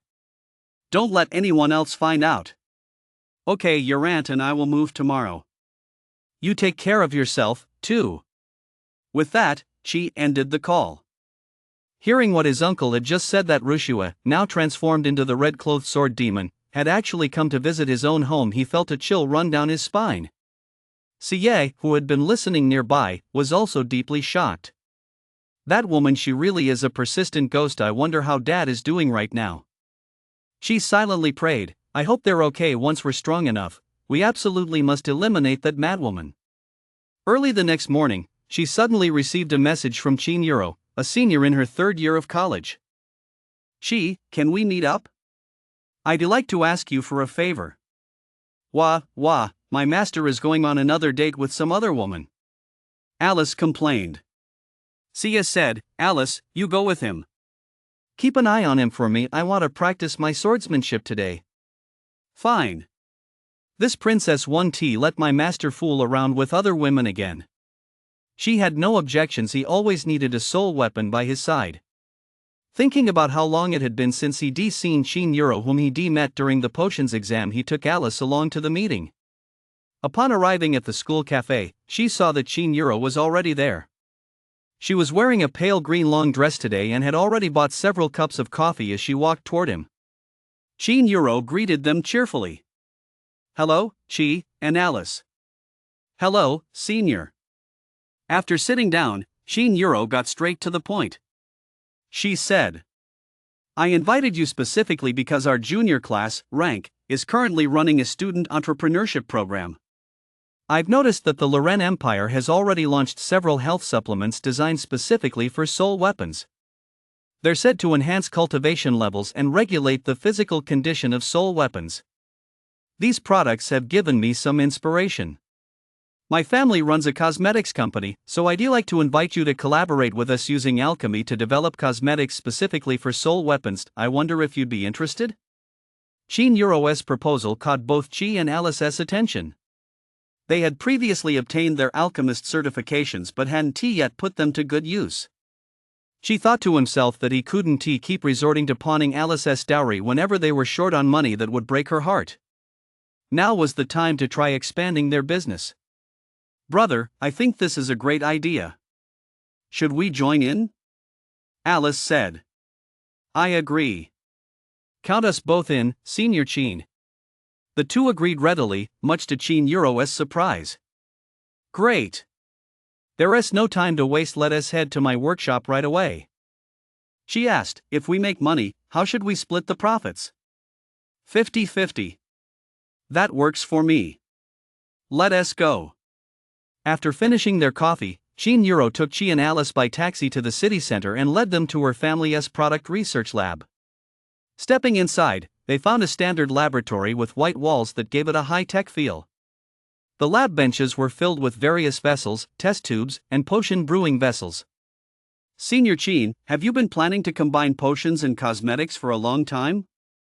Shin Yuro replied, yes, I've had this idea for a while. I even mentioned it to my parents, but they both thought the approach was too risky and rejected my proposal. That's why I was in such a hurry to get my alchemist certification so I could try it myself. I've already prepared some base formulas, a moisturizing lotion, liquid foundation, and lip gloss. Now, I need you to help me brew the potions.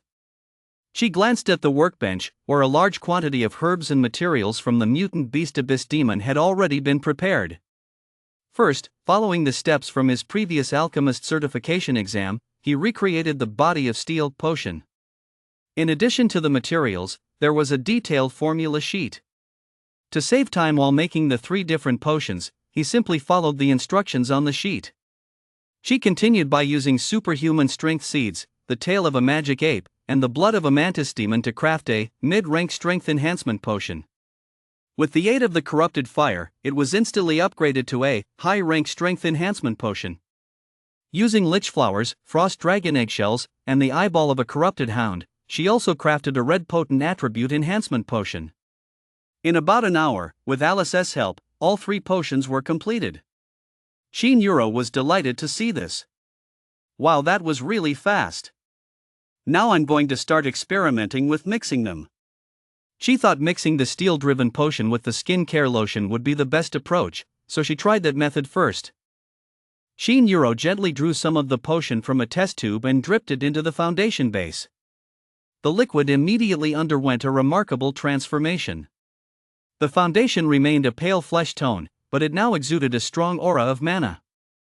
Just then, the lab door swung open, and an elegantly dressed, sophisticated woman walked in. She said, Yuro, how could you bring a stranger into our home lab? She felt that this mature, sensual voice sounded very familiar, so he turned around only to find that it was Luo, the owner of the Dream of Intoxication Hotel. She looked quite surprised to see Chi. Little Chi, what are you doing here?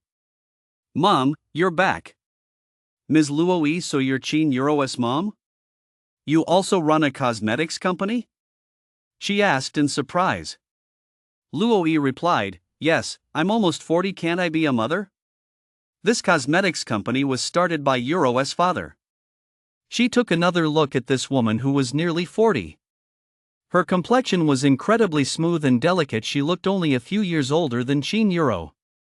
She must take excellent care of herself. Let me tell you, you already have a super rank girlfriend who loves you dearly. Don't even think about making a move on my daughter. Euro has a master. You two should leave here right now. Qin Euro said, "Mom, I just asked Qi to help me develop a new product." Luo Yi furrowed her brow and said somewhat angrily, "How many times have I told you? No potion can be fully purified.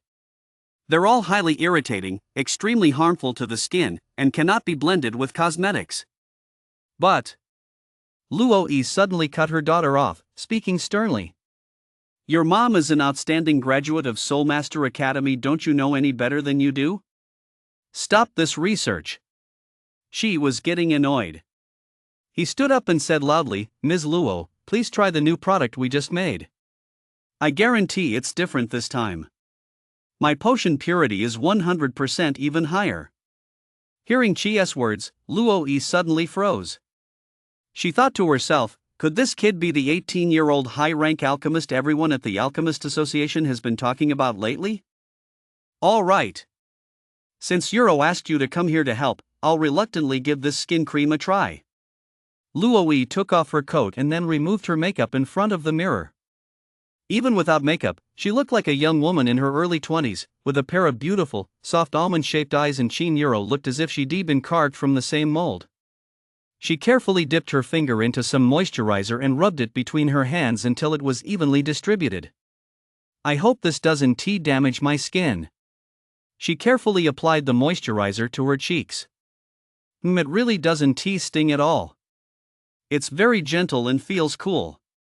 Seeing that there were no issues, Luo Yi continued to apply it all over her face. "Mom, does it have any special effects?" "Not yet," Luo Yi said calmly, then sighed. While it doesn't cause any harm, it doesn't offer any extra benefits either.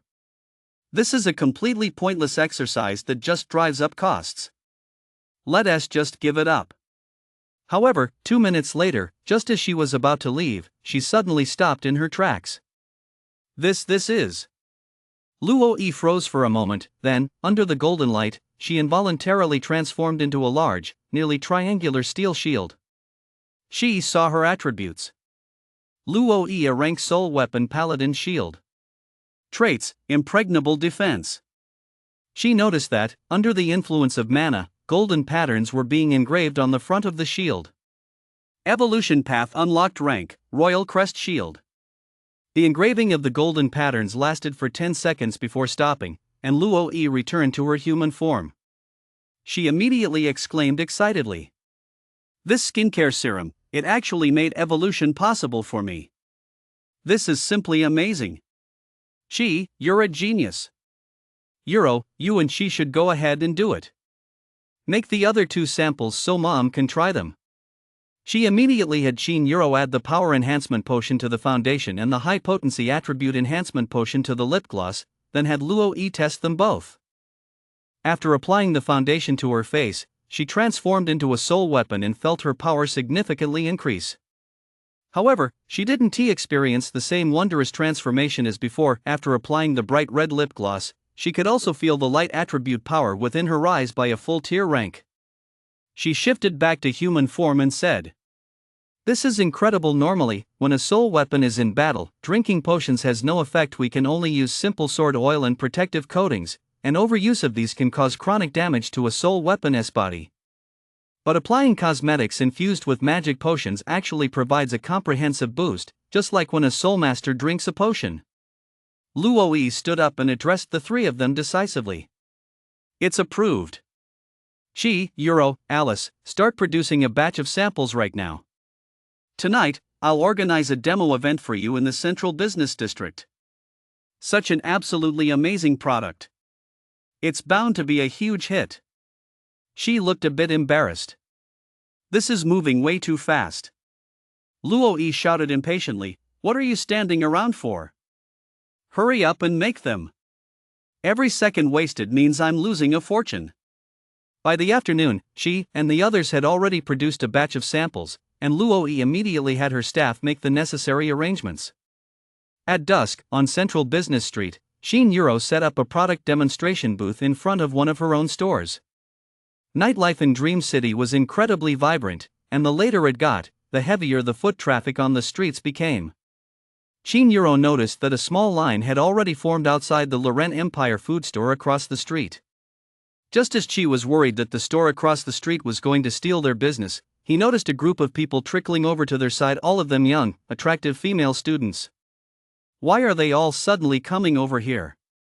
Shin Euro whispered, these are plants mom hired 100 for 2 hours. As people began asking to try the products, Shin Euro and she took on the role of product demonstrators, while Alice served as the pretty girl drawing in the crowd. In this day and age, beautiful girls are still the key to attracting attention, and there were 2 of them right here. Soon, the girls began trying out the products.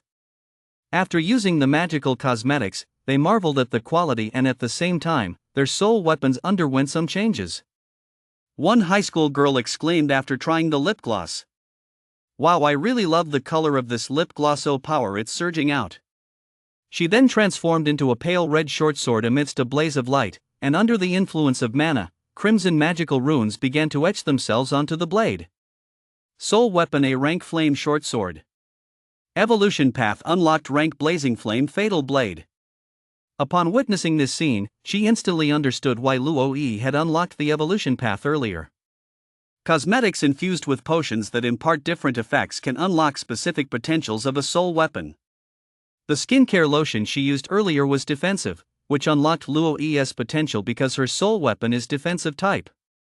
As for the high school girl before her, her potential lies in the fire attribute, so the lip gloss with attribute enhancement unlocked her potential. With her potential unleashed, the girl was overjoyed and said she wanted to pre-order a set of these lip glosses. Soon, many soul weapon girls experienced varying degrees of enhancement after trying the cosmetics. The atmosphere at Chi's booth grew increasingly lively, and people nearby, seeing the commotion, flocked over to join the fun. There is such a big crowd at that booth over there. Honey, let us go check it out. Seeing Alice, even some of the boys couldn't resist heading over. Wow, that girl running the booth is so pretty. That little blonde-haired, blue-eyed girl is really cute. Never mind, we're going to check it out too. The girls who had been waiting in line across the way to buy food were also drawn away by the excitement on the other side. Sis, I heard the new product at that makeup shop across the way can boost your devil trigger potential, let us go check it out. But we've been waiting in line for so long. We're almost at the front. What's so great about desserts anyway? They only boost your cultivation a tiny bit, and they make you gain weight. That does make sense. Let us just go buy the cosmetics. More than half the people waiting in line at the Loren Empire Import Boutique suddenly bolted, leaving the staff completely dumbfounded. Hey! Don't leave! What are we going to do? Quick, contact Lord Bo. One of the clerks hurriedly dialed Bo's number. Lord Moroma Cosmetics Store has stolen all our business. We've completely failed to meet our sales targets. Bo roared angrily from the other end of the line, you bunch of good-for-nothings. What's going on here? I invested so much money in marketing and promotion, how could no one be coming to buy? Lord, the products across the street are far more appealing than ours. The clerk sent Bo a video clip. As soon as he watched it, he saw Chi and Alice along with a pretty older sister happily hosting a cosmetics demo event. Bo angrily flung his phone aside. It's Rank Hua Kinyaru, a junior. Damn it. Chi. It's you again. Just you wait. An hour later, several long lines had formed outside the cosmetics demo booth set up by Chi and her 2 friends. People had heard about the product's miraculous effects and flocked here to try them out. The scene was so chaotic that Chi had to step in to maintain order. Please line up in an orderly fashion. Everyone will have a chance to try the products today. By 10 p.m., all the samples had been used up, so the event had to end. Some customers who hadn't gotten a chance to try the products were very disappointed and expressed their hope that the event would continue over the next 2 days. After it was over, she went to ask Chin Euro about the product pre-order status. The pre-order rate for today's new product had reached a staggering 90%. That meant 9 out of every 10 people were eager to buy it. Luo Yi had been watching this spectacular turnout and the product's powerful appeal from the sidelines. She walked over to Chi and the others and nodded with satisfaction. Great job. I'll arrange for product quality testing right away so we can launch it as soon as possible.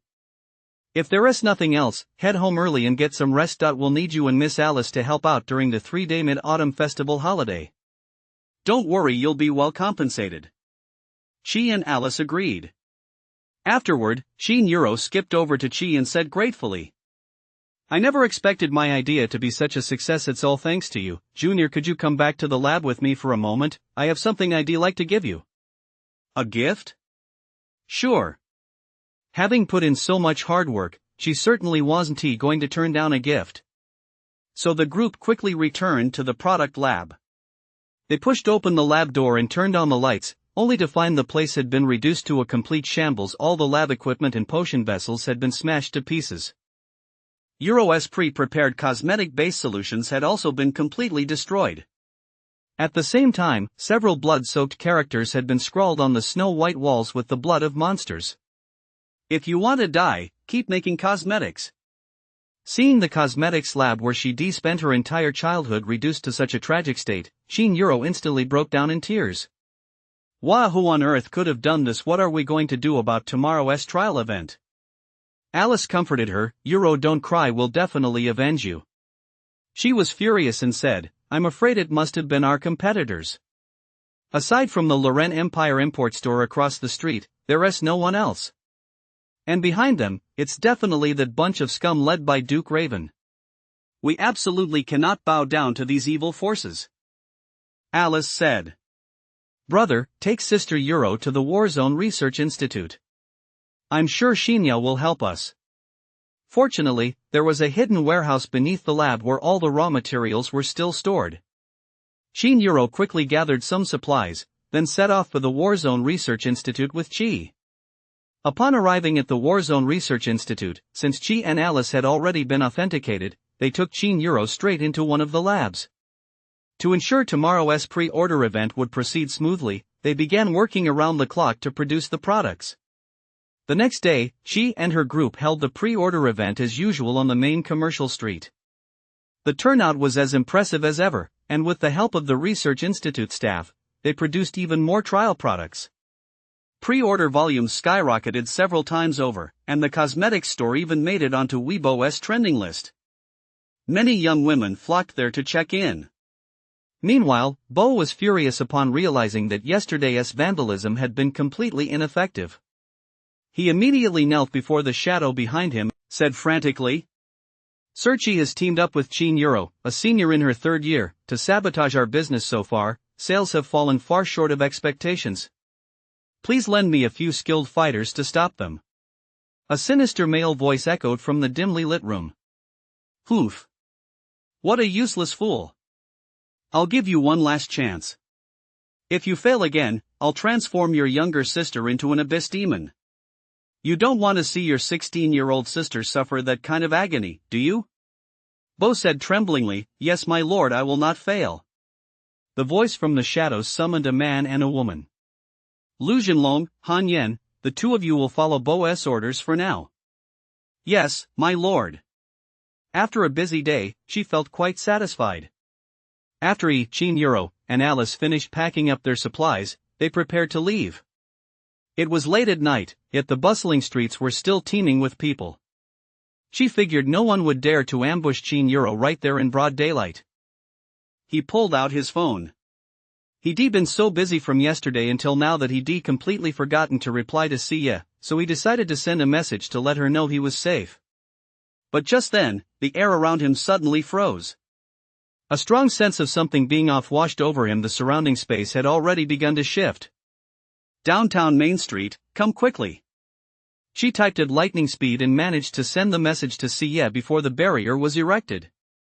In the blink of an eye, she and the others found themselves in a circular, dimly lit underworld. Damn it! It's a barrier ability. What on earth is going on? Chinuro said fearfully. Master, I sense a killing intent. Prepare for battle. She quickly sent a message to Siye. Amid the ghostly blue, a man clad in black armor and a cold, enigmatic woman approached them. Lu Zhenlong SS rank Soulmaster. Tier Peak Talent, Iron Armor Nether Prison. Han Yen Tier Peak Soul Weapon. SS rank Blade of the Fallen King. Properties, Life Steal, Movement Speed Steal, Attack Speed Boost. Who goes there? Lu Zhenlong transformed his partner into a purplish-black one-handed longsword and said with utter disdain. There's no need for words from those about to die. In any case, you'll all be lying dead in the streets in a moment. It seems we're still on the street. He has just pulled us into another separate dimension, she thought. Senior Uro. Hide behind me, I'll hold him off, she shouted, immediately activating Devil Trigger and having Alice toss the blazing war blade to him.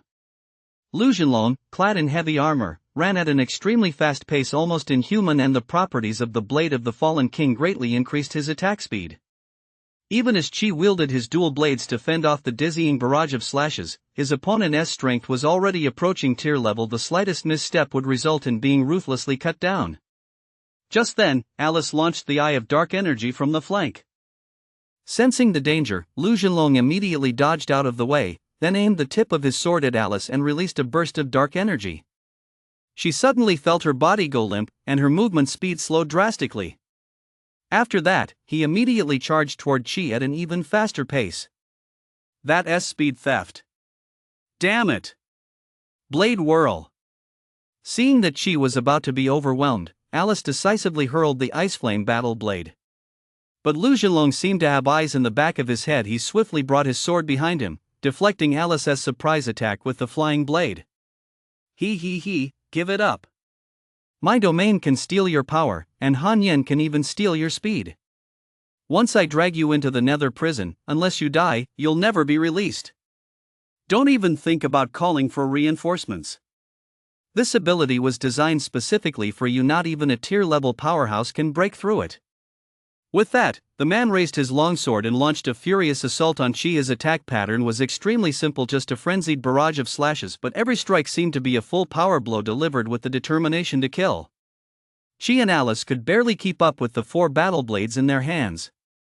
Within the Nether Prison, the high-speed collisions of the blades produced a shower of sparks and sent countless fragments of rock and sand flying. As the battle intensified, Lu Zhenlong's power continued to grow. Master, we can't keep this up. The longer this drags on, the stronger he gets. We have to find a way to end this quickly, Alice said within Qi's mind. She immediately put some distance between herself and the enemy. Without hesitation, she downed an entire bottle of Steel Body Potion, followed by a large bottle of Special Rank Mana Recovery Potion, then signaled Alice to transform into weapon mode to minimize the damage she was taking. The only thing that can break this stalemate right now is CAS Yamato. Only the power of the dimensions can counter his abilities. We have to hold on. By this time, Siya had activated her silver-winged malevolent star magic armor and streaked like a meteor toward the city center. Following Qi and Alice's auras, she found the bustling commercial district. After scanning the area, she saw no sign of them, but in the center of the street, she spotted 3 flickering, shimmering phantoms, 2 blue and 1 red. So Qi and Alice are trapped in some alternate dimension. I've got to hurry. She leaped from the top of a high-rise building, drew her blade, and gently traced a cross in the air. Dimensional power. A black rift instantly tore open in the air, and she slipped right through it. She saw that Qi and Alice were already covered in wounds. Siye! You're finally here. Quick, destroy his barrier. Lu Zhenlong was stunned to see a tear in the barrier as a young girl stepped through it. How could my Nether Prison barrier possibly be broken? Siye exchanged a glance with Qi, tossed Yamato to him, and simultaneously materialized a phantom blade in her hand. The two instantly unleashed multiple spherical dimensional slashes at the dome of the barrier. The barrier collapsed in an instant, pulling the 4 of them back into reality. Lu Zhenlong suffered a massive backlash from the barrier shattering and spat out a large mouthful of blood in anger. The surrounding crowd, seeing the four wielding soul weapons, immediately fell into panic. Senior, hurry and ask Mom for backup. We need to shift the battlefield. Okay, Shinjiro replied. Yesterday I used the magic soul to learn instant shadow step, an extremely fast movement technique. Go ahead and use it to your heart's content, CS said in his mind. Got it. Just as Lu Zhenlong was about to get back up to attack Chi again. What kind of speed is that? Before he could even react, Chi and Xie had already turned into afterimages and appeared behind him. In an instant, they dragged him into the air.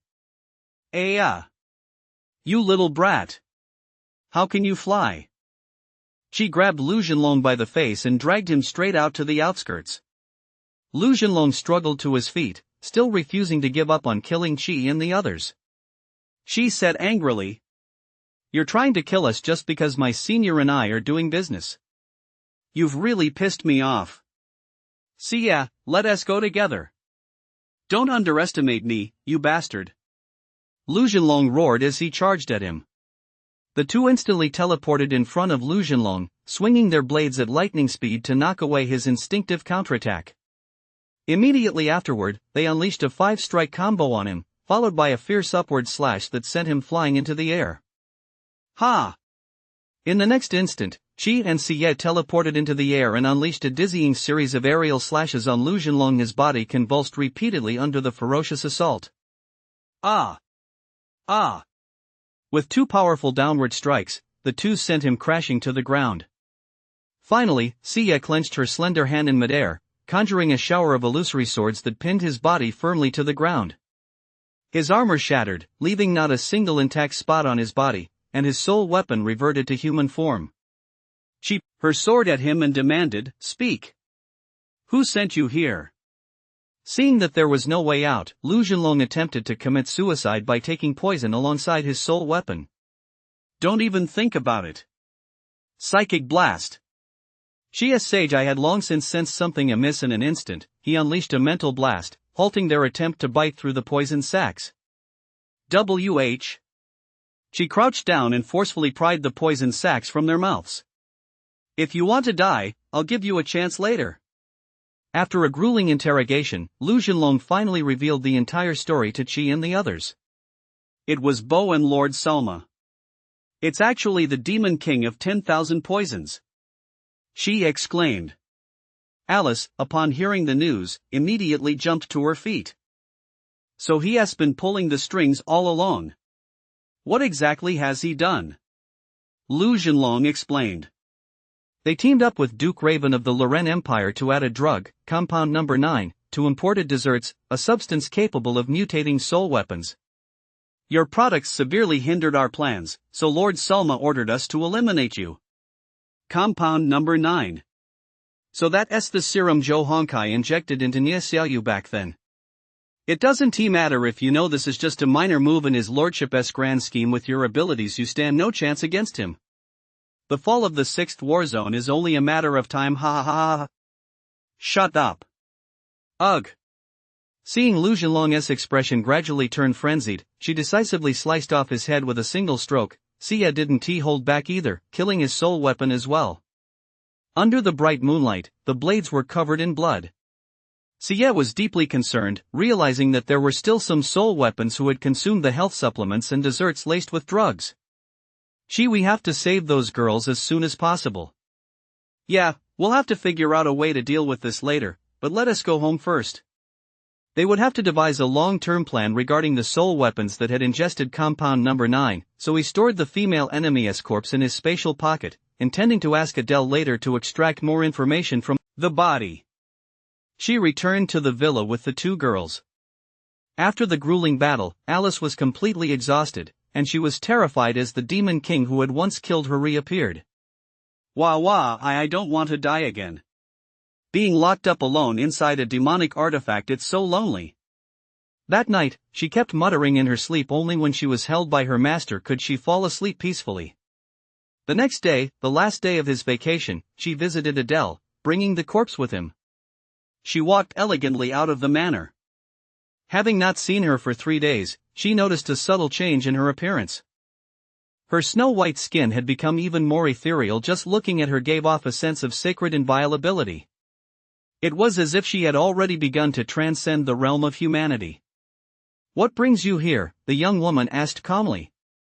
"Hello, Adele. I'd like to ask you to use necromancy to search the enemy's memories."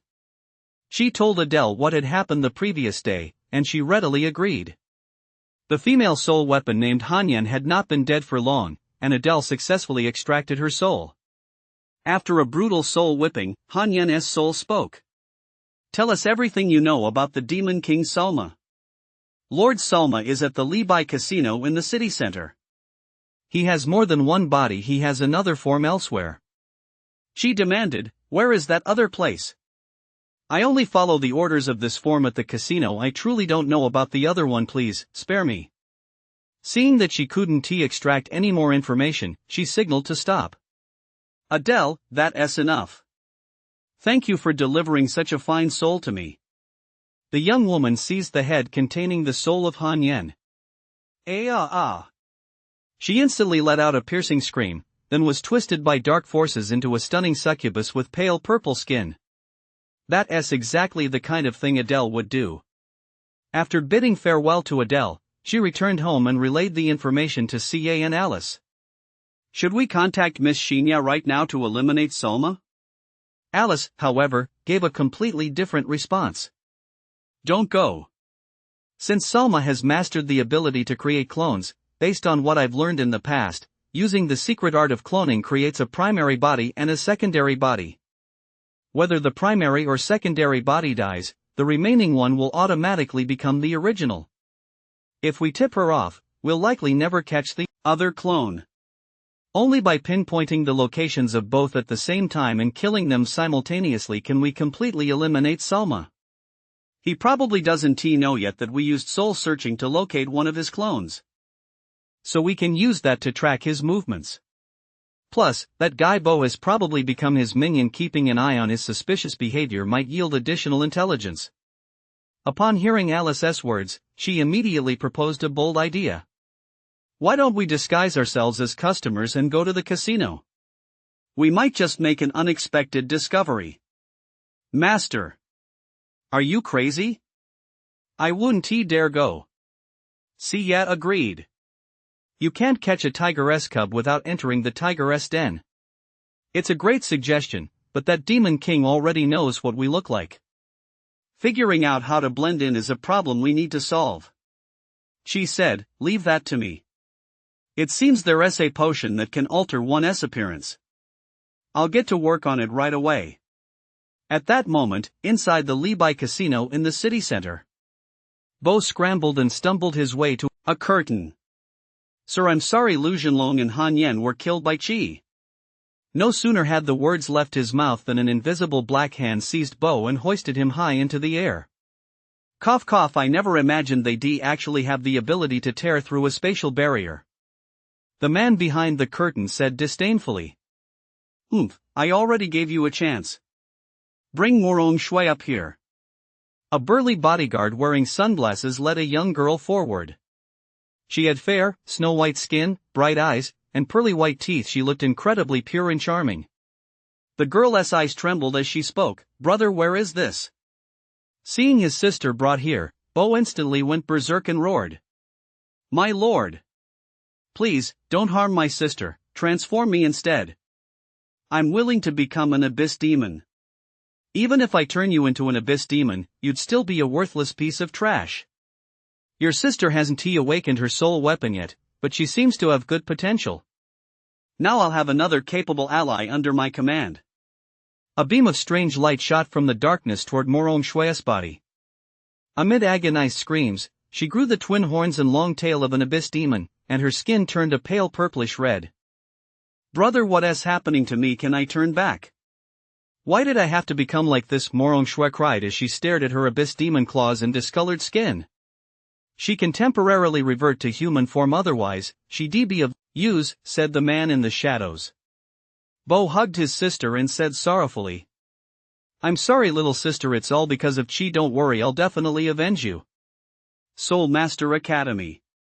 That afternoon, while Chi was resting at home, he suddenly saw visitors arrive. It was Luo Yi and her daughter, Qin Yuro. Luo Yi said with relief, "Thank you for saving my daughter yesterday. I've already heard about what happened at the lab, and I've stepped up security." Thankfully, the damage wasn't too severe. Qin Yuro said, "Thank you, Junior, for everything you've done for me." With that, she took a vessel crafted from emerald out of her pocket. "This is a high-rank potion cauldron prepared especially for you. It's made from crystals from an extraterrestrial planet and is perfectly suited to your dark energy flames. Please accept it." She accepted the gift with it. He would be able to brew potions anytime, anywhere from now on. Luo Yi said, "I've already had the new product tested. It's expected to pass inspection and go on sale in a week. We'll transfer a portion of the profits to your account then." After gladly accepting the offer, she discussed the production of a disguise potion with Qin Yuro. Later, in the school's laboratory, they successfully brewed the disguise potion. They then combined it with the facial masks produced by Qin Yuro's family, and to their surprise, they actually managed to create a facial mask capable of effortlessly altering one's appearance. Once completed, she and Siye took advantage of the last day of the holiday to conduct a small investigation around the casino and get a handle on the situation. The next day, when classes resumed, she and Siye changed into sophisticated suits and evening gowns after school. After disguising themselves with the magical potion face masks, they assumed the aliases Ajin and Ajin and entered the casino in the city center. Before entering, she had already briefed Shinya on the situation. She agreed to let Chi and Siye carry out the reconnaissance mission and arranged for an elite squad to be on standby to handle any emergencies. If Chi were to face danger, they would have no choice but to eliminate the alter ego first. With the disguise mask on, she looked like a handsome middle-aged man with slicked back hair, while Siye was a good-looking, alluring woman with a distinct 1980s vibe. Security measures at the entrance to the underground casino were extremely tight. To prevent cheating, all electronic devices were first confiscated for inspection, and Soul Master's abilities were also checked. Chi ability rank, Psychic Shock. Ever since the day of the contract convention, she had been able to freely conceal his abilities so naturally, he hid his Soul Master ability first. Once the inspection was complete, the security guard at the entrance said, "All clear, ladies and gentlemen. Please come in." Activating abilities inside the casino is strictly prohibited. Violators will be punished. Chip exchange is available at the counter up ahead. Stepping through the casino doors felt like entering Las Vegas in a past life in the kingdom of Cho. The decor was opulent and resplendent, with every imaginable gaming machine including Dong Huang's traditional national pastime, mahjong. She exchanged 1 million chips with a beautiful bunny girl at the counter, then inquired about the layout of the place. There was a VIP lounge on the third basement level, but it seemed to require at least 10 million chips to enter. Siye whispered, "I think Salma might be hiding in that VIP lounge on the lowest level. Looks like we'll have to win some chips here." Just then, a pretty young woman approached Chi. "Sir, ma'am, we're one player short at our mahjong table. Why don't you join us?" "Sure, no problem." She gladly agreed to join the game. Across from him sat a mature beauty and two middle-aged business executives, obviously seasoned mahjong players. However, for Chi, none of this mattered. He immediately activated Sage IS X-ray vision mode. His innate ability was an invisible form of psychic power, completely undetectable even by the Venu's psychic detection devices. If he had a good hand, he could examine the tile pile and freely select the tiles most likely to help him win. If he had a bad hand, he could observe his opponent's open hands and thus avoid giving them a winning tile 100% of the time. I've won. Pure suit, all pairs. 13 orphans. After a dozen or so rounds, the three of them had intended to set Chi up and fleece him, but they never expected him to beat all three of them at once. They already lost everything down to their underwear. The mature, beautiful woman exclaimed in shock, "Hey! Your luck is just too good." The man grumbled, "A mahjong master is truly terrifying. Let us get out of here, quick." Watching this scene, Siye linked her arm through Chi's and couldn't help but say with a beaming smile, "Ah Jean, you're so amazing.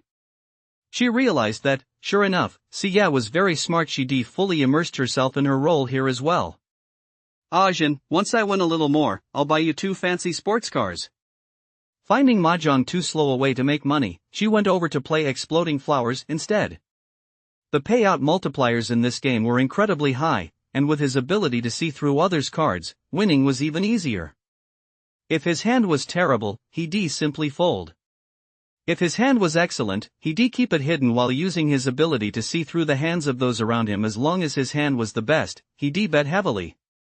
Everyone watched Chi keep betting and assumed he was a clueless fool who didn't know how to play. However, after a few rounds, Chi won 4 out of 6 times. The other 2 times, he folded to minimize his losses. And in the final round, he drew a straight flush. One player had an open 3 of a kind and confidently called with double his chips, but Chi's straight flush was even better.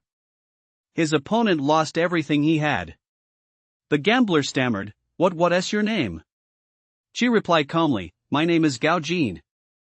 Just then, a man in a white suit walked over. Mr. Gao, impressive skills. Chi looked at him. The man was from Dongwon, appeared to be in his 20s, had long, dyed golden hair, and looked like a handsome young man. Hello, my name is Jin Yen. I'm the owner of this place. The man extended his hand to Chi in a gesture of friendship. Chi immediately analyzed the man's information. Salma Demon Lord of 1,000 Poisons early tier. So he is Salma. Chi's eyes flickered slightly, but he did his best to keep his expression from changing. Hello, Mr. Jin. The two shook hands. Mr. Gao, your card skills are impressive. Your funds have already reached the threshold for the VIP lounge. Would you like to give it a try? Sure, let us go. Jin Yen led Chi and Sia to the VIP lounge via the elevator.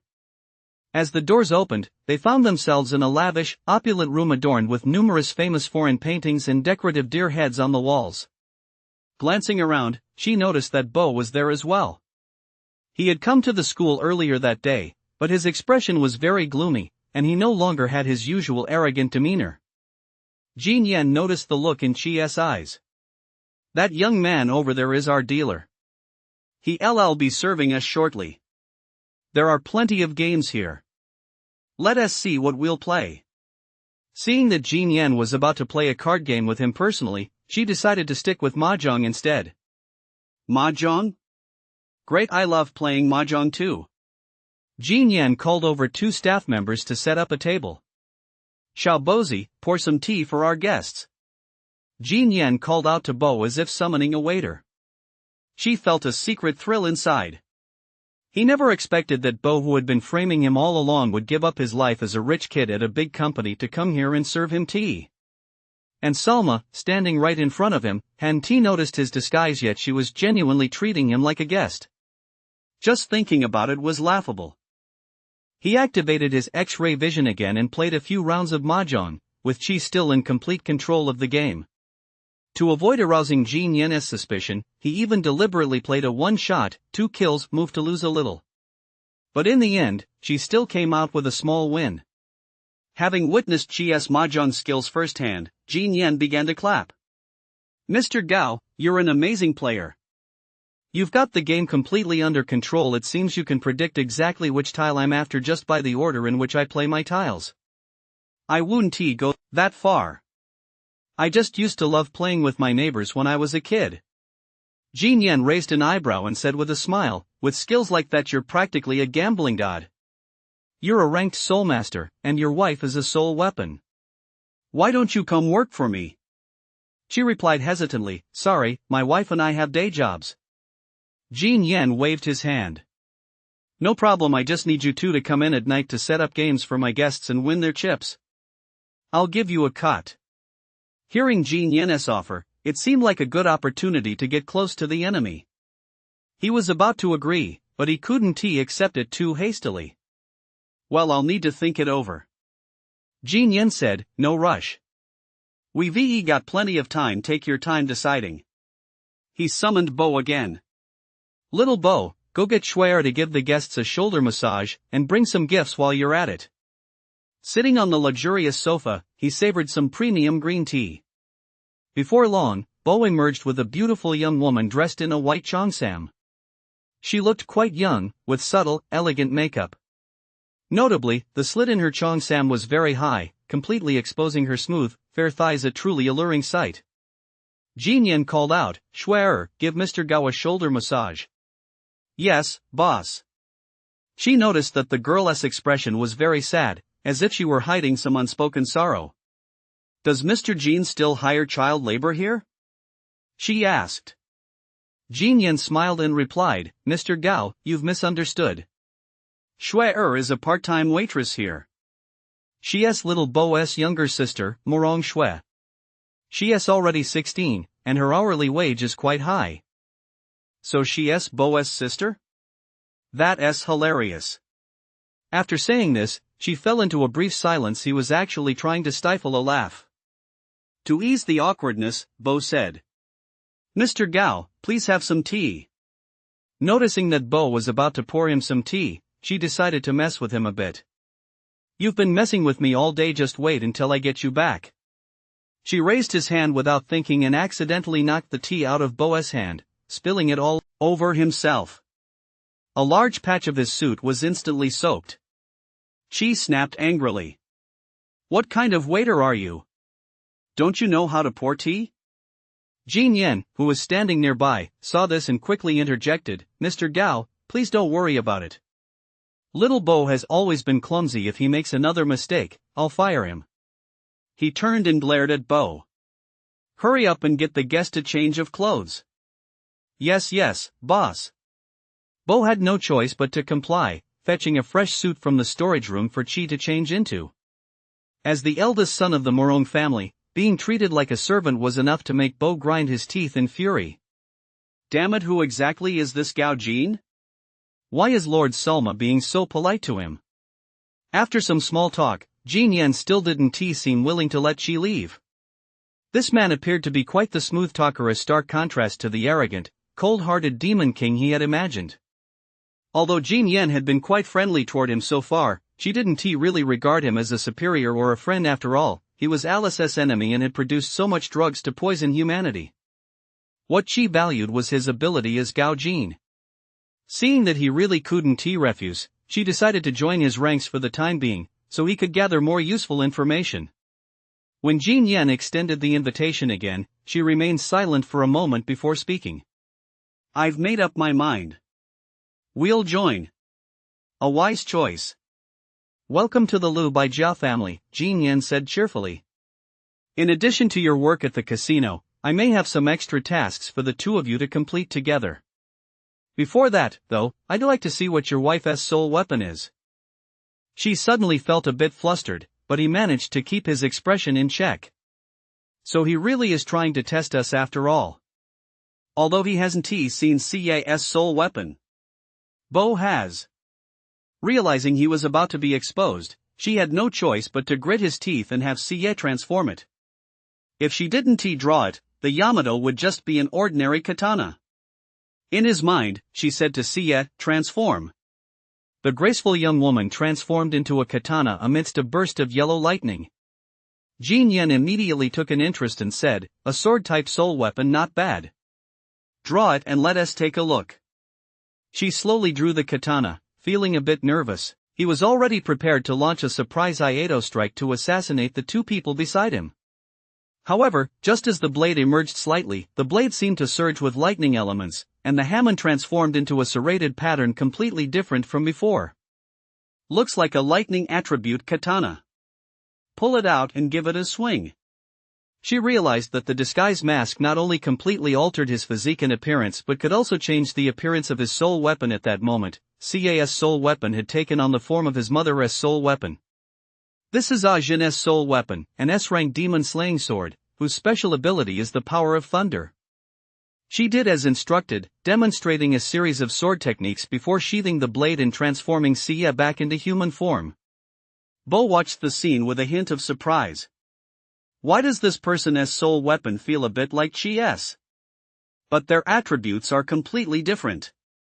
Many people awaken sword-type soul weapons. It must be a figment of my imagination. Jin Yen immediately clapped his hands in approval. Great swordplay. Great swordplay. Then he took out 2 tokens bearing a scorpion emblem and handed them to the 2.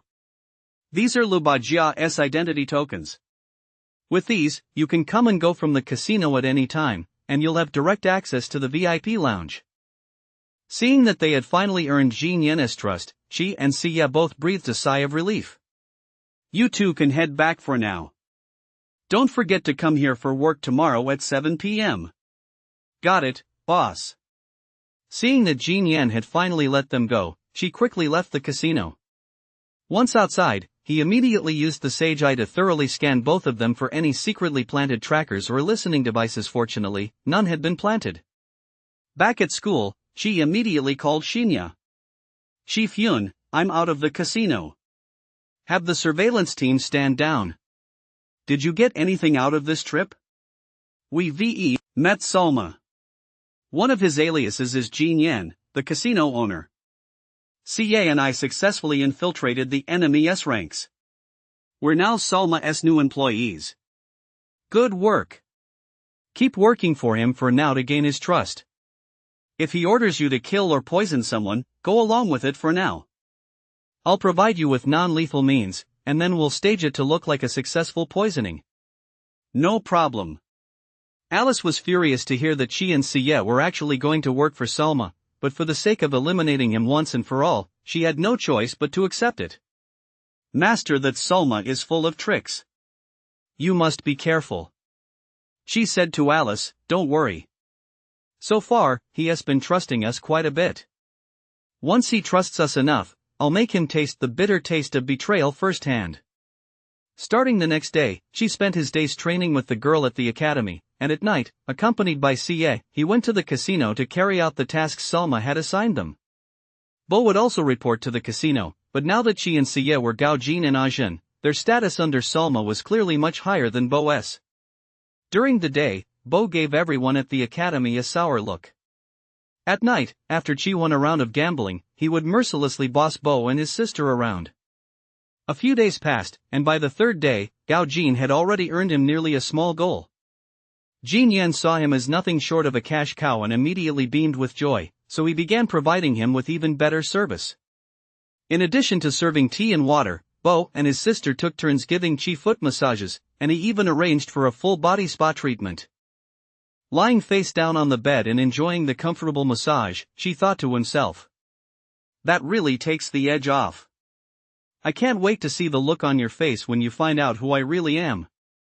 After enjoying Morong Shui's soothing massage, she got dressed and called Bo over to polish his shoes. Bo had no choice but to obediently fetch the shoe polish and brush and get to work. After his rest, Jin Yan walked into the VIP treatment room with a smile. How was it, Jin? The service was pretty good, right? She nodded and said, it was absolutely excellent. It had to be said that, under Jin Yan's training, Bo and his sister had become 2 exceptionally well-rounded service technicians. Out in the real world, earning over 10,000 a month would be a breeze for them. Very good. That's exactly the kind of person I need, someone who can get the job done cleanly and efficiently. With that, Jin Yan pulled out a debit card and tossed it to Chi. Here's 10 million. Go ahead and spend it. As long as you do your jobs well, you'll not only have money but also enjoy even better service in the future. Thanks, boss, she said with a nod. Just as Chi and Siye were about to leave, Jin Yan spoke up. Hold on a moment. There's a job now that requires you and your wife to work on it together. What is it? Recently, a mysterious figure has been driving a group of mutant beasts to attack a chemical plant I invested in. It's now overrun by mutant beasts, and we must retake it immediately. It's located on the outskirts of the city, at the northeast corner of the war zone barrier. You can look it up on your phone for the exact location. Okay, got it. She replied. Handle this cleanly and efficiently, don't let me down. Here are your supplies. Jin Yan retrieved a bottle of dark gold potion from his spatial bracelet, and after giving his instructions, he returned to his office. Taking the potion, she and Siya left the casino and immediately checked its properties. Abyss Demon Blood Potion. Drinking this will significantly boost mana cultivation for a short period. Non-abyss demon beings will gradually have their minds controlled by the user and will be unable to disobey the user's orders. It seemed this was another version of Compound Number 9, but one intended for soul masters. No wonder Bo obeys Jin Yen's orders so readily.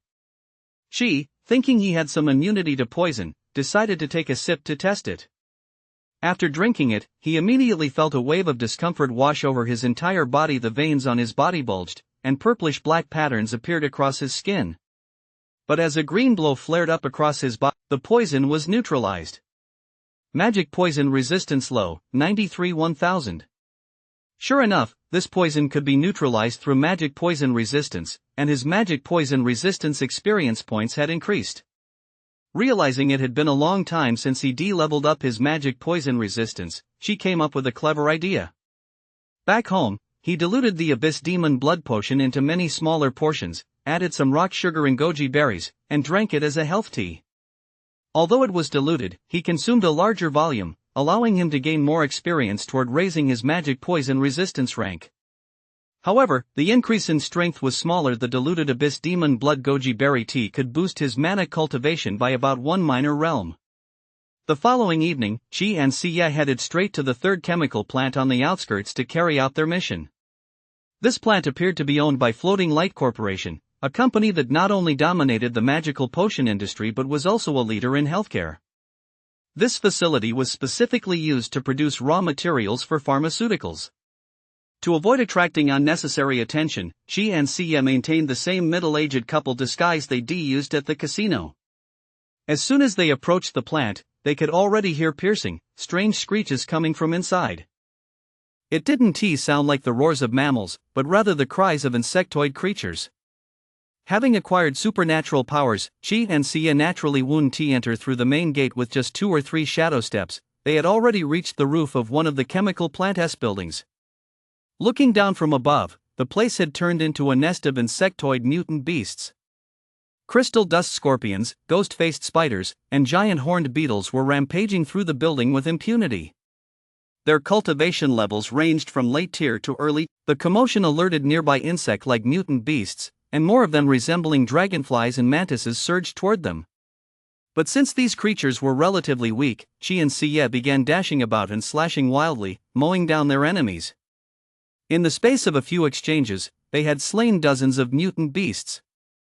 Just as Chi was about to use his multi-dimensional slash to finish off all the monsters in one go, several arrows suddenly flew toward him from the shadows. Chi quickly dodged using the shadow step, but to his surprise, I'll have the mutant beasts withdrawn. Long Jingying dismissed the mutant beasts. The mission was complete. Although it was a long-awaited reunion, the conversation had already taken quite a while. To avoid staying too long and arousing Jin Yen's suspicion, she had no choice but to return as quickly as possible. The two said, "Teacher, I have to go now. We'll meet again someday. I hope you won't harm the people of the 9th War Zone." Seeing that she was about to leave, Long Jingying suddenly spoke up. "She don't go." Her crimson eyes began to shimmer with an otherworldly light once more. "Teacher, I really want to hug you. Is that okay?" "Teacher, what did you say?" She stopped in her tracks and turned around, only to find that Long Jingying had already thrown her arms around him, his head completely buried in the beauteous soft, comforting embrace. Ever since his teacher had become an abyss demon, she had developed a fragrance reminiscent of wisteria. Just the scent alone made his head spin, and he found himself involuntarily wanting to lose himself in her embrace.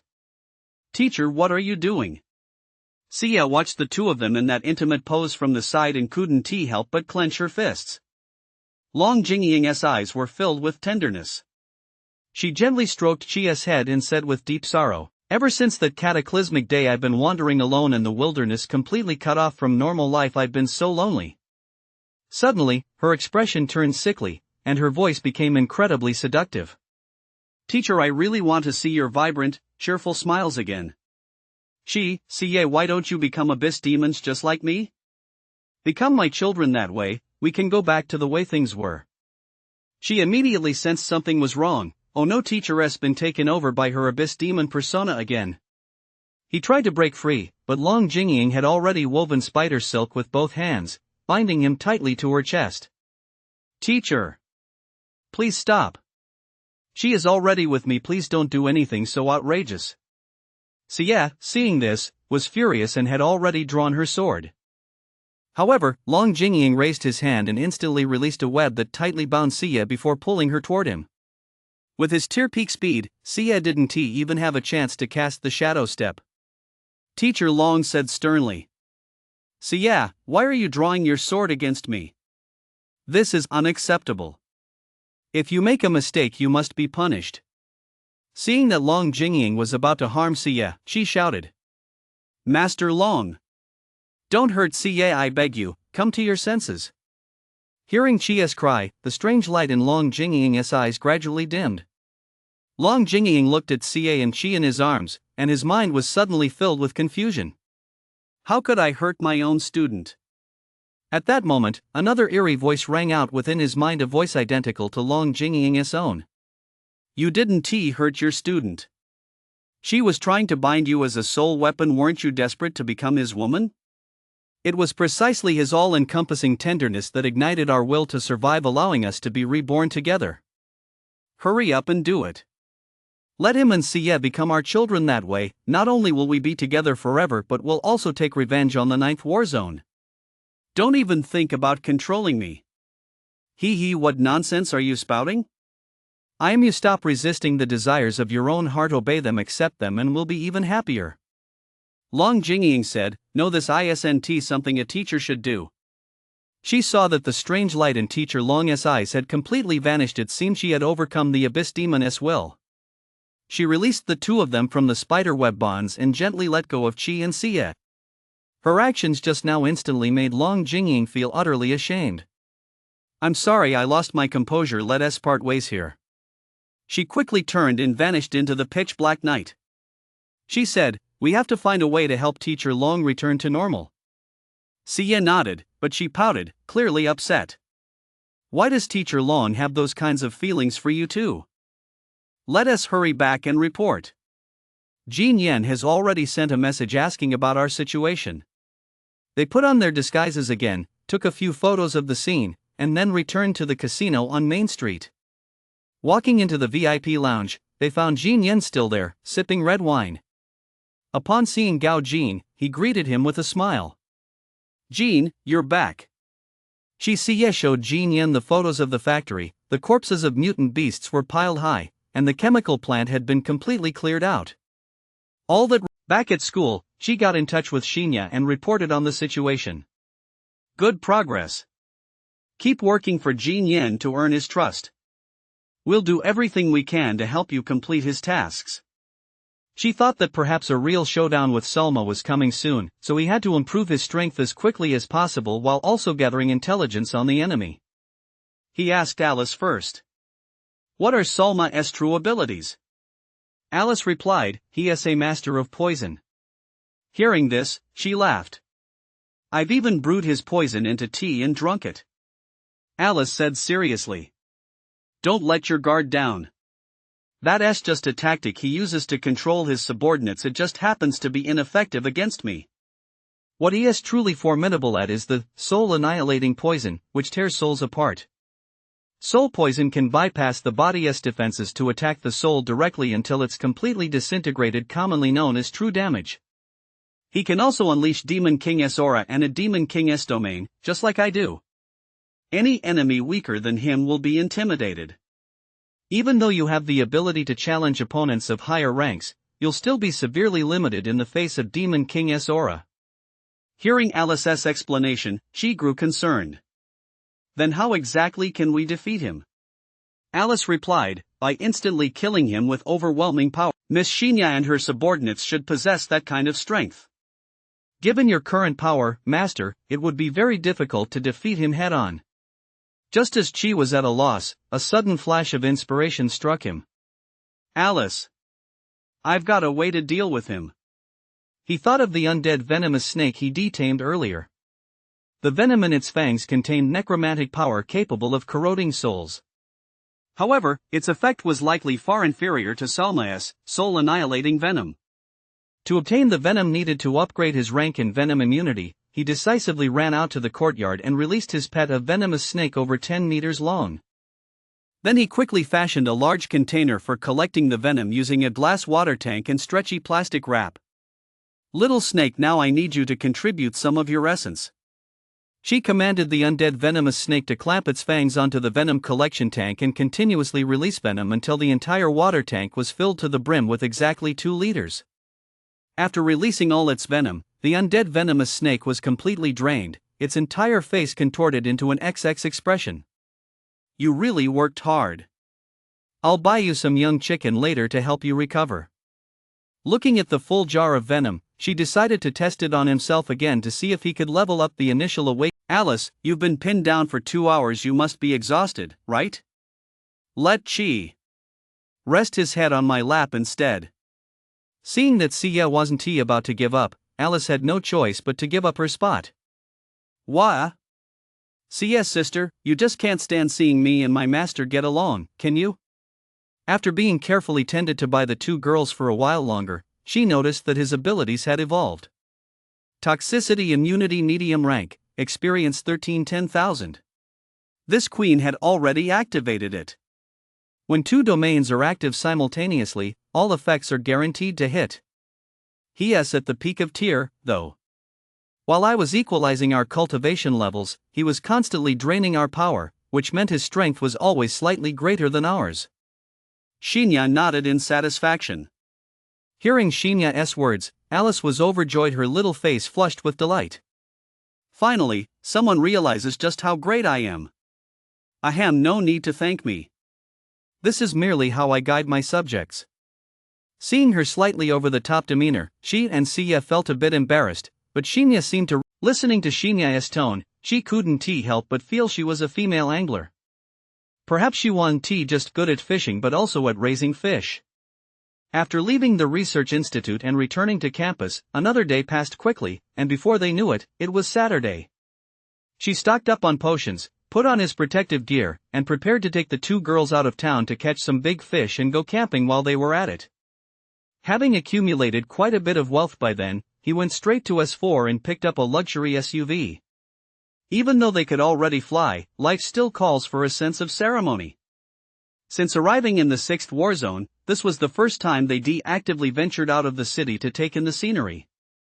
The southern suburbs were a plain where yellow and green blended together in the distance. They could see vast forests and mountain ranges. The sudden appearance of the forest was likely due to massive proliferation caused by abyss demons or mutant beasts. Driving south along the road outside the city, they came upon a freshwater lake neither too large nor too small, but it had turned completely deep purple, with eerie bubbles rising from its surface, resembling the cauldron of an old witch from a fairy tale. She could imagine that if anyone fell into it, they'd likely turn into a skeleton in an instant. Setting down 3 fishing stools, she took out his fishing rod and began fishing. To ensure the bait wouldn't be corroded by this toxic water, he previously bought some corrosion-resistant abyss demon meat at the market. Meanwhile, Sia and Alice stood nearby, their weapons at the ready, prepared to engage at a moment's notice. Shinya's custom-made fishing rod was very long, and its float was particularly large. It looked as if it were specifically designed for catching abyss demons. She baited the hook and cast his line. After waiting 2 hours with no action, Sia had already grown bored and started scrolling through her phone, while Alice pulled out a grill to prepare lunch. After all, they had nothing better to do. She had actually hardly ever fished before. He figured he probably couldn't catch anything because he lacked experience and skill. He couldn't help but sigh. "If only I had a fishing system, I could catch all kinds of rare treasures." Another 2 hours passed, and it was already 1 p.m. She propped up his rod with a tool and went to eat lunch. Just then, 2 anglers approached them. They also appeared to be soul masters and soul weapons. It was a young couple. "Hey, there sure aren't many young guys who like fishing these days. But looks like you 2 are going to come up empty-handed," said the man wearing a red baseball cap with a smile. She replied, "Haha, we're just beginners. We only fish occasionally. We wouldn't dare compare ourselves to you." The woman wearing sunglasses beside him said, "Honey, you should learn a thing or 2 from them. Don't just spend all day fishing. Come on, don't say that. Honey, wasn't your soul weapon made for catching fish?" Let us show these young guys what we got. Fine. The beautiful woman in sunglasses transformed instantly into a harpoon gun, the kind that could actually fire. Piercing harpoon mid-tier S rank. Traits: special attack against aquatic creatures, lightning release. She was instantly startled. So there were soul weapons in this world that weren't bladed weapons after all. And this one was practically a fish killer. Not only could it spear fish, but it could also electrocute them. Hey, miss, did you have a grudge against fish in your past life? The harpoon girl replied, little brother, what nonsense are you talking about? My dad runs a fish pond, maybe it has something to do with where I was born. Through his sage eye, she had already sensed an exceptionally powerful presence at the bottom of the lake, but it was lurking so deep that ordinary methods wouldn't be enough to bring it up, so he decided to enlist the help of these two friends. I'd like to see what you're capable of. The man in the baseball cap said, all right, let us go. He seemed to possess some kind of special sensory ability as well.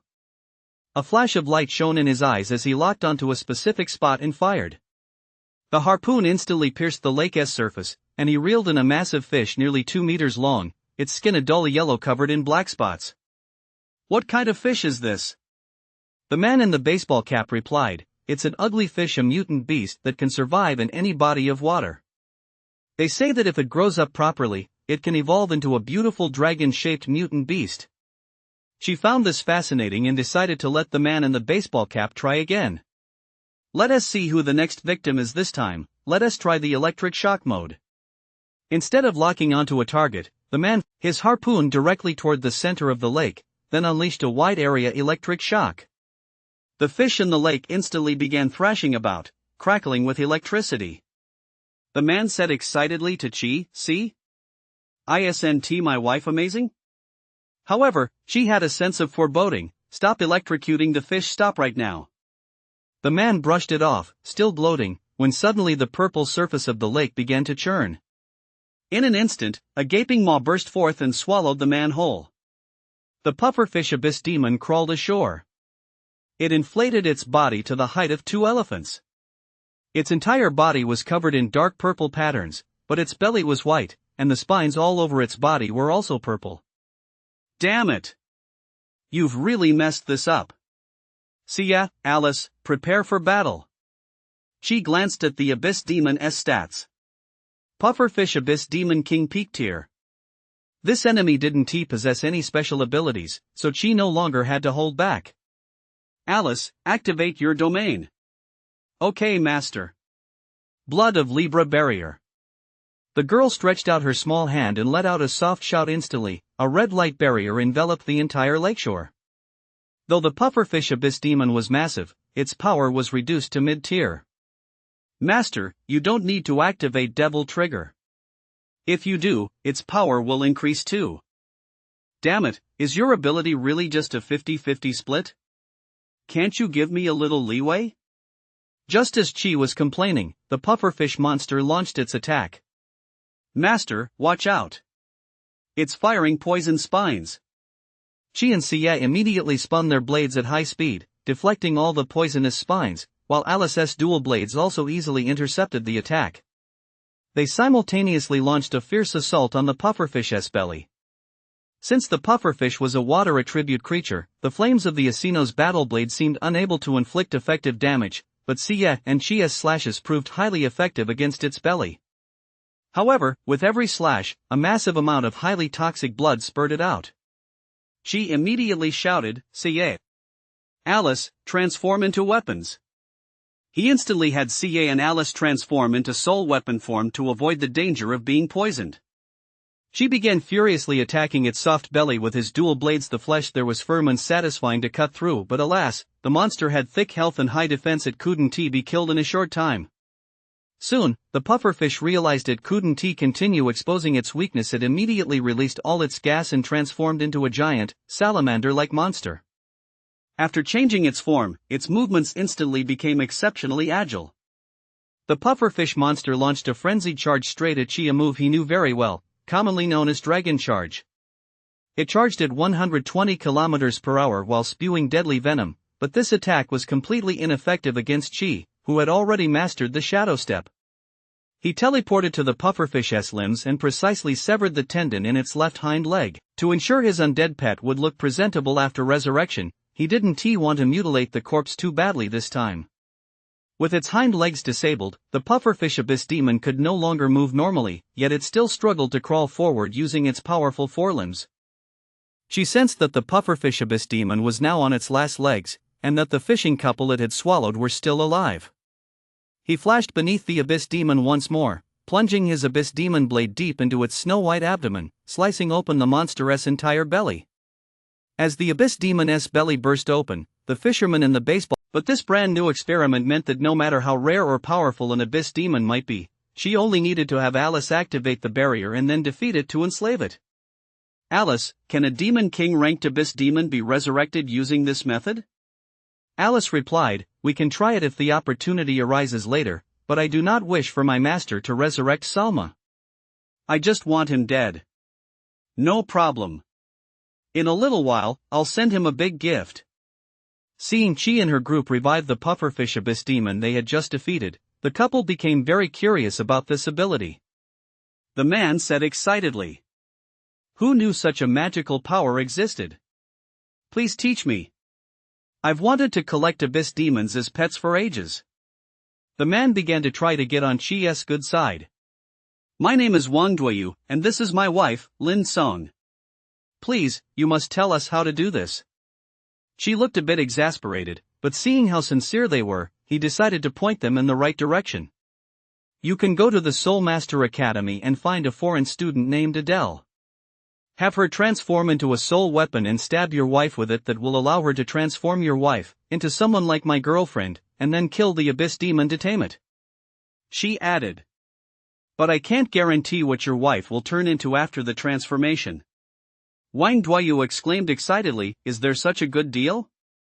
Lin Song was furious, you want me to get stabbed? I'm not doing something that terrifying. Wang Duoyu pleaded, please, honey. She said it won't hurt. As long as you're willing to help me collect abyss demon spirits, I'll never go fishing again. Seeing her husband's determination, Lin Song steeled her resolve. Fine, honey. You said it. Let us head to the Spirit Research Institute right now and ask Adele to perform the transformation for me. After exchanging contact information with Chi and saying their goodbyes, the two hurriedly drove off in their SUV. Phew, finally got rid of them. CS said, they helped us catch a big fish, so let us give them a little reward. At that moment, she walked over to the pufferfish monster and began checking the information on the contract pet. Undead pufferfish mid-tier. Ability lethal soul devouring spines. Sure enough, after becoming an undead creature, its toxin had acquired the ability to attack souls. She commanded the pufferfish to inflate its belly and eject its spines, then pulled one out. Just holding the poisonous spine in his hand made his soul tremble violently without any resistance, he would likely have fainted already. Very good. She decided to go back and grind it into a fine powder, then brew it into tea. That way, his resistance to soul attacks would become even stronger. Without delay, she packed up all his belongings and headed home. He'd gone fishing and enjoyed a barbecue. It had truly been a perfect day. Back home, she resumed his dark cuisine experiments. He ground the undead pufferfish's venomous spine a full meter long into a purple powder. He sensed that if an ordinary person or even a soul master were to take just a single bite of this toxin, their soul would likely vanish instantly. He had already decided to name this potion after a term from wuxia novels. Let us call it the soul-shattering powder. Chi didn't dare take this new toxin lightly. He added a small amount to water and stirred it. The liquid immediately turned to grape juice like purple. He tried drinking a little. Since he already had soul poison resistance, he felt no discomfort, just a slight dizziness, as if he'd had a drink, leaving him feeling a bit tipsy. Soul resistance minor, evolution begun. Current XP, 49-10,000. Phantom sword has evolved, can now infuse a trace amount of soul toxin. Seeing the skill panel, she was overjoyed. Just as he'd expected, his soul resistance had evolved once again, and the phantom sword had also leveled up. Now he had yet another way to wear down his enemies. With so many new abilities acquired recently, Chi was itching to put them to the test. He planned to seek out Adele for a sparring match. Now was the perfect time to rub it in her face. Accompanied by Xie, he walked to her estate. As soon as he stepped into the courtyard, he spotted Wang Duoyu, whom he met that afternoon in the countryside. Wang Duoyu ran over. "I don't want to drag you into this mess. I'm here to spar with you." Upon hearing that she wanted to spar with her, Adele's expression instantly lit up with excitement, and she flashed that mischievous smile once more. "Sure looks like you want to lose to me right now. Get ready to say goodbye to your girls." To make the sparring easier, the three decided to move to the school's dedicated dueling arena. Adele changed into her knight's skirt armor. She seemed to pay great attention to her attire even during combat. Since it was the weekend, quite a few students were there sparring, and when the students around them saw Chi arrive with her, they began to gossip. "Isn't that the one Adele beat before? And now he is challenging her again." "Pfft, what do you know? They're just having a little sparring as a couple to strengthen their bond." Xie heard the whispers around her and was extremely annoyed. She shouted, "I'm Chi's girlfriend. Adele is just a friend of ours. Stop talking nonsense." Today, Adele didn't get angry at the gossip. Seeing Xie's reaction, she actually flashed a smug smile. "Chi, draw your sword." She conjured a sorrow rune sword, which flew into the hands of the Golan warrior. She took Xie's hand and transformed her into a katana. Considering Adele's abilities, a single stab from her would extract one's soul. It was best to keep Xie in her soul weapon form. To Chi's surprise, Adele's aura had risen to an entirely new level today. Upon closer observation, he realized she had already reached mid-tier. Thanks to her previous contract with Chi, she was also able to transform the puppet soul weapon into a Death Knight. Clad in heavy plate armor, the puppet soul weapon charged toward Chi. Chi teleported behind it and slashed at the death puppet.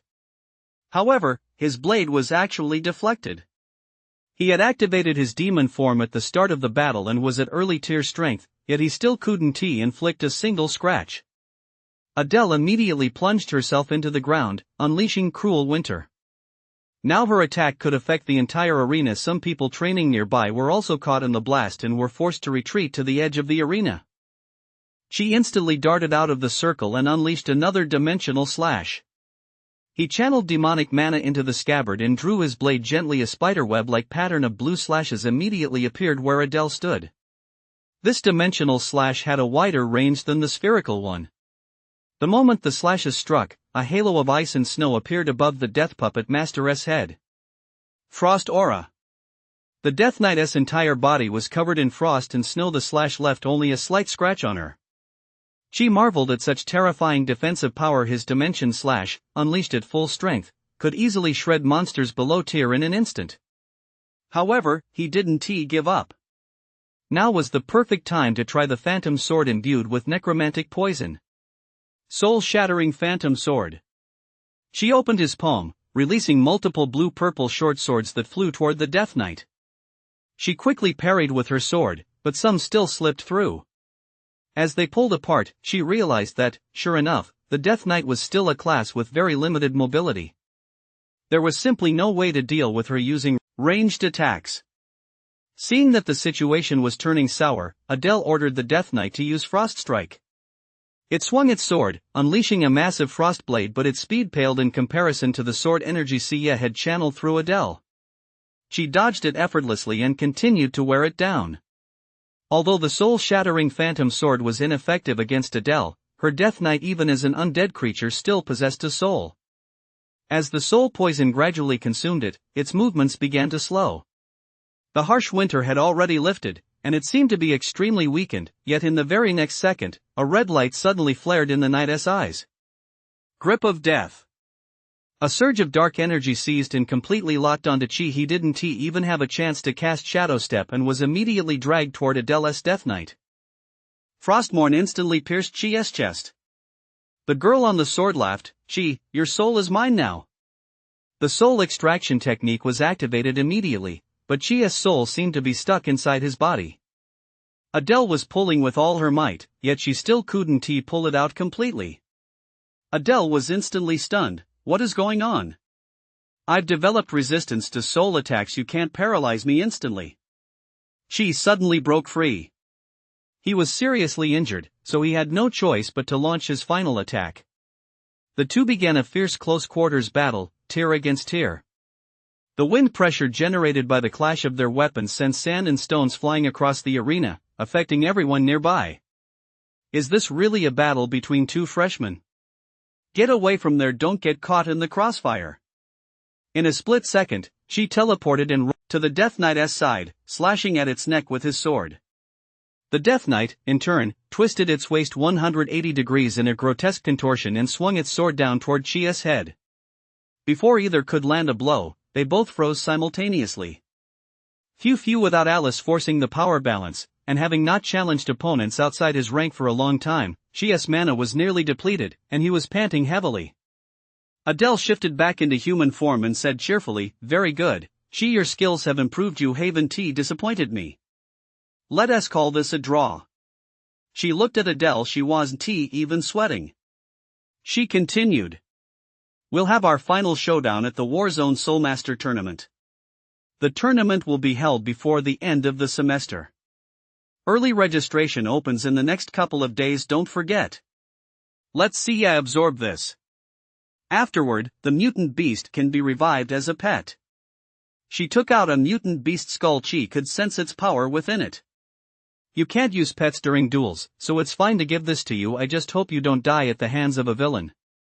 After giving these instructions, Adele left with the puppet Soulmaster. Meanwhile, a male student with long hair had been watching the entire battle from the sidelines. Dressed in traditional attire, he looked as if he'd stepped right out of a fantasy novel. He couldn't help but mutter to himself. "So these are the two geniuses from freshman class 1, they make perfect opponents for me, Lang. Once the Soulmaster tournament begins, I'll definitely knock you both off your high horses. The top spot at Soulmaster Academy can only be mine." She returned home and registered online for the Warzone Soulmaster tournament. He discovered that students from freshman through junior year were eligible to enter. Furthermore, the tournament used a mixed draw system, which meant he might face upperclassmen. Rumor had it that some juniors had already reached tier-level strength. A fighter is someone capable of effortlessly demolishing buildings. Furthermore, the qualifying rounds were a 2-on-2 format, and each Soulmaster could only carry one soul weapon, so he might need to find a partner. That evening, Adele sent Chi an invitation, expressing her hope that they could fight side by side in the group stage. She gladly accepted. The next day, Monday, rolled around. After class, she reported to Jin Yan as usual. That nuisance Bo had already been turned into an obedient lackey under the joint training of Gao Jin and Jin Yan.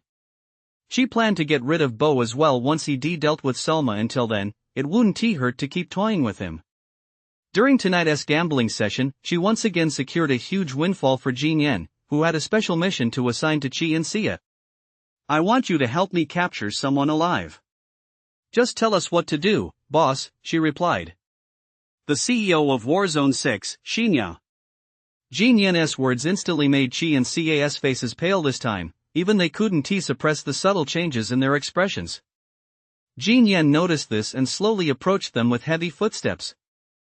"It's over, are we going to be exposed this time?" Chi and Sia thought simultaneously. However, Jin Yan simply patted Chi on the shoulder, smiled, and said, No need to panic. Although Shinya is powerful, she has already reached tier according to my research. She hasn't contracted with a Soulmaster yet, so her combat potential is extremely limited." Chi and Sia composed themselves slightly and asked, "Do you have a way to defeat her?" Jin Yan confidently flicked his bangs aside and, "I'm going to establish a new order here, turn everyone into abyss demons, and let them all sink into a sea of desire and money. That way, my power will be endless, and then I'll be able to replace that coward and become the new demon emperor. And Shinya is my biggest obstacle right now. As long as the plan succeeds, I won't shortchange you. Go. I'll be waiting for your good news." Chi and Sia nodded and bowed, then turned and left the casino. Once they reached a safe area, Xie said to Qi. That guy is truly insane. It seems his power stems from people's downfall and corruption. The more people around him who fall into depravity and become abyss demons, the stronger he becomes. She replied, yeah, he sent us on the mission to kidnap Chief Yun. It was also a test. If we hadn't known Chief Yun, we'd have been in a life or death situation. Anyone in his hands is just a pawn. After returning to school to rest, Qi and Xie headed to the Warzone Research Institute the next day to meet with Xinya in person and discuss a strategy. Chief Yun, what should we do next? Xinya crossed her legs elegantly, swiveled her chair slowly toward them, and said with a furrowed brow.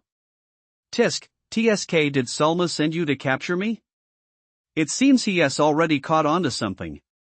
If you fail to complete the mission and simply disappear, he'll likely suspect there's a mole and immediately evacuate the casino to devise a new plan.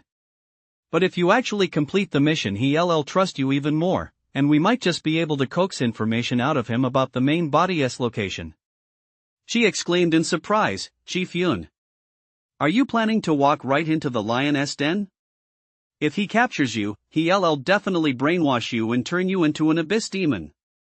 Xinya's violet eyes gleamed with determination as she said, for the sake of the 6th Warzone, and to protect the lives and property of all its residents, this sacrifice is nothing. Qi, you already possess the ability to resist the mind control effects of the Salma poison.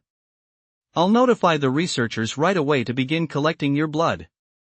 No problem, Chief Yun. Soon, research staff took Qi to collect a blood sample and immediately began producing the anti-domination serum. The next day, thanks to the round-the-clock efforts of the entire potions department at the Research Institute, they finally succeeded in creating a single dose of the anti-domination vaccine using Qi's blood. Preliminary tests confirmed that it could indeed help the human body eliminate the toxins eroding the brain. This also revealed to Qi that the anti-toxin talent granted by the Abyss Demon Hunter system was a genetic enhancement. Once the vaccine was ready, Xinya administered it to herself right away. Then she took Qi to a narrow alley where an inconspicuous black sedan was parked, the kind often used by human traffickers.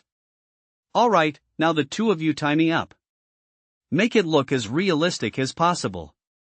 Xinya took off her military jacket to reveal an office lady outfit underneath. The fitted blouse accentuated her full bust.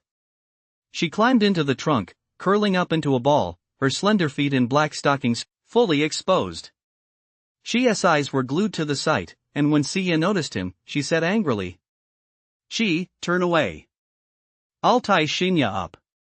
Okay, Qi turned away, and Xia got to work. When she was done, she glanced at Xinya, who was tightly bound. Xia had tied her up just like a heroine in a Japanese adult film, thoughtfully stuffing a ball gag into Xinya's mouth and putting a black blindfold over her eyes. Xinya gave a thumbs up, signaling that they could close the trunk. After finishing up, she looked at Xinya and said to Xia, feeling a bit embarrassed.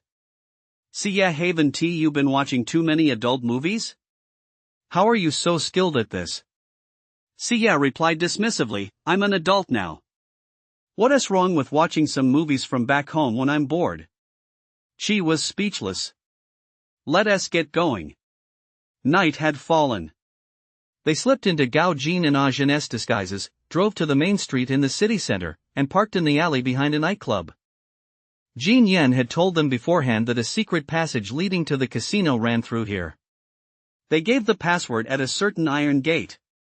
She said, Boss Jin Yen's potion-making skills are the best in the world. It's Mr. Gao and his wife. Please come in. Immediately, a henchman opened the door for them. She carried Xinya, who was completely immobilized, straight into Jin Yen's room. He roughly tossed Xinya onto the floor. Boss, I've brought the person.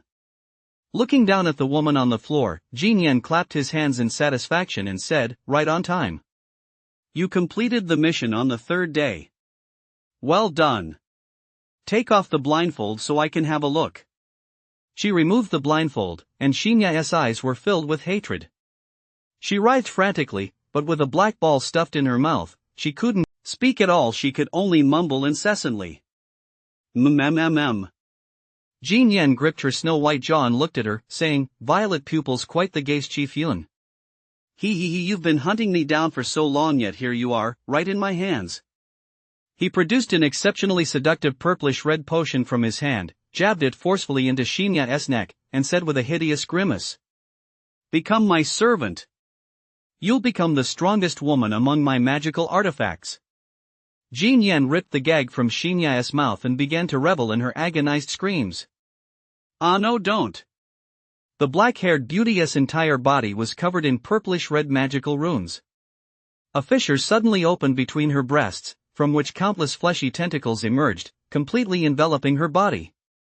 Finally, her entire form began to gradually curl up, encased within a purplish-red egg. She furrowed his brow slightly.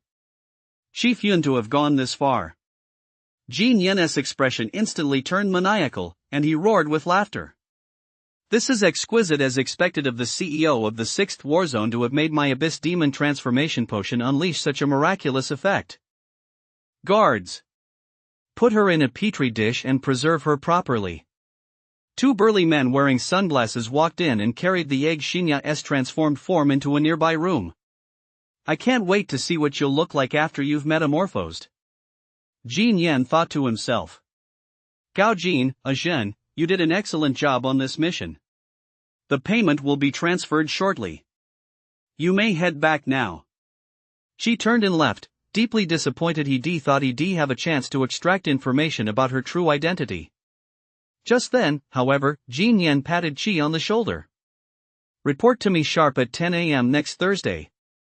I have a very important task for you. It concerns the most critical step of our plan. Gao Jin, Zhen, having you two as capable assistants really gives me a huge boost." She smiled and said, "Mr. Jin, you flatter us. It's simply a mutually beneficial arrangement." Chimed in, "My husband's right, working with Mr. Jin means money in the bank. I'm even thinking of buying a yacht. Ha ha ha, it won't be long. Once the money comes in, you'll be able to buy 2 or 3 of them." After saying goodbye to Chi and Siya, he finally let out a sigh of relief. It looks like there's a good chance we'll find a lead on his main body in the next mission. After leaving, Chi and Siya went to school as usual.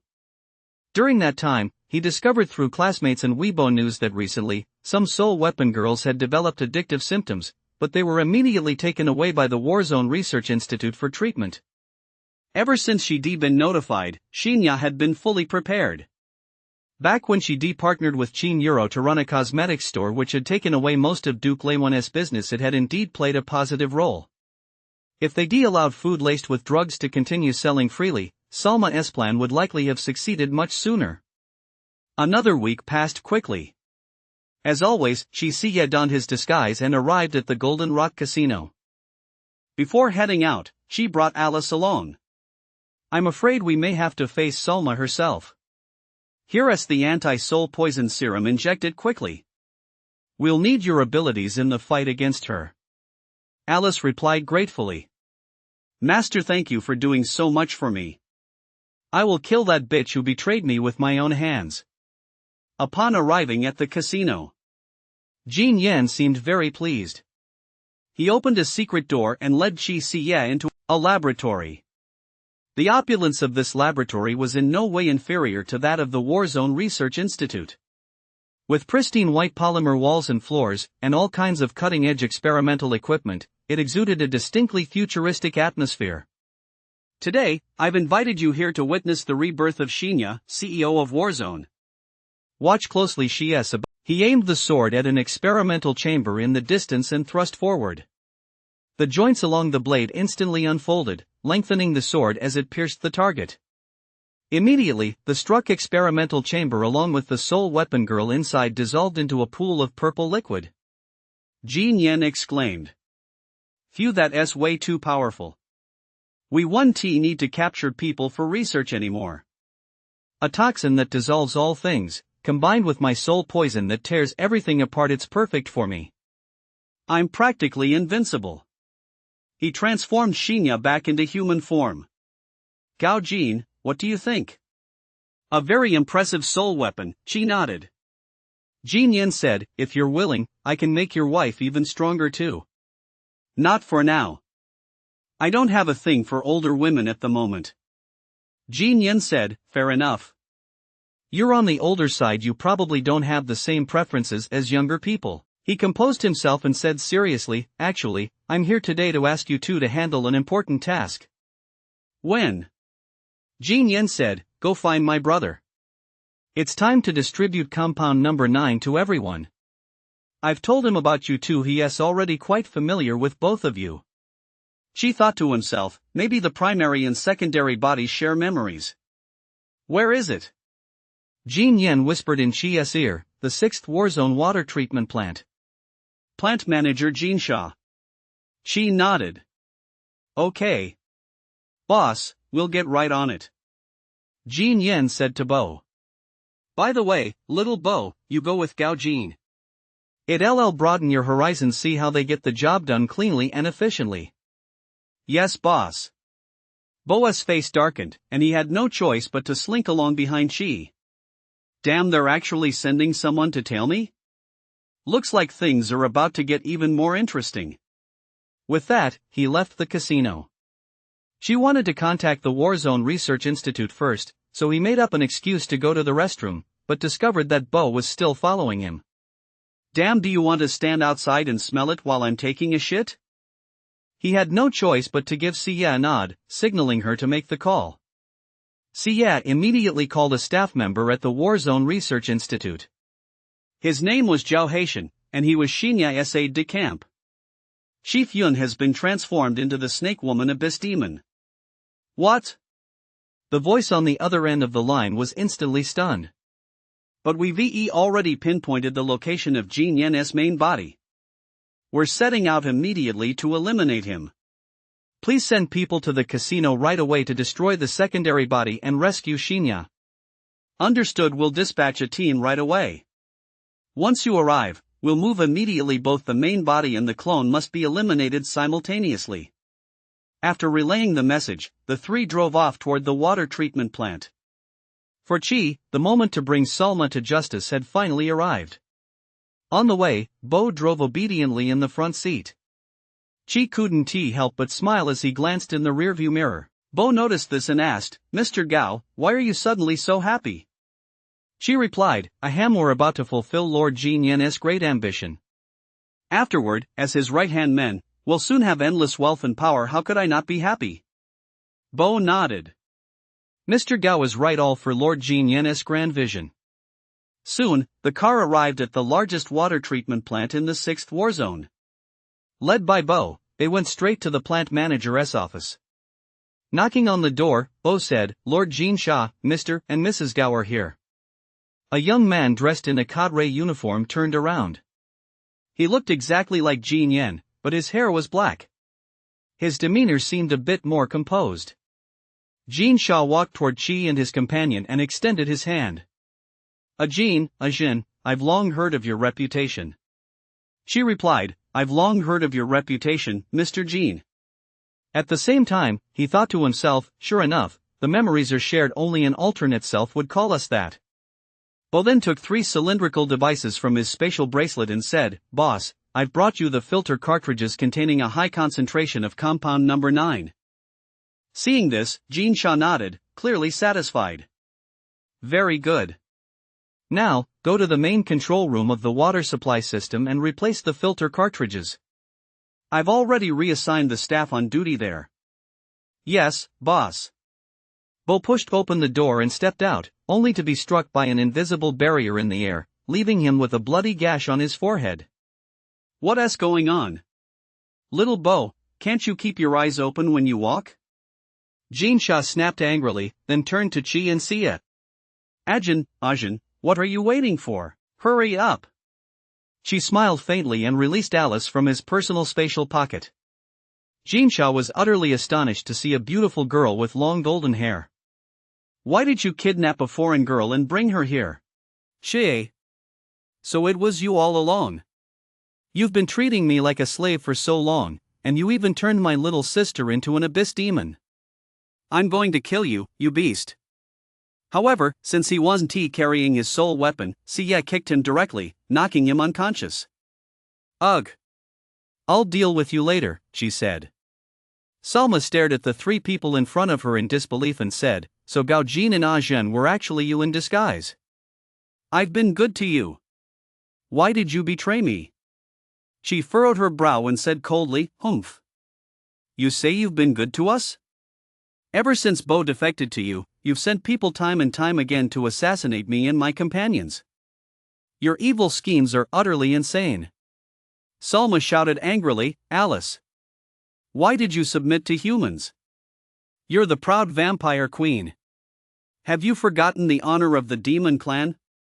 Alice roared, "Ever since you and those other two betrayed me, I've long since regarded the demon clan as my enemy. Now, die. Damn it." Seeing that he had nowhere left to retreat, Salma had no choice but to fight with everything he had. "Since you've come after me again, I don't mind killing you once more." Salma's upper garments instantly burst apart, his skin turned purple, and abyss demon horns sprouted from his head. He reached out and immediately unleashed a massive torrent of black gas at Chi and the other two. Soul-devouring demon toxin. May your souls be obliterated. The black toxic mist engulfed the three of them. A moment later, the mist dissipated, and Salma saw that Chi and his companions were still standing where they were, not having fallen at all. "What? My soul-devouring poison actually didn't work?" She smiled and said, "I've long since used undead toxins which also devour souls to strengthen myself and create an antidote serum. Your poison has no effect on us. Die." The three drew their weapons and charged at Salma simultaneously. Chi's dimensional slash and Alice's evil energy I-beams both struck Salma, simultaneously blowing the office ceiling to pieces. Salma was instantly covered in wounds and coughed up a mouthful of blood. He saw Alice above him deploy the blood of the scales barrier. Now, his early tier power was forcibly suppressed to mid-tier. Even Chi couldn't help but marvel he truly was a demon king, possessing such terrifying defensive capabilities. "Damn it. Cough, cough. You little brat, don't think you've won yet. Domain of 10,000 poisons." Salma raised his burly arm and pointed toward the sky, instantly unleashing a black domain that overlapped with Alice's. In an instant, his injuries had healed. Such powerful regenerative abilities. It seems the battle will only grow more difficult unless we eliminate both his primary and secondary bodies at the same time. She thought to herself. Salma laughed savagely, "This domain is filled with the Dominion poison gas I created. Every wisp of it is guaranteed to hit the moment you inhale it. You'll become my servants. This is the first time I've ever deployed this domain in front of Alice. Now become my loyal slaves." She scoffed, "You talk too much. Let us go." The two teleported in front of Salma and unleashed two crisscrossing Iato slashes, cutting his body in half. His upper body flew through the air, spurting blood, as he exclaimed in shock, "What you haven't been subjugated by me. I must regenerate quickly." Flesh tentacles instantly shot out from his lower body, attempting to reconnect with his upper half. At that moment, Alice had already plunged the frost blade in her left hand into his groin, freezing it solid. Wielding both blades, she furiously hacked at Salma's lower body, chopping it into 1,000 pieces, then froze them once more with annihilation frost.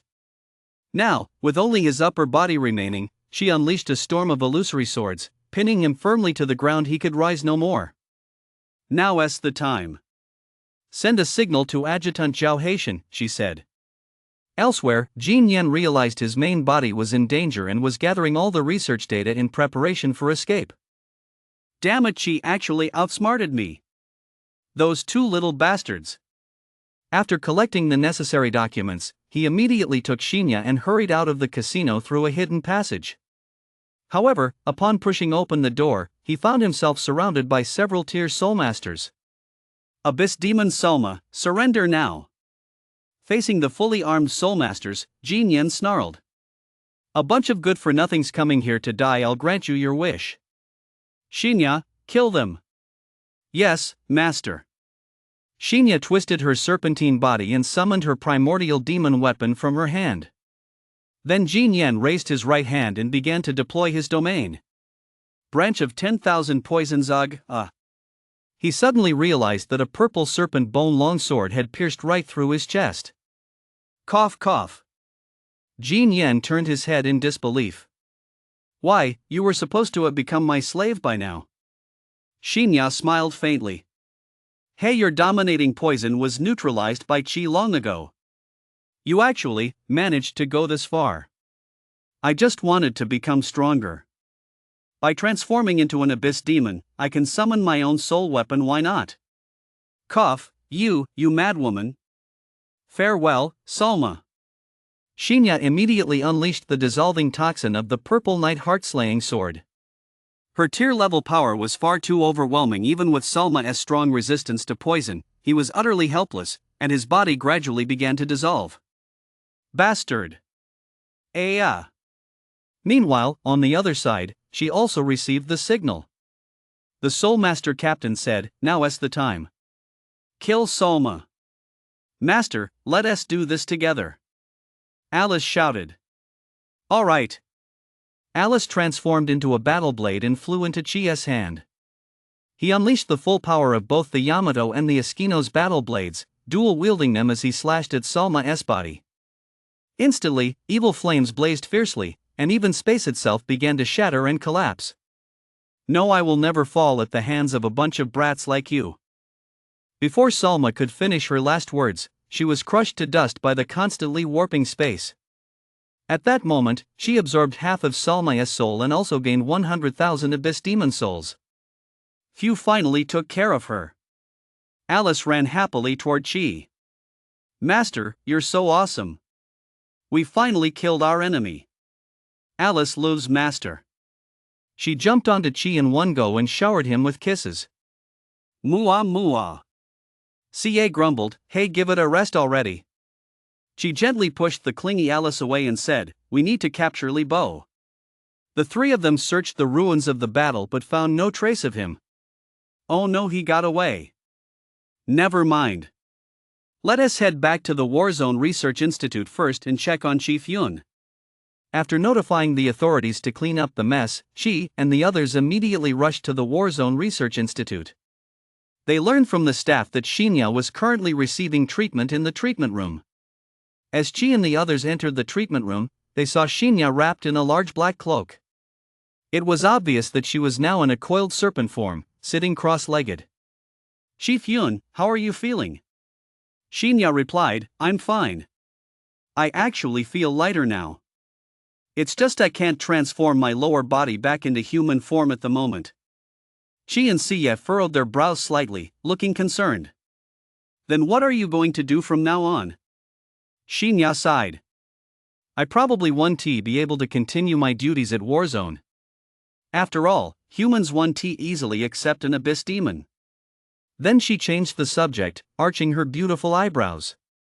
Little Chi, how about it, would you like to form a contract with me? But you're already a demonic artifact. My abyssal forge can only reforge damaged soul weapons. According to my research, if an abyssal forge wielder absorbs the soul of a powerful abyss demon, they might unlock additional abilities. The serpent-bodied beauty reached out and produced a purple, chaotic orb. This is the other half of Salma's soul. Try absorbing it. She took the orb and absorbed it, immediately feeling a surge of new power coursing through his body. Abyssal Forge unlocks branch ability, magic artifact reforging. Can infuse the souls of abyss demons or mutant beasts to reforge magical weapons and form contracts. At the same time, he also saw Shinya's path to rank advancement and evolution. Purple Night Heart Slaying Sword Reforging Goal, Sword of the Celestial Emperor's Supremacy. Required materials, Soul of a Pure White Dragon, Emblem Stone, Soul of an Abyss Demon. Shinya, I've indeed gained a new ability. Now I can reforge magical weapons. She was overjoyed. In that case, Master Dragon can be saved too. As long as I hunt down those two types of abyss demons, I can reforge it for you.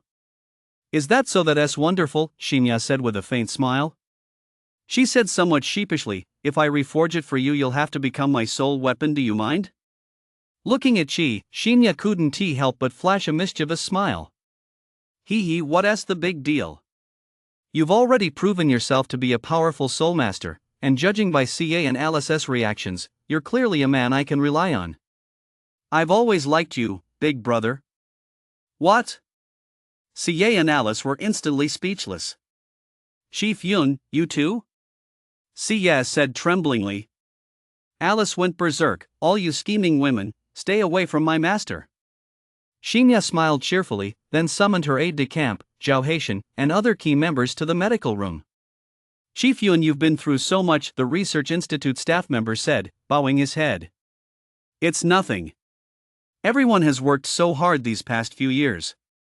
We've successfully eliminated Salma, and the 6th war zone has finally been freed from the threat of the Abyss Demon.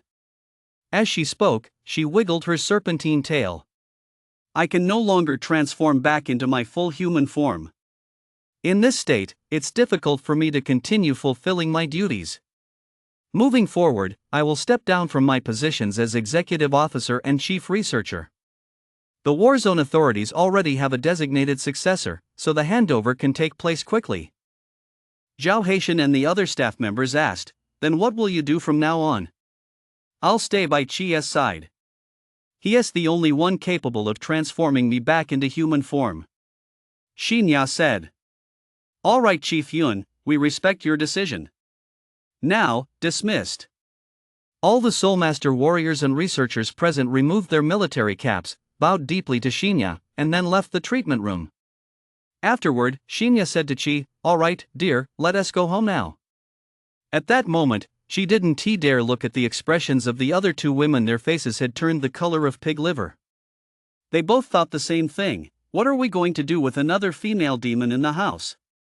To avoid causing a panic, Xinya transformed herself into a sword, and she stored her in her spatial pocket before taking her back to the school dormitory. After releasing Xinya, she transformed back into her alluring snake woman form. Glancing at the neatly tidied dorm room, she nodded and said with satisfaction, "Oh my, I never expected that the dorm I arranged for you all back then would end up being my home too. Chief Yun, just make yourself at home. Please, help yourself. She, you don't need to be so polite to me, I'm actually only 6 years older than you. From now on you have to call me sister, got it?" She immediately felt deeply embarrassed and said helplessly, "Okay, size sister." Alice said, "You're not allowed to tease the master."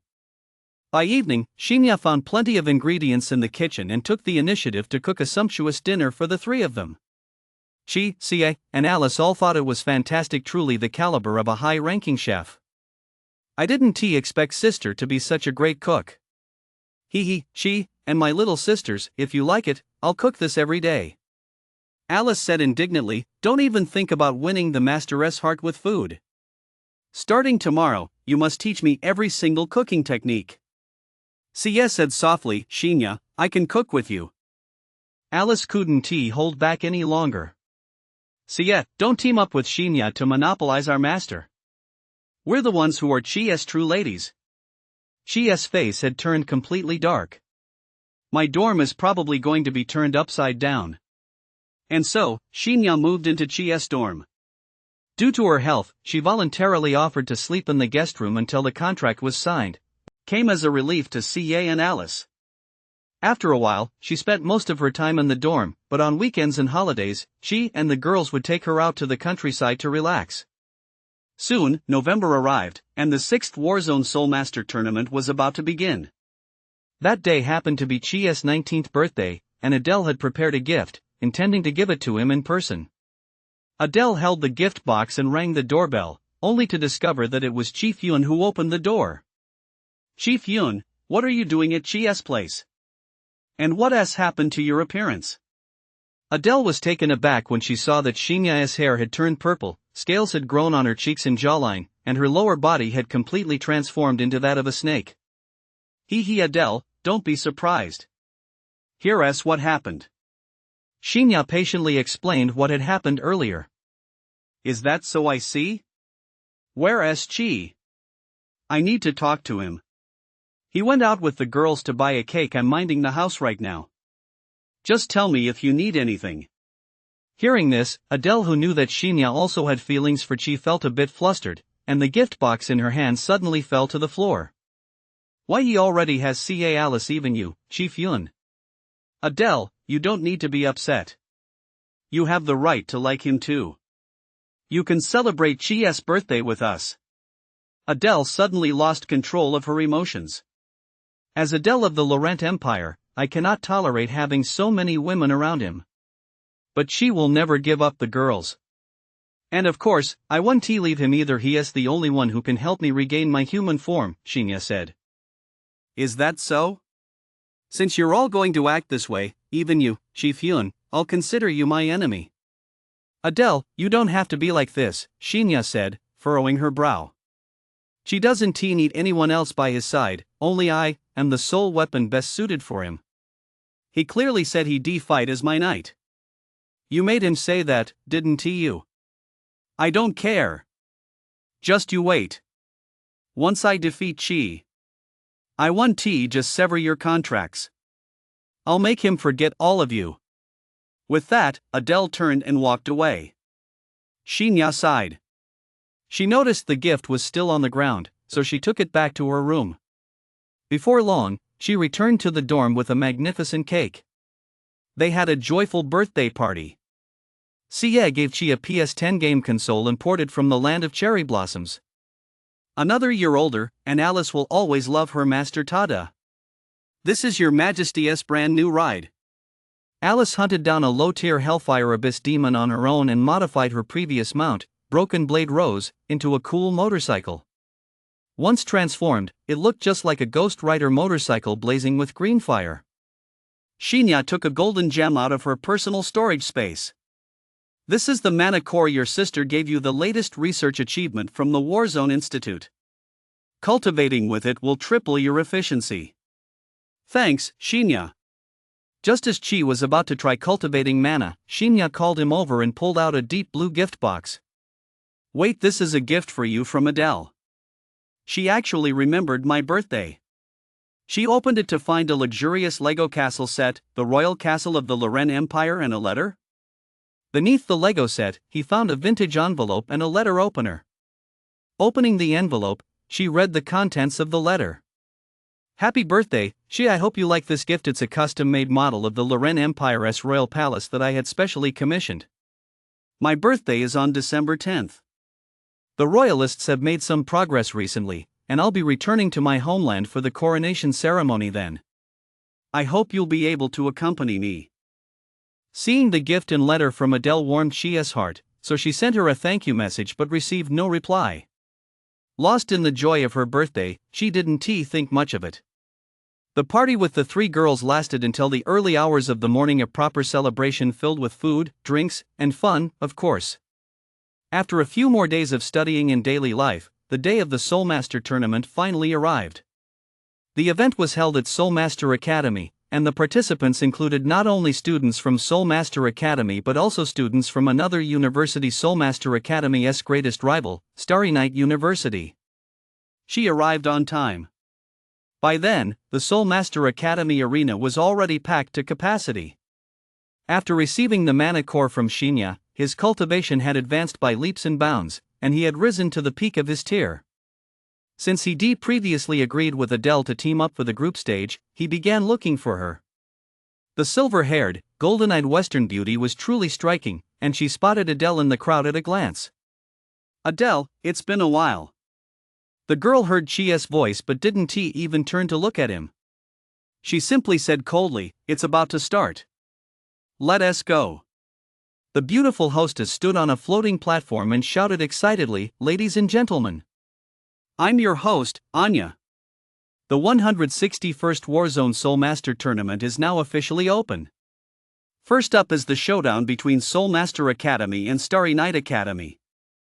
Up until now, Starry Night Academy has secured an impressive 20 consecutive championships, bringing their total to 81, and has consistently dominated Soulmaster Academy.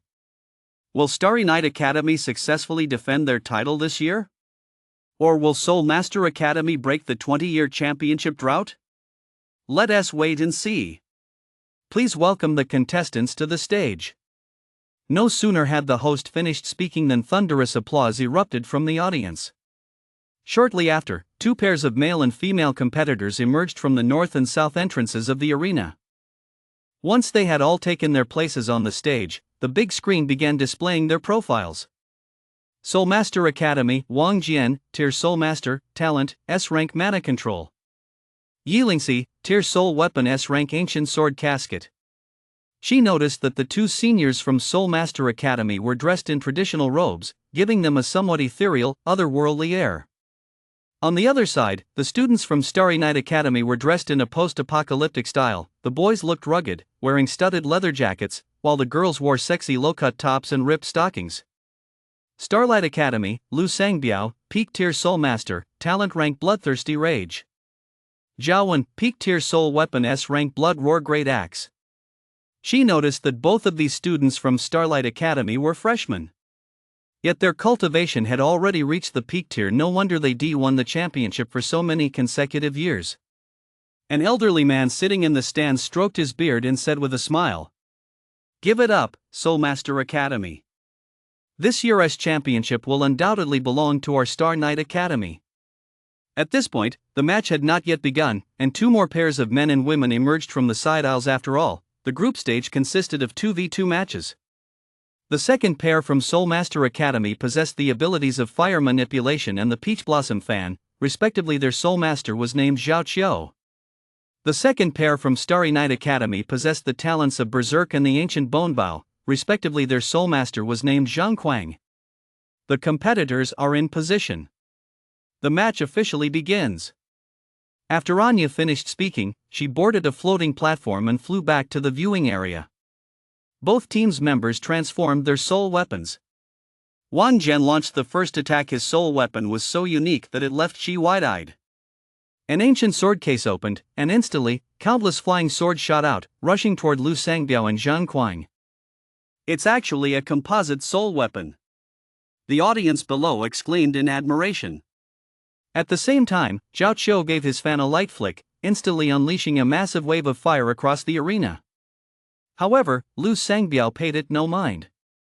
Wielding a giant axe, he charged forward furiously, leaping high into the air and delivering a jumping slash that sliced through all the attacks. Meanwhile, Zhang Quang suddenly entered a frenzied state, drawing his bow at an insane speed and unleashing a hail of arrows. Wang Jian sensed danger, stepped on a flying sword, and soared into the air. His mastery of mana allowed him to perform a variety of maneuvers freely in midair. Although he dodged the attack, his teammates weren't so lucky.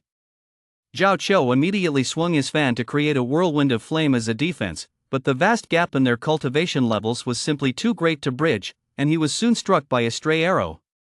"Zhao Qiu, are you okay?" "I'm fine. The enemy is too strong. We must end this quickly." Wang Jian pressed his two fingers together, flicked his hand, and summoned countless flying swords to circle around him in midair. He channeled a colossal surge of mana and roared, 10,000 swords technique, go! At the same time, Zhao Qiu formed hand seals with both hands and used his fan to unleash a fierce blaze. 3 Flavor True Fire. The flying swords rained down like a torrential storm, and the flames surged forward like towering waves, but Lu Sangbiao showed not the slightest sign of fear. His muscles suddenly bulged, his eyes turned red, and he transformed into a hellish specter. He swung his massive axe with all his might and began spinning at breakneck speed. "Taste my whirlwind slash." Lu Sangbiao instantly became a steel storm, his entire body transforming into a massive tornado. Fortunately, there was a protective barrier within the arena, otherwise, the blast would have long since spread to the outside. The steel storm devoured all attacks. The fierce flying swords were instantly scattered, and the waves of fire were extinguished. Wang Jian and Zhao Qiu immediately felt a massive gravitational pull. Unable to resist, they were sucked into the whirlwind. Immediately, a wave of screams rang out, "Aya! Stop! We concede!" Hearing his opponents concede, Lu Sangbiao halted his attack and flung the two of them out. By this point, the two boys' clothes had been completely torn to shreds by the blade-like wind, leaving them in nothing but their underwear, which instantly sparked roars of laughter from the audience. Some students from Star Knight Academy shouted, "Ha ha ha! Way to go, Star Knight Academy! You didn't seriously injure your opponents, but you sure made Soul Master Academy lose face." At that moment, following the referee's signal, the host, Enya, announced the result. The winners, Star Knight Academy Lu Sangbiao and Zhang Quang. Watching the two men, utterly humiliated, walk off the stage with their heads bowed while still wielding their soul weapons, Zhang Quan was thoroughly smug. Brother Sangbiao, you're really something. I barely even had to lift a finger. With that match over, it was soon time for the next pair of competitors. Anya said cheerfully, and now, please welcome the next contestant to the ring. Let us give a warm welcome to Qi and Xie from Soulmaster Academy. And Miss Adele and her puppet Soulmaster. Qi, Xie, and Adele were already ready to go. They had changed into their black student combat uniforms and emerged from the tunnel. As the screen displayed their information, it showed that Adele's Soulmaster had none listed under talent. The audience immediately erupted in commotion. A Soulmaster with no talent. Looks like another cannon fodder. Go, Starry Night Academy. Hurry up and carry them off the stage. Lu Sangbiao taunted Qi, you piece of trash who doesn't even have a tear, how dare you stand before me? Qi roared angrily, you're deliberately humiliating my Academy students. I want to go easy on you. Ha ha ha ha. You actually have the nerve to say that? Let me show you what a real power gap looks like. Anya said, since you finished spewing your pre-match trash talk, let the match begin. She didn't activate Devil Trigger, intending to hide his true strength for now, and had Xie transform into a sword to fight first. Adele said nothing. She transformed into a demon sword amidst the frost and flew into the hands of the puppet Soulmaster. This time, Lu Sangbiao unleashed his ultimate move right off the bat, while Zhang Quang simply stood there with his bow, watching the show. He couldn't even be bothered to intervene. Faced with tier peak level power, Qi was forced to activate Devil Trigger to defend himself. Just as he was about to seize an opportunity to unleash a dimensional slash to break the offensive, Adele and his Soulmaster charged straight toward the whirlwind. Hey! That's dangerous, don't be so reckless. Cruel winter. With a low chant from the girl with the sword, a bone-chilling cold instantly enveloped her and her Soulmaster. They plunged straight into the steel whirlwind. In the blink of an eye, the whirlwind gradually subsided, and Lu Sangbiao flew out from within, screaming, unable to get back up. Everyone present was stunned. What just happened? Zhang Quang, seeing his partner had already lost consciousness, flew into a rage. What kind of dark magic did you use? He immediately prepared to fire an arrow. But before he could finish speaking, Adele issued another command. Grip of Death. The puppet Soulmaster extended an invisible black magical hand, instantly dragging Zhang Quang before it, then thrust its sword through his body. In the space of just a few exchanges, the Star Knight Academy powerhouses had been defeated, sending shockwaves through the crowd. Star Knight Academy students murmured among themselves. She has clearly only mid-tier 2 moves, just 2 moves, and she defeated 2 peak-tier powerhouses by fighting above her rank. What kind of monster is she? That Soulmaster named Qi standing next to her didn't even move. I'm so jealous of him, he found such a powerful girl as a teammate. What is there to be jealous of? Is being a freeloader something to be proud of? I think this Qi is just a good for nothing. Once we get past the group stage, he is definitely going to get his ass kicked by the real pros. Host Anya couldn't believe her eyes either. After receiving confirmation from the referee that everything was in order, she announced, the winners are Adele, Qi, Xie. She happily ran over to Adele and said, Adele, you're amazing. I didn't lift a finger, I almost feel a little embarrassed. Adele remained as cold as ice, saying indifferently, for the next match, just stand there. I'll clear away all obstacles for our duel. She was instantly at a loss for words. What has gotten into this girl these past couple of days? Can't she just act normal for once? During halftime, Adele remained silent in the players' bench, which made both Qi and Xie feel awkward. In the following 2 rounds of group matches, she completely transformed into a ruthless fighting machine. Whether it was the seniors from Starry Night Academy or Soulmaster Academy whose strengths ranged from early tier to peak tier, they were all taken out by Adele with a single sword strike. When the third-year seniors from Starry Night Academy were blown straight out of the arena by Adele's icy wind blast, the host, Anya, was stunned. She won again. The winner is Adele. Oh right, and Qi and Xie too. She still seemed like a supporting character, winning without even drawing his sword. He looked up at the host and said sheepishly, "Hey, you're making me look like a total dummy." Having witnessed Adele's terrifying prowess, everyone in the arena erupted into thunderous applause. The students began cheering for Adele. Adele! Adele! Frostmourne! 1 strike, 1 kill. Unbeatable. Even the exchange students from the Loren Empire followed the example of the Dongguan Kingdom and began unfurling banners. Long live Her Highness Adele! Everyone's gaze was fixed on the beautiful silver-haired, golden-eyed girl, which left Chi feeling a bit defeated. After all, he and Xia had been the center of attention in the 9th war zone, but now they'd been reduced to being completely overlooked. In the stands, a long-haired young man in black said nonchalantly, "Humph, Chi, so you're this weak after all." As expected, you're nowhere near Adele's level. The draw you had the other day was just her going easy on you. Soon, after 2 days of intense competition, Chi, led by Adele, secured first place in their group. Next, all team members would be randomly reassigned through a draw to compete in one-on-one duels. Back in the dorm, Chi was deeply frustrated. If I'd fought properly during the group stage, I could have gained a lot of combat experience. Now Adele has taken all the credit, and my cultivation hasn't improved at all. This absolutely can't go on. "Xia, Alice, we have to start boosting our strength right now." Alice replied, This Queen's magic artifact master hasn't learned any skills yet." "I can see your system too, master. Let us take a look." Alice suddenly threw herself into Chi's arms and summoned the skill menu in front of him. "Master, we have plenty of magic souls to use after killing Salma last time. I suggest prioritizing Abyss Demon Transformation, Chaos Strike, and Blade Dance." Chi glanced at the menu. Chaos Strike and Blade Dance each required 5,000 magic souls, while Abyss Demon Transformation required 40,000. "Learn them. I can't stand it anymore. I won't let anyone look down on me." Alice said with a smile, "Yep.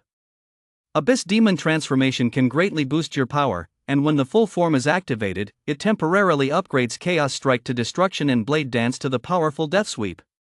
Now everyone will know just how powerful you are." Alice extended her little finger and tapped the Learn button. 50,000 demon souls poured into it, and she instantly mastered all 3 skills. Alice felt a strange, dark energy surging through her body. "Wow, Master's system is really amazing. It feels so good, Master. Please give Alice a big hug." Xia, watching them from the side, couldn't help but pout. Xinya walked over and said, "Little Xia, don't be upset. Alice really loves Chi, just let them be." Xia replied, clearly displeased. "But he is not just ignoring me, he is ignoring Xinya, too." Xinya smiled gently and said, "It's okay. We have plenty of time ahead of us."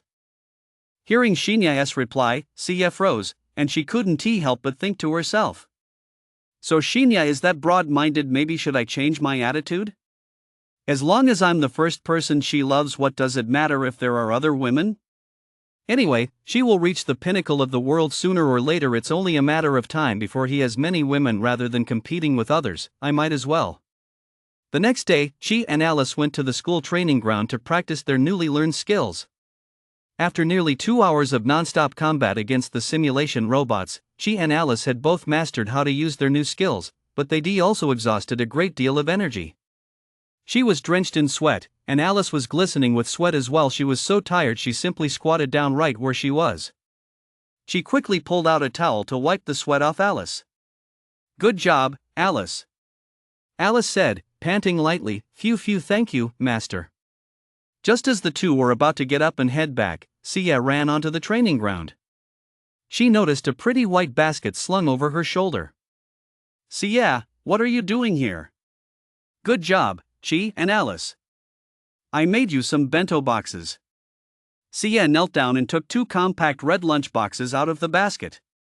When she gently opened them, Chi and Alice saw white rice, grilled pork cutlets, coupledy, and sushi topped with caviar, a classic Japanese meal that made their mouths water at just one glance. "Isn't this the kind of bento you only see in anime?" She picked up her chopsticks and took a bite. It was so delicious her taste buds nearly melted. Seeing that Alice looked a little weak, Sia took the initiative to pick up a small piece of sushi and bring it to her mouth. Alice opened wide. Alice was a little surprised to see Sia feeding her, but she took a bite anyway. Faced with such a new and delicious treat, Alice couldn't help but exclaim, "Mmm! This is so delicious. I want more. Will you make this for me from now on?" Sia smiled sweetly and said, "Of course. As long as Alice is willing to accept me as her big sister, you'll never go without delicious food." Sia, you'll always be my best big sister. Now I give you my permission to marry our master with me." Sia ruffled Alice's hair, and the two immediately embraced each other. She, seeing the sisters looking so happy together, was completely baffled. What is going on with Sia and Alice? Their relationship has developed way too fast, hasn't it? They're already on the same side? But I guess that's for the best.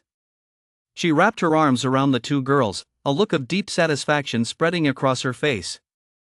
Soon, 3 days later, the official one-on-one showdown arrived. She led the girls to the Academy's combat arena. By then, all the competing students were already raring to go. That day, they happened to run into their classmates in Lingxing and Su Lingyu. "Lingsheng, what are you doing here?" And Lingxing ran over and said excitedly, "Sia, congratulations on making it through the group stage. I came to watch your match." She smiled, "Today we'll finally get to show what we're made of." However, and Lingsheng's expression was somewhat somber. "I'm really looking forward to seeing you guys in action, but you'll have to be careful today. Your opponent is Lang, a junior. The Soul Master Academy administration has placed high hopes on him. He is this year's top favorite to win the championship. He is the first student at our school to break through to mid-tier during his college years." She was stunned. Holy crap, is he actually stronger than the Demon King Soma? "Master, I've got a domain that forces a 50-50 matchup. There is absolutely no need to fear him," Alice said playfully. She, however, replied with concern, "If you use the Demon King's domain, I'm afraid your identity might be exposed." "We can't have that. I can't put you in danger." Alice replied, It's fine even without the domain. The Abyss Demon transformation not only boosts your overall power but also activates Yamato's double trigger. They can work together. The effects stack because it's already embedded in your bloodline." "Great. Then we'll defeat him fair and square this time and show everyone here who the true prodigy is." She and Alice entered the contestants' waiting room together. He had already registered Alice for the Soulmaster tournament long before it began, and today, he was going to give everyone present a little taste of what it means to be living life to the fullest. After changing into their stylish battle suits, she and Alice walked out of the tunnel together and stepped onto the stage. Facing them were a young man and a woman. The man had sharp eyebrows and starry eyes, with a face as fair as jade. He looked like the protagonist of a wuxia novel. The woman had bright eyes and pearly white teeth, with skin as smooth as cream. She wore a sheer veil and was dressed like a dancer, resembling a woman from the western regions. The big screen first displayed information about their opponents. Lang, SS rank Soulmaster mid-tier. Talent, Inferno of Hellfire. Phoenix Spiral Pearl SS rank Soul Weapon Divine Phoenix Blazing Twin Blades. Traits, True Form of the Divine Phoenix, Golden Phoenix Flame, Wings of the Divine Phoenix. As soon as the announcement sounded, the student audience erupted in excitement. Mid-tier. That's almost on par with an executive's cultivation level. Even the members of an elite Soulmaster squad probably aren't as strong as him. What kind of magic potion did he grow up on? This is insane. Looks like the championship is already his for the taking. Rumor has it that Lang is the eldest son of a prestigious Soulmaster family from the first war zone. At that moment, the big screen began displaying Chi's information as usual. His name was all too familiar to the audience. A student from Starry Night Academy remarked. He is that freeloader who didn't lift a finger from the very first round of the group stage and coasted all the way to the 1v1 match. Pfft, he is only at the peak of tier. He'd probably get carried off the field in a second against Tianjia. However, when the big screen began introducing Chi's soul weapon, everyone's jaws dropped instantly. Alice SS rank soul weapon Frostfire Ashinos Battleblade. Properties: Fell Fire, Annihilating Frost. What? Did Chi switch his soul weapon? No. He actually has two SS rank soul weapons. That cool, elegant beauty Sia is still sitting on the battle bench. Holy crap! Is that even allowed? Host Anya said, both contestants have entered the arena. 2 blades against 2 daggers, who will come out on top? Let us wait and see. Master, let us go. She ruffled Alice's hair and gently tapped the battle blade hairpin on her head. Instantly, she transformed into the evil fire battle blade, which Chi gripped firmly, while a secondary battle blade formed from frost appeared in his left hand. Across from him, Lang stood with his hands behind his back and said, "Interesting dual-element soul weapons, huh? But against my ultimate flame, they're no match at all." He wrapped his arm around the exotic beauty beside him, and the woman instantly transformed into a pair of golden treasure blades that flew into her hands. Lang pointed the blade in his right hand at Chi and said, "Admit defeat." I, Lang, detest nothing more than men who live off women. If Adele were here, she might be worthy of fighting me, but you? You're not even worthy. She sneered coldly. Humph, yet another arrogant jerk. Fine, since you're all going out of your way to provoke me, I'll stop holding back. Abyss Demon Transformation. With a low growl, she gathered an immense amount of evil energy throughout his body. His muscles began to swell explosively, his skin turned dark purple, and a pair of bat-like, purplish-black wings sprouted from his back. Sensing that she seemed to be preparing some powerful move, Lang had a bad feeling. He raised his twin blades, whirling them to summon waves of golden flames, and instantly charged forward to strike at Chi. Phoenix Flame Slash. However, he was knocked back 2 meters by an invisible force of dark energy. How is this possible? Lang was instantly stunned. She laughed maniacally. Sorry. I'm invincible while transforming.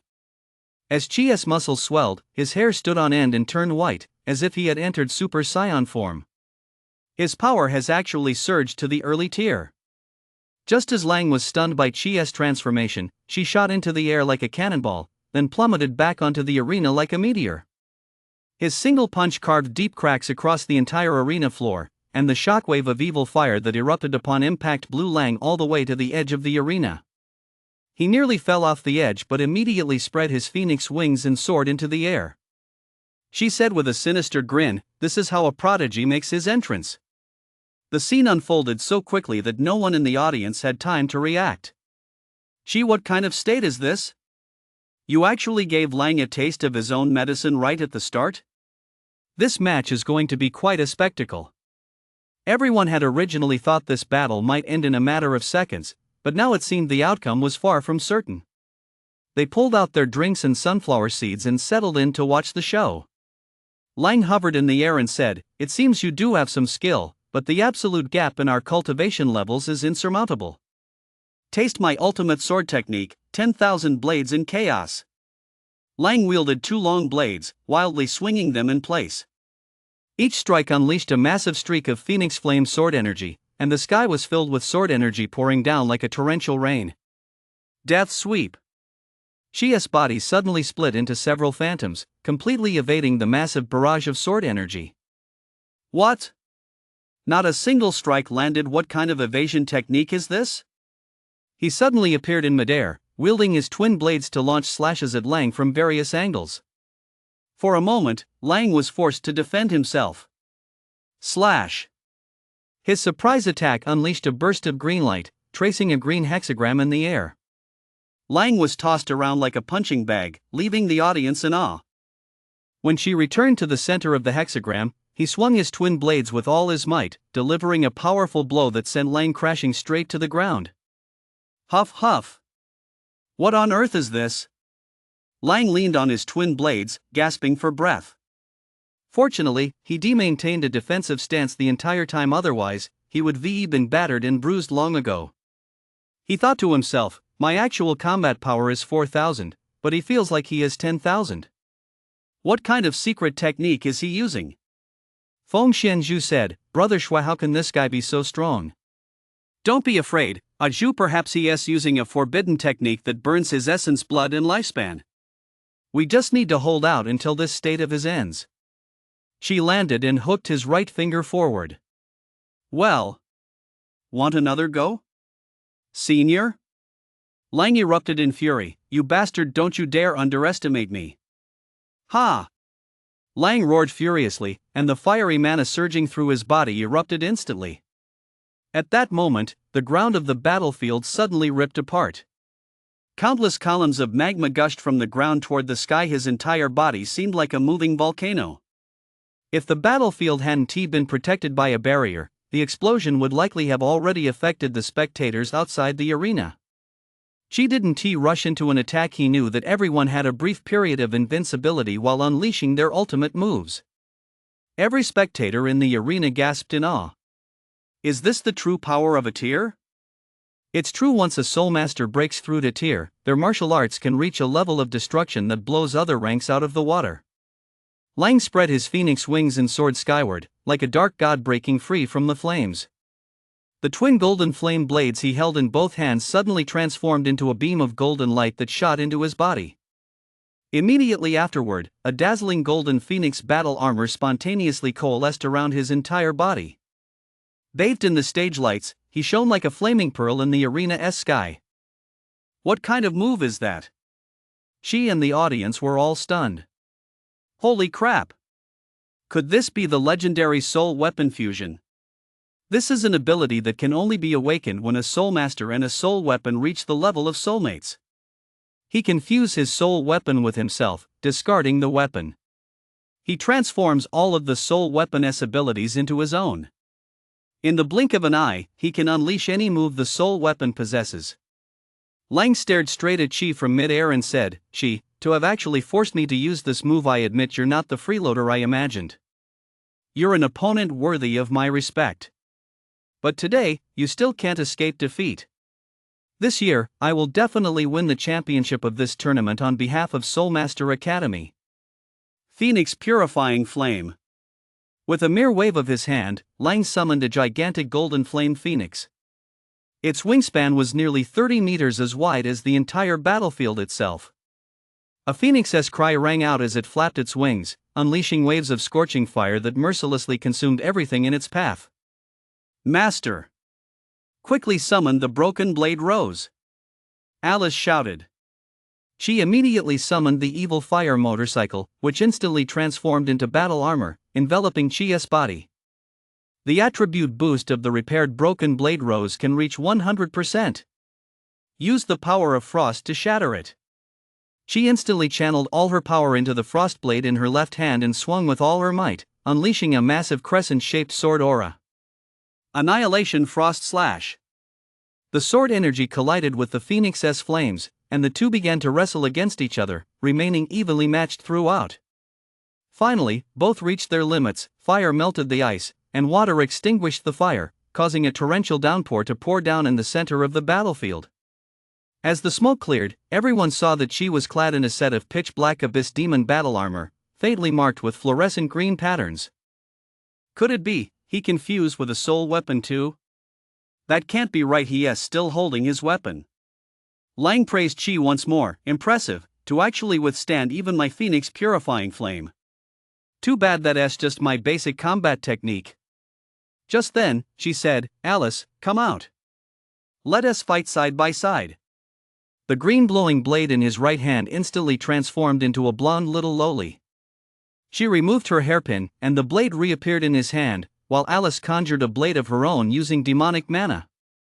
Lang was somewhat surprised. Is this the legendary devil trigger? How fascinating, you've got me hooked, Qi. Just as Lang was about to launch another attack, Alice suddenly cried out, Abyss Demon Transformation. The brief invincibility of the transformation slowed Lang's advance. A green glow enveloped Alice's body as she curled up, her hair gradually grew longer, and her body began to expand at a visible pace. When the light faded, a stunning young woman dressed in an elaborate black princess dress appeared in the center of the arena. She noticed that Alice's cute face had transformed into that of a seductive, sexy older woman, a face even more flawless than a 3D model. She had grown to about 180, and her ample bust and perky buttocks gave her figure perfectly curved lines. Seeing she staring wide-eyed, Alice narrowed her eyes and said mischievously, "Hee master, so you actually like Alice like this, huh?" And no, I still prefer the cute one from before. Humph, master S lying again. Without further ado, let us end this battle. Alice dispelled the dark energy shockwave caused by her transformation. Seeing Alice's transformed appearance, even Lang couldn't help but take a few extra glances. This is just too beautiful. Shue, what are you staring at? Hurry up and defeat them. Feng Xianzhu shouted. Okay, I was wrong. I'll end this with this one strike. Lang flapped his wings and soared into the sky, clasping his hands together in front of his chest.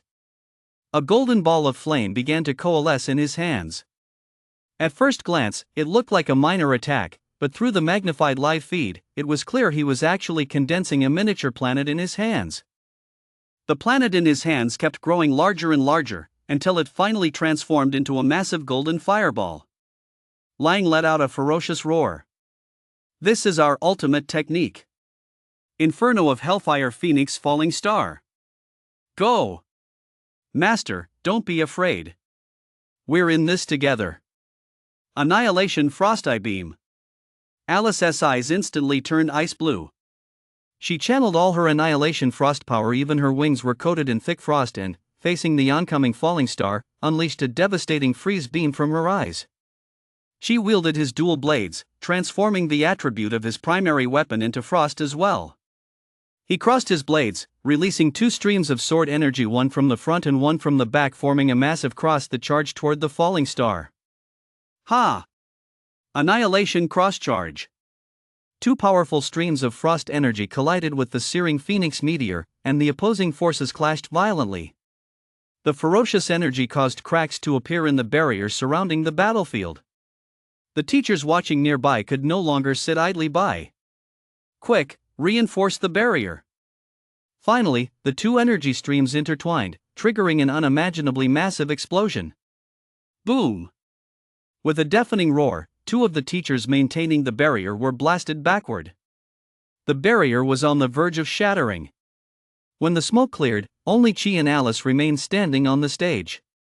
Lang and Feng Xianzhu lay on the ground, unable to get up, though they had not sustained life-threatening injuries.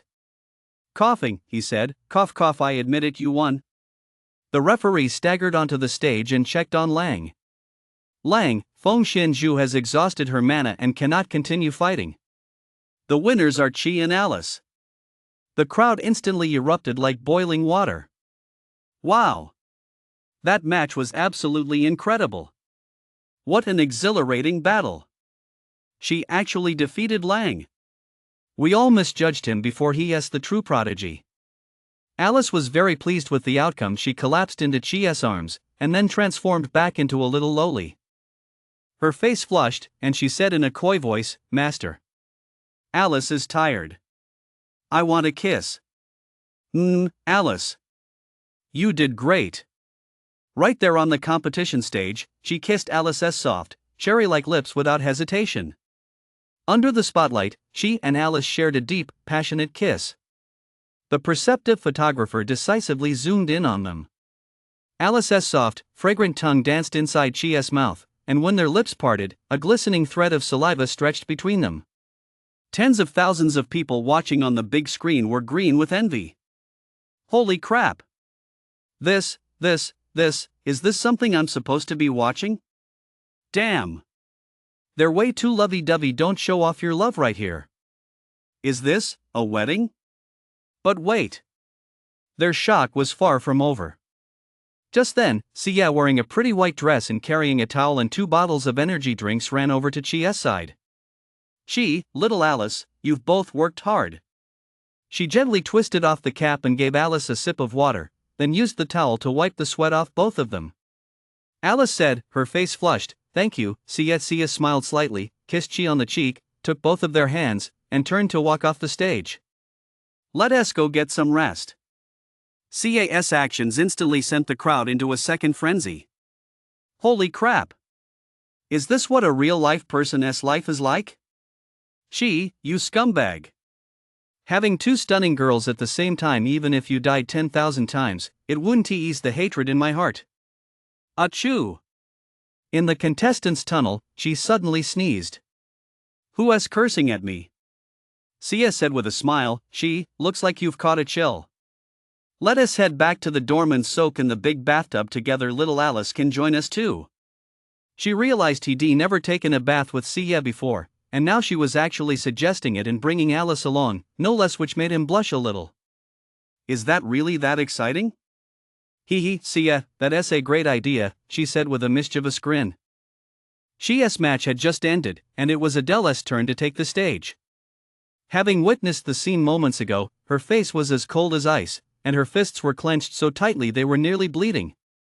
Her Soulmaster opponent was also mid-tier, yet she merely glared at him and he was already so terrified he could barely breathe. It was a terrifying gaze radiating endless killing intent.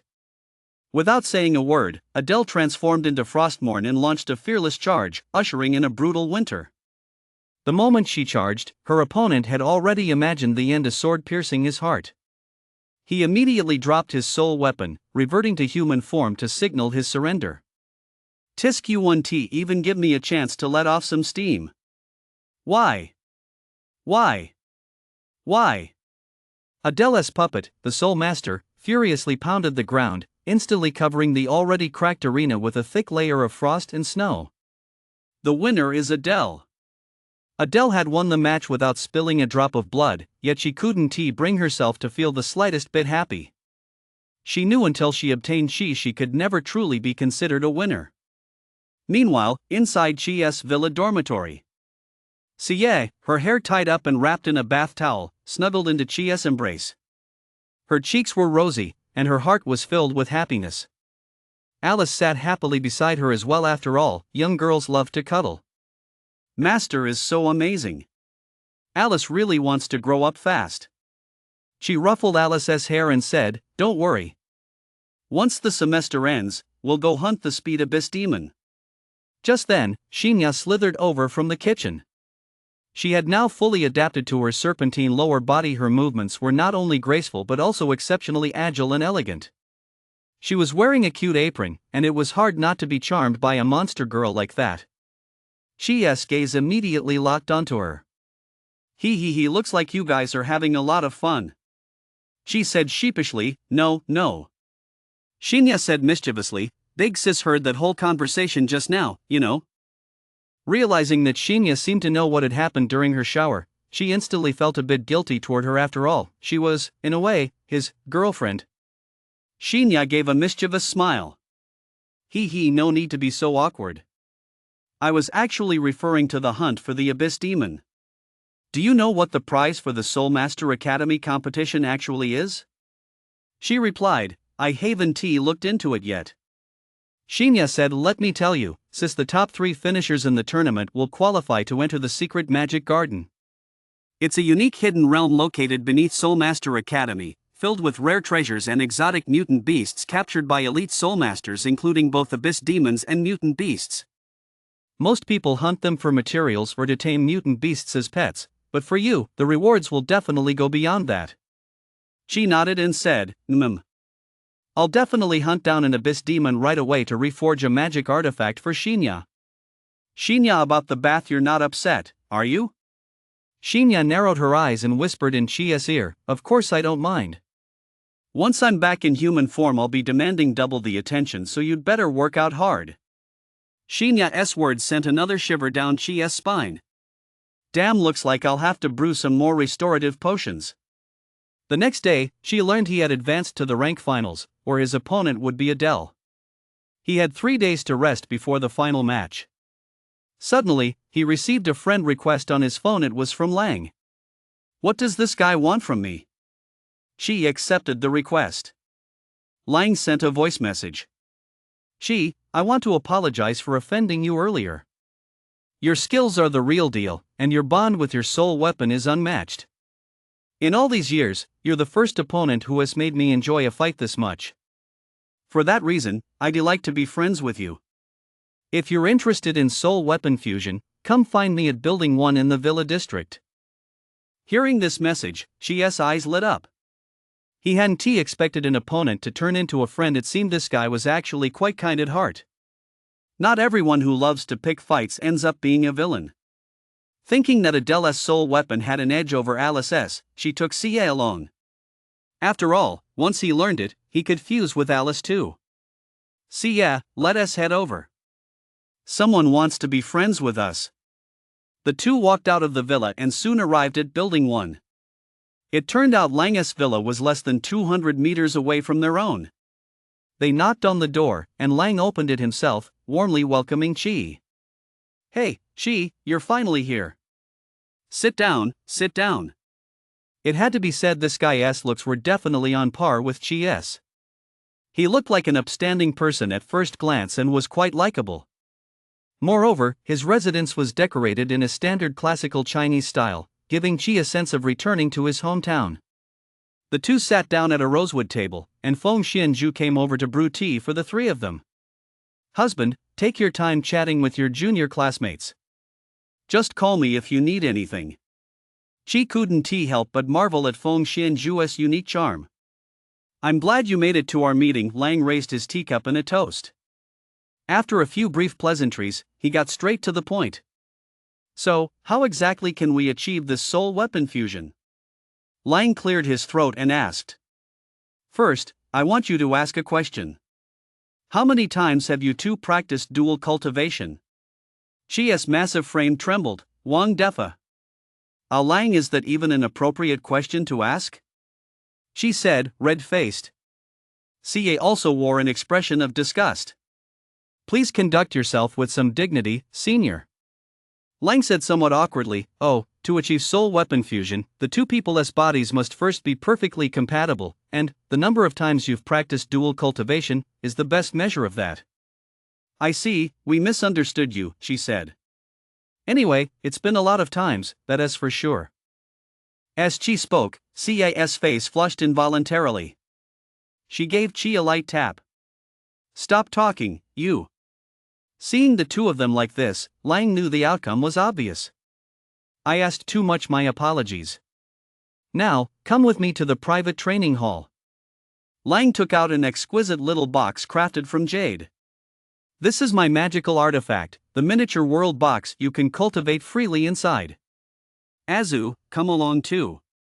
Yes, my husband. Feng Xianzhu floated over quickly and slipped into the small box with Lang, followed closely by Chi and Cia. Upon entering, they found a whole new world inside. Before them stood a small bamboo hut, surrounded by bamboo groves and rockeries, with wisps of mist occasionally swirling around. It was truly a paradise on earth. Chi could sense that this was likely a floating platform. Lang, so this is where you usually practice? That sounds truly delightful. I'm used to it now. This is the Shui Group's latest technological achievement, you know. So your family runs a company too? You're all rich kids. Let us go train on the combat platform. This is just a little place for me and Aju. With that, Lang soared into the air and flew toward the large platform in the distance. Chi and Cia followed closely behind. It seemed as though they could automatically perform the kind of lightness skills seen in wuxia novels here. Upon reaching the platform, Lang conjured 4 meditation cushions, and everyone sat down cross-legged. Lang said, listen up. Your physical coordination should already be perfect. Next, Aju and I will help you enter each other's inner worlds to complete the trial of the heart. In the inner world, you may encounter all sorts of wondrous trials, perhaps a maze, perhaps powerful enemies. When you make your way through and find each other, you'll master soul weapon fusion. Now, let us begin. Cia and Chi sat facing each other, their palms pressed together. Lang and Feng Xianzhu continuously channeled mana from behind Chi and Cia, opening a passage to the trial of the heart for the two of them. Their consciousnesses instantly plunged into each other's trial spaces. Cia felt as though she had arrived in a warm and peaceful little village, with small bridges over flowing streams and whitewashed walls topped with black tiled roofs, a world completely different from the current Donghuang kingdom. Is this Chi's hometown Earth? A world untouched by the abyss demons, how beautiful. Xie walked quietly along the riverbank, wondering what kind of trial could possibly arise in such a beautiful setting. She tried to channel her mana to sprint, but found that, just like an ordinary girl, she couldn't run at all. It seems my power has been suppressed. Xie had no choice but to walk. As she walked along, she suddenly spotted a small bungalow with a bicycle parked outside the door. The door was wide open, so Xie curiously stepped inside. The living room was empty. Entering the room on the right, she saw many model cars and motorcycles displayed there. On the table lay one of Chi's elementary school ID cards, his face still full of childlike innocence. So this is what she looked like in elementary school. He is so cute. Xie suddenly realized she couldn't waste any time. She had to find the trial site quickly, so she hopped on Chi's bicycle and set off. As she rode along, feeling the cool breeze against her face, a warm sensation filled her heart, and then she was suddenly snapped back to reality. What is going on? Did I fail? Xie suddenly opened her eyes and muttered to herself. Did you pass the trial that quickly, Junior? Feng Xianju asked in surprise. Did I pass? You wouldn't have woken up until you passed. Unless we intervened. What did you experience in there? Xie said, I just wandered around a very beautiful place, then rode my bike right back out. Lang said, I see Chi is one of those rare people in this world with a pure heart. His life has been very happy up until now. He hasn't experienced any suffering, so his trial was essentially no trial at all. So that's how it is, Chi. What will you see in my spiritual trial? At that moment, beads of sweat broke out on Chi's forehead, and his expression seemed to be in extreme agony. Junior Xie, don't let go. Chi seems to be in trouble. At that moment, within Xie's mental space, she found himself back on the Donghai Bridge 10 years ago. Looking up at the sky, he saw a massive tear in the barrier of the 9th war zone. All around the bridge, the earth was shattering, and the air was filled with raging crimson lightning. There was no one to be seen here, only a young Xie, crying in agony inside the car. A humanoid abyss demon with a pair of demonic horns on its head floated in the air. Clad in samurai armor and wielding twin blades, it resembled a sword-wielding demon straight from the gates of hell. Abyss sequence, Demon Heaven Sword Emperor late tier 7. She noticed that the great sword in the Demon Heaven Sword Emperor's right hand was radiating golden lightning energy. Soul Weapon Shirahara Shiko, Ghost God Zanpakuto SSS rank, Soul Extinct. Is this the enemy who killed Xie's mother? To be a tier to actually treat Xie's mother as spoils of war. Hearing Xie's sobs, she felt even more heartbroken. Why, mommy, don't leave me, mom. Xie. I'll avenge you. Even within the trial realm, she summoned Yamato from within Xie's body. She instantly unleashed all his power and charged toward the Demon Heaven Sword Emperor, but with a mere flick of his finger, the enemy unleashed countless bolts of lightning that sent Chi flying 1,000 meters away. He gently swung the crimson blade in his left hand, and crescent-shaped sword energy, like a sky full of shooting stars, engulfed Chi. Even as he fought desperately, Chi was still left battered and bruised. Something is wrong. I didn't die even after taking such a powerful attack. It seems this illusion is, after all, just an illusion. As long as my will is strong enough, as long as I imagine how powerful I am, I might just be able to defeat him. Xie's mother, please lend me a hand. Sword come. What is going on? The Ghost Heaven Sword Emperor asked in astonishment. She held out his hand, and the great katana in the Ghost Heaven Sword Emperor's right hand flew involuntarily into Chi's grasp. In Xie's world, I don't care if you're tier or a tier 1, I'm the strongest being here. She summoned the power of space with his right hand and thunder and lightning with his left. Like a dragon soaring through the heavens, he struck the Sword Emperor with a blade that obliterated him in an instant. The Ghost Heaven Sword Emperor's armor shattered instantly, revealing a massive wound in his abdomen.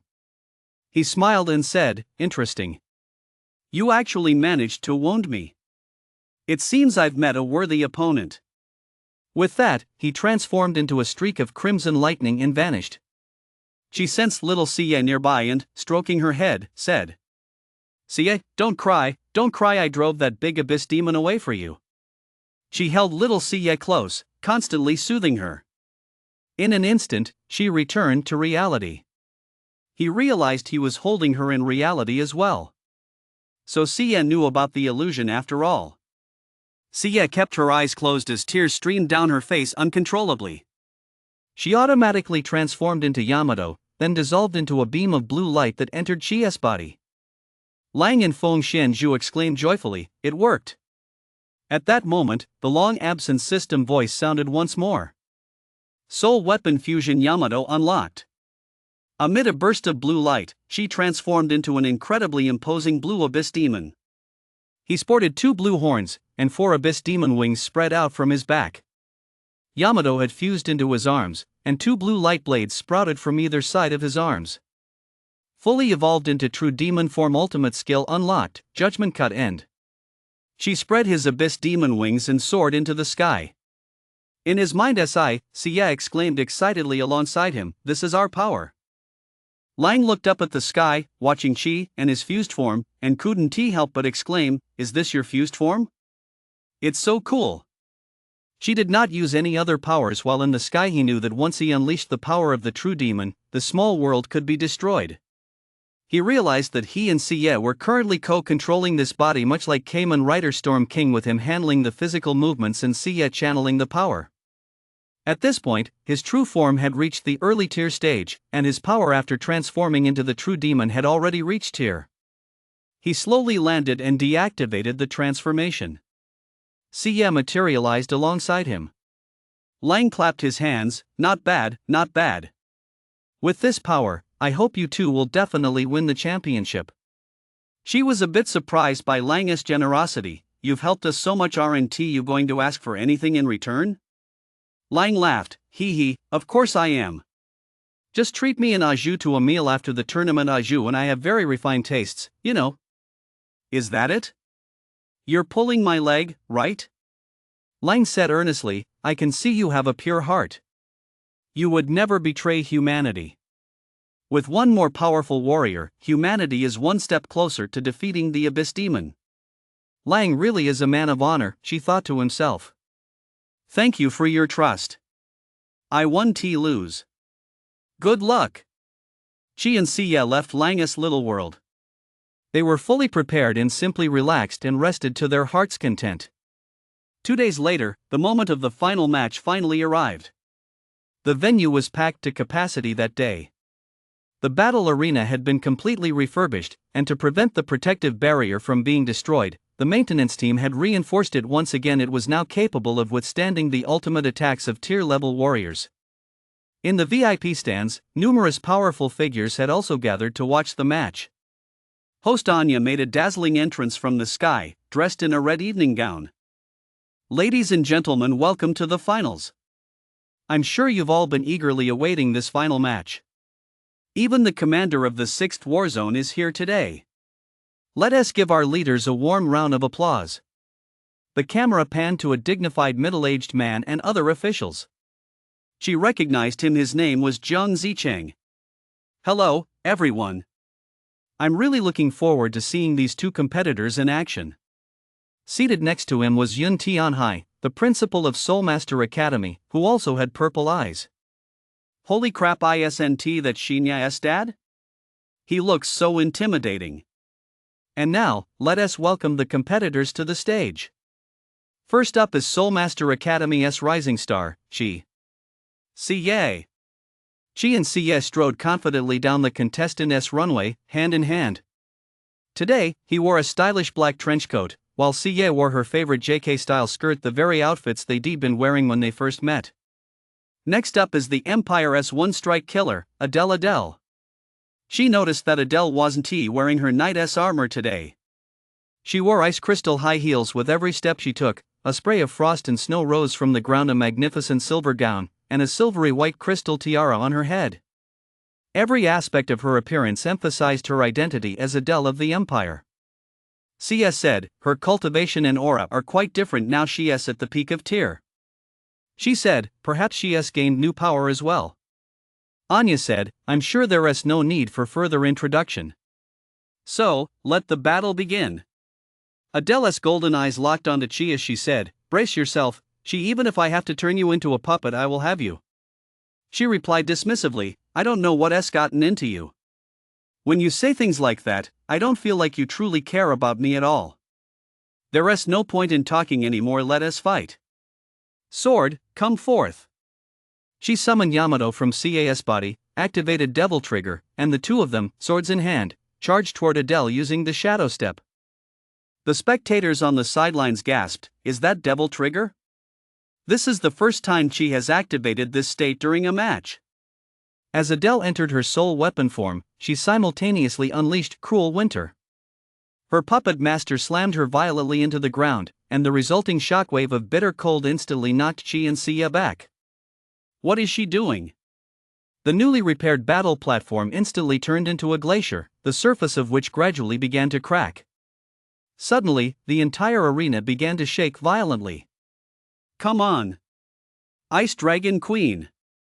Suddenly, a skeletal frost dragon dozens of meters long burst forth from the center of the arena. Its entire skeletal frame flickered with an otherworldly blue icy flame. It then opened its massive jaws and unleashed a devastating blast of frost toward Sia. Sia remained calm and composed. She sidestepped and teleported to dodge it perfectly. As she soared into the air, she unleashed a series of dimensional slashes at the dragon, instantly shattering its skull into pieces. However, just as she thought she had defeated it, the shattered bones began to regrow. Sia, you take on the ice dragon. She dashed forward, charging straight at Adele.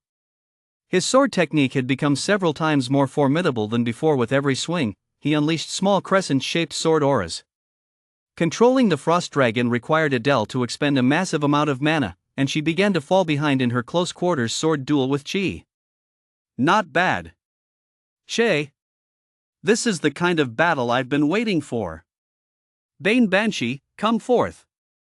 The puppet master swept his sword horizontally, knocking Chi back 10 meters. He reached into his right hand and summoned a stunningly beautiful succubus bathed in pale purple light. Her eyes had turned blood red, and 2 deep tear streaks ran down her face. Chi, it's all because of you that I've become this monstrosity. I'll make you feel what it's like to be tortured. Your master, Salma, is dead and you're still here bothering me. Sia, her ability to steal attributes is way too overpowered. Let us take her out first. Sia leaped onto the skull of the frost dragon and began dashing and slashing wildly, charging from its head all the way to its tail, hacking the dragoness' entire body into tens of thousands of pieces. Its regeneration rate also slowed slightly.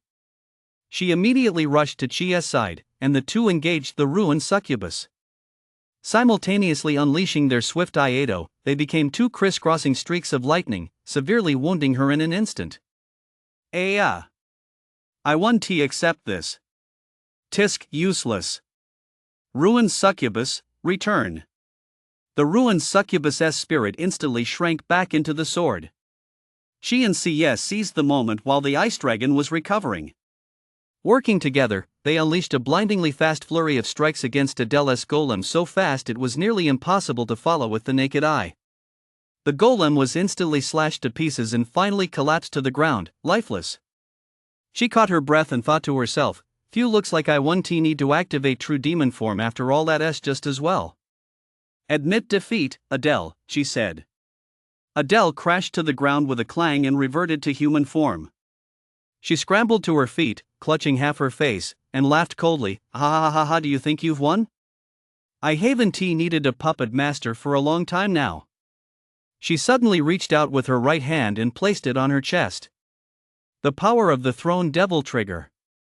A violent blizzard instantly swept across the entire arena, completely overwhelming Chi and Sia.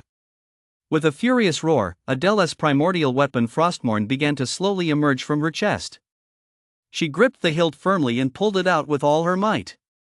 At the same time, a set of black battle armor that perfectly hugged her curves automatically materialized on her body. Wearing the supreme ice crown, standing in frost iron boots, and wielding the sword of death, the young girl looked like the majestic emperor of the Ice and Snow Kingdom. Adele's transformation instantly stunned everyone present. This can't be real, a girl who can actually awaken the devil trigger on her own. Adele is so cool. She is a role model for us girls. We girls don't need to rely on men either. Even Warzone Commander Jiang Zicheng was stunned. Is that even possible? Has Mo Fei turned into an abyss demon? Yun Tianhai shook his head and said, no, she awakened the power of the throne through her own will. According to my research, a powerful SS rank soul weapon, if driven by an incredibly strong obsession and coupled with a will forged through countless trials, may be able to awaken the power of the throne on its own.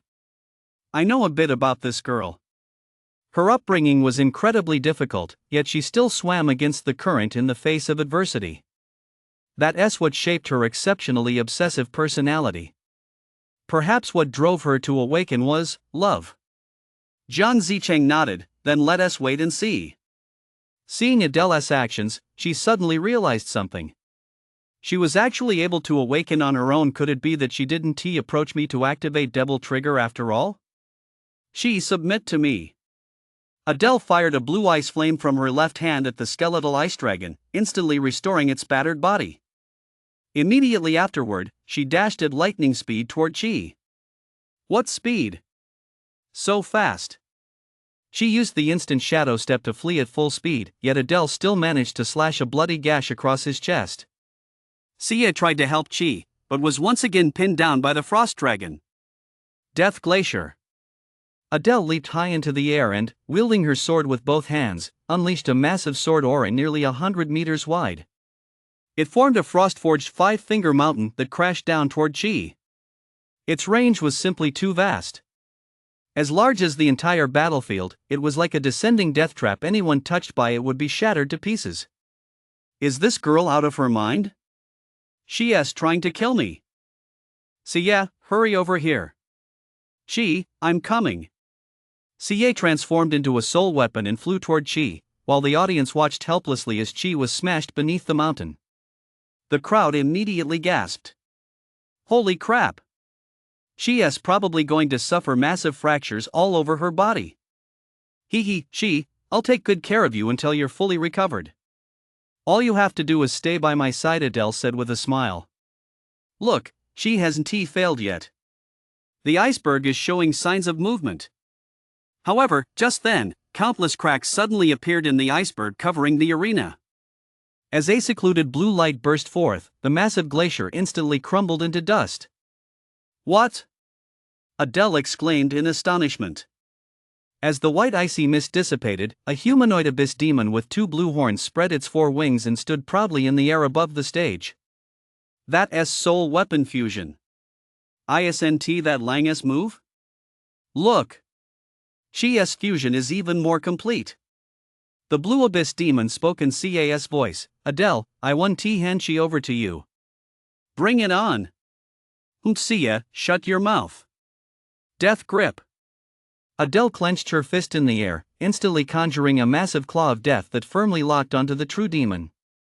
However, the very moment she grasped Chi, he had already appeared elsewhere. Sorry.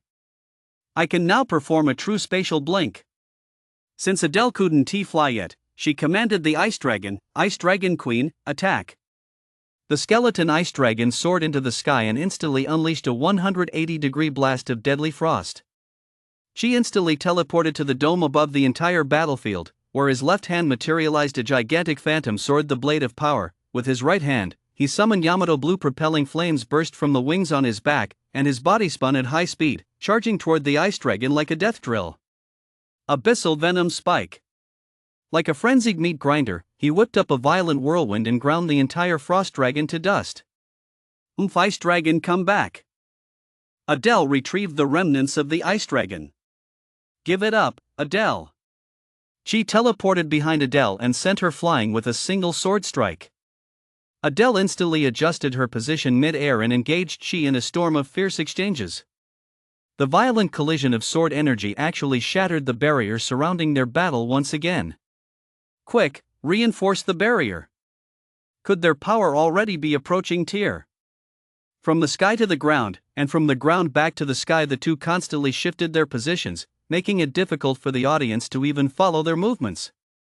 Finally, she activated Sage Eye, spotted a flaw in Adele's movements, and parried her attack with a single sword strike. Just as she was readjusting her stance, she locked eyes with her. Psychic blast. Ah! Adele was instantly frozen in place, and she seized the opportunity to unleash a mid-air combo. He delivered a rapid series of slashes with his sword, followed by 18 back-and-forth rapid-fire Iato strikes in mid-air. He released countless phantom swords upward, sending her flying into the sky, then teleported above her and delivered a downward strike that sent her crashing back down to the ground. Adele lay motionless on the ground, her armor shattered all over. She said calmly, "Adele, admit defeat. I don't want to hurt you." She struggled to her feet and roared. "Cough cough, I will never lose to you or your woman, never. Today I'll make you realize I'm the one who loves you the most. As long as you want it, I'll give you anything." Soul Weapon, second stage unleashed. Adele released the remnants of the frost dragon from her hands once more. Instead of restoring it, she swallowed it whole, then thrust Frostmourne through her own chest, beginning to forcibly alter her soul. Instantly, two blue-black horns sprouted from the ash-haired girl's head. Her ears became pointed, her golden eyes transformed into dragon-like vertical pupils, and a shimmering pale blue eyeshadow appeared at the corners of her eyes. A pair of blue-gray dragon wings unfurled from her back. Her body was once again clad in cool, sensual ice and snow battle armor. Now, even a description like Heavenly Maiden cast down to earth would pale in comparison to her beauty. She had transcended the realm of humanity. Her beauty could only be roughly described using countless words: dreamlike, cool, pure, alluring, radiant. Any boy who laid eyes on her would be utterly spellbound. Soul Weapon Adele. Race, human half-dragon. Has obtained the Ice Dragon's legacy, can harness all the power of the Ice Dragon. Chi and Siye were stunned the moment they saw Adele's race information. So she was willing to use Frostmourne to transform her own race as well. Face the music, Chi. The gray-haired dragon maiden raised her sword toward the sky and roared furiously. Freezing Frost Domain. Suddenly, the howling frost and snow Adele had unleashed across the entire arena came to a halt. The entire area within the arena's barrier instantly turned black and white. The air here completely froze, as if it were no longer a world for the living. In this black and white world, the only thing visible was the touch of bright red adorning Adele's cherry red lips. Her burst of power once again shattered the worldview of everyone in the audience. A domain. Adele can actually deploy a domain. Just how insanely talented is she? Adele's brand new look. It's just too gorgeous. If I were Chi, I'd marry her right then and there. He has absolutely no idea how valuable a Yandere dragon girl is. Adele, she truly is the queen of queens, the epitome of womanhood. At that moment, Chi suddenly felt a wave of discomfort wash over him. He tried to charge forward but found his speed drastically reduced. He could only move like an ordinary human. My body feels so awful. Why are my movements so slow? Hee, within my freezing frost domain, your speed is forcibly reduced by a factor of 10. Accept your inevitable defeat. As soon as Adele finished speaking, she suddenly channeled a massive surge of mana into Frostmourne, transforming the two-handed longsword into a pair of frost-bladed dual swords. Frostmourne rank Soul Weapon. Second stage unleash Sword of the Fallen Prince. Ice Messenger, Frost Reaper. Her soul weapon has actually ascended to rank as well. How utterly unbelievable. She thought to himself. Annihilating Frost Strike. Adele wielded both weapons to unleash two icy sword gusts simultaneously. Instantly, they shattered into countless shards that engulfed Chi. Spatial Blink. Even though her movements were extremely slow, she was still able to use Spatial Blink to dodge the attack. Keep using Spatial Blink. Let us see how long you can hold out. Adele sneered coldly. She spread her wings and moved at high speed in all directions across the battlefield, then unleashed a hurricane-like barrage of sword energy that engulfed the sky. Her speed was so great that she left after images in space, as if countless clones had appeared. Her strikes were completely all-encompassing, leaving no blind spots. She continued to use Spatial Blink to dodge, but his mana was quickly running out. I'm going to use the second Moon Slash to finish her off. CS said in the true demon-esque consciousness space. Wait. We can't use it now. I sense Adele still has a trick up her sleeve. We only have one chance. We must wait until she unleashes her true trump card before we strike. Chi said anxiously. Fighting a losing battle. By now, Chi's mana was no longer sufficient to support a spatial leap. His speed was once again suppressed, and he could only run like an ordinary person. Wrath of the Ice Dragon Queen. The phantom of the Ice Dragon Queen instantly appeared behind Adele. She spread her sky-obscuring wings, pointed her sword forward, and unleashed a world-shattering blast of frost. Silver-winged malevolent star demon armor activated. A set of silver battle armor instantly materialized on the true demon's body. His 4 wings multiplied into 6, and flames erupted wildly from them, restoring his speed once more. Abyssal venom spike. She transformed back into the Death Demon Diamond, summoning a furious tornado as he charged straight toward the Ice Dragon Queen. He tore through the oncoming icy breath and thrust directly at Adele's chest. That pesky move again. Could it actually break through my speed suppression? I don't want to play this game with you anymore, Adele said disdainfully, gently extending her jade-like hand and pointing it at Chi. Bind the cold frost world stasis. With a clear shout from the young girl, everything on the battlefield instantly froze. The true demon, holding his sword with both hands, remained suspended in midair, facing the sky and completely immobilized. Adele flew above Chi and said with great satisfaction, "Ha ha ha ha. I've finally waited for this day. Your soul, I'll take it. From now on I want you to stay by my side, never leaving my side." Without hesitation, Adele plunged her sword into Chi's heart, yet she felt not the slightest sense of impact. Return true demon avatar. What? Adele was instantly struck with horror at that moment. The true demon's true form stood behind her, poised to draw his sword. "I'd been waiting for the very moment you'd play your trump card." Even though the true demon was frozen in place by Adele, spatial energy continued to converge upon Yamato. "Our power is absolute." "No. Don't."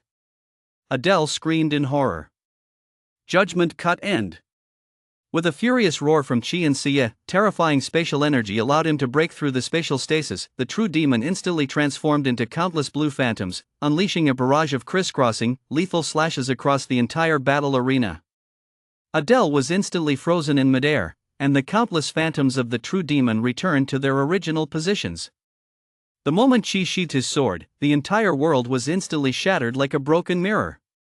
Both the arena's barrier and Adele's domain were completely destroyed. The world returned to color once more. Quick, protect the audience.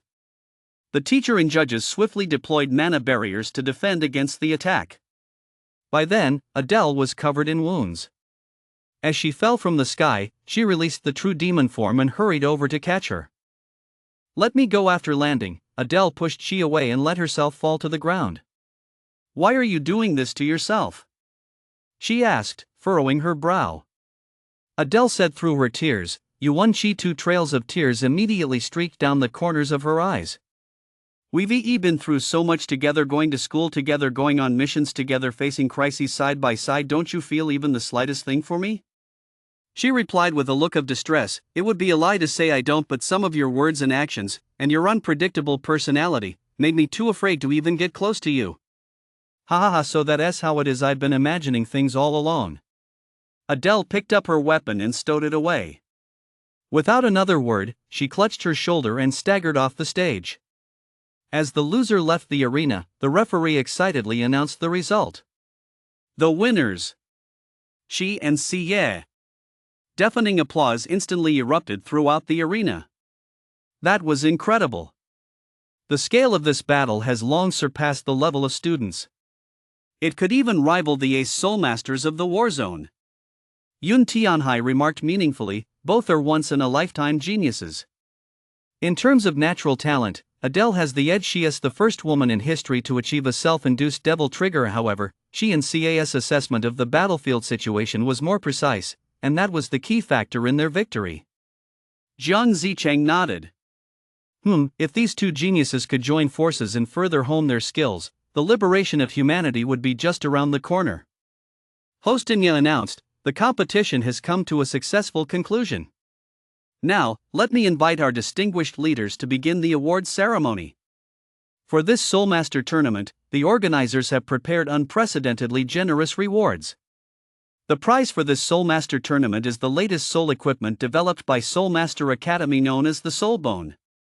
It's compatible with both soul weapons and Soul Masters. Once worn, it automatically fuses with the body.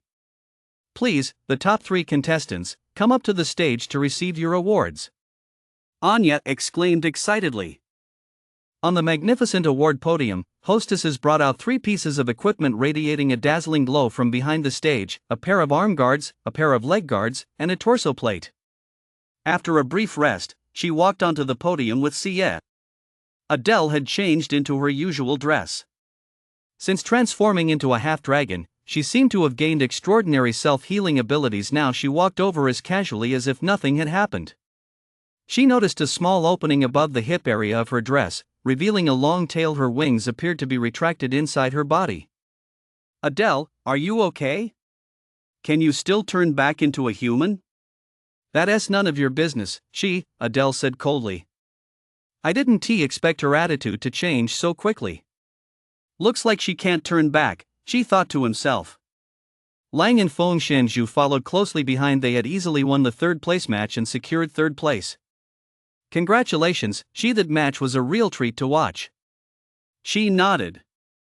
Thanks to Lang for teaching us soul weapon fusion, which allowed us to grasp the essence of the technique early on. Otherwise, we really wouldn't have stood a chance against Adele. No need to thank me. Let us find a place to have a proper drink in a few days. Lang laughed. Walking up to the prizes, Anya began her introduction. This armguard is called the Spacetime Claw, forged from the core of a powerful tier spatial mutant beast, the Leaping Dragon Lizard. It can greatly enhance the power of spatial-type soul masters and soul weapons. The chest plate is named the Heart of 10,000 Beasts, smelted from the bones of a chimera. With it, one can effortlessly command the power of mutant beasts. The leg armor is called Meteor Heel. It amplifies the wearer's firepower. She said, we'll take the Spacetime Claw. With it, we'll definitely be able to greatly enhance our spatial power. He immediately took the arm armor, put it on, and activated his mana. Sure enough, the arm armor began to gradually fuse with his right hand, eventually transforming into a red and blue abyss demon arm. Sia gently touched Chi's right hand and said, impressive power. Lang chose the Meteor Heel, while Adele, surprisingly, did not take the remaining prize. Anya said in astonishment, Miss Adele, please accept your reward. I don't need it. Let him have it. Adele turned and left the arena. Well, Anya said awkwardly. In that case, the second prize, the Heart of 10,000 Beasts, also goes to the champions, Chi and Sia. I've already completely fallen out with Adele anyway, might as well take it. She accepted the set of beast bone armor and fused it into his torso. Amid the applause, the two left the competition venue. As agreed, she treated Lang and Feng Shanzhu to a feast at a 7-star rank hotel on Main Street. Thanks to the previous casino mission and his share of Luo's cosmetics revenue, she had already achieved financial freedom. A lavish banquet costing over 100,000 was no big deal for him. Over dinner, the four chatted about their upcoming hunt for abyss demon mutant beasts in the secret demon garden. They had already agreed to team up for the mission and claim the rewards. After the feast, they returned home, where Shinya warmly greeted them. Sia, you guys are amazing. Shinya, you already know? Of course. I saw it on a live stream on my phone. Adele's been working really hard, too, Shinya said, her voice gradually growing faint, as if she were feeling a bit sad. Go see that girl. She actually really likes you. I brought her back from the first war zone.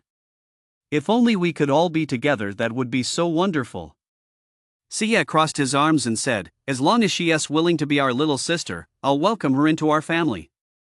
She had also said some hurtful things to Adele earlier, so he decided to pay her a visit. That night, under a starry sky, she arrived at Adele's estate just as she was stepping out of the house. Dressed in casual travel clothes and dragging a suitcase, she looked at Chi in surprise. What are you doing here? She said sheepishly, where are you going? I'm going back to my country to inherit the throne. I won't be returning to Donghuang ever again. Frank, let us go. With that, Adele resolutely brushed past Chi, boarded the private helicopter parked nearby with her butler, and flew off to the nearest airport. Watching the helicopter fade into the distance, Chi couldn't help but feel a pang of sadness in his heart. He was suddenly reminded of the feeling he had inside Adele's inner world. Although her world was filled with swirling frost and snow, she hadn't felt a single trace of cold. Once a person is showered with favor, it's easy to become dependent. If it weren't for the many abilities Adele had bestowed upon Chi, he likely wouldn't have been able to crush the Demon King Selma so effortlessly. At that moment, she experienced for the first time the taste of melancholy. This woman who has been talking about conquering me all day, is she just leaving like that? She returned home, and Shinya asked, "How did it go? Did you manage to win Adele back?" She has gone back to the Loren Empire. Is that so? Well? Shinya couldn't shake a sense of unease. She furrowed her brow slightly and said, "If Adele runs into any trouble, we have to help her." "I will.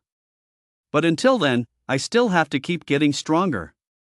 5 days later, on the day the secret magic garden was to open, Chi, accompanied by the two young women, arrived at a luxurious building in the center of Soulmaster Academy. This was the administration building. The secret magic garden lay beneath it. In the first floor lobby, Principal Yun Tianhai and the faculty were already waiting. Standing with his hands behind his back, he said solemnly, "Very well, everyone is here.